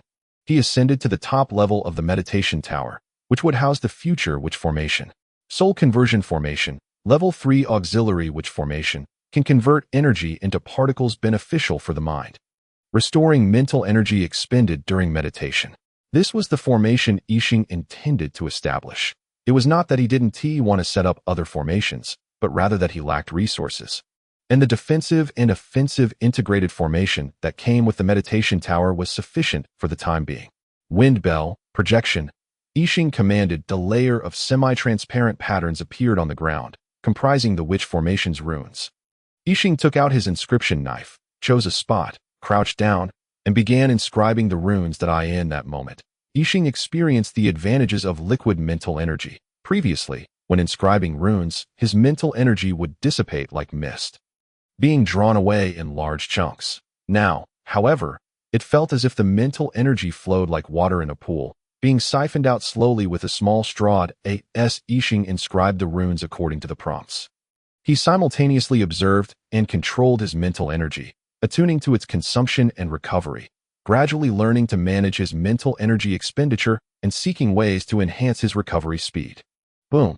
Due to Yixing's inattention, the output of his mental energy fell below the minimum threshold for inscribing the formation, causing the runes he had been working on for so long to explode. Fortunately, he had cast a defensive spell on himself beforehand. Otherwise, he would have ended up with a charred appearance and an explosive hairstyle. Boom, boom, boom. Over time, explosions echoed repeatedly, resonating within the meditation tower every few minutes. Director, we're running low on materials. Only 3 portions remain. Windbell finally intervened to stop Yixing's reckless behavior. It's fine. Can't you see I'm currently devising a restoration spell for mental energy? Why worry about wasting a little material? Yixing replied without turning his head. But you could easily conduct your calculations while casting spells. Fengling's irate response was understandable. After all, most of these materials had been collected by her. Yixing was momentarily taken aback. Boom. The witch formation erupted once again. I know. Isn't this just an attempt to hone oneself? Yixing said, feeling guilty. Director, what are you doing? Is it amusing to waste my efforts like this? Fengling began to darken in demeanor. No, absolutely not. I certainly did not waste your efforts. It was merely a slip of the hand that caused this explosion, Yixing explained, his face adorned with a forced smile. Not yet. Just how many materials have you squandered? Do you still wish to properly set up this witch formation today? I merely asked you to trace the diagram. How could you have wasted so many materials? Why create methods of restoration when you could simply deduce it after returning? Observing Yixing's lack of remorse, Fengling's temper flared. That's fine. Yixing hurriedly began arranging the witch formation. After placing the divine essence into the core of the formation, it commenced operation, gathering countless elements, and the elemental concentration within the meditation tower rapidly ascended, generating a mysterious wave within. This, Fengling, is done. Upon completing the arrangement, Yixing turned to seek her approval, only to find her expression even more sour, for it was evident that Yixing had managed to set up the formation in one go, yet had squandered so many materials in the process. Chapter 52. Strolling.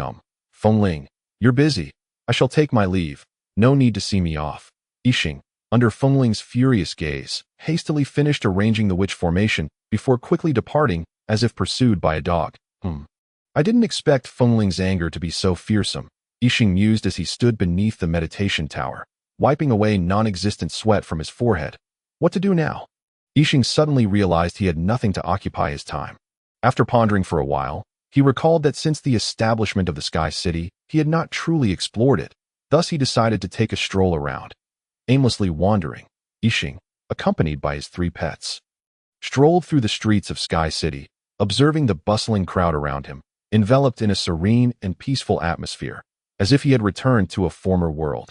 What a splendid city, Yixing remarked. Captivated by the harmonious scene before him, with a cheerful heart, Yixing entered a magical item shop adorned with weapons. He gazed at the dazzling array of magical melee weapons, feeling no surprise. After all, magical weapons were significantly cheaper than wands, and not all mages possessed an abundance of magic. In fact, the majority of mages, due to financial constraints or lack of talent, wielded but a few spells suited to them. The most accessible magic was melee combat spells, hence most mages learned only a handful of suitable spells at each level. Furthermore, most mages studied melee magic, whereas wands were typically acquired by those who excelled in ranged combat or those wealthy enough to afford them. Thus, magical item shops predominantly offered swords and other magical melee weapons, with wands rarely displayed prominently. Nevertheless, Yixing held a profound interest in the crafting of magical weapons, having previously toiled alone in isolation. He hoped to glean insights that might enhance his alchemical skills. "Is anyone here? Boss, are you present? Come out. We have a guest." After wandering the shop and finding only low-level magical weapons of no use to him, Yixing called for the proprietor. Coming, esteemed city lord." Upon receiving the notification from his assistant, the shop owner, who had been waiting inside, promptly rushed out, bowing and greeting. "Are you the owner?" Yixing inquired. "Indeed, esteemed city lord, I am the proprietor of this establishment. How may I assist you?" The owner replied with a beaming smile. "Oh, nothing much. I merely wish to see the magical weapons you have on offer. Could you show me all of them?" Yixing expressed his intent to browse. The owner's face revealed a hint of reluctance. "Is there a problem? If it's inconvenient, I shan't look," Yixing stated, projecting a sense of democracy, though it would have been preferable if his pets were not displaying such menacing expressions. "Of course. It would be our honor, esteemed city lord." As a seasoned individual who had navigated the Sky City for quite some time, the owner understood the intelligence possessed by Yixing's three pets. Noticing their fierce demeanor, he realized that should he refuse, even if Yixing did not cause him trouble, the three pets would certainly take it upon themselves to confront him. Thus he quickly acquiesced. "Since you are so earnest, let us proceed." Yixing, unperturbed by the pets' behavior, recognized that they were merely feeling guilty, hoping he would forget their prior misdeeds involving drink. He certainly did not mind their attempts at ingratiation, as he was not the one playing the villain. Following the owner, Yixing and his pets entered a room adorned with magical weapons lining the walls. Inside, there were rows of shelves, each divided into compartments, most containing boxes, each box housing a magical weapon. The owner approached, opening each box in succession, and in an instant, the room was filled with the radiant glow of magic. Every magical weapon within the boxes shimmered with the brilliance that only high-grade magical arms could emit. "Quite impressive." Yixing nodded in satisfaction. The owner, relieved, let out a breath he had been holding. "Which noble house do you hail from, dear owner?" Yixing surmised that the owner, based on his individual capabilities, could not possibly amass such a collection of magical weapons without a significant backing. Most likely, he was associated with a considerable power, the majority of which were nobles. "Esteemed city lord, I am from the Lacey Commerce Guild." The owner refrained from disclosing the full extent of his backing. However, that was sufficient, for the Lacey Commerce Guild was controlled by the Lacey family, one of the four great dukes of the Yin Yao Empire. This implied that the owner was connected to Duke Lacey. "So you are," Yixing remarked. Recognizing the complexity of the individual before him, who adeptly assessed the situation and read his expressions, certainly not an ordinary character. "Esteemed city lord, my name is Kexia Lacey," the owner stated with a wry smile. "Ah. You are the one who renounced the claim to your title in favor of commerce, infuriating Duke Lacey to the point of severing ties with you, the third son of Duke Lacey." Yixing realized with clarity. "Indeed. That is I." Kexia nodded, a bitter smile gracing his lips. "You are quite formidable. However, did not Duke Lacey claim to have severed ties with you?" Yixing inquired curiously. "Such is the claim. Yet he is my father. How could he truly sever all ties?" Kexia explained with a bitter smile. "I imagine this must leave you feeling perplexed and regretful," Yixing observed as he noticed a flicker of regret in Kexia's eyes. "Indeed. I never anticipated that my father would not relinquish hope, nor did I foresee that the woman I loved so dearly, for whom I sacrificed my claim to inheritance, would be involved with my most trusted elder brother." Kexia's eyes brimmed with profound sorrow. "Do you wish for vengeance? Would you like to kill your elder brother or the woman who deceived you? I can assist you," Yixing offered. "I do not wish to." After all, he is my brother, and my father would not wish to see us turn against each other. As for her, who can blame me for my folly? Kexia shook his head, declining Yixing's suggestion with a rueful smile. Yixing was pleased with Kexia's reaction. The immense blow had not altered his character. Kexia had not allowed hatred to cloud his judgment. I have high hopes for you. Despite Yixing's youth, his words to Kexia, who appeared middle-aged, sounded akin to a child reprimanding an adult. Yet, given Yixing's status, no one found it laughable, but rather felt it was only natural. Thank you for your kind words, my lord, Kexia said, slightly bowing in gratitude for Yixing's praise. No need for thanks. I speak only the truth. To maintain one's essence amidst such adversity, as long as you do not falter, your future holds promise beyond measure. Yixing dismissed his words as mere flattery, and he did not believe Kexia to be disingenuous. At Yixing's level, he could discern whether those of lesser strength were lying. Amidst Kexia's profuse gratitude, Yixing declined his offer of gifts and exited the magical weapon shop with a large sword in hand. By the way, where has Niu Shouqinghu gone? After wandering for a while, Yixing suddenly recalled his mount. Master, little Niu is with the Night Division, replied Xiaohe, who had the closest relationship with Niu Shouqinghu. What is it doing there? Yixing inquired. It seems Lord Rog has requested little Niu to serve as a mount and train the students in mounted combat. Xiaohe responded with a peculiar tone. What is it? Noticing Xiaohe's strange tone, Yixing inquired curiously. It appears little Niu is also being trained by Rog on how to become a qualified mount. Huado chimed in, reveling in the misfortune. Well, let us mourn for it, Yixing said. Observing a moment of silence for 3 seconds. What is happening up ahead? Huado's ears perked up, having heard some commotion ahead, his eyes sparkling with curiosity. You? Always keen on joining the fray, Yixing remarked, shaking his head helplessly as he watched Huado rush to the scene of the commotion. Chapter 53. Spectating. As Yixing approached the crowd of spectators, Huado had already squeezed his way in. Observing the throng, Yixing could only lament that the desire for excitement was not limited to his own countrymen. Make way, make way. Yixing attempted to inch his way closer, for he too had a penchant for revelry. Esteemed city lord, director. However, just as he was about to push through, he was recognized. Yixing cleared his throat to mask his embarrassment. What are you all gathered here for? What transpired that caused someone to weep? Yixing swiftly readjusted his demeanor, adopting an air of authority as he inquired. The crowd parted instantly, allowing Yixing to discern the unfolding events. Before him stood a young girl, visibly marked with the insignia of the Sea clan. Weeping inconsolably, beside her, a group of merfolk loomed, having captured the child. Opposite them, a couple, presumably husband and wife, were ensnared by magic. Huado, standing nearby, watched with evident delight, showing no inclination to intervene. Please, return our daughter to us, the man pleaded, desperately casting spells to break the enchantment, while his wife repeatedly bowed her head in supplication. Without needing further explanation, Yixing grasped the situation. His investigation revealed that the girl possessed a trace of merfolk lineage. While the beseeching woman was indeed a mermaid, though the means by which she transformed into a human were unclear, her bloodline was unmistakable. Furthermore, the system's assessment indicated that the girl had the potential of a tide caller. Thus, it appeared that this human couple, united with a mermaid, had given birth to an offspring endowed with tide caller abilities, unknowingly venturing into the Sky City, a domain inhabited by the Sea clan. Perhaps they believed the Sky City was devoid of merfolk. But alas, they were mistaken. Consequently, during a family outing, they were discovered by members of the Sea clan, who sought to claim their daughter. Although it remained a mystery why the mother was not taken as well, Yixing surmised the general circumstances. What is going on? Yixing approached, gesturing to dispel the magic ensnaring the merfolk. As he posed the question, he simultaneously contacted Huado, demanding to know why he had not intervened. If you weren't here, I would have acted without hesitation. However, since you are present, I know you will handle it, especially as it occurs on your territory. Thus, I deemed it unnecessary to meddle further, Huado explained. You believe I am overstepping? Yixing retorted. Indeed. Such matters of grandstanding should be left to me, Huado replied. Your involvement is an act of valor, while my concern is mere meddling. Is it? Just wait until I return. I'll show you how to handle this. Yixing shot back irritably.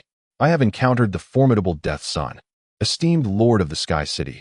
I am Shilin, a tie caller of the Sea clan. The middle-aged merfolk stated, furrowing his brow yet refraining from further comment. Opting instead to bow, Yixing felt a sense of resignation regarding his title, which had likely become common knowledge across the continent. Any attempt to alter it was now futile. In truth, Yixing had underestimated the influence of the pantheon. His title was known not only throughout the continent, but also across the entire four-dimensional realm, even reaching some higher planes. Do you not understand that the Sky City prohibits the use of aggressive magic? Yixing scrutinized Shilin sternly. My lord, this is merely a minor water prison spell, not an offensive magic. Furthermore, my kin are within. I would never harm them, Shilin countered. Humph, I am aware. Otherwise, you would have perished by now. Now, elucidate the matter at hand, Yixing stated coldly, asserting that unless Shilin provided a satisfactory explanation, he would retaliate against the Sea clan. My lord, this, Shilin hesitated, glancing at the crowd encircling them. Then let us retire to a secluded location, Yixing decided, leading them to a restaurant of the Sea clan, where he requested a private room. Speak, what is the reason for tearing this family apart? Yixing expressed his disdain for those who disrupt familial bonds. The situation is as follows. Shilin had not yet begun when the human man interjected. The human, named Du Jietai, and the mermaid, named Si Kuli Jietai, had transcended their respective races to love one another, forsaking their previous lives. After their union, they enjoyed a blissful existence, soon welcoming a child. Their daughter, Si Jiali. However, the child bore distinct features of the Sea clan, such as scales upon her forehead, resulting in her being ostracized and bullied in their former residence. For the sake of their daughter's future, they relocated to the Sky City, a haven for the Sea clan. Today, as the trio ventured out as they had done before, they unexpectedly encountered the merfolk. Ironically, among them was a tie caller who recognized Si Jia Li's potential and sought to abduct her. Naturally, Du and Si Kuli were unwilling to allow their daughter to be taken from them, resulting in the scene Yixing had witnessed. Do you have anything to say? Yixing inquired. Unwilling to accept a one-sided account, Shilin shook his head, affirming that the man's narrative was accurate and had nothing further to add. Are you aware that the Sky City forbids magical conflicts? Yixing interrogated icily. I understand. Yet I did not employ offensive magic, Shilin maintained. I comprehend, which is why you are still alive. But do you realize that the Sky City imposes even greater penalties for abduction? Yixing's gaze remained unyielding on Shilin. I did not engage in abduction, Shilin hastily clarified, acutely aware of the consequences of child abduction within the Sky City. Indeed, your actions do not constitute abduction. They are outright theft, Yixing retorted angrily. I did not. Si Jiali possesses the bloodline of my clan. I merely wish to bring her back to nurture her within our kin. For her own benefit, Shilin asserted, suppressing his frustration. You seem to believe you have the right to take another's child. Do you? Even if she bears merfolk blood, she is not your child. Did you seek the consent of her parents? Did you consult the child? What gives you the authority to seize someone else's offspring? Yixing was incensed by their actions. This is not the ocean. This is the Sky City, my domain. In my territory, my laws reign supreme that if you choose to disregard them, then leave. Yixing continued, his anger palpable. Shilin felt a surge of panic, recognizing the significant advantages the Sky City offered to the Sea clan in nurturing their progeny.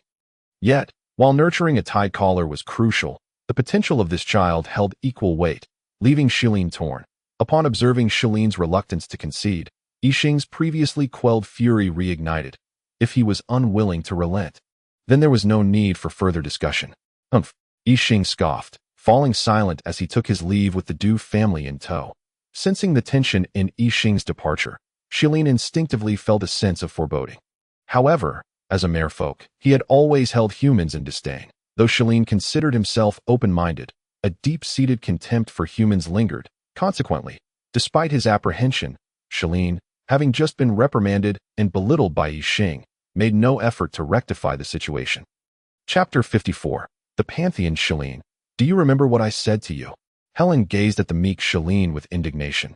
She was furious. Everything had been arranged, and she had anticipated a period of focused magical research within her clan. To her dismay, while she was refining her spells, an elder of the clan approached her with a warning from the Lord of the Sky City, stating that a member of their clan had violated the law and showed no signs of repentance. Lord Yugu offered the Sea Clan two options: either vacate the Sky City, with a permanent ban on future entry, or address the instigator of the transgression, with a requirement to double the resources provided to the Sky City henceforth. In the past, the Sea Clan may have dismissed Yi Xing, but after his recognition by the Pantheon and the acquisition of his title, they could no longer afford to disregard his words. Understood, Shilin responded with a hint of subservience. And what did I say? Did I not caution you repeatedly against provoking the Lord of the Sky City? How many times must I reiterate this? Helen's fury intensified as she recalled the pressure she had felt at the entrance, a harrowing reminder of Yu Ji's true power.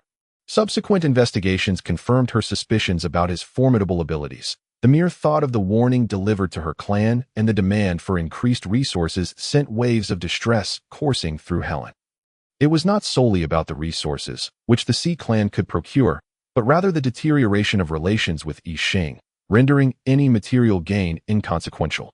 The mere contemplation of this matter ignited a strange fire within her, compelling her to vent her frustrations. Tell me, what possessed you to provoke him? Is he so easily trifled with? But I did not provoke him. I merely sought to bring back a kin with Tide Caller potential, Shilin defended himself. Upon hearing the origins of the matter, Helen's anger intensified. Have you forgotten what I initially stated? No matter the circumstances, do not provoke Yuga. Remember, I said any circumstance. And speaking of the Tide Caller, are you truly foolish enough to seize her from her parents? What do you intend to achieve? Would it not be prudent to return the young girl alongside her parents? Shilin hastily replied, but her father is a lowly human, and her mother is Scarly. That traitor. Seeing Shilin's continued defiance, Helen delivered a sharp slap across his face. What of her father being human? And what of her mother? Is there anyone in our clan unaware that Scarly has already faced punishment for her past? That matter is behind us. We have forgiven her. The clan is aware of this, but we have yet to locate her and her husband to inform them. You comprehend the consequences of your actions? Shilin covered the side of his face that Helen had struck. Stumbling over his words, what consequences could possibly arise? I refuse to believe her parents would dare act against us. Humph, what might her parents do? Parents will go to great lengths for their children. And let us not even speak of her parents. Consider Scarly. Do you not realize that your actions could incite Scarly's resentment towards our clan, potentially turning her into our enemy?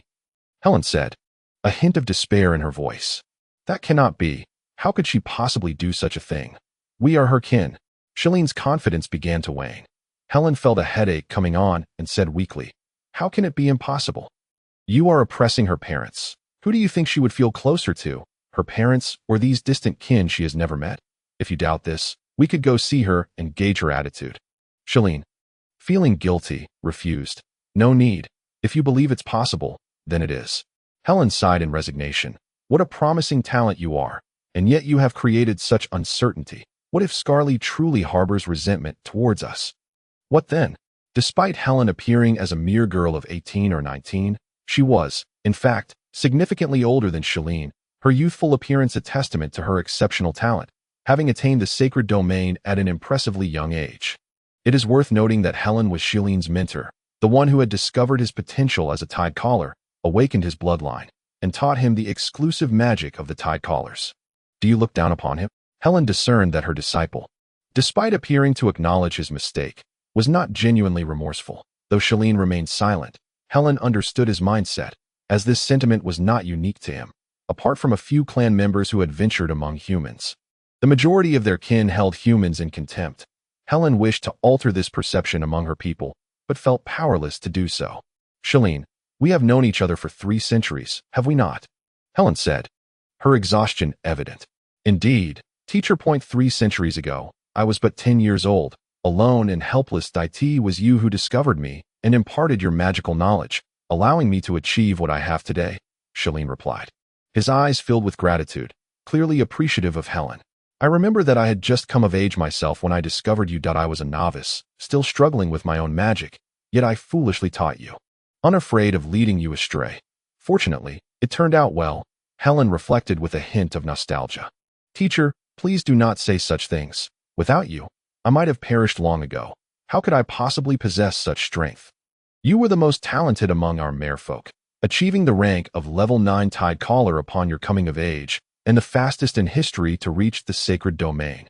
Shalene replied, pride swelling as he spoke of Helen's talents. Enough. That is all in the past. Let us discuss your predicament instead. You are on the verge of breaking through the level 9 barrier and entering the sacred domain, are you not? Helen discerned Shalene's current status with ease. Yes, teacher. I fear I have brought shame upon you. Though Shalene said this, his eyes sparkled with pride. Even if 3 centuries to reach the sacred domain was not particularly swift, achieving it meant he would no longer be threatened by the constraints of mortality, placing him among the elite in the 4 elemental planes. You have yet to enter the sacred domain. So tell me, how can you look down upon one who has slain level 9 magical beasts, earned the approval of the Pantheon, and acquired the title of the Deathbringer? Yuga in Flame? What qualifications do you possess to judge him? Helen asked, her anger palpable. That might just be a fabrication. Perhaps the Pantheon has made an error. How could he possibly be so formidable? How could he be more talented than you, teacher? Shalene stammered, flustered by Helen's sudden interrogation. Do you truly believe the Pantheon is so easily deceived? Do you have any idea who established the Pantheon? Do you know that I, your teacher, am also a member of the Pantheon? Helen's ire was ignited by Shalene's response. Ah, so you are also a member of the Pantheon, teacher? Shalene replied, astonished. The Pantheon was the most enigmatic force across the 4 elemental planes, aside from small outposts in each race's gathering place to announce the god list. No one knew where the Pantheon's headquarters lay.it was known only that the Pantheon was immensely powerful and was suspected to possess divine beings that in the past, a demigod imbued with divine essence had annihilated a Pantheon outpost, only to be swiftly crushed by a gigantic hand, akin to swatting a fly.to this day. No organization dared provoke the Pantheon, which was universally acknowledged as the mightiest force, rarely participating in global conflicts and seldom revealing itself. Moreover, the members of the Pantheon were shrouded in mystery. Only a handful were known, most of whom had exposed themselves during dire circumstances to save others, with a majority being human. Thus, Shalene's surprise at discovering Helen's affiliation with the Pantheon was entirely understandable. What is so strange about that? The Pantheon is not a native force of our 4 elemental planes. It was established by several sovereigns. The Pantheon here is merely a branch. The members of the Pantheon are the top-tier beings recognized across various planes, Helen elucidated. Top-tier beings across various planes. Meaning, Shalene suddenly pieced together the implications. Helen, aware of Shalene's realization, was not surprised. After all, one on the verge of becoming a member of the sacred domain could not be dull-witted. So she interrupted him. Yes. Our Lord of the Sea is one of them. To be precise, the Pantheon in our 4 elemental planes was established by the Sea God and other gods of various races. I, too, was recognized by the Sea God after reaching the sacred domain and was admitted into the Pantheon. Master, do you think I might? Shalene, a man over 300 years old, suddenly began to fidget like a young girl seeking indulgence. Helen shot him a disapproving glance, ignoring his unbecoming antics, and shattered his fantasies with a single statement. No way. The Pantheon has strict criteria for recruitment, unless one is an extraordinary genius or possesses immense talent in other fields. Even if you are a god, the Pantheon will not accept you. However, Yuga has a substantial chance of joining the Pantheon. Shalene had long anticipated that he would not be permitted entry into the Pantheon. Although he considered himself a genius, he was not extraordinary and lacked talent in other areas. Nevertheless, he felt immense discontent and anger that the despicable Yuga, whom he looked down upon for daring to extort the merfolk, might join the Pantheon. Why can he join the Pantheon? He is merely a level 6 mage. Humph. Do you truly believe he is just a level 6 mage? I have told you. Yuga's displayed power is merely the tip of the iceberg. Remember, no matter what, do not provoke him, or I cannot guarantee your safety. Enough. In a few days, you will accompany me back to the clan. Helen, recognizing Shalene's deep-seated dissatisfaction with Yuga and knowing it would be futile to change his views in a short time, decided to bring someone else to Sky City. After speaking, Helen left directly to find Yixing, hoping to mend their relationship. However, in her haste, she failed to notice the immense resentment in Shalene's eyes. Otherwise, she would have undoubtedly sent him back to the sea rather than leave him here. Chapter 55. Conspiracy. Director Yuga. It has been too long that I sincerely apologize that I did not anticipate Shalene would act in such a manner. And I am truly sorry that I hope you can forgive us. Helen immediately apologized upon seeing Yixing. I wish to know your choice. Will you leave, or will you compensate? Yixing coldly inquired, disregarding Helen's apology. Of course. We choose to compensate. Please, how much do you require? We will comply with all your demands, as long as this incident does not affect our friendship, Helen replied. 5 times. From now on, every merfolk who settles in Sky City will incur a cost 5 times higher. And I do not wish to see that Shalene again. Yixing's expression slightly softened, yet his tone remained resolute. Understood. We agree. Please do not be angry. We will bring Shalene back to the clan for proper handling. Helen responded without hesitation. Very well. Now that the matter is resolved, Miss Helen, do you have any further concerns? Yixing's tone had softened. Is it that if there is nothing happening, I cannot stay? This is not our first meeting, and I am rather curious about the profession of a wizard. Dean Yuga, could you enlighten me? Helen observed that Yixing's tone had softened and sought to bridge the gap between them. Of course, I too have many uncertainties I wish to consult you about, Yixing replied. Eager to delve into the intricacies of the sanctum, for his previous knowledge had solely been derived from the system, lacking in-depth understanding. Thus, with one eager and the other willing, the two engaged in a delightful conversation.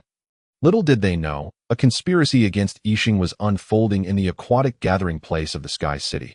After Helen departed, Shalene stood there for quite some time until a group of individuals approached. Huh? Brother Shalene, why are you standing here? Boomed a robust and hearty voice. Upon hearing the voice, Shalene's spirits lifted. Momentarily forgetting his anger towards Yixing, he exclaimed, Brother Ivan, when did you arrive? Ivan, the leader of the newcomers, was one of the tide callers from the same cohort as Shalene. They were not merely rivals. Their mentors were also arch-nemeses. However, due to Ivan's boisterous and carefree nature, their relationship was quite amicable. Ivan laughed heartily. I just arrived.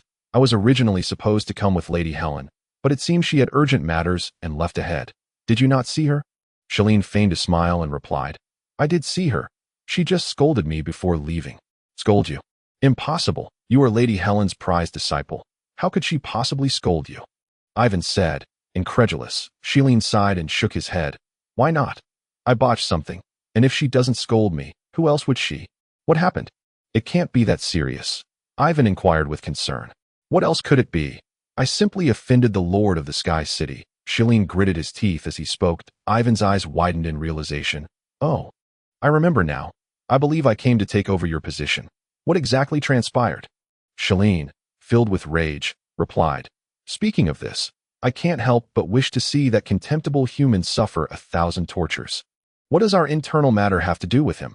Mind your own business, and now I face my mentor's ire. Enough of that, let's not dwell on it. Come, let us go drink, Ivan said enthusiastically, pulling Shalene towards the tavern. Why should my mentor reprimand me for a lowly human? Shalene downed a glass of wine in frustration. Ivan advised, Shalene, you mustn't drink anymore. You are already intoxicated. You cannot blame Lady Helen. Shalene waved his hand dismissively. I am not blaming her. I would never blame her. I am referring to that despicable human. Ivan curiously asked, Speaking of which, what is that human like? You know, I will be residing here for some time. So tell me about the situation in the Sky City. That contemptible human lord is merely a dirty, weak, meddlesome 6th-level mage. Had it not been for my mentor's intervention, I would have long since rid myself of him, Shalene said, his expression contorted with disdain. Ivan suddenly inquired, Speaking of Lady Helen, what could be taking her so long to appear? What else could it be? She is likely dealing with the matter concerning that lord. I have heard he has caused quite a stir in our clan, Shalene replied. Ivan nodded in agreement. Indeed, that Lord Yuga has stated that if we wish to remain in the Sky City, we must double our resource contributions, or else we must leave. That is extortion. How greedy and ungrateful. On what grounds does he dare to blackmail our aquatic kin? Shalene seethed. There is nothing we can do. Our clan seeks his favor. You know how vital the Sky City is to us, especially for our descendants. The environment here greatly benefits their growth, and in the 4 elemental planes, this is the only floating island suitable for our kind, Ivan said with resignation. Shalene felt equally helpless, as the aquatic clan had initially been indifferent to the floating island, which was unsuitable for their survival, by the time they realized its immense benefits for cultivation and their offspring. All the floating islands had already been claimed. If only this Sky City belonged to our aquatic kin, Ivan lamented, seemingly absent-minded. Unbeknownst to him, Shileen's eyes gleamed with a sudden idea. Hey, Shileen, what are you thinking? Don't space out. Drink up, Ivan urged, noticing Shileen lost in thought. Shileen snapped back to reality, hastily responding, Nothing, just pondering when my mentor will return. Haha, are you worried that Lady Helen might encounter trouble? Do consider. With her strength, how could anything possibly go wrong? Now, let us drink. Ivan laughed heartily. Shileen, feeling awkward, chuckled. Indeed, with my mentor's prowess, how could there be any issues? I was merely overthinking. Haha, Brother Ivan, I take my leave. Safe travels, my friend. Do be cautious. Brother Ivan. Next time, it shall be my treat. What are you being so polite for? It makes no difference who treats whom. Next time, it is still on me. After several rounds of drinks and a variety of dishes, the group had eaten and drunk their fill before bidding each other farewell, leaving only Ivan and a few of his subordinates behind. My lord, do you think Shileen will fall for it and go after that human? One subordinate inquired. Ivan chuckled. Rest assured, he is not foolish, though I have said but a word. For some, it is sufficient. Any more, and he would begin to doubt. His tone, once hearty and boisterous, now carried an ominous chill through their conversation. It became evident that Ivan was not as carefree as he appeared. His demeanor was merely a fade. This time, Ivan had come with secret intentions. I wonder if Shileen will succeed, one of Ivan's subordinates voiced. A hint of concern in his tone. Ivan cast a glance at his subordinate and smugly explained, Fear not. Should he fail, we can conveniently dispose of him, allowing that human lord to vent his frustrations. This would not only eliminate a significant ally of Helen's, but also diminish her prestige. Should he succeed, it would be even better. Our merfolk clan could claim this floating island. All we would need to do is present Shileen to the human race as a concession, thus achieving our goal of undermining Helen while securing an island for our lineage. My lord, you truly are astute, the subordinate praised. Little did Ivan realize that all his words were being closely observed by two pairs of watchful eyes. Chapter 56. Assassination outside the Lord's manor. Silence reigned, with not a single guard in sight. Yet, in the dead of night, a figure appeared before the manor's entrance. Bathed in the faint starlight, it was evident that the individual had come well prepared. Adorned in top-tier magical equipment, all of which had their magical radiance suppressed, clearly indicating malicious intent, further emphasized by the undeniable aura of killing intent emanating from them. The mysterious figure lightly touched the wall, utilizing the subtle wind element to effortlessly scale the high wall. After vaulting over, the figure descended like a feather, landing soundlessly, akin to a martial arts master from a wuxia realm. Although this was a world of magic, achieving such a feat without any magical fluctuations required an exceptionally high mastery of magical elemental particles. This indicated that the mysterious individual was no ordinary person, possessing profound magical prowess. Upon entering the Lord's manor, the mysterious figure appeared familiar with its layout, making their way directly toward the inner courtyard with cautious and silent steps. Upon reaching the rear courtyard, they headed straight for Yixing's chamber at this moment. The mysterious figure seemed unfettered by any concern, as terrifying magical fluctuations began to radiate from them. With countless wind and water elemental particles rapidly gathering, the terrifying magical aura jolted everyone in the Lord's manor awake. They hastened toward the source of the elemental gathering, hoping to thwart the impending spell. However, it was evidently too late, for the magical fluctuations had already peaked, and the spell was fully prepared. Haha, Yuga, you despicable human, die! The mysterious figure roared, launching their magic toward Yixing's chamber. Yet, an unforeseen event occurred. A flash of purple light swept across, causing all magical elemental particles in the Sky City to become inert, as if lifeless and unable to communicate. The inability to communicate with magical elemental particles was a lethal blow for mages, as they relied on their mental energy to interact with the external magical particles, consuming minimal magical power to arrange the particles into the desired spell. Now that communication with the magical particles was severed, it meant that those mages who had not attained the sanctum level, save for those specializing in close combat, were rendered mere mortals, even inferior to ordinary individuals. The enigmatic figure lost control over the surrounding magical particles and plummeted from his levitating state.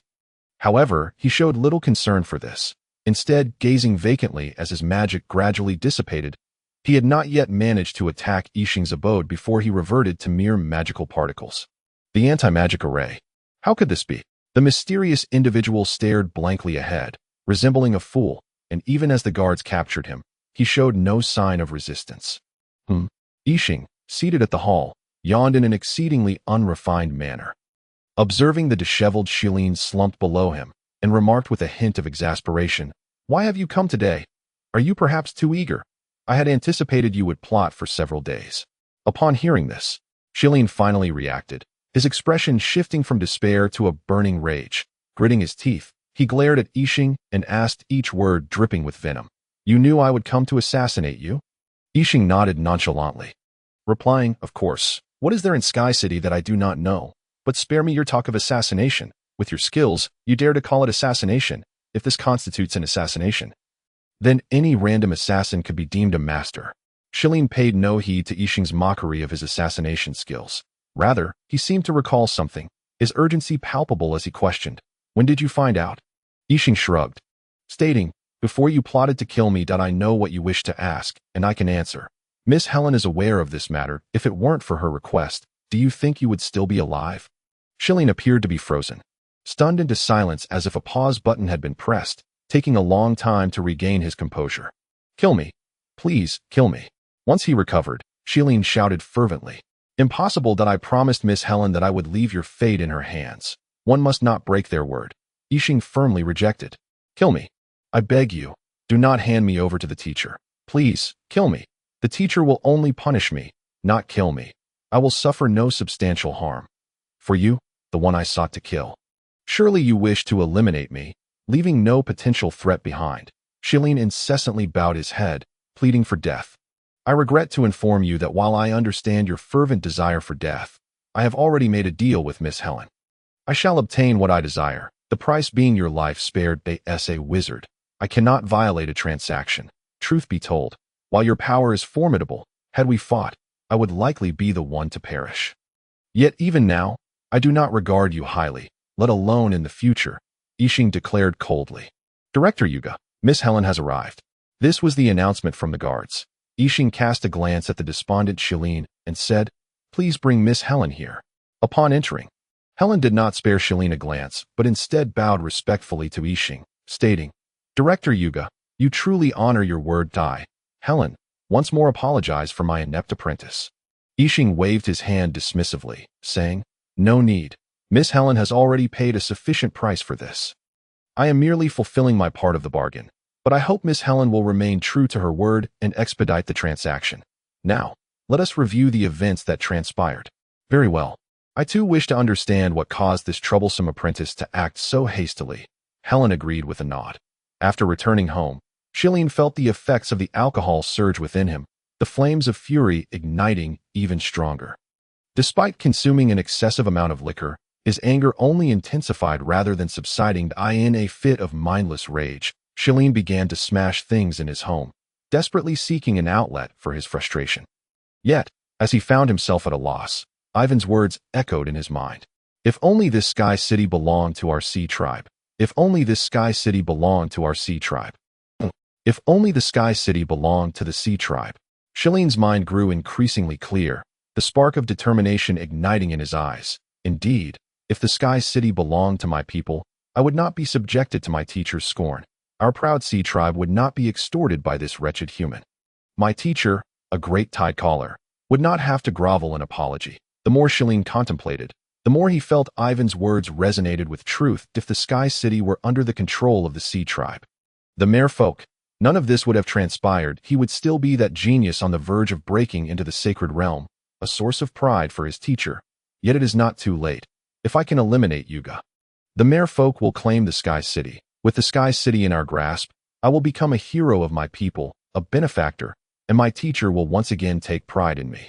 Thus, Shilin envisioned this outcome, ultimately resolving to kill Yuga Yenao and aid his kin in seizing the Sky City. Once he prepared everything, Shilin began to wait, anticipating Helen's return, knowing that if she were present, he could not carry out his murderous intent. As the clock approached midnight, Helen finally returned from the Lord's mansion. After confirming her arrival and rest, Shilin initiated his plan. I must have drunk too much." Yixing felt utterly speechless. Having expected something entertaining. Chapter 57. Persuasion. Director Yuga. There's no need for you to see me off. I will take this troublesome apprentice back for proper punishment. Rest assured, I will return shortly to fulfill our agreement, Helen stated, dragging the half-conscious Shilin behind her. I am confident. I trust that Miss Helen will not violate our transaction. Yixing replied with a smile. After Helen departed, Yixing intended to return to his quarters for more sleep. At that moment, a tall figure, wielding a glass staff, stormed in with great urgency. Yixing, exasperated, regarded the newcomer and said, "Cousin, what brings you here in such a frenzy? I heard you were attacked, so I rushed over to save you," Christina awkwardly explained, clearly aware that the situation indicated her arrival had come too late. "What good is your arrival now? By the time you came to my rescue, my corpse would have been cold," Yixing retorted irritably. Christina, known as the flower of the Fierce Tiger Legion in Fierce Tiger City, was not one to be cowed by such minor embarrassment. Thus, she boldly declared, "It's because your bed is too soft and the environment too comfortable that I have become complacent, causing my vigilance to plummet." Yixing chuckled in disbelief. "So you're blaming me?" "Yes, it's all your fault," Christina affirmed, unabashedly turning the tables. "Then why don't you return to Fierce Tiger City? Did we not agree that if you were dissatisfied, you could leave at any time?" Yixing shot her a pointed look, feigning innocence. Well, that's because I want to rescue those adorable children from your clutches so they aren't led astray by your influence," Christina asserted with a conviction that even she did not believe. "All right, fine. It's all my fault then. Are you not feeling tired? A lack of sleep will worsen your skin, you know." Yixing surrendered with a sigh. It's all your fault. If my skin deteriorates, you must compensate me," Christina exclaimed, promptly heading back to get some sleep. Yixing smiled at her response, finding great satisfaction in it. He believed that this was the appropriate reaction for a girl of her age, rather than the cold, ruthless demeanor she had previously exhibited, which only softened in the presence of family. I too must retire for the night. Just as I finished meditating, I was rudely awakened. It infuriates me." Yixing yawned and returned to his room for more sleep. Meanwhile, let us momentarily set aside Yixing and his slumber and turn our attention to another key player in today's assassination attempt. Helen brought Shilin back to the merfolk's gathering place, leading him to his chamber. Bang! Helen hurled Shilin against the wall, her voice filled with anger. "You've really gone too far. Did I not instruct you to avoid provoking him? I worked tirelessly to mend our relationship. And you, instead, attempted to assassinate him. Had he cared, we would have long been expelled from Sky City." Shilin lay on the ground in a stupor, silent as if lifeless. Seeing this, Helen's fury intensified. "Get up! Stop pretending to be dead."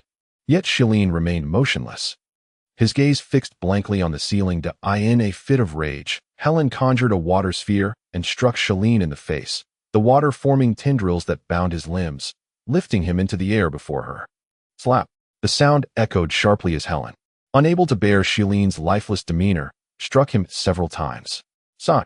Observing that Shilin still showed no response, Helen exhaled deeply and sat down, her voice tinged with sadness. "Shilin, you have truly disappointed me." Suddenly, Shilin's eyes flickered, growing dimmer, the aura of death surrounding him thickening. Helen, seemingly oblivious to Shilin's change, continued, "Shilin, do you know that when I first found you, I hoped you would become a powerful being in the sacred realm, bringing me pride as your teacher, but over time, I gradually lost that hope, no longer expecting you to achieve great things. Although your talent can indeed be classified as genius, it was not particularly outstanding among the multitude of prodigies at that time. Moreover, I am aware that your true passion does not lie in magic. Rather, it is your gratitude towards me and the hardships you have endured that have compelled you to study relentlessly." Helen rose to refill the teapot with water and placed it on the stove before continuing. "However, as time progressed, your abilities gradually flourished, leaving many others in your wake, ultimately leading you to achieve such remarkable accomplishments. While others may label you a genius, I recognize that it is solely due to your tireless dedication to practicing magic and honing your meditation skills. Yet, do you know, I can see that you are not truly happy. Therefore, while I am pleased by the praises others bestow upon you, I do not take pride in them, for I realize they are well-deserved. Hence, I did not hinder your friendship with Ivan, for I understand your need for companionship, even if Ivan harbors ulterior motives." Shailene's eyes flickered as he replied hoarsely, "This matter has nothing to do with Brother Ivan. I acted alone." Helen's lips twitched slightly. This foolish child still believed Ivan to be a good person, truly oblivious to the fact that he had been sold out while counting the money for others. "Shailene, do you genuinely believe Ivan is a good person?" Helen inquired. "Yes, Brother Ivan is a good person. This is a widely accepted truth. Even if I am mistaken, surely so many others cannot be wrong," Shailene replied without hesitation. Helen felt a sharp pain in her head. It truly hurt. How had she produced such a simpleton? Shailene did not appear foolish in most instances. Although he acted like a kitten in her presence, he could not possibly be this naive. Helen removed the boiling water from the stove and poured some into a cup. After taking a sip, she sat on the sofa, massaging her temples, pondering when her disciple had become so foolish and why she had failed to notice. "Shailene, you have genuinely astonished me. When did you become so foolish as to be unable to distinguish between good and evil?" Helen said helplessly. Helen extended a hand to caress a gemstone on a ring that Shailene had never seen before. As she touched the gemstone, a beam of light projected from it, expanding into a translucent screen resembling flowing water. "Hello, Professor Helen. The teaching assistant system is at your service. I am your assistant, Xiao Xiao. How may I assist you?" A gentle female voice emanated from the ring. Helen commanded, "Xiao Xiao, play the video titled Foolish Disciple." Xiao Xiao responded, searching for the video. "Video found. Would you like to play it?" "Confirm. Video playback commencing. It is a pleasure to serve you. Professor Helen, please continue your efforts to help Xiao Xiao evolve into a simulated entity." The translucent screen began to display events that transpired beside Shailene after Helen had departed. Complaints, drinking, every utterance. Even the smallest expression of Shailene was perfectly reflected on the screen. Shailene gaped at the screen, astonished by the clarity of the imagery, surpassing even the finest recording stones. Helen, feeling increasingly exasperated, realized that Shailene had been in Sky City for quite some time, yet was unaware of the Academy's exclusive communication rings, which most residents knew of. This indicated that Shailene had shown no interest in any matters concerning Sky City, aside from planning. Naturally, this was to be expected. Otherwise, no one would be foolish enough to unleash powerful magic in Sky City, as all residents would discover the existence of the magic suppression array, a fact that had never been concealed. Helen, too frustrated to dwell on it further, fast-forwarded the video to the time after Shailene had left. The conversation emerged from the screen, causing Shailene's face to turn ashen. "I apologize, Lord Yuga. All blame lies with me. I was blinded by folly. You may kill me, but please do not harm my teacher." The next morning, he encountered Shailene on his way to the academy, who blocked his path. He initially planned to strike without mercy, assuming Shailene was unrepentant, but to his surprise, Shailene knelt before him. "Please, get up," he urged, attempting to lift Shailene, for he found it difficult to accept a person who appeared older than him kneeling. But despite his attempts, Shailene remained resolute, responding with a single line, "I will not rise unless you agree to my request." He furrowed his brow, feeling repulsed by this veiled threat. He replied coldly, "If you wish to kneel, then kneel. My dealings with Miss Helen will not change." With that, he bypassed Shailene and continued on his way. Shailene considered stopping he, but in a confrontation, he would likely prove more than a match for him. Even Helen might not be able to match Yi's speed, especially considering he was still kneeling. With a slight exertion, he evaded Shailene's attempt to obstruct him. "Oh, foolish disciple, what are you doing?" Helen, who had just arrived, saw Shailene kneeling there, seemingly devoid of spirit, having learned through the academy system what had transpired. She found the situation both amusing and tragic. Shailene's reaction seemed akin to the notion that her becoming a teacher at the Wizard Academy was tantamount to death. No wonder he was infuriated. Anyone would be. Upon seeing Helen, Shailene froze for a moment before bursting into tears. He was actually crying. Helen, taken aback, had not witnessed Shailene cry in years. While she felt a twinge of emotion, she was primarily filled with helplessness. "Teacher, I am sorry. I cannot allow him to rescind the deal." Shailene wept. Helen, exasperated, asked, "Do you know what my deal with him entails?" Shailene shook his head, replying, "I do not, but it surely cannot be anything good. He dares to extort our entire sea tribe.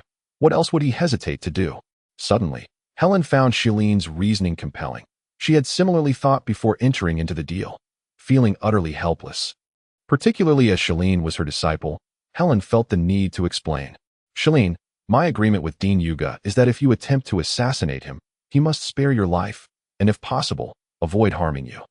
However, given your strength, I emphasize avoid, for your abilities are not insignificant. They say price. If he spares your life, I will teach at the Wizard Academy for 100 years, for a minor injury, 500 years, and for no harm at all. 1,000 years. Helen gazed at Shalene, who remained unscathed. Shalene glanced down at his arms and legs, hoping to find an injury. Unfortunately, he was destined for disappointment, as no one had attacked him since the beginning, even during the violent capture. His resilient sea tribe body had emerged unscathed. With a bitter smile, Shalene remarked, "This is the first time I have resented my own robust physique." Observing that her beloved disciple, although still downcast, had regained his spirit, Helen comforted him. "Shalene, do not worry. It is merely a matter of teaching at the academy, not venturing into the endless seas. You know how favorable the conditions are at the Wizard Academy. Honestly, I have longed to teach there. I adore the atmosphere of this city, but unfortunately, I cannot. Your situation has providentially granted me the opportunity to teach at the Wizard Academy, so I owe you my gratitude. But how will I explain this to the tribe? After all, you are the Tide Caller, and the magic of a Tide Caller is not permitted to be disclosed, as the one most likely to coalesce into a corporeal form. The elders and the king will not allow you to be away from the tribe for too long." Shalene expressed his concerns. "Do not fret, your teacher will handle it. Besides, you are the future of the Holy Realm. Do not underestimate your own worth. My millennium in exchange for your life is certainly worthwhile," Helen replied nonchalantly, confident in her influence within the tribe and in the value of her disciple. Why is that? Just as Helen contemplated how to address the obstacles posed by the tribe, Shalene's puzzled voice interrupted her. "What do you mean by what?" Helen was unsure of what Shalene was asking. Shalene, somewhat agitated, exclaimed, "Teacher, why would you wish to come here to teach? They are all despicable and filthy humans." Helen shook her head, saying, "It is different. While I do not harbor hatred for humans, neither do I hold affection. To be honest, I do not even like the changes occurring in our tribe. We were once so united. Yet now, everyone is vying for power. Ivan is the prime example." Shalene stubbornly retorted, "Even though the merfolk tribe has changed and become corrupt, it must still be better than humans." Helen countered, "It is not the same. Dean Yuga is not like the others among the humans. You should have sensed this too. Look at the expressions of the people around you. Peaceful, kind. Regardless of whether they are human or of another race, they possess a distinctly different demeanor from those in other places. This indicates that Dean Yuga is a benevolent and peaceful individual who treats all races equally, which is reflected in his subjects. Moreover, there are indeed some admirable individuals among humans. Very well, although I still do not fully comprehend. I will wholeheartedly support your decision, teacher. However, in the end, I must ask you one thing, teacher. Are you certain that Yug is truly that kind of person?" Although Shalene still hesitated to allow Helen to become a teacher at the Wizard Academy. Upon seeing Helen's expression, he realized that she had made up her mind. He understood that no amount of persuasion would prove effective, so he decided to support Helen. "Of course, I cannot be certain. But isn't that precisely what makes it intriguing? Why not consider becoming a teacher yourself? Wouldn't that be even more fascinating?" Helen laughed heartily as she playfully ruffled Shalene's hair, leaving it in disarray. "Teacher Helen, how many times must I remind you not to mess up my hair? Moreover, I will not allow a human to be my teacher," Shalene exclaimed in frustration as he pushed her hand away. Helen, hands on her hips, confidently replied, "I am your teacher. What of it? Do you intend to commit the grave sin of disheveling your teacher's hair? Fine. You are the teacher, so you hold the authority. I can hardly oppose you." Shalene retreated home in a fluster. "Lord Helen, Ivan has been apprehended.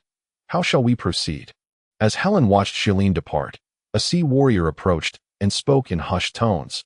After a moment of contemplation, Helen replied, "There are no other options. Hand Ivan over to Dean Yug for his disposition." "But how do we explain this to our kin, especially to Ivan's teacher?" the warrior asked, a hint of concern in his voice. Helen reassuringly patted the much taller warrior on the shoulder, saying, "You misunderstand. If I declare him missing, then he is missing. If I say he has betrayed the clan, then he has betrayed the clan. No one would dare complicate matters for me over a deceased individual. Now, go. Proceed, as I have instructed." "Yes, Lord Helen," the warrior replied, turning to leave. Helen gazed at the retreating figure, a wry smile on her lips as she mused. I tell Shalene about the changes in the clan. Yet the most significant transformation is within myself. Am I still the same person I once was? My journey to the Wizard Academy is not solely for Shalene. It is also for my own sake. A quest to rediscover my former self. Chapter 59. The surprise brought by Lilith. Have all matters been resolved? Yixing inquired. Having appeared behind Helen without her noticing, Helen gently shook her head. Not yet.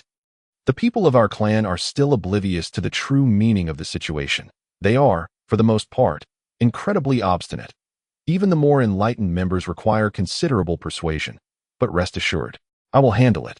Yixing nodded and added, should any issues arise, feel free to call upon me. While my strength may be lacking, I have connections with those who possess sufficient power. Helen lightly nodded, acknowledging his words. Really, don't hesitate to reach out. Yixing noticed Helen's lack of belief in his sincerity and reiterated his willingness to assist. With a roll of her eyes, Helen half-heartedly responded, understood. If there is truly something I cannot resolve, I will certainly call upon you. Yixing, sensing her attitude, chose not to press further. He would wait to see how things unfolded. In a flash, he vanished from the street. Helen gazed at the vast school before her, letting out a deep sigh. It was as if she had cast aside some burden, her demeanor noticeably lighter, even somewhat radiating warmth. Yixing strolled through the tranquil paths of the campus, where students frequently passed by, greeting him respectfully with, "Good day, Dean." As he listened to their greetings and felt their youthful energy, he became increasingly calm and serene within that peaceful environment, though the remnants of his previous gloom dissipated significantly. Often, circumstances diverge sharply from our expectations. A familiar aura approached with great speed. Yixing sighed, sensing trouble ahead. Cousin, someone is bullying me. Even from a distance, Yixing heard Lilith's voice. As he watched her rush towards him on her starfire steps, he felt a headache coming on. Lilith, the cousin of Yug, the illustrious dean of the Wizard Academy, a student from the Knights Division, the leader of her peers, and a notorious troublemaker in the eyes of her classmates, was synonymous with chaos. Yixing slapped his face, relaxing his tense muscles, and forced a strained smile. Slow down. You just learned the starfire steps, so don't rush. He quickly caught Lilith, who was struggling to control her newfound skill, and feigned indignation as he asked, "Who is bullying you? Tell me, and I will make them pay." The starfire steps, a basic speed technique developed by Roglin, the head and instructor of the Knights Division at the Wizard Academy, allowed one to harness energy particles to enhance their speed in a direct, non-combative manner. The technique produced various colorful sparks, hence its name. "Cousin, do you seem to be avoiding me?" Lilith remarked, observing the awkward expression on Yixing's face. Yixing stiffened. He knew that her tone signaled some ulterior motive. Though he was not intimidated by her, Lilith was aware that her tricks were ineffective against him, prompting her to devise new schemes to create chaos. Yixing, unwilling to maintain the charade, directly asked, "What is it? Have you stirred up trouble again?" "Hey, cousin, is this really the image I project in your mind?" Lilith stomped her foot in frustration. "What do you think? Every time you come to find me, it's to have me, the dean, apologize to your teachers," Yixing retorted.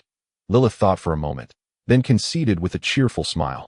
"Cousin Yug, I was just joking. No one is bullying me this time. I have come to deliver good news instead." Yixing's curiosity was piqued immediately, accustomed to her antics. The sudden shift to genuine news intrigued him. "What is it?" he inquired with interest. "I found your wife. How will you thank me?" Lilith exclaimed with a mischievous smile. Yixing was taken aback, then slowly rifled through the memories stored within him, discovering no trace of any such marital connection. Not even an engagement had been mentioned, and his parents had never indicated any such thing during their lifetimes. "I do not have a wife," Yixing confidently asserted after reviewing all his memories.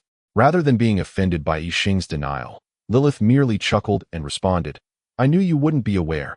Even Director Salo mentioned that you should be in the dark." A sense of foreboding washed over Yixing. This might actually be true. "System, is what Lilith said accurate?" Yixing called out anxiously within himself. "Host, after verification, there is an 80% probability that it is true," the system replied. Yixing felt the veins on his forehead throb in frustration. "System, what is going on? Didn't you say this identity had no deceased parents and no engagements? Where did this wife come from?" "Host, this is not a wife, but an fiancé. Moreover, You inquired about childhood friends. There should be no dramatic tales of broken engagements, the system clarified. Yixing pressed. But what about this fiancé, host? This individual is neither your childhood friend nor someone with whom you share innocent memories. You and your fiancé have never met before. And as for the engagement, she has no intention of breaking it. Why, system? Speak up. Yixing was about to ask why. During Yuge's darkest times, this engagement had not been annulled when the system abruptly suggested he ponder it for himself. Yixing called out to the system for a long while, but received no response. Frustrated with the system's silence, he could do nothing but suppress his irritation. Yixing placed a hand on Lilith's head and ruffled her beautiful, youthful hair, transforming it into a chaotic mess. "Oh no, you smelly cousin, let me go," Lilith exclaimed, shaking her head vigorously in an attempt to escape his grasp. However, her strength paled in comparison to Yixing's, and it wasn't until he was satisfied that he released her from his hold. That feels nice. Indeed, venting my emotions was the right choice, Yixing remarked, feeling rejuvenated after releasing the pent-up frustration the system had caused him. Watching Lilith flee from him like a startled bird, Yixing suddenly realized that she, too, could experience fear. No, I must inquire with Salo about this matter. How did I suddenly acquire a fiancé? I am not yet of age. Yixing recalled that he was still in the dark about this inexplicable fiancé and the events that had transpired. He made his way to Salo's office, where he found Salo engrossed in reviewing documents. "Uncle Salo, what is the deal with this unexpected fiancé? Why do I not remember having one? My parents never mentioned anything of the sort," Yixing questioned. Salo set aside his work, observing Yixing's anxious expression with amusement. "Oh, are you already eager to meet your fiancé? With captivating, water-like eyes, she is breathtakingly beautiful, possessing an ethereal grace and an enchanting charm. Her gentle and kind nature, combined with her alluring poise, captivates those who behold her. With a glance, she draws one in, her flowing hair like silk entwining with the air, her every step a delicate sway. Radiant and striking, her hands resemble tender buds, her skin as smooth as cream, her neck as graceful as a swan, her teeth like polished jade. With a delicate brow and elegant visage, she smiles with a charming playfulness. Her eyes sparkling with intelligence akin to ice and snow. Endowed with a pure heart and a discerning mind, she embodies the essence of nature's creation, gathering the celestial energies of the universe. Yes, she is that kind of person." This was the bewildering standard of a soulmate that Yixing expressed, leaving Solo utterly speechless. Solo stared at Yixing, his jaw almost dropping, and retorted, "Although I don't quite understand much of what you're saying. Let me ask you this. Does such a person truly exist in this world? If they do, I want one too. You might as well stop dreaming." "No, they certainly exist. You just haven't encountered one yet," Yixing insisted, a flicker of reminiscence dancing in his eyes. Indeed, Yixing had once witnessed such a woman during his travels through a realm, where he happened upon a fierce battle point. One of the combatants was that mesmerizing woman who haunted his dreams. While the other side comprised some of the world's mightiest warriors, their conflict ignited by the world tree residing within Yixing's consciousness. Unfortunately, that woman met a tragic end, yet a deal was struck between her and the system. She exchanged her innate power for a chance at reincarnation. Now, she should have recently been born into an unknown world.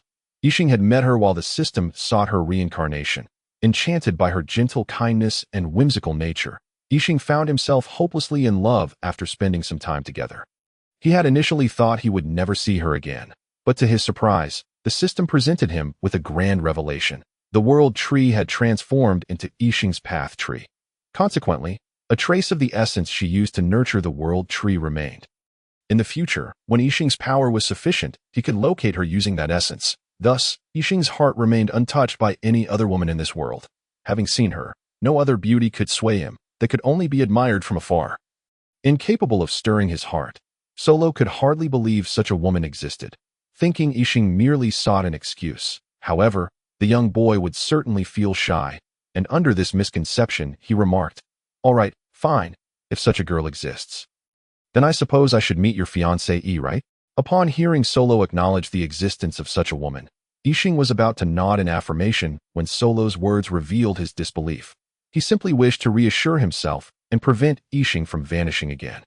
However, Yixing had no intention of running away from home due to a so-called fiancée. So he paid little heed to Solo's words, merely nodding before departing from Solo's office and returning to his room. Oh, the sun must be rising in the west today.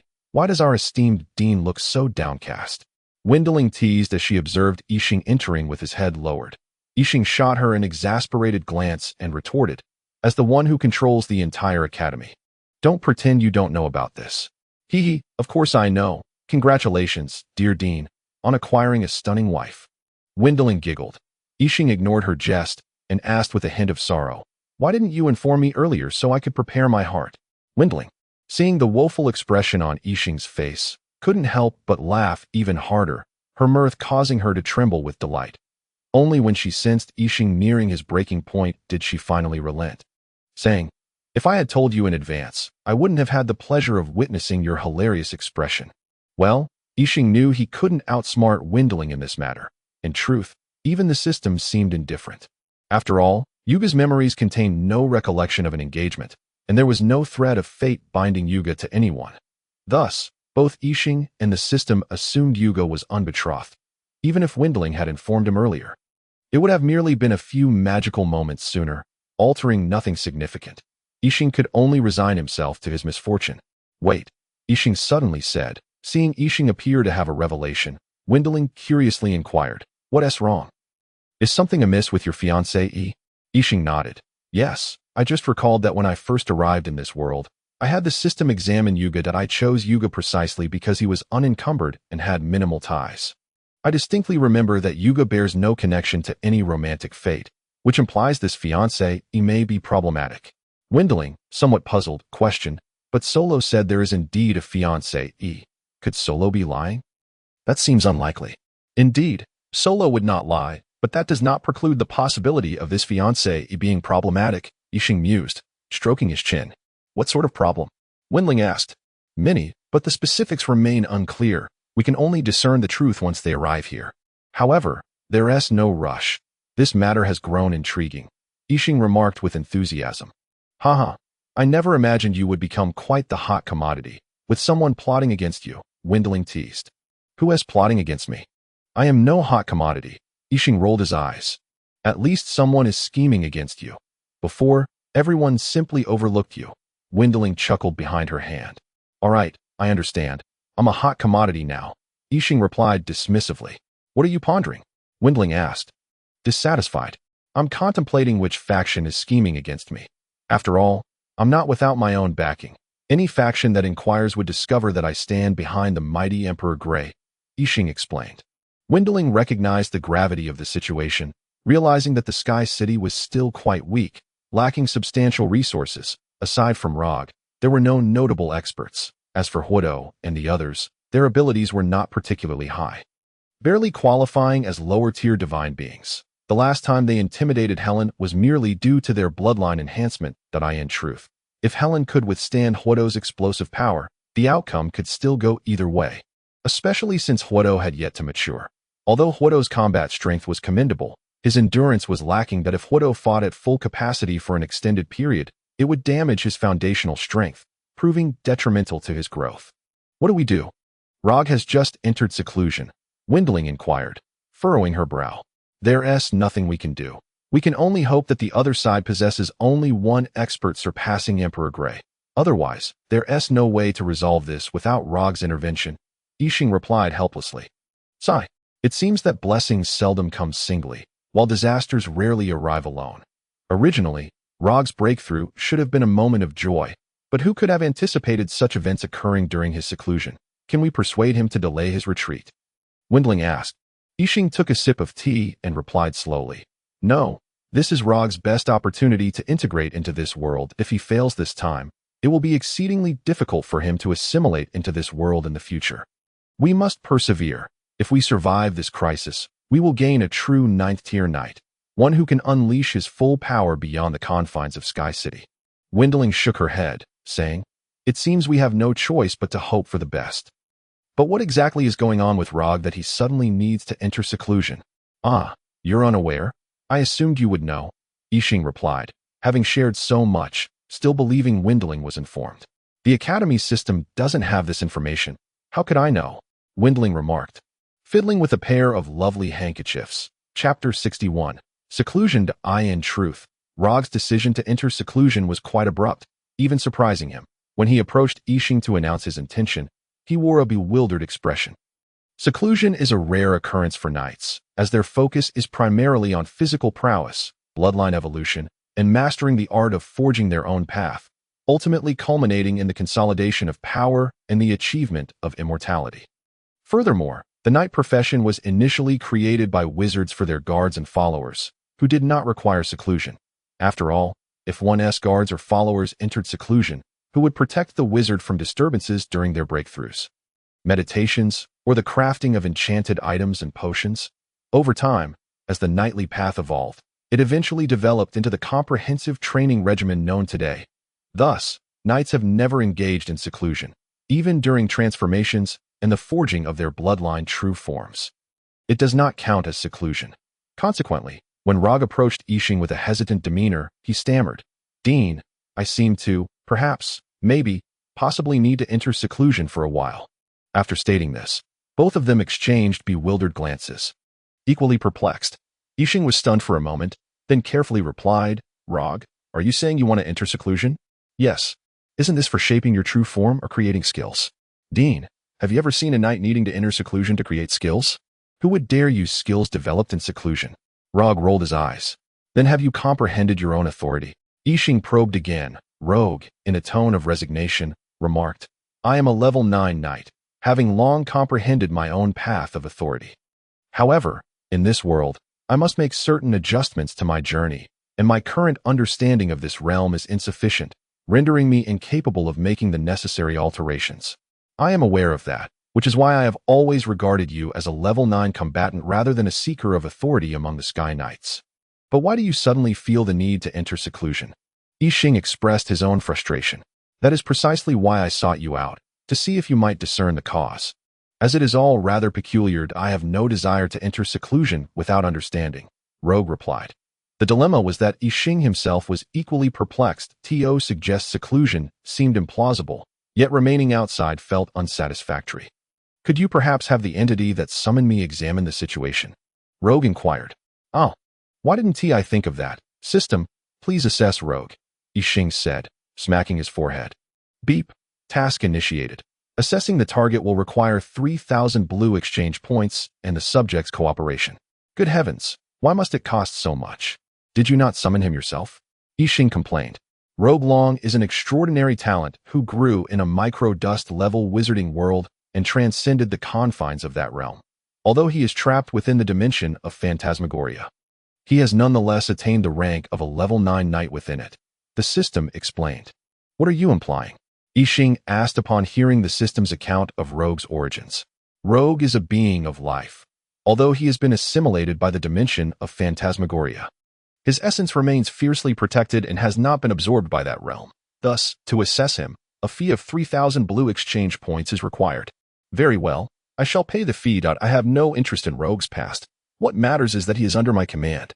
"Let us not dwell on this any longer," Yixing said impatiently. Though he might have been curious about the dimension of phantasmagoria under different circumstances, his primary concern now was Rogue's strange urge to enter seclusion. Beep. Assessment complete. In a mere 3 seconds, the system concluded its examination and provided the results. Beep. Upon assessment, Rogue Long is in a state of phantasmagoria. All health parameters are normal, and he has been acknowledged by the will of the world. Permitting materialization, please select a tranquil location for this process. Yixing relayed the results to Rogue. After a prolonged silence, Rogue sighed deeply and stated, "I never anticipated this to be true." "What is true?" "That the high-level world I entered after my breakthrough is not a genuine world." "Oh, that, did you not already know?" Yixing asked in confusion. Rogue shook his head. "I was unaware. I simply found it exceedingly strange, which is why I never integrated that world's power into my essence. When an unknown entity summoned me, I consented to come to this realm, only to discover that it is not merely strange. The entire world is fundamentally unreal." Yixing offered consolation. "That is of no consequence. It is simply a manifestation of existence in this world. One that is indeed real, albeit differing from our own." Rogue shook his head and questioned, "So, does that mean my path of authority is also illusory?" Yixing replied, "Not necessarily. Authority does not adhere to notions of reality or illusion. You merely need to adjust your nightly path accordingly.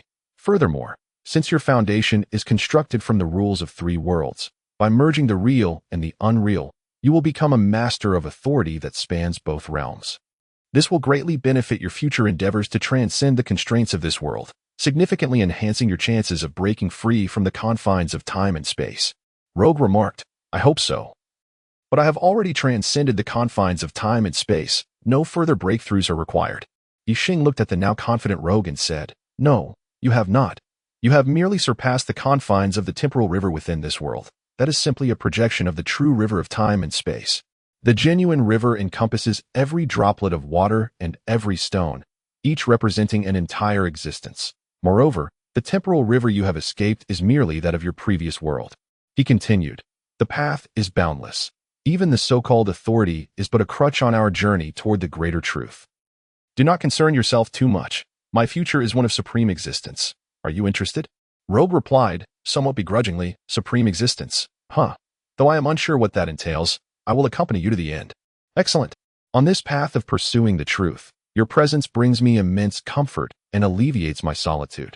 Moreover, with a handsome companion like you, we shall undoubtedly attract many admirers. Yixing jested. All right, enough chatter. You should prepare for seclusion. I did not expect you to gain the world's recognition so swiftly. Recognition from the world. Indeed, we are not beings of this world, hence we require its acknowledgement. However, we bear imprints of the simulated world upon us, which is why the will of the world has not expelled us.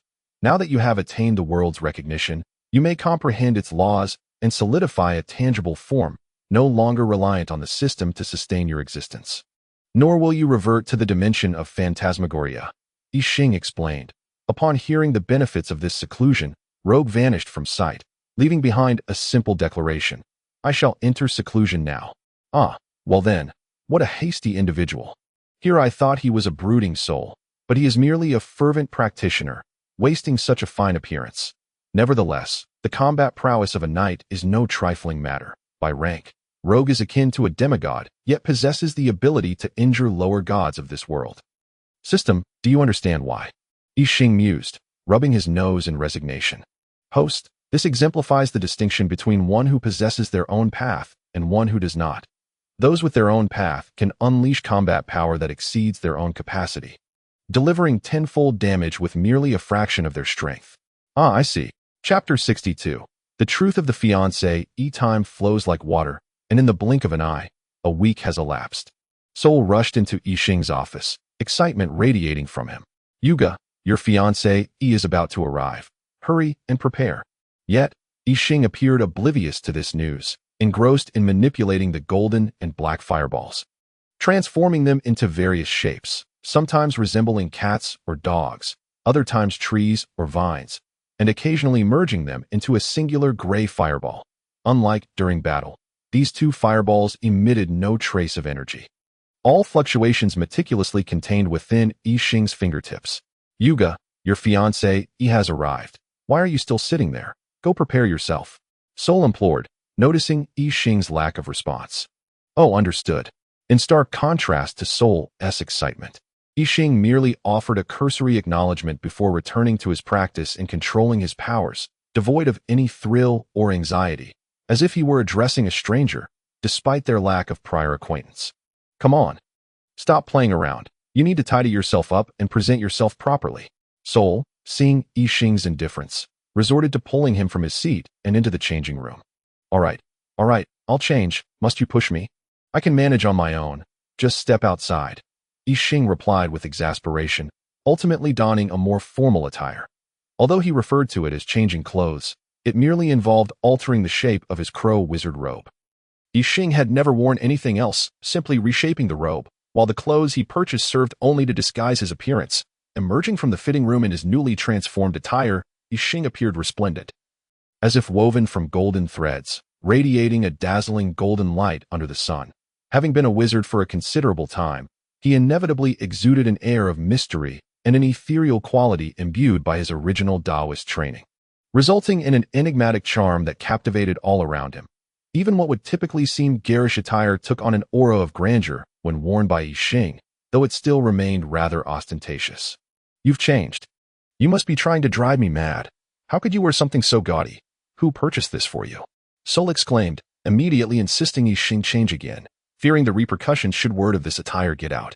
Yixing merely shrugged and returned to the fitting room, yet rather than choosing another outfit, he opted for subtle adjustments to the color and patterns of the current one. He transformed the garment into a dark golden hue. And on the smooth fabric, he conjured an image of a three-legged golden crow radiating the infinite brilliance of the sun at the front, while at the back appeared a three-eyed dark crow exuding endless black light.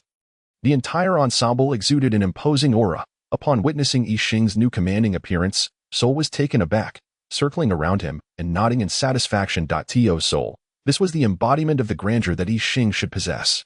Unbeknownst to Sol, the two crows adorning Yixing's attire exchanged an eerie roll of their eyes. Yixing patted his clothing and whispered, "Enough of that."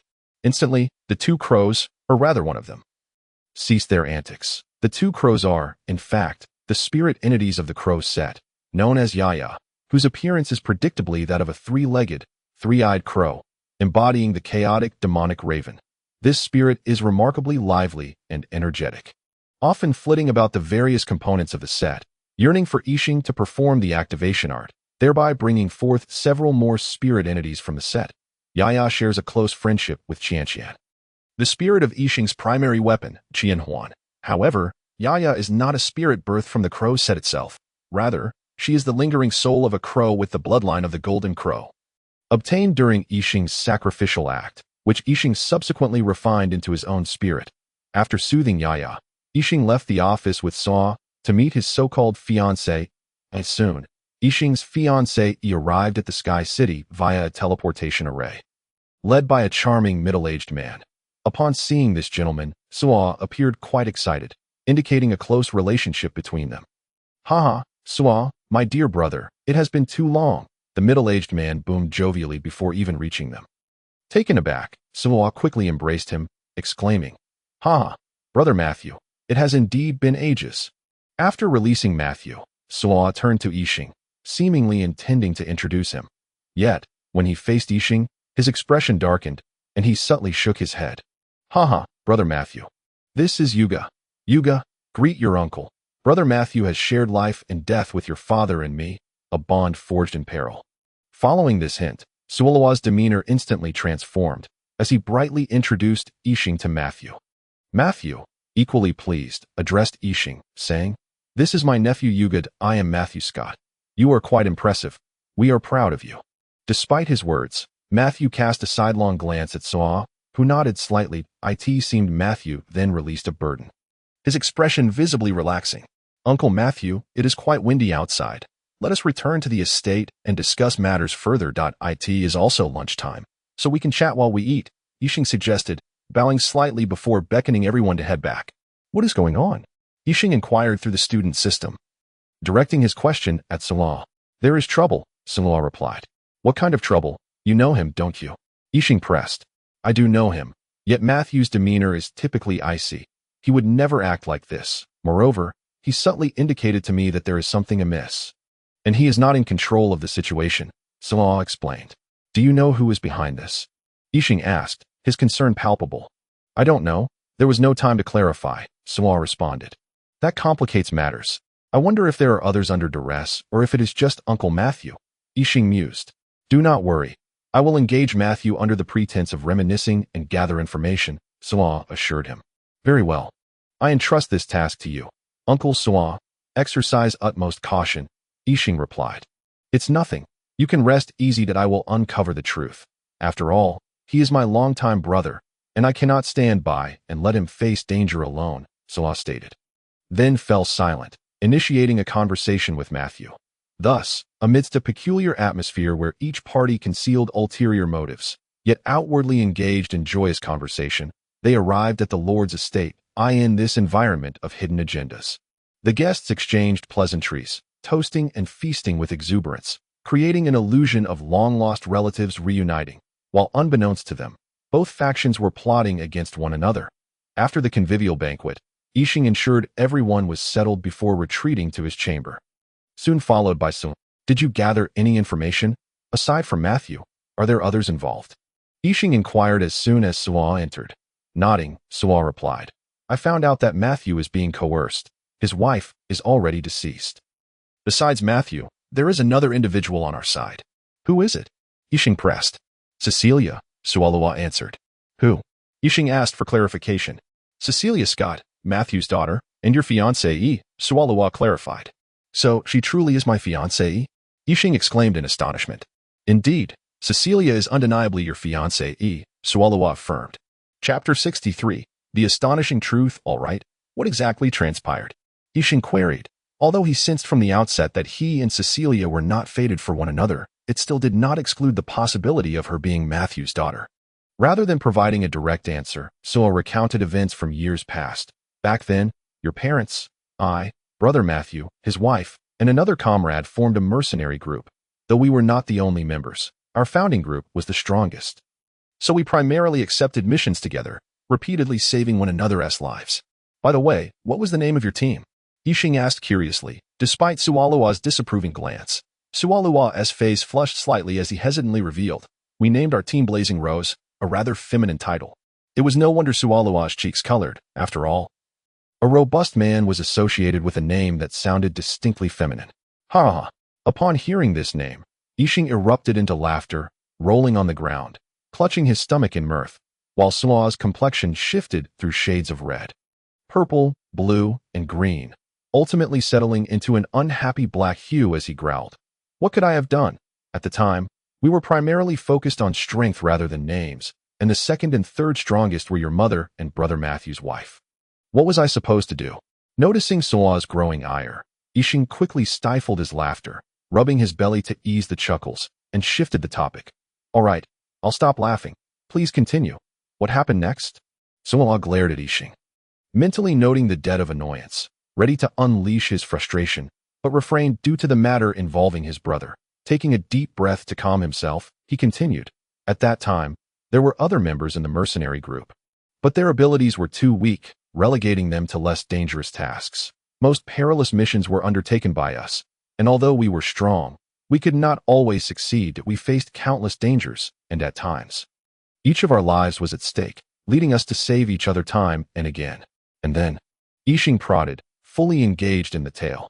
Yet, Su suddenly fell silent, prompting Yixing to urge him to continue with their thrilling escapades. Unwilling to break his enthusiasm. And then what? Suwa asked, perplexed. I mean the details of your adventures and the ties and conflicts among you. Were there any love triangles or quadrangles? Yixing inquired with a hint of gossip. Suwa's expression darkened as he retorted. Enough. Those matters pertain to the older generation and are not your concern. Just know that Matthew is someone you can absolutely trust if he claims Cecilia is his daughter. Then she undoubtedly is, which makes her your fiancée. All right, I understand, but I still have one more question. Yixing conceded, though he was keen to probe further. Go ahead, Suwa replied impatiently. Who is the mysterious individual among you? Aside from yourself, my parents, and Uncle Matthew and Aunt, I have yet to hear you mention his name. Yixing pressed. However, instead of receiving a prompt answer, he was met with an eerie silence. Looking up, he found Suwa lost in thought. His gaze filled with nostalgia. He is Vim, Suwa finally exhaled after a prolonged pause, as though releasing a lifetime's worth of breath, slowly continuing. Vim, the blazing law god. Vim Yin Yao, the pride of the empire. The most brilliant mage after Emperor Grey. Before Yixing could voice his thoughts, Suwa had already provided the answer he had anticipated. Meanwhile, as Yixing conversed with Suwa, others were not idle. Upon entering the room, Matthew noticed an unfamiliar figure seated within that he coldly scoffed. What are you plotting? I have brought you to the Lord's estate. It is time for you to uphold your end of the bargain and release my daughter and me. The intruder regarded Matthew, then spoke. Patience, the matter is not concluded. Once we finish, we will release both of you without fail. To Matthew's surprise, it was Vito, the most inconspicuous member of the group, who had trailed behind Matthew, carrying their belongings.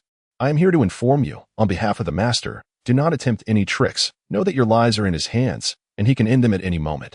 Humph. If you suspect me of deceit, then kill me now. If not, then get out of my sight this instant. Matthew retorted coldly. I'll leave, but please, do not take out your anger on me. I am not the one who killed your wife. Regardless of your thoughts, you must. Vito spoke nonchalantly as he departed from Matthew's chamber, After leaving, he did not return to his own quarters, nor did he report to the superior mentioned by Matthew. As those who were observing had anticipated, instead, he made his way towards the women's quarters. The watchers furrowed their brows, perplexed by Vito's intentions. After all, the only occupants there were Ciri and her two handmaidens.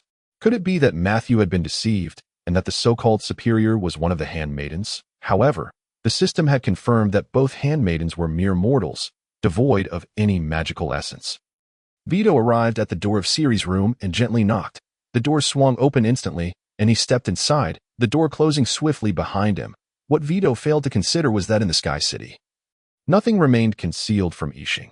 Thus, the events unfolding within the room were vividly displayed on a floating virtual screen in Yixing's chamber, with the audience consisting of Yixing, Solo, Fengling, and Lilith, who had come to visit Yixing's fiancée. A large bowl of popcorn sat before them, as they munched on the snack while watching the drama unfold. Upon entering Ciri's room, Vito immediately knelt before the individual sipping tea and said, "My lord, the task you entrusted to me has been accomplished. Your father should remain compliant for a while."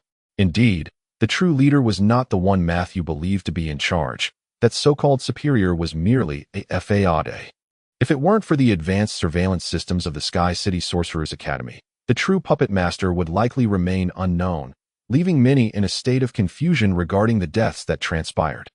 Nevertheless, this revelation surpassed the expectations of the audience. According to Matthew, Ciri was indeed his daughter, and she had killed his wife, who was also Ciri's mother. Thus, the group initially considered Ciri to be the leader of this faction. Although they suspected that Matthew might have been duped and that another person held the reins, it was hard to believe that the seemingly innocent little girl was the architect of such a conspiracy. While Ciri was certainly not the true mastermind, her ability to orchestrate such a cunning and ruthless plan was disheartening for both Matthew and for those who cared for him. Solo, filled with rage, would have sought to avenge his dear friend by eliminating Ciri, had Yixing not intervened to prevent him from revealing this unbearable truth to Matthew. It is truly lamentable for Matthew and Ciri. The couple once possessed a limitless and beautiful future. Years ago, for Ciri's sake, Matthew had declined an invitation to become an apprentice of a demigod. And now, who could have foreseen that Lilith would perish at the hands of her own daughter? How could Matthew accept that his daughter was the true perpetrator of his wife's death? Tears streamed down Solo's face, but he did not wipe them away. Instead, he gripped his hair tightly, pulling at it in distress. Chapter 64. Alexander, what shall we do? Yixing inquired. I have no idea. How can I tell Brother Matthew that the one who killed his wife is his daughter? Solo lamented, tugging at his hair with increasing fervor. But this matter must be resolved. Are we to simply let her go? Yixing pressed. Absolutely not. Such a malevolent woman cannot be spared. Lilith interjected quickly. What should we do then? Solo paced back and forth. As dawn broke, Solo emerged from Yixing's room, his eyes bloodshot and his demeanor dejected. Strands of white began to mar his once vibrant blue hair. It was evident how deeply this matter had affected him. For a sorcerer, a single sleepless night typically bore no consequence. Yet Solo appeared to have aged a decade overnight. His hair now streaked with gray. Matthew's group consisted of 12 individuals, and apart from Matthew, the others were pawns of a mysterious power. Yixing believed that once these individuals settled in the Sky City, information regarding it would flow readily to him and his companions, allowing the enemies lurking in the shadows to devise strategies to maximize their gains with minimal losses. However, Yixing was not one to wait for the enemy to make the first move. Having determined that Matthew's group was merely a pawn in their game, he resolved to eliminate them directly. For supposed guards of Matthew wandering in the Sky City were approached by a lecherous-looking man. Are you four lords visiting the Sky City for the first time? Indeed, we are. Speak your business quickly, if you waste our time. You shall face the consequences, the weakest among them, Li Sheng retorted after exchanging glances with the others. The lecherous man humbly replied, My lord's jest. I would never dare to waste your time. That I merely seek to provide information that could be of interest. What is it? Speak quickly, or we shall kill you. The fourth, the weakest, urged. My lords, you jest. In the Sky City, life-threatening magic cannot be used, unless... The lecherous man trailed off meaningfully. Unless what? Speak, the strongest among them demanded. The lecherous man quickly ingratiated himself. Surely you have guessed that I possess a method for casting magic. However, we sacrificed greatly for this knowledge. Benefits? Yes, we can certainly provide those. But how do we know you are not deceiving us? The leader inquired, his disdain evident. My lords, please observe. The lecherous man gathered elemental fire particles in his hand. Forming a fireball the size of a thumb, he tossed it onto a nearby cloth, where it passed through and extinguished. The pitiful display of magic left the 4-inch guards momentarily stunned, their eyes sparkling with greed and excitement. What do you desire? Speak, and we shall provide it, as long as you reveal the method to cast magic within the forbidden domain, the leader urged eagerly. Is that true? The lecherous man asked hurriedly. How could we possibly deceive you? A lowly commoner? The leader scoffed. Very well, I trust that you 4 lords would not deceive me. Now, follow me to a secure location. This place is too crowded and unsafe, the lecherous man said. Displaying both greed and cunning, yet choosing to remain prudent, the 4-inch guards followed closely, oblivious to the glint of cold malice and murderous intent in their eyes. Similarly, the lecherous man was unaware of the fleeting glimmer of cunning in his own gaze. He led them through winding paths until he finally stopped in an exceedingly secluded area. Upon halting, the leader immediately inquired, Is this the place? Can we conduct our transaction? He signaled to the others. Indeed. This is the location. How do you find it? Is it suitable as the site of your demise? The lecherous man straightened his posture. Do you wish for death? Are you plotting to kill us? The leader bellowed. Even if I were to reveal the method for casting magic here, I would still meet my end, would I not? The lecherous man countered. That may be true, but if you disclose the method, we shall ensure your death is swift and grant you a complete corpse. The third, ranked third in strength among them, stated. Is that truly the case? You must understand, my lords, that you are incapable of using magic, whereas I am. The lecherous man said with a grin. Ha ha ha. The 4-inch guards erupted into laughter. Is that what you dare call magic? Your magic is so feeble it couldn't even kill a chicken, the leader scoffed. And even if we cannot cast magic, killing you would be child's play. We are all melee sorcerers, after all. Oh, but would you care to experience my magic that couldn't even kill a chicken? The lecherous man asked with a grin, as elemental particles gathered in his hand, forming a fireball the size of a human head. The 4-inch guards stared in astonishment at the massive fireball radiating terrifying heat, for typical fireballs were only the size of a fist, while the one in the lecherous man's hand far exceeded that. Extreme magic. Instantaneous casting. Who are you? The leader exclaimed, as if singed by the flames, jumping back in alarm. Both extreme magic and instantaneous casting were abilities not possessed by a mere low-level sorcerer, indicating only one possibility. The lecherous man had a powerful sorcerer backing him.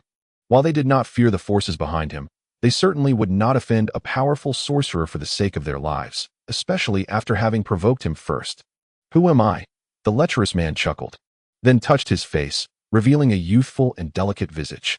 I am Alexander, known as the Fireball Mage, a student of the Sorcerer's Academy's magic department, and I am also the lowly commoner you speak of, as well as the one who shall end your lives. Consider yourselves fortunate, for you will be my first victims. As my inaugural kills, you shall be immortalized in history through my actions. Standing in the office, Yixing gazed at the screen, displaying Alexander's rather juvenile remarks and his ineffective pose as he attempted to obliterate 4 individuals into mere ashes. With an air of peculiarity, he turned to Guguri and inquired, Teacher Philip, I distinctly recall Alexander as a rather shy and honest child. Has he taken some errant medicine? How exactly have you instructed him? That absurd attacking stance, was that also your doing? Guguri Philip, feeling rather awkward, replied, This cannot be attributed to me. I am equally perplexed by his behavior. For reasons unknown, he has only been studying the fireball spell and its advanced form. And his demeanor has grown increasingly eccentric. So, you are saying that his foolish stance was indeed taught by you? Solo remarked, casting a strange look at his old friend. It was not me, I swear. This is the first time I have witnessed such a bewildering display, and I have no idea when he acquired this nonsensical posture. Feeling the peculiar gazes of those around him, Guguri was on the verge of tears, but he knew he must clarify. He had no intention of bearing this blame. Chapter 65. Students unleashed. Just as Guguri was flustered in his explanations, Alexander found himself encircled by a group of classmates. Alexander. Fireball. Cannon. I apologize. It was unintentional. Who knew they would be so feeble? Alexander smiled nervously at the 4 classmates who had surrounded him. Get lost, you scoundrel. Do you truly think they are like those perverts from the Knights Department, capable of withstanding magic with their bare bodies?" Tosi shouted, his voice booming. The mere thought of the Knights Department, who could effortlessly reduce his magic to its elemental particles, sent a shiver down not only Tosi's spine but also those of the others. Currently, all students trained alongside the Knights Department every evening, leading to greater familiarity and friction. For Alexander and Tosi, who had always adhered to the supremacy of magic, the notion of knights and wizards seemed beneath them. Being children, they harbored no reservations or grudges against one another, and with Rog's subtle encouragement, the trio of Arian, like, and Linya managed to restrain their tempers. However, as wizards, they too were somewhat petty. And under Linya's prodding, a grand competition between the Knights and Magic departments was instigated. The outcome, of course, was predictable. The Knights members did not even need to tap into their bloodlines, as they merely dismantled or devoured the spells of the Magic department before approaching their opponents to deliver a thorough thrashing. Initially, this was a trivial matter, something children would soon forget, but coincidentally, Rog happened to witness it. Thus, every day before training, the Magic department would engage in a friendly match with the Knights department, although Rog imposed certain restrictions, preventing the Knight students from unleashing their full strength. To this day, not a single student from the Magic department had emerged victorious. In fact, some could single-handedly challenge the entire Magic department, having been thoroughly beaten. The mere mention of the Knights department now instilled dread in the entire Magic department, leaving them with significant psychological scars. Many students from the Magic department clamored to become bloodline knights, but regrettably, none could withstand the trials. I was wrong, isn't that enough? Alexander, having been pelted by his classmates' wands, fled in disarray, ultimately securing their forgiveness by treating them to a meal on the second floor of the cafeteria. The first floor of the cafeteria serves as a communal dining area, accessible to both students and teachers, where one can pay using universal currencies such as gold coins, silver coins, and copper coins. In contrast, the second floor is typically reserved for teachers, who are provided with complimentary meals. Unlike the first floor and on the second floor, regardless of who dines, payment is required, albeit teachers enjoy discounts if the food on the first floor is deemed delicious. The fare on the second floor is nothing short of exquisite, which is why, unless absolutely necessary, teachers prefer to dine there. Students, lacking a salary, can only earn points through completing school tasks or exchanging elemental gems and crystals. Therefore, they are reluctant to eat on the second floor, unless it is a discounted birthday celebration or for some exceedingly important event. Alexander opened his system to review his belongings and calculated that after factoring in the rewards from this task, he would likely be eating buns outside the academy for quite some time after this meal. Nevertheless, Alexander dared not refuse, trudging back to the academy with a mournful expression, trailing behind his classmates. Afim, an 8th-level mage and the leader of the current team as mentioned by Matthew, had also departed from the Lord's mansion, wandering through the Sky City, observing its layout in hopes of uncovering the nodes of the anti-magic array. While Afim was distracted by his surroundings, a group of children clad in the Wizard Academy's uniforms approached him. Afim paid them little mind, oblivious to their conspiratorial glances, until one of them deliberately stepped into his path. Although he was not particularly attentive, Afim, as an 8th-level mage, instinctively maneuvered around obstacles. However, to his surprise, he did not evade this one. Rather, he collided with it, as if he were blind to its presence. A cry of alarm echoed. And as if choreographed, the surrounding crowd quickly parted to form a large circle, with Afim and the Wizard Academy students at its center. What manner of person are you? Did you not see you collided with someone? A boy whose aura resonated like thunder stepped forward to confront him. Yet, as an 8th-level mage, Afim had no intention of apologizing to a mere child, especially since he sensed no magical fluctuations emanating from this group, realizing they were the so-called knights of the Wizard Academy, merely children claiming to be knights. What gives you the right to demand my meal money? Each of you aspires to be a knight, utterly deluded, Afim scoffed. What of it? Did the knights offend you? Is there anyone like you? You crashed into us. And we merely ask for an apology. What's wrong with that? A boy with a fierce demeanor akin to a tiger stood up, glaring at Afim. I shall not apologize. What can you do to me? Afim retorted dismissively. I will ask you one last time.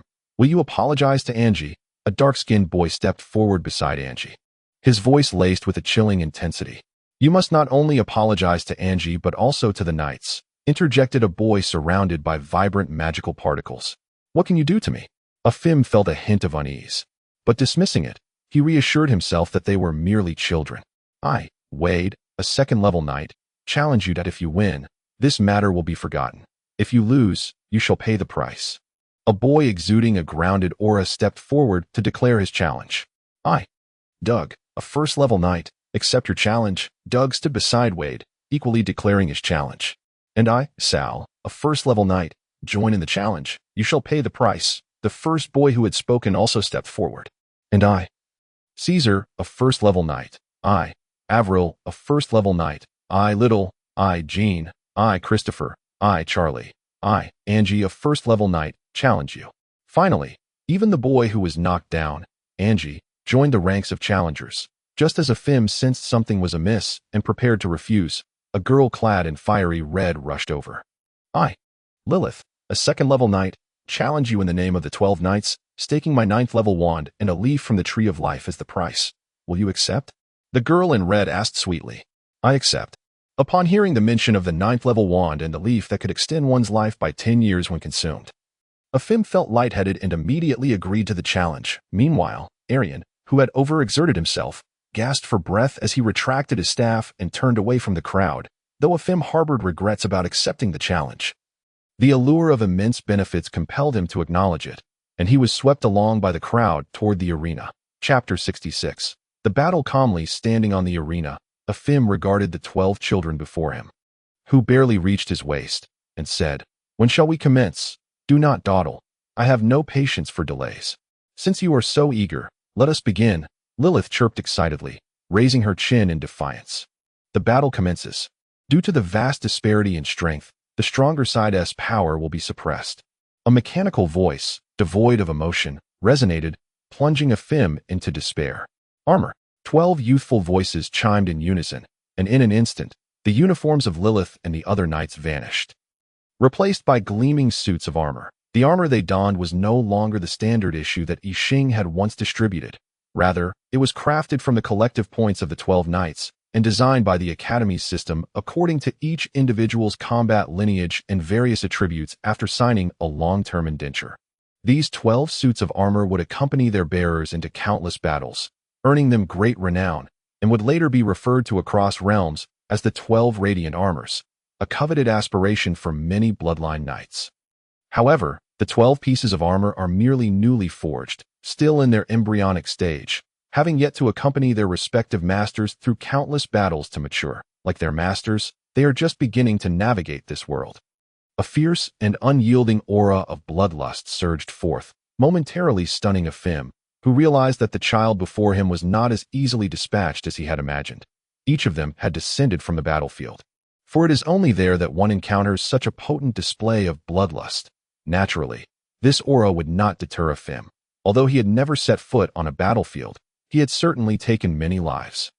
Despite his current strength being confined to that of a 6th-level magician, Afim was confident that his experience, coupled with his abilities, would suffice to deal with the young adversaries before him, albeit with greater difficulty than before.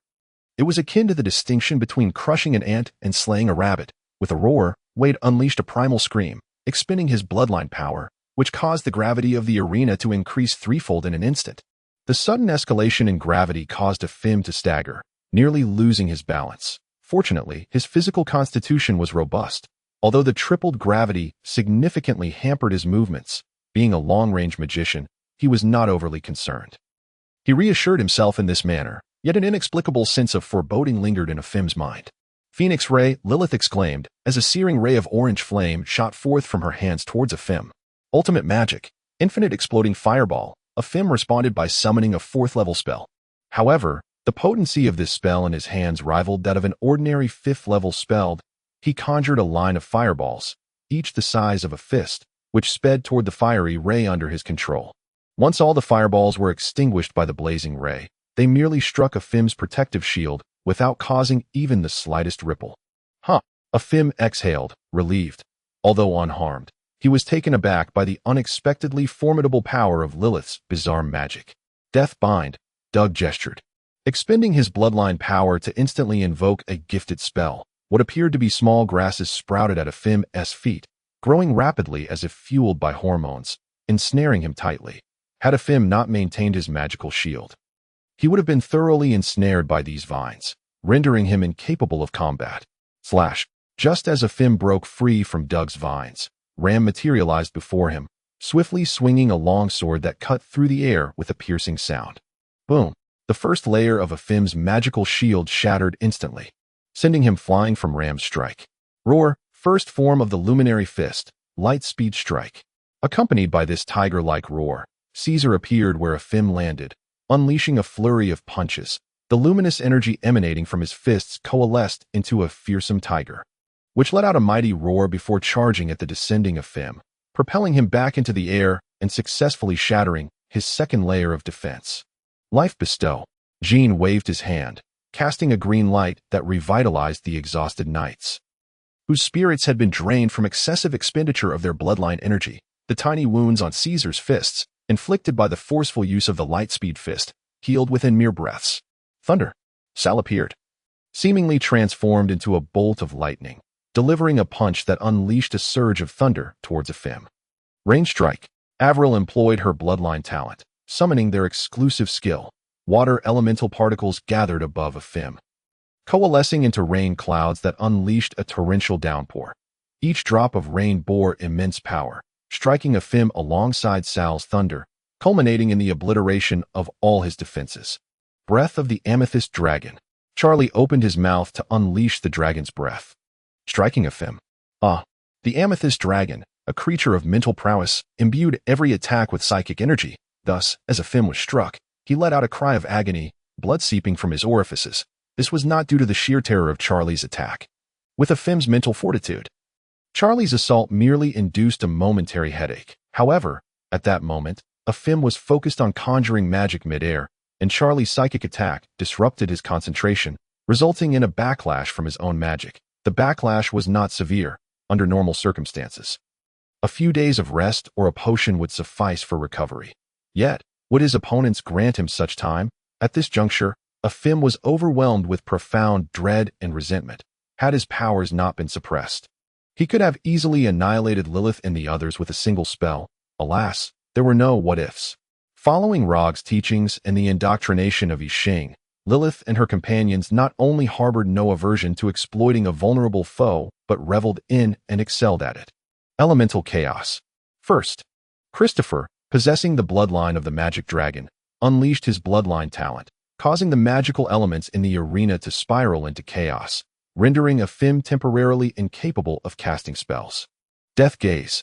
Little, endowed with the bloodline of Anubis, cast a gaze imbued with the essence of death, inflicting damage upon Afim's unguarded eyes and mind, leaving him momentarily dazed. The faint sound akin to a knife piercing flesh echoed as the initially inconspicuous Angie appeared behind Afim.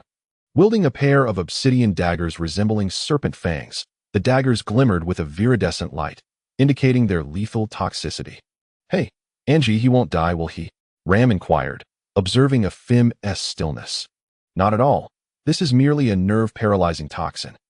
He won't die. He's just incapacitated," Angie replied, though the final clause could have been omitted for clarity. "Never mind, this is irrelevant to us. Let us go shopping," Lilith suggested. Instantly, Lilith's proposition garnered support from several girls, and under their urging, the boys reluctantly followed them off the arena. After their departure, Afim was similarly whisked away by unexpected arrivals. Chapter 67. Revealing the truth. How did it go? Is it resolved? Matthew anxiously awaited developments until Yixing and Solo entered, prompting him to ask urgently. "Yes, it's resolved," Solo affirmed with a nod. Matthew sighed in relief, murmuring, "As long as it's resolved, that's what matters. Even if I didn't handle it myself, she shouldn't hold it against me." However, Solo hesitated, his face contorted in anguish and conflict. That Matthew's heart sank once more. What's wrong? Did Afim manage to escape? No. Solo shook his head. Upon hearing Solo's response, Matthew's worry intensified. Then did something happen to Tiz? Is she injured? Is she in the underworld?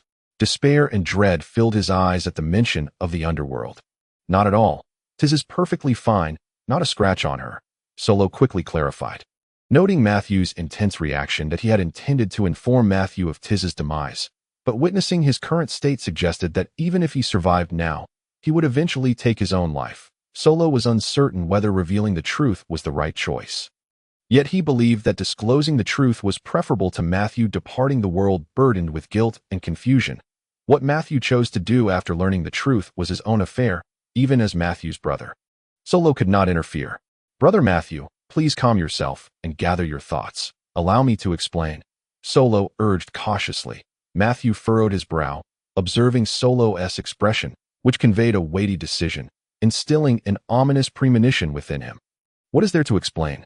Everything is resolved. A Fim has been captured, and 'tis is unharmed. It's all settled, right?" Seeing the pleading look in Matthew's eyes, Solo hesitated to speak, but knew Matthew deserved the truth. "Solo, if you want to speak." "I will," Yixing interjected, aware that the matter was difficult to articulate but recognizing its necessity. "Let me handle it," Matthew interrupted Yixing. "This matter should fall to me." "Then speak. However, this cannot be delayed. The longer it is postponed, the more difficult it becomes to articulate. I must take my leave now." Yixing turned to exit Matthew's chamber. After Yixing's departure, Solo sighed deeply, retrieving 2 bottles of liquor from his spatial ring and tossing one to Matthew. "This is a potent liquor concocted by Yuga, called Erguo 2 to its quite enjoyable. Give it a try." Matthew, sensing something amiss, broke his long-standing aversion to strong liquor and raised the bottle to his lips, consuming it as if it were water. Cough. Cough, cough. Unaccustomed to such potent spirits, Matthew immediately erupted into a fit of violent coughing. "Ha, how does it taste? Quite invigorating, isn't it?" Solo laughed heartily, oblivious to how he had fared during his own first experience. Matthew wiped the liquor from his lips and declared, "Good liquor." "Of course it is. I shamelessly acquired it from Yuga," Solo boasted proudly. "You, as always, remain utterly unashamed." Matthew pointed at Solar and mockingly said, "Hee, that statement is entirely inaccurate. I am the esteemed and beloved director of the Academic Affairs Office at the Sky City Wizarding Academy, known for my benevolence and fairness. To utter such words is a grievous affront to my reputation. Believe me. A single word from me, and the students would lay waste to you." "I believe it. How could I not? You, a seemingly simple man with a heart full of malice, have deceived countless souls with your benign facade, leaving them unaware of their impending doom," Matthew retorted, rolling his eyes. "They deserve their fate for daring to lay their hands on our blazing rose," Solar replied with a smug grin. "Alas, it's a pity that now those who are dead have perished, and those who are enthralled by magic are lost in their enchantment, unable to reunite," Matthew lamented. Solar, with a carefree demeanor, remarked, "Why dwell on past events? If we do not gather now, we shall eventually reunite one day." And thus, Solar and Matthew continued to sip their liquor, reminiscing about bygone days. What on earth is going on? After finishing the last drops of alcohol, Matthew's intoxication vanished, and he asked solemnly. Noticing that Matthew was forcing out the alcohol fumes despite his injuries, Solar understood that Matthew was prepared to confront the truth and said, "Afim is neither the leader nor the mastermind behind this incident." "Then who is?" Matthew inquired gravely. "It is Triss. She orchestrated and masterminded this affair," Solar confessed, lowering his gaze to avoid meeting Matthew's eyes. Puffed. Matthew, seemingly indifferent to his own bloodied state, clutched Solar's clothing, incredulously asking, "Is this truly the case?" "Indeed," Solar replied, despite his desire to shake his head in denial. He slowly nodded. This time, Matthew did not react with fury. Instead, he released Solar's garment and sat in silence, contemplatively, for an extended period. "Solar, do you know?" Matthew suddenly broke the long silence, as if he might remain silent forever, but did not wait for Solar's response, continuing, "When you mentioned that this matter involved Triss, I already suspected her involvement. I thought she was merely coerced or poisoned, forced into participating. I could forgive that, as she is the child of me and Beatrice. However, I never imagined that she would be the mastermind behind this affair, the one responsible for the death of Beatrice, my wife. Her mother. Alas, I too did not foresee this. To be honest, when I uncovered this matter, my shock was no less than yours. Initially, I had no intention of informing you, knowing how deeply this would wound you. But after much contemplation, I decided that you deserved to know," Solar said with a bitter smile. "Thank you for your efforts, brother. I know you are conflicted, as evidenced by the thinning of your hair," Matthew remarked. Observing Solar's noticeably sparse locks, No wonder they call you the cold demon, Matthew. You still have the presence of mind to concern yourself with my hair, Solar replied with a hint of exasperation. Matthew sighed. For the sake of those two, I sacrificed everything and gradually transformed myself. Now that I have lost them, all I have left are these talents. Solar scrutinized Matthew, whose hair was visibly turning white, and said, You have indeed changed immensely. The old you was cold, wearing an expression as if the world owed you something. But now you have become much gentler and more humane. Are you planning to revert to your former self? There's no going back. I have grown accustomed to my present demeanor, and this is what Beatrice would have wished for. In truth, it's quite commendable. Your current disposition is well suited for a teaching position at our academy. Following several exchanges of trivial conversation, they fell into another profound silence. Solar recognized that Matthew had not moved on, nor could he. If he truly had, Matthew's hair would cease to turn white, as Matthew's lifelong brother in life and death. Solar was aware that Matthew harbored some plan, and that Matthew's words were merely a means to soothe him. Matthew, too, knew he could not let go, and he understood that his FAAD would not deceive his old brother of decades, even if they had not seen each other for a long while. Chapter 68, The God of Light. Thus, they remained seated until Matthew's hair had turned completely white. Sigh. Matthew exhaled deeply. Take me to see her. His voice had become as raspy as sandpaper. Who? Solar asked. Somewhat bewildered, Matthew stood, articulating each word with great effort. Tris Scott, my daughter. Solar hesitated and asked, Are you certain you wish to go? Matthew trembled slightly, then resolutely replied, I am certain. Well then, I shall take you. I hope you can endure it. Solar approached the now stooped Matthew and patted his shoulder. The distance to the place of confinement was not far, yet Solar and Matthew moved slowly, taking their time. Solar led Matthew to the entrance of a room that occasionally radiated light and said, She is inside. Matthew did not enter immediately. Instead, he scrutinized the flickering light emanating from the house and remarked, It seems her power is not insignificant. Solar shook his head in denial, saying, This is not related to her strength. It is due to the divine power she possesses. The magic suppression array can only suppress magic, but it is powerless against divine energy. So, does this imply she is backed by a deity? Matthew inquired. Indeed, a lower-level god of light, Solar affirmed. What is his purpose? Matthew asked. Faith. The power of belief. He seeks more faith energy and wishes to establish a religion to gather this power, with Sky City as his chosen sanctuary. Of course, this is merely our conjecture, Solar explained. Matthew shook his head, saying, Since you have articulated this, although I do not know how you uncovered it, given your nature, it is likely to be true. Solar did not deny this, but asked, Do you still wish to enter? Of course. I must go in. I want to understand what wrong we have done to her, and why she has treated me this way, Matthew replied. Upon hearing Matthew's response, Solar unfastened the door's defenses and opened it. From the threshold, they beheld Tris, her hair disheveled, surrounded by countless particles of light, unleashing a barrage of magic that assaulted every inch of the room. As the door swung open, Tris frantically cast her light magic, attempting to eliminate the intruder and escape. However, this was a futile endeavor. As the magic approached Solar, a transparent barrier emerged, nullifying Tris' spells one by one. Realizing her efforts were in vain, Tris ceased her magical onslaught, partly because her divine energy had been entirely expended, as she was not yet a saint and could not control the consumption of divine power. Uncle Solar, are you here to witness my disgrace?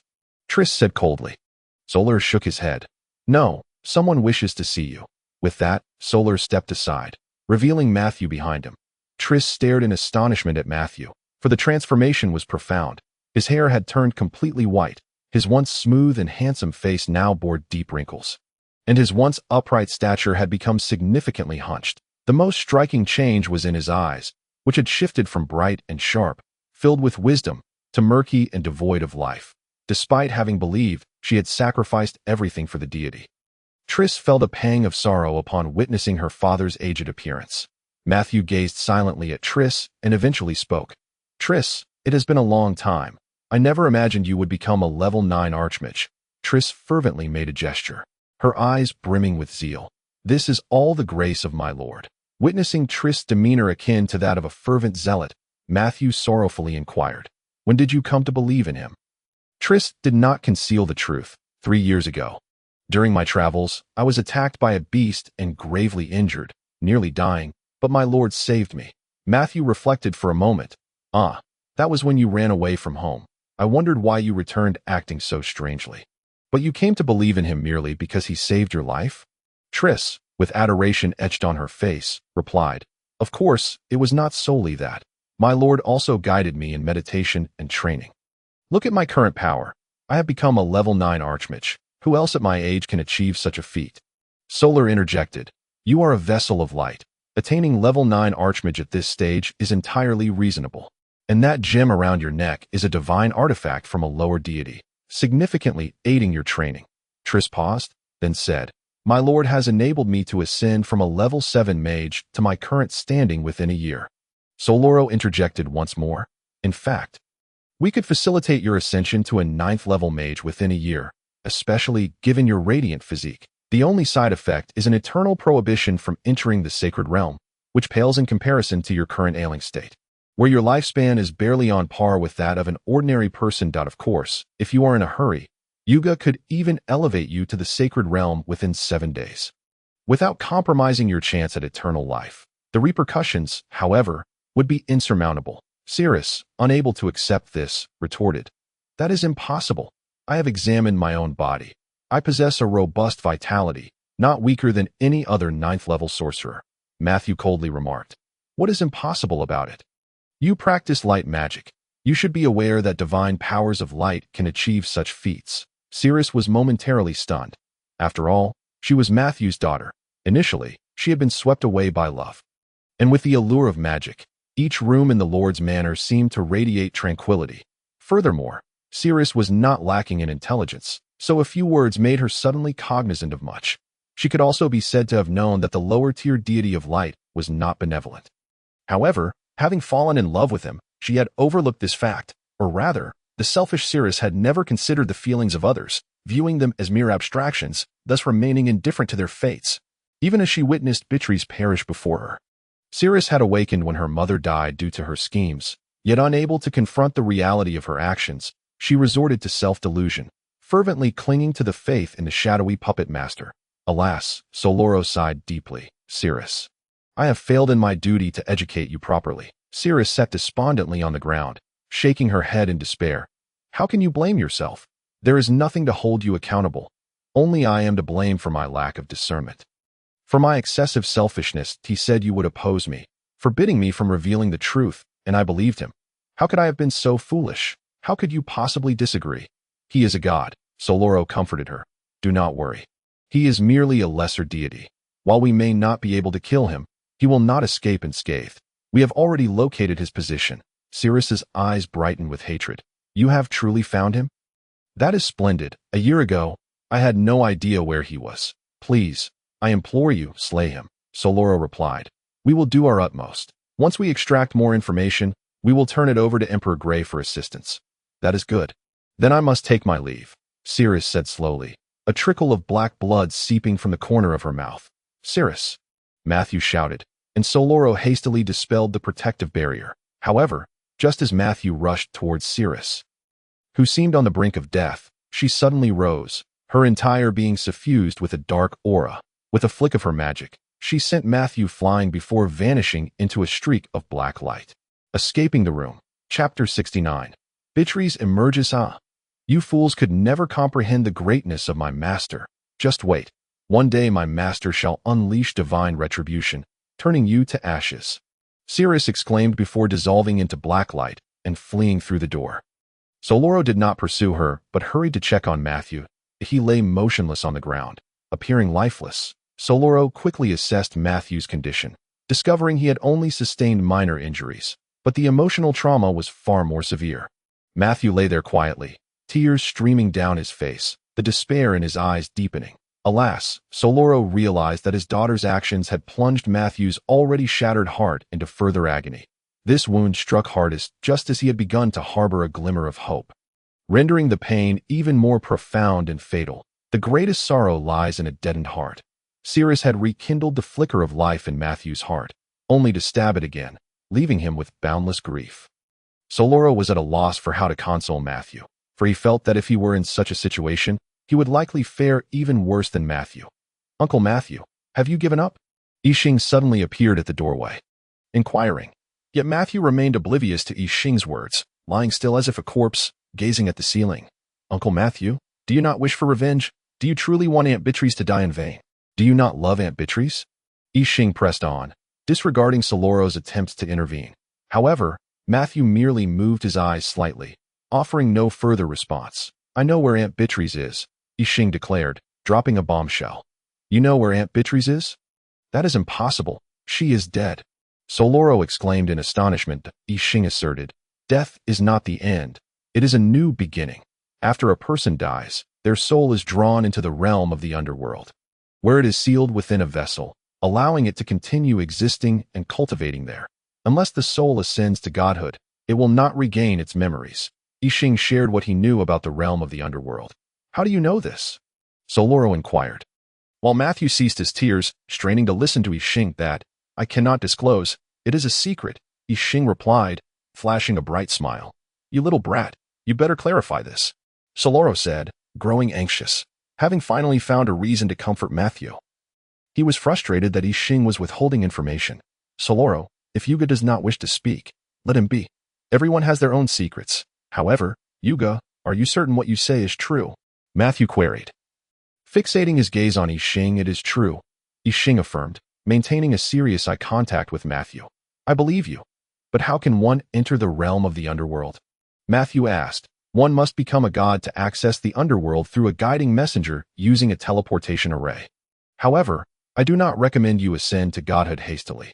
After all, lesser gods are hardly significant in the Dominion realm, and the underworld is vast. You would have no chance of finding Aunt Beatrice. It is advisable to become a higher god first, Yixing explained to Matthew. But when can I become a lesser god? Upon hearing the requirements for entering the underworld, Matthew lamented, clutching his head in despair. Indeed.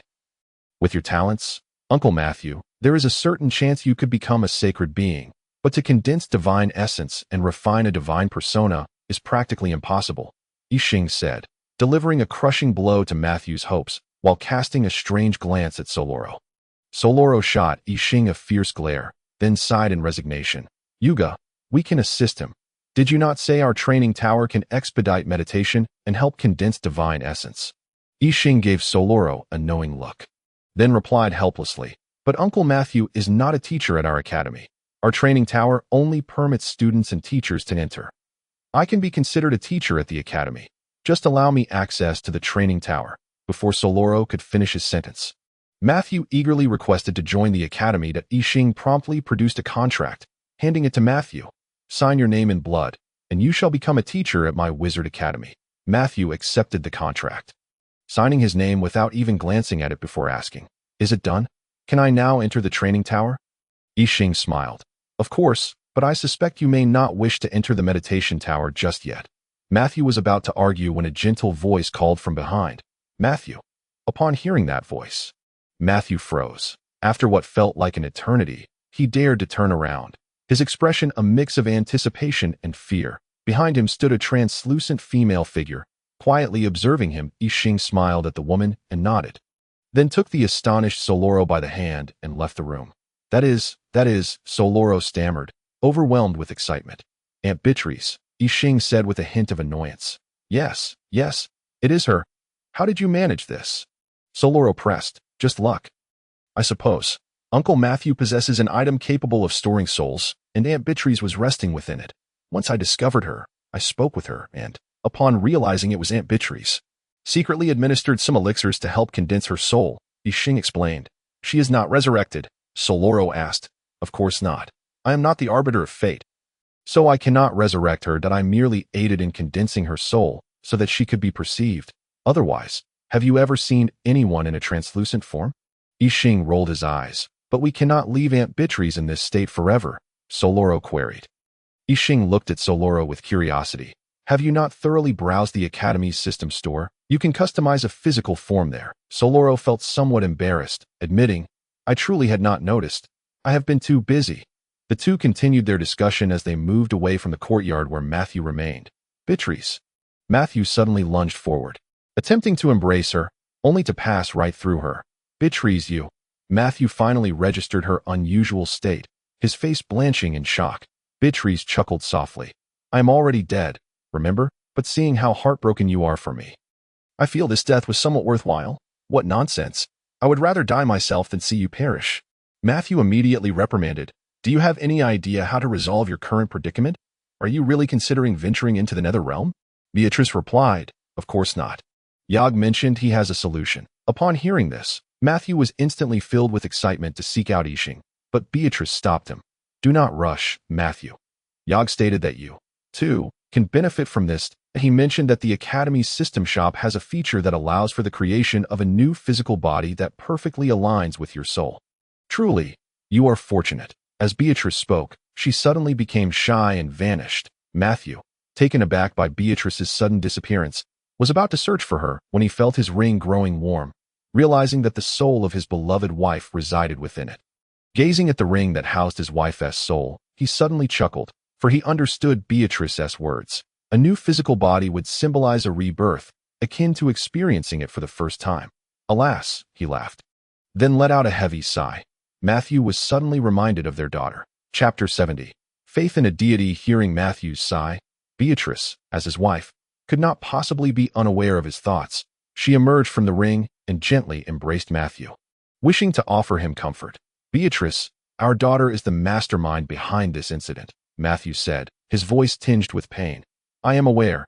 I know it all. Do not blame yourself. Truly, none of us anticipated that our ever-bright, gentle, and magnanimous Beatrice would resort to such actions, she replied, stroking Matthew's head. Although Beatrice existed in a spectral form, Matthew felt her gentle touch and gradually ceased his sobbing, finding solace in the quiet. Meanwhile, Yixing brought Solo to a hidden location, a place Solo had never known. What is this place? Why was I unaware of its existence? Solo inquired, observing the dim and damp surroundings. Yixing explained, This is a prison, constructed by me to confine those who would invade the Sky City. This prison is not within the Sky City itself, but in a demi-plane connected to it. Solo curiously examined the rows of small cells, discovering they were empty. Why have you brought me here? There is nothing here, he questioned. Yixing smiled and replied, Indeed, it was once empty, but now, the prison has welcomed its first guest. Who? A femme? Solo asked with curiosity. Yixing led Solo to a cell, and with a wave of his hand, the seemingly vacant cell transformed, revealing a world within. In this world's sky, a girl radiating dark energy soared forward, unaware that the black aura surrounding her did not dissipate, but seemed to be drawn away. Merging into the void, Beatrice? Solo asked, puzzled. Indeed, it is Beatrice that I am currently utilizing her to locate that lower deity who embodies both light and darkness, while also extracting the dark divine power within her. Yixing confirmed Solo's suspicion, but hasn't she already escaped? Solo queried in confusion. Yixing, filled with pride, explained, As I mentioned, this prison is situated at a junction within the demi-plane connected to the Sky City. Through my efforts, this junction can now manifest anywhere within the Sky City. At the moment Beatrice left the Sky City, I placed the junction in her flight path, and thus, she unwittingly entered the prison. Regarding Yixing's design, Solo remarked, You truly are shameless, but I like it. You are indeed my nephew. Yixing humbly chuckled, Just average.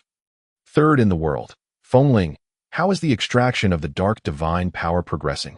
Yixing inquired, observing Beatrice's deceleration. Fengling appeared within the prison, extracting a drop of black liquid from the cell. 80% has been extracted, with 10% wasted, leaving 10% remaining for extraction. Yixing nodded with satisfaction, saying, Extract 40% for my use, and the remainder you may utilize to test its composition and effects, with a wave of her hand. Fengling split the floating black liquid into two halves, one taken by her and the other by Yixing. After securing the dark divine power, Yixing turned to the still-flying Beatrice and asked, Have we deduced the location of the light and dark deity? Fengling replied, Dean. Based on Beatrice's flight patterns, there are 3 potential locations where the light and dark deity might be hiding. After analysis, we have narrowed it down to the most likely hiding place. Before Solo and Yixing appeared a semi-transparent map, indicating possible locations of the light and dark deity based on Beatrice's flight patterns. Different colors indicated the probability of the deity's presence in various areas. Ultimately, The system focused on one of the three most likely locations, the Abyssal River. The Abyssal River was formed from the residual chaos of battles between lower deities, and all involved perished, earning it the moniker of the God-burying river. Moreover, it was filled with chaotic divine power, making it difficult for outsiders to investigate. Perhaps due to the many deities interred within, it harbored countless powerful beasts, a place that struck fear into the hearts of mercenaries. Thus, for the light and dark deity, it served as the ideal hiding place, concealing them from prying eyes while also offering opportunities for treasure hunting. With the chance of discovering fallen divine essences, this must be the place. Fengling, contact Emperor Gray and inform him of this matter. Yixing instructed. Understood. Establishing contact. Connection successful. Dean, Emperor Gray wishes to speak with you. Fengling's words evidently did not inspire confidence in Emperor Gray. Connect, Yixing decided, feeling that there was nothing to conceal in his surroundings. Fengling waved her hand, and a semi-transparent projection of Emperor Gray appeared before Yixing and Solo. Yixing stared at the lower half of Emperor Gray's projection, then turned to Fengling with a bemused expression, saying, Fengling, did he offend you? A mistake. A mistake, Fengling replied, slightly blushing, before projecting the upper half of Emperor Gray. Yixing struggled to suppress laughter at Emperor Gray's current attire. Feel free to laugh, Emperor Gray said with resignation. Huh? While Solo, out of respect for his idol, refrained from laughing. Yixing had no such reservations and burst into laughter. It was not that Yixing wished to mock, but Emperor Gray's outfit was indeed ludicrous. He wore a frilly skirt, a pacifier in his mouth, and had makeup on, complete with false eyelashes. All right, enough already. If you keep laughing, it's your fault. Otherwise, my daughter wouldn't make me dress like this. Seeing Yixing continue to laugh, even Emperor Gray, known for his composure, felt a wave of irritation. It turned out that Emperor Gray had received some parenting and makeup items, which he had given to his wife and newborn daughter. However, in an attempt to amuse his daughter, these items were now being used on Emperor Gray himself. Now that the owner of these items had appeared before him, Emperor Gray hurriedly sought a video chat to reprimand Yixing for neglecting his duties. Yet perhaps he had not anticipated that one of his admirers would be nearby, prompting him to instinctively put on a show. Ahem, what is it that you seek, young yak? Emperor Gray asked, striving to sound authoritative. Yixing rubbed his stomach and replied, It's nothing major, just discovering that a lower deity intends to establish a religion. Emperor Gray responded nonchalantly. If he wishes to establish one, let him. Lower deities have the right to do so and build their own factions. Emperor Gray, like all deities, understood this matter well, as each of them had their own religion to gather faith power. Yixing, undeterred by Emperor Gray's attitude, continued, This light and dark lower deity intends to gather all the faith from the four elemental planes, preparing to become a deity of faith. This time, Emperor Gray's expression changed, turning grave. For every deity understood the implications of a deity of faith. It represented a method of ascension that required the consumption of an entire plane to establish one's divine realm. Moreover, every deity of faith was a source of war, as they sought to increase their power by expanding their followers, which often resulted in war and interplanar conflict. Thus, the entire endless world held a stance of denial and suppression against deities of faith. Once discovered, they would be met with merciless extermination. Chapter 71. Cleansing. Are you certain? This is not a trivial matter, Emperor Gray asked solemnly. Yixing nodded affirmatively, saying, I am certain. Rest assured, the source of this information is absolutely reliable. If you have any doubts, I trust you. In that case, I will notify the others, and we shall head to the Abyssal River together. Be prepared to accompany us. Emperor Gray interrupted Yixing. Yixing bowed deeply, performing a standard noble etiquette, and politely replied, Certainly, ancestor. After concluding the conversation with the great Emperor Gray, the projection was turned off, and Yixing led the still reforming Solar away from the half-plane prison.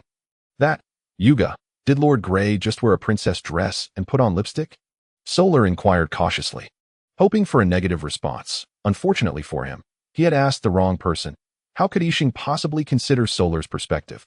Not only did Yixing affirm Solar's words, but he also revealed that he had recorded the great Emperor Gray's projection.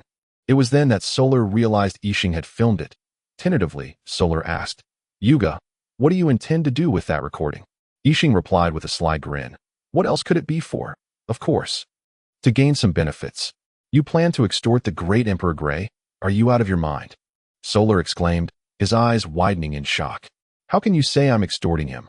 I am merely safeguarding the image of our esteemed ancestor, which requires substantial protective fees. Yixing shamelessly retorted.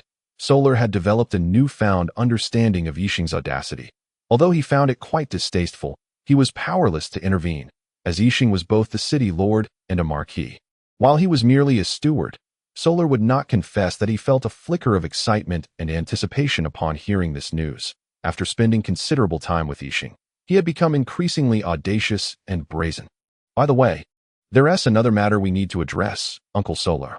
Come, your assistance is required. Yixing seemed to remember something and pulled Solar toward the location of Matthew. Brother Matthew, I'm here. Is it a good time? May I enter? Solar knocked on the door from outside. Hurry and come in, Matthew's exasperated voice replied. Upon entering, Solar surveyed Matthew and noticed that the deadness and despair that had once filled his eyes had dissipated, though still tinged with sorrow. He appeared significantly improved. Brother Matthew, I have come to discuss something important, Solar said with a cheerful demeanor. Do you see only your brother and not your sister-in-law? Beatrice, who had appeared silently beside Matthew, inquired coldly. Solar's previously jovial expression immediately turned into one of distress, and he hastily explained, Sister-in-law Beatrice, I assure you, that is not the case. You were not here at the beginning. However, you truly have not changed at all. Unlike Brother Matthew, who has changed so much. He used to be so cold and aloof. Sister-in-law, you truly excel in your role as a wife. Beatrice had merely intended to tease Solar but was taken aback by his unexpected remark, which dissuaded her from continuing her jest. You haven't changed either. You're still as clever as ever. Fine, I won't tease you any longer. Now, what is it you wish to discuss? Solar secretly signaled a victory gesture and said, It pertains to Quiris. What has happened to Quiris? Beatrice asked anxiously, her maternal instincts kicking in, for even if her daughter were the very cause of her demise, a mother's heart remains concerned when it comes to matters involving her child. Humph, what has that wretched girl done? Is she dead? Matthew inquired furiously upon hearing Quiris's name, though concern for her still seeped through his words. Observing the couple's reactions, Solar silently commended Yuga's decision. However, as Matthew and Beatrice awaited anxiously, Solar dared not keep them in suspense. Quiris did not escape. Rather, she was captured, although a minor incident occurred during the process. What incident? What has happened to Quiris? Beatrice asked urgently, while Matthew remained silent, his gaze fixated on Solar. Solar stifled a laugh, but recognized his obligation to respond to Beatrice. It is that Quiris, having just utilized divine light power, subsequently engaged dark divine power, resulting in a mutation of her soul. During her capture, an unforeseen complication arose, leading to a failed mutation, which now leaves Quiris with a mind devoid of memories. Her soul having been washed through the powers of light and darkness. The upside is that her soul has become pure and powerful. The downside is that she currently possesses the body of a young girl, inhabited by the soul of an infant, requiring her to grow anew. What do you mean? Beatrice asked, perplexed. In other words, apart from her physical form, Quiris is effectively akin to an infant. Matthew quickly grasped Solar's meaning. Solar continued, this may indeed be the best outcome. Had Quiris not undergone this transformation, she would have faced execution. At this juncture, Matthew and Beatrice had no choice but to accept this outcome, and as Solar stated, it might indeed be the most favorable resolution. Had Quiris appeared before them unscathed, they would have been unsure of their ability to fully embrace her, while Quiris might have been contemplating the murder of her own parents as a means to escape the Sky City. In this situation, Matthew and Beatrice decided to educate their daughter properly, cherishing this hard-won second chance. Upon witnessing that Matthew and Beatrice had come to terms with this reality, Yixing strode in, waving his hand dramatically, causing Quiris to materialize on the floor, peacefully asleep. Perhaps sensing the gaze upon her, Quiris slowly opened her eyes, revealing her pure, bright gaze. Realizing the impending trouble, Yixing hastily took his leave. Allah! A piercing cry reached Yixing's ears, and he patted his chest, relieved that he had managed to escape unscathed. The moment Quiris opened her eyes, Yixing sensed something was amiss. He recalled that Quiris was now in her infancy. What does an infant do?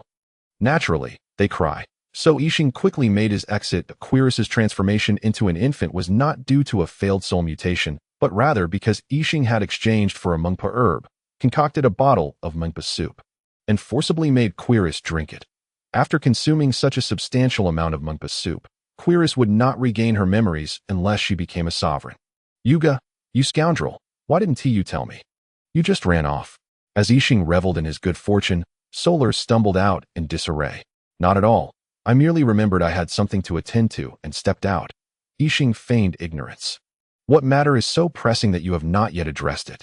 I suddenly recalled that the matter has already been resolved, Yixing said, redirecting the conversation as he noticed Solar's growing frustration. Did you complete the task I assigned you? Solar shot Yixing an irritated glare and retorted, of course it's done, but why did you send Matthew to the Abyss River? You know how perilous it is there. Yixing explained. You know that Matthew harbors resentment in his heart. Albeit diminished, it still exists. This will have a significant impact on his future, especially since he does not know whom to seek revenge against. In the grand scheme of things, the true enemy is that deity. Thus, I intend for him to witness the foe's downfall firsthand, and predictions suggest that Matthew will gain substantial benefits from this journey. Chapter 72, The Light Feather Clan Yuga. IVE arrived, are you ready? A booming voice resonated throughout the Sky City as the great Emperor Grey made his presence known long before he appeared. After a considerable time, the entourage of the great Emperor Grey finally materialized above the Sky City.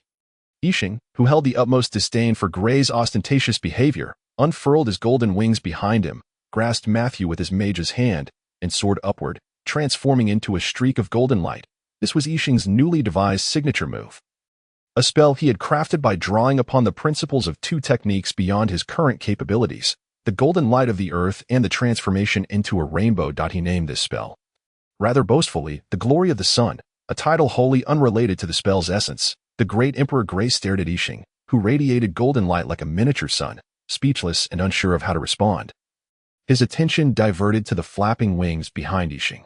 Fortunately, Yixing was aware that excessive flaunting could lead to dire consequences, and, after achieving the desired effect, he retracted the golden aura enveloping him.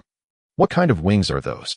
Grey inquired, eyeing the golden crow wings. The other deities also regarded Yixing's wings with intrigue, for as a human, it was impossible for him to possess wings. These are my wings, Yixing replied nonchalantly. We know they are your wings. We are not trying to take them from you. I meant to ask how you acquired them, Grey demanded in exasperation. They grew, Yixing stated plainly, delivering a shocking revelation. I know they grew, but what do you mean by grew?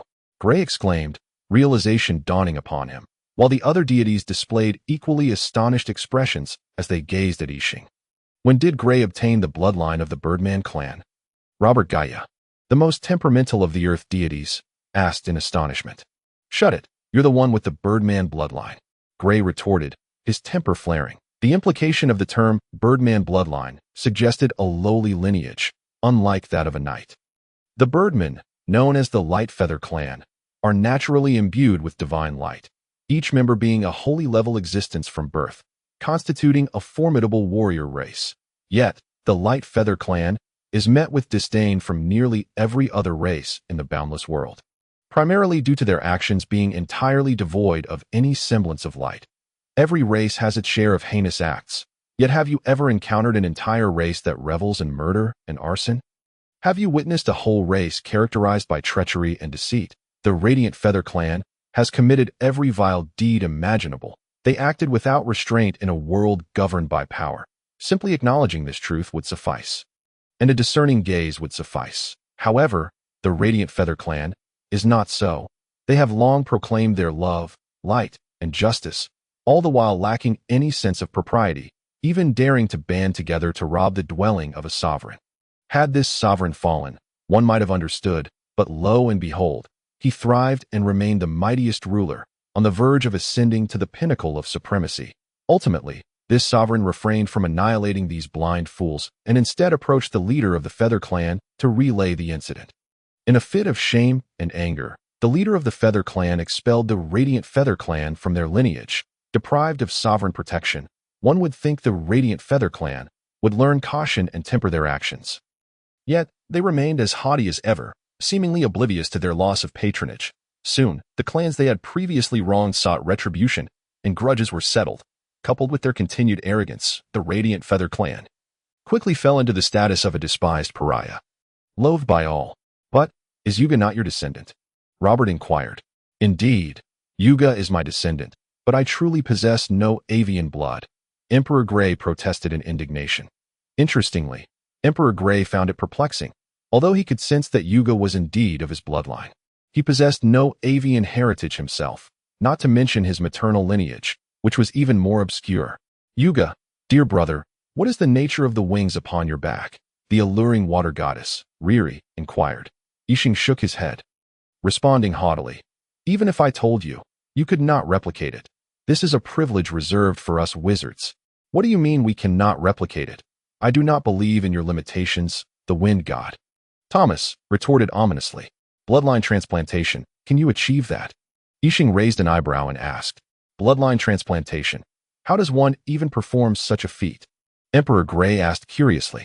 Of course it's possible, but only I can accomplish it at present. My apprentice still has some way to go, Yixing replied, gazing at the deities as if they were illiterates. Yuga, young friend, I am Strickery, the Tide Caller of the Sea Clan. Might we learn bloodline transplantation? A previously silent deity finally spoke. Yixing examined the sea god with intrigue. Certainly. This is merely the surface. Your sea clan need not undergo bloodline transplantation. As long as you become wizards, you will all be bloodline wizards, albeit some bloodlines are stronger than others. Thank you. Helen will soon arrive at the Wizard Academy.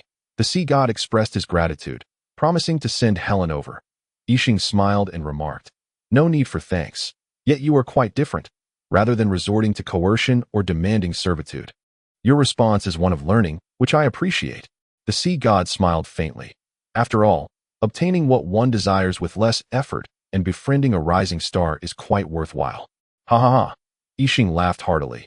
You are indeed unlike other deities. You possess the ability to think and accept. You are a great deity. Yuga, Emperor Gray attempted to deter Yixing, as the Sea Clan was a foreign race, and it would be best for such a significant ability to circulate among humanity.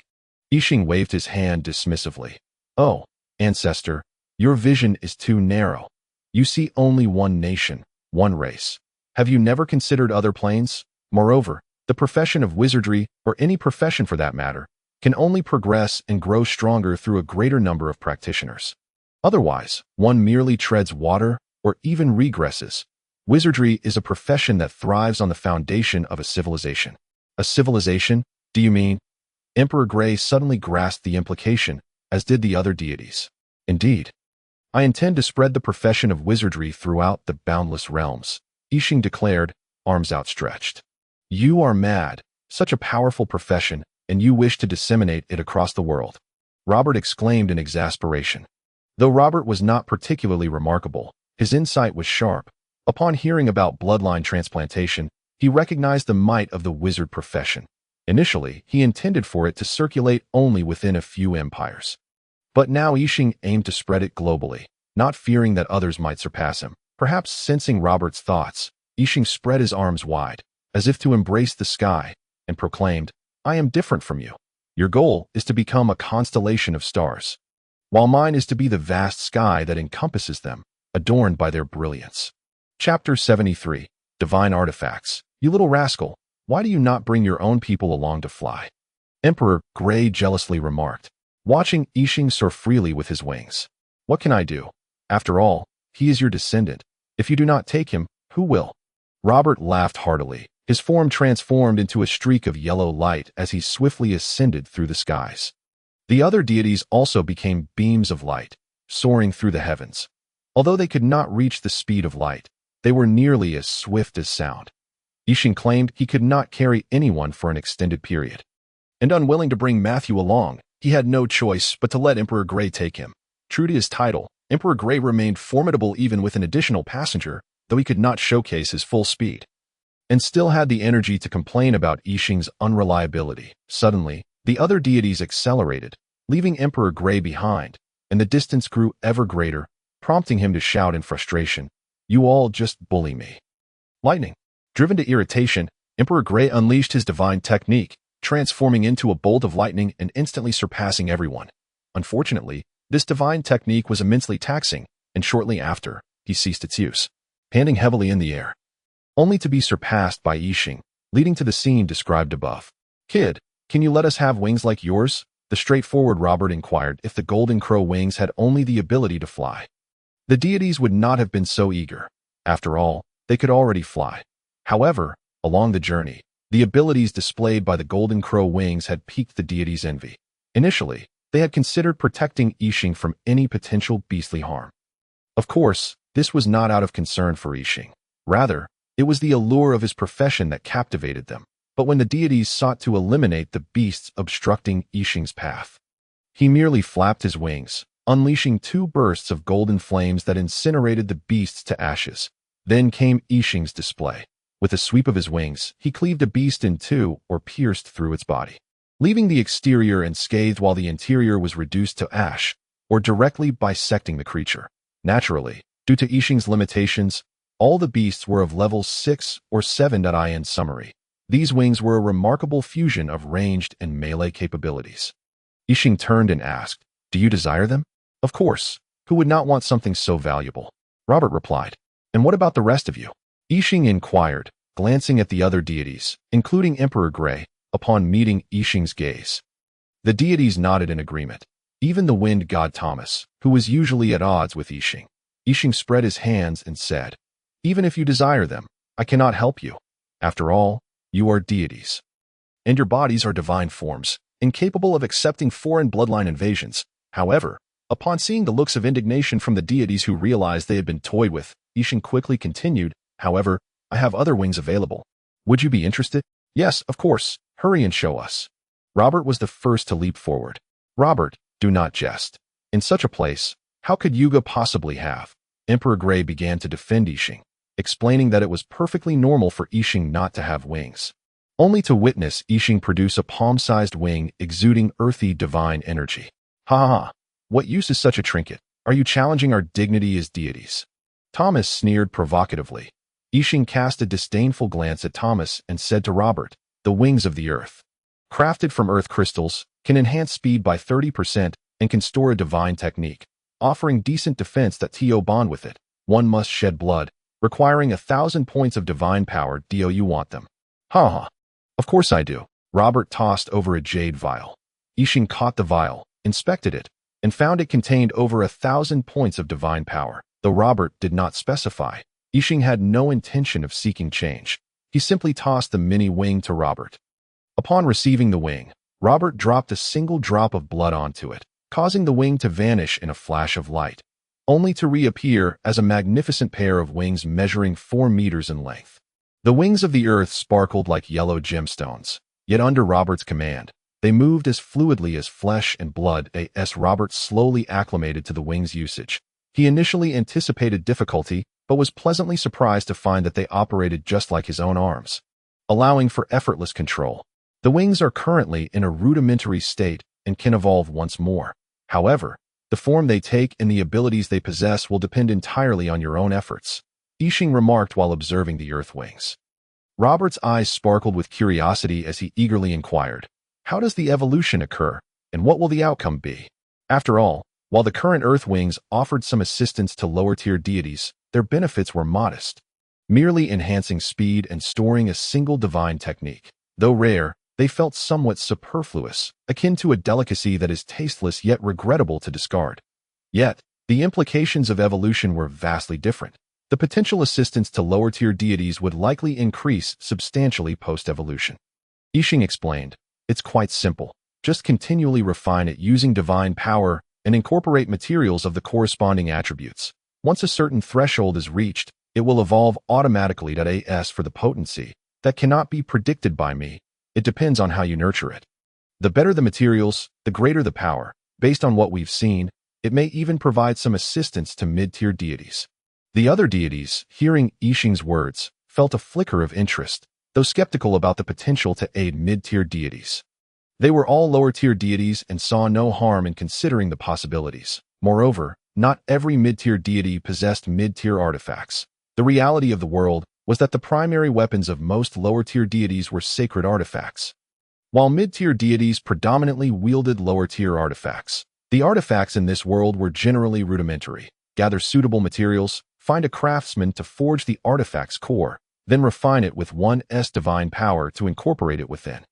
This was the process for obtaining an artifact. However, even with this simplicity, artifacts remain scarce due to the limited availability of materials. Generally, a craftsman capable of forging artifacts would require 10 portions of divine-level materials to create a single artifact core. And such craftsmen were few and far between. This disparity created a significant demand for artifacts and a fervent desire among the deities. "What's the matter? Do you wish to obtain one as well?" Yixing observed with a peculiar smile at the other deities, whose eyes gleamed with anticipation. The deities remained silent, merely nodding in agreement. Even Thomas, who often clashed with Yixing, followed suit. "If you desire them, it can be arranged. All you need to do is provide the corresponding value in divine power. It's not expensive, except for the wind god, who will need to offer 2,000 drops of divine power, while the others need only 1,000. Yixing stated decisively, "To be honest, 2,000 drops of divine power was not exorbitant, even if it were 20,000. Thomas would have readily paid it, as divine power regenerates over time. Provided they were unaware of the actual cost of these wings. That moment, Thomas was oblivious to the wings' cost. Instead, he was irked by the fact that he had to pay double compared to others. "Why must I pay such an amount of divine power?" Thomas demanded angrily. Yixing glanced at Thomas and replied, "It's simply because I find you displeasing that if not for our collaboration this time, I wouldn't bother selling to you at all if you find it too expensive. You are free to walk away. However, this offer will not remain so favorable in the future." Upon witnessing the astonished expressions of the other deities, Yixing realized he had indeed set the price too low. Although these wings were merely a practice creation, the materials were still of decent quality, likely valued at 10 drops of divine power. Indeed, Yixing was rather cunning, selling an item made from materials worth 10 drops of divine power for 1,000 drops. And upon realizing that the others could accept this price, he immediately planned to raise it. Yet, in this world where artifacts were scarce, such exploitation was to be expected, and he merely sought to cover the processing costs, not accounting for the time invested in crafting these items. This thought crossed Yixing's mind as he completely forgot that these were byproducts of his alchemical practice, which would incur costs even if unsold. While other sorcerers or mages might sell their experimental or research products, they would never be so unscrupulous. Ultimately, Thomas paid 2,000 drops of divine power and acquired a pair of wings. After conducting several tests, he found himself quite satisfied with his acquisition. The Swift Wings, a low-tier wind-type artifact, could evolve only once due to the limitations of its primary materials and could enhance the user's control over wind element particles by 10%. However, the amplification for deities would be significantly reduced. Thomas then produced several wind-type materials and placed them upon the Swift Wings, incinerating them together using divine fire. As per Yixing's instructions, the Swift Wings softened slightly in the divine flames, allowing the materials to bizarrely merge into them, vanishing without a trace. After absorbing the wind materials, the Swift Wings became increasingly translucent, with the surrounding wind element particles growing more animated, occasionally forming small whirlwinds around them. The other deities also presented their respective materials for their wings to absorb. The water goddess, Rueli's azure wings transformed into what appeared to be a blue crystal, surrounded by transparent droplets that danced around her as she took flight. The sea god's azure wings were similar, yet perhaps due to the oceanic nature of his materials, they not only manifested droplets, but also continuously shifted in shape, albeit only vaguely due to insufficient materials, not forming a distinct water stream like the water goddess. Emperor Grey's Thunderfire wings were a pair of contrasting wings, the left wing a fiery crimson with sporadic flames, while the right wing shimmered with arcs of silver lightning. "Ha ha ha!" The Earth God laughed maniacally. Behind Robert, the wings were no longer the ordinary earthen-colored wings resembling others. Instead, they had transformed into a colossal pair of golden wings stretching 10 meters, resembling massive spears, with 6 golden javelins hovering on the surface. With a flick of his hand, one of the javelins shot skyward, striking a nearby mountain. A thunderous explosion ensued, followed by a cloud of dust. Thomas summoned a gust of wind to disperse the debris, narrowing his eyes for a clearer view. Hiss! The deities collectively gasped in astonishment. The once sharp peak of the mountain had been obliterated by 30 meters, leaving behind a substantial crater. The power displayed was not inferior to that of a newly ascended lower-tier deity's full-force strike. The deities observed keenly, noting that the javelins produced were not divine techniques, but rather an ability granted by the evolution of the wings, usable without consuming divine power. and there were 6 in total. This implied that even in the absence of divine energy, Robert could unleash 6 strikes equivalent to the full power of a lower-tier deity, not including the stored power of more formidable divine techniques. Realizing this, the deities felt an intensified eagerness regarding the potential capabilities of their wings post-evolution, their gazes toward Yixing now ablaze with fervor. Even Thomas's expression shifted from hostility to one of tentative goodwill. "It seems I must find a way to resolve our differences," Thomas thought to himself. This was not an admission of defeat. Rather, he believed Yixing might very well be a divine-level craftsman. Even if he were not, there surely existed a divine-level craftsman behind him, in the 4 elemental realms. Divine-level craftsmen had never appeared, and all artifacts were obtained at great cost. Now, with the emergence of one, the deities could avoid the humiliation of begging and groveling, hoping to acquire a single artifact after offering numerous materials. Therefore, should Yixing come to the attention of the deities, he would undoubtedly be cherished and protected with utmost care, especially considering these artifacts were exceptionally powerful, unlike others that merely offered enhanced sharpness or sturdiness to transmit divine power. Moreover, no deep-seated enmity existed between Thomas and Yixing. Their only conflict had resulted in Thomas's injury and a significant loss. Thus, reconciliation between them was a distinct possibility, despite Thomas's petty nature. The presence of a divine-level craftsman in the 4 elemental realms would be tremendously advantageous for him. Furthermore, having experienced the humiliation of seeking artifacts without success, Thomas found that his grievances against those who had insulted him and failed to provide artifacts far outweighed any animosity he held toward Yixing.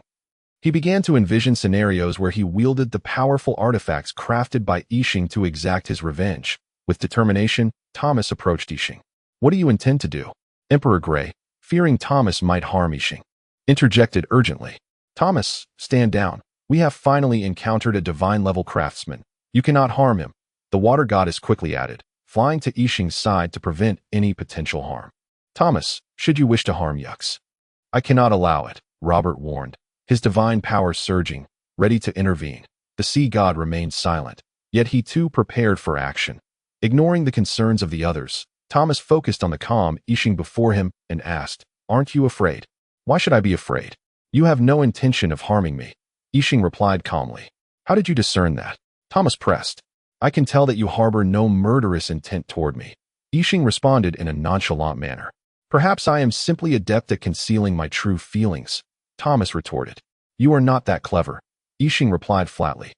Thomas's lips twitched in irritation. "Sometimes, I truly wish I could slap you into oblivion." "You would not dare," Yixing stated confidently. "What makes you so certain?"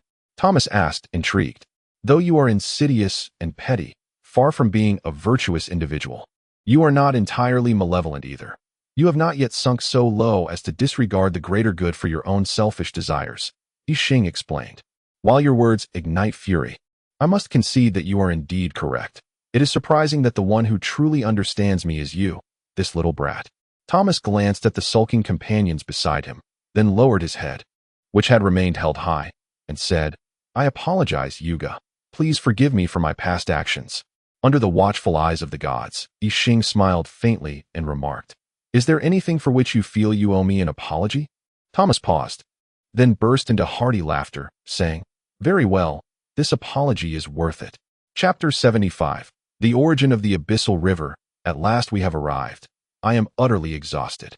Observing the ominous, dark vapors that seemed to stretch endlessly before them, Yixing halted their flight. "Indeed, we have finally reached our destination. I vow never to endure such a lengthy flight again. It is far too draining." After the initial excitement wore off, the gods began to feel fatigued from the continuous flight. After all, they had been airborne for several hours. Although their bodies remained unaffected, their spirits were weary. "I have made a decision. I shall establish teleportation arrays throughout the entire world, for otherwise, traversing such distances is dreadfully tedious," Yixing declared. "Enough of the complaints. We have endured longer flights in the past. Surely we can withstand this brief duration." Emperor Gray urged the group to hasten their task. As flying was prohibited over the Abyssal River, Yixing and the others were compelled to descend and walk into its domain. "What is that odor? It is utterly foul." As Yixing crossed into the vicinity of the Abyssal River, He was immediately assaulted by a nauseating stench that nearly caused him to regurgitate his previous meal. The other gods grimaced as well, evidently disturbed by the peculiar foulness. Strangely, it was Matthew, the least powerful among them, who seemed unaffected by the noxious scent. "Uncle Matthew, cannot you perceive the smell?" Yixing inquired with curiosity. "What smell? I detect nothing, and besides, do we not possess magical defensive shields? How could we possibly smell anything?" Matthew responded. Perplexed, "Yuga, there is no need to inquire further. He is incapable of smelling it," Thomas interjected, and after reconciling with Yixing, their relationship had rapidly blossomed into an unlikely friendship. This odor is the stench of decay when gods fall. Their bodies emit this scent, a manifestation of divine power's demise, which cannot be defended against.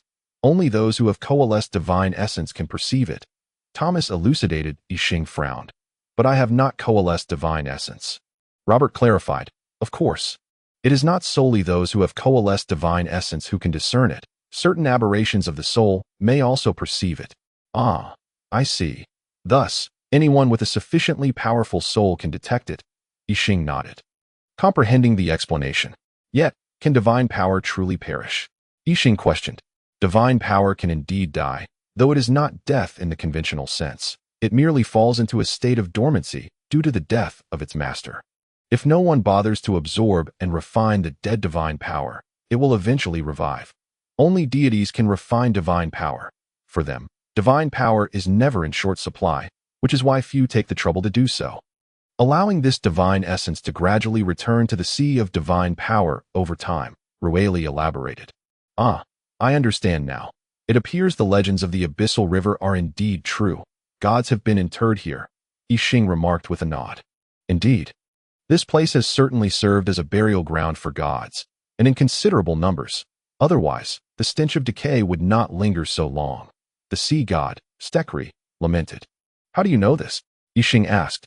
His curiosity piqued. The other gods clearly shared his interest, gazing at Stekri with rapt attention. Stekri did not shy away from revealing the truth, and spoke openly.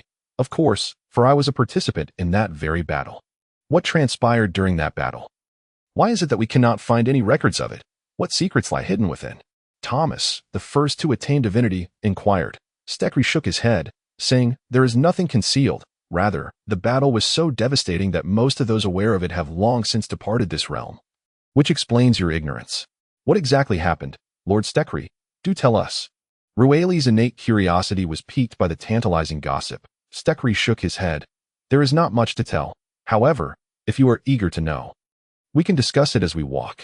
Given that they were at the periphery of the Abyssal River, there was little threat to the gods, and they eagerly watched Stekri as he began to recount the tale, leaving the troublesome beasts blocking their path to Matthew, who was more than capable of handling them. As Stekri narrated, the events of that fateful battle slowly unfolded before the group. It was during the Second Era, shortly after the birth of the four elemental planes, a time of rapid development.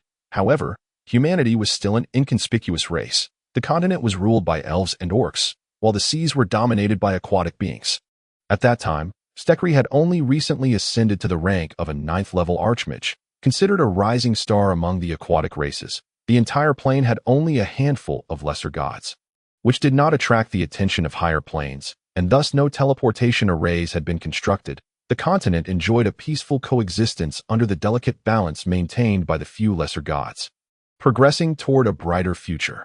However, this tranquility was shattered one fateful day when a mid-level god, not belonging to the four elemental planes, appeared in a state of disarray.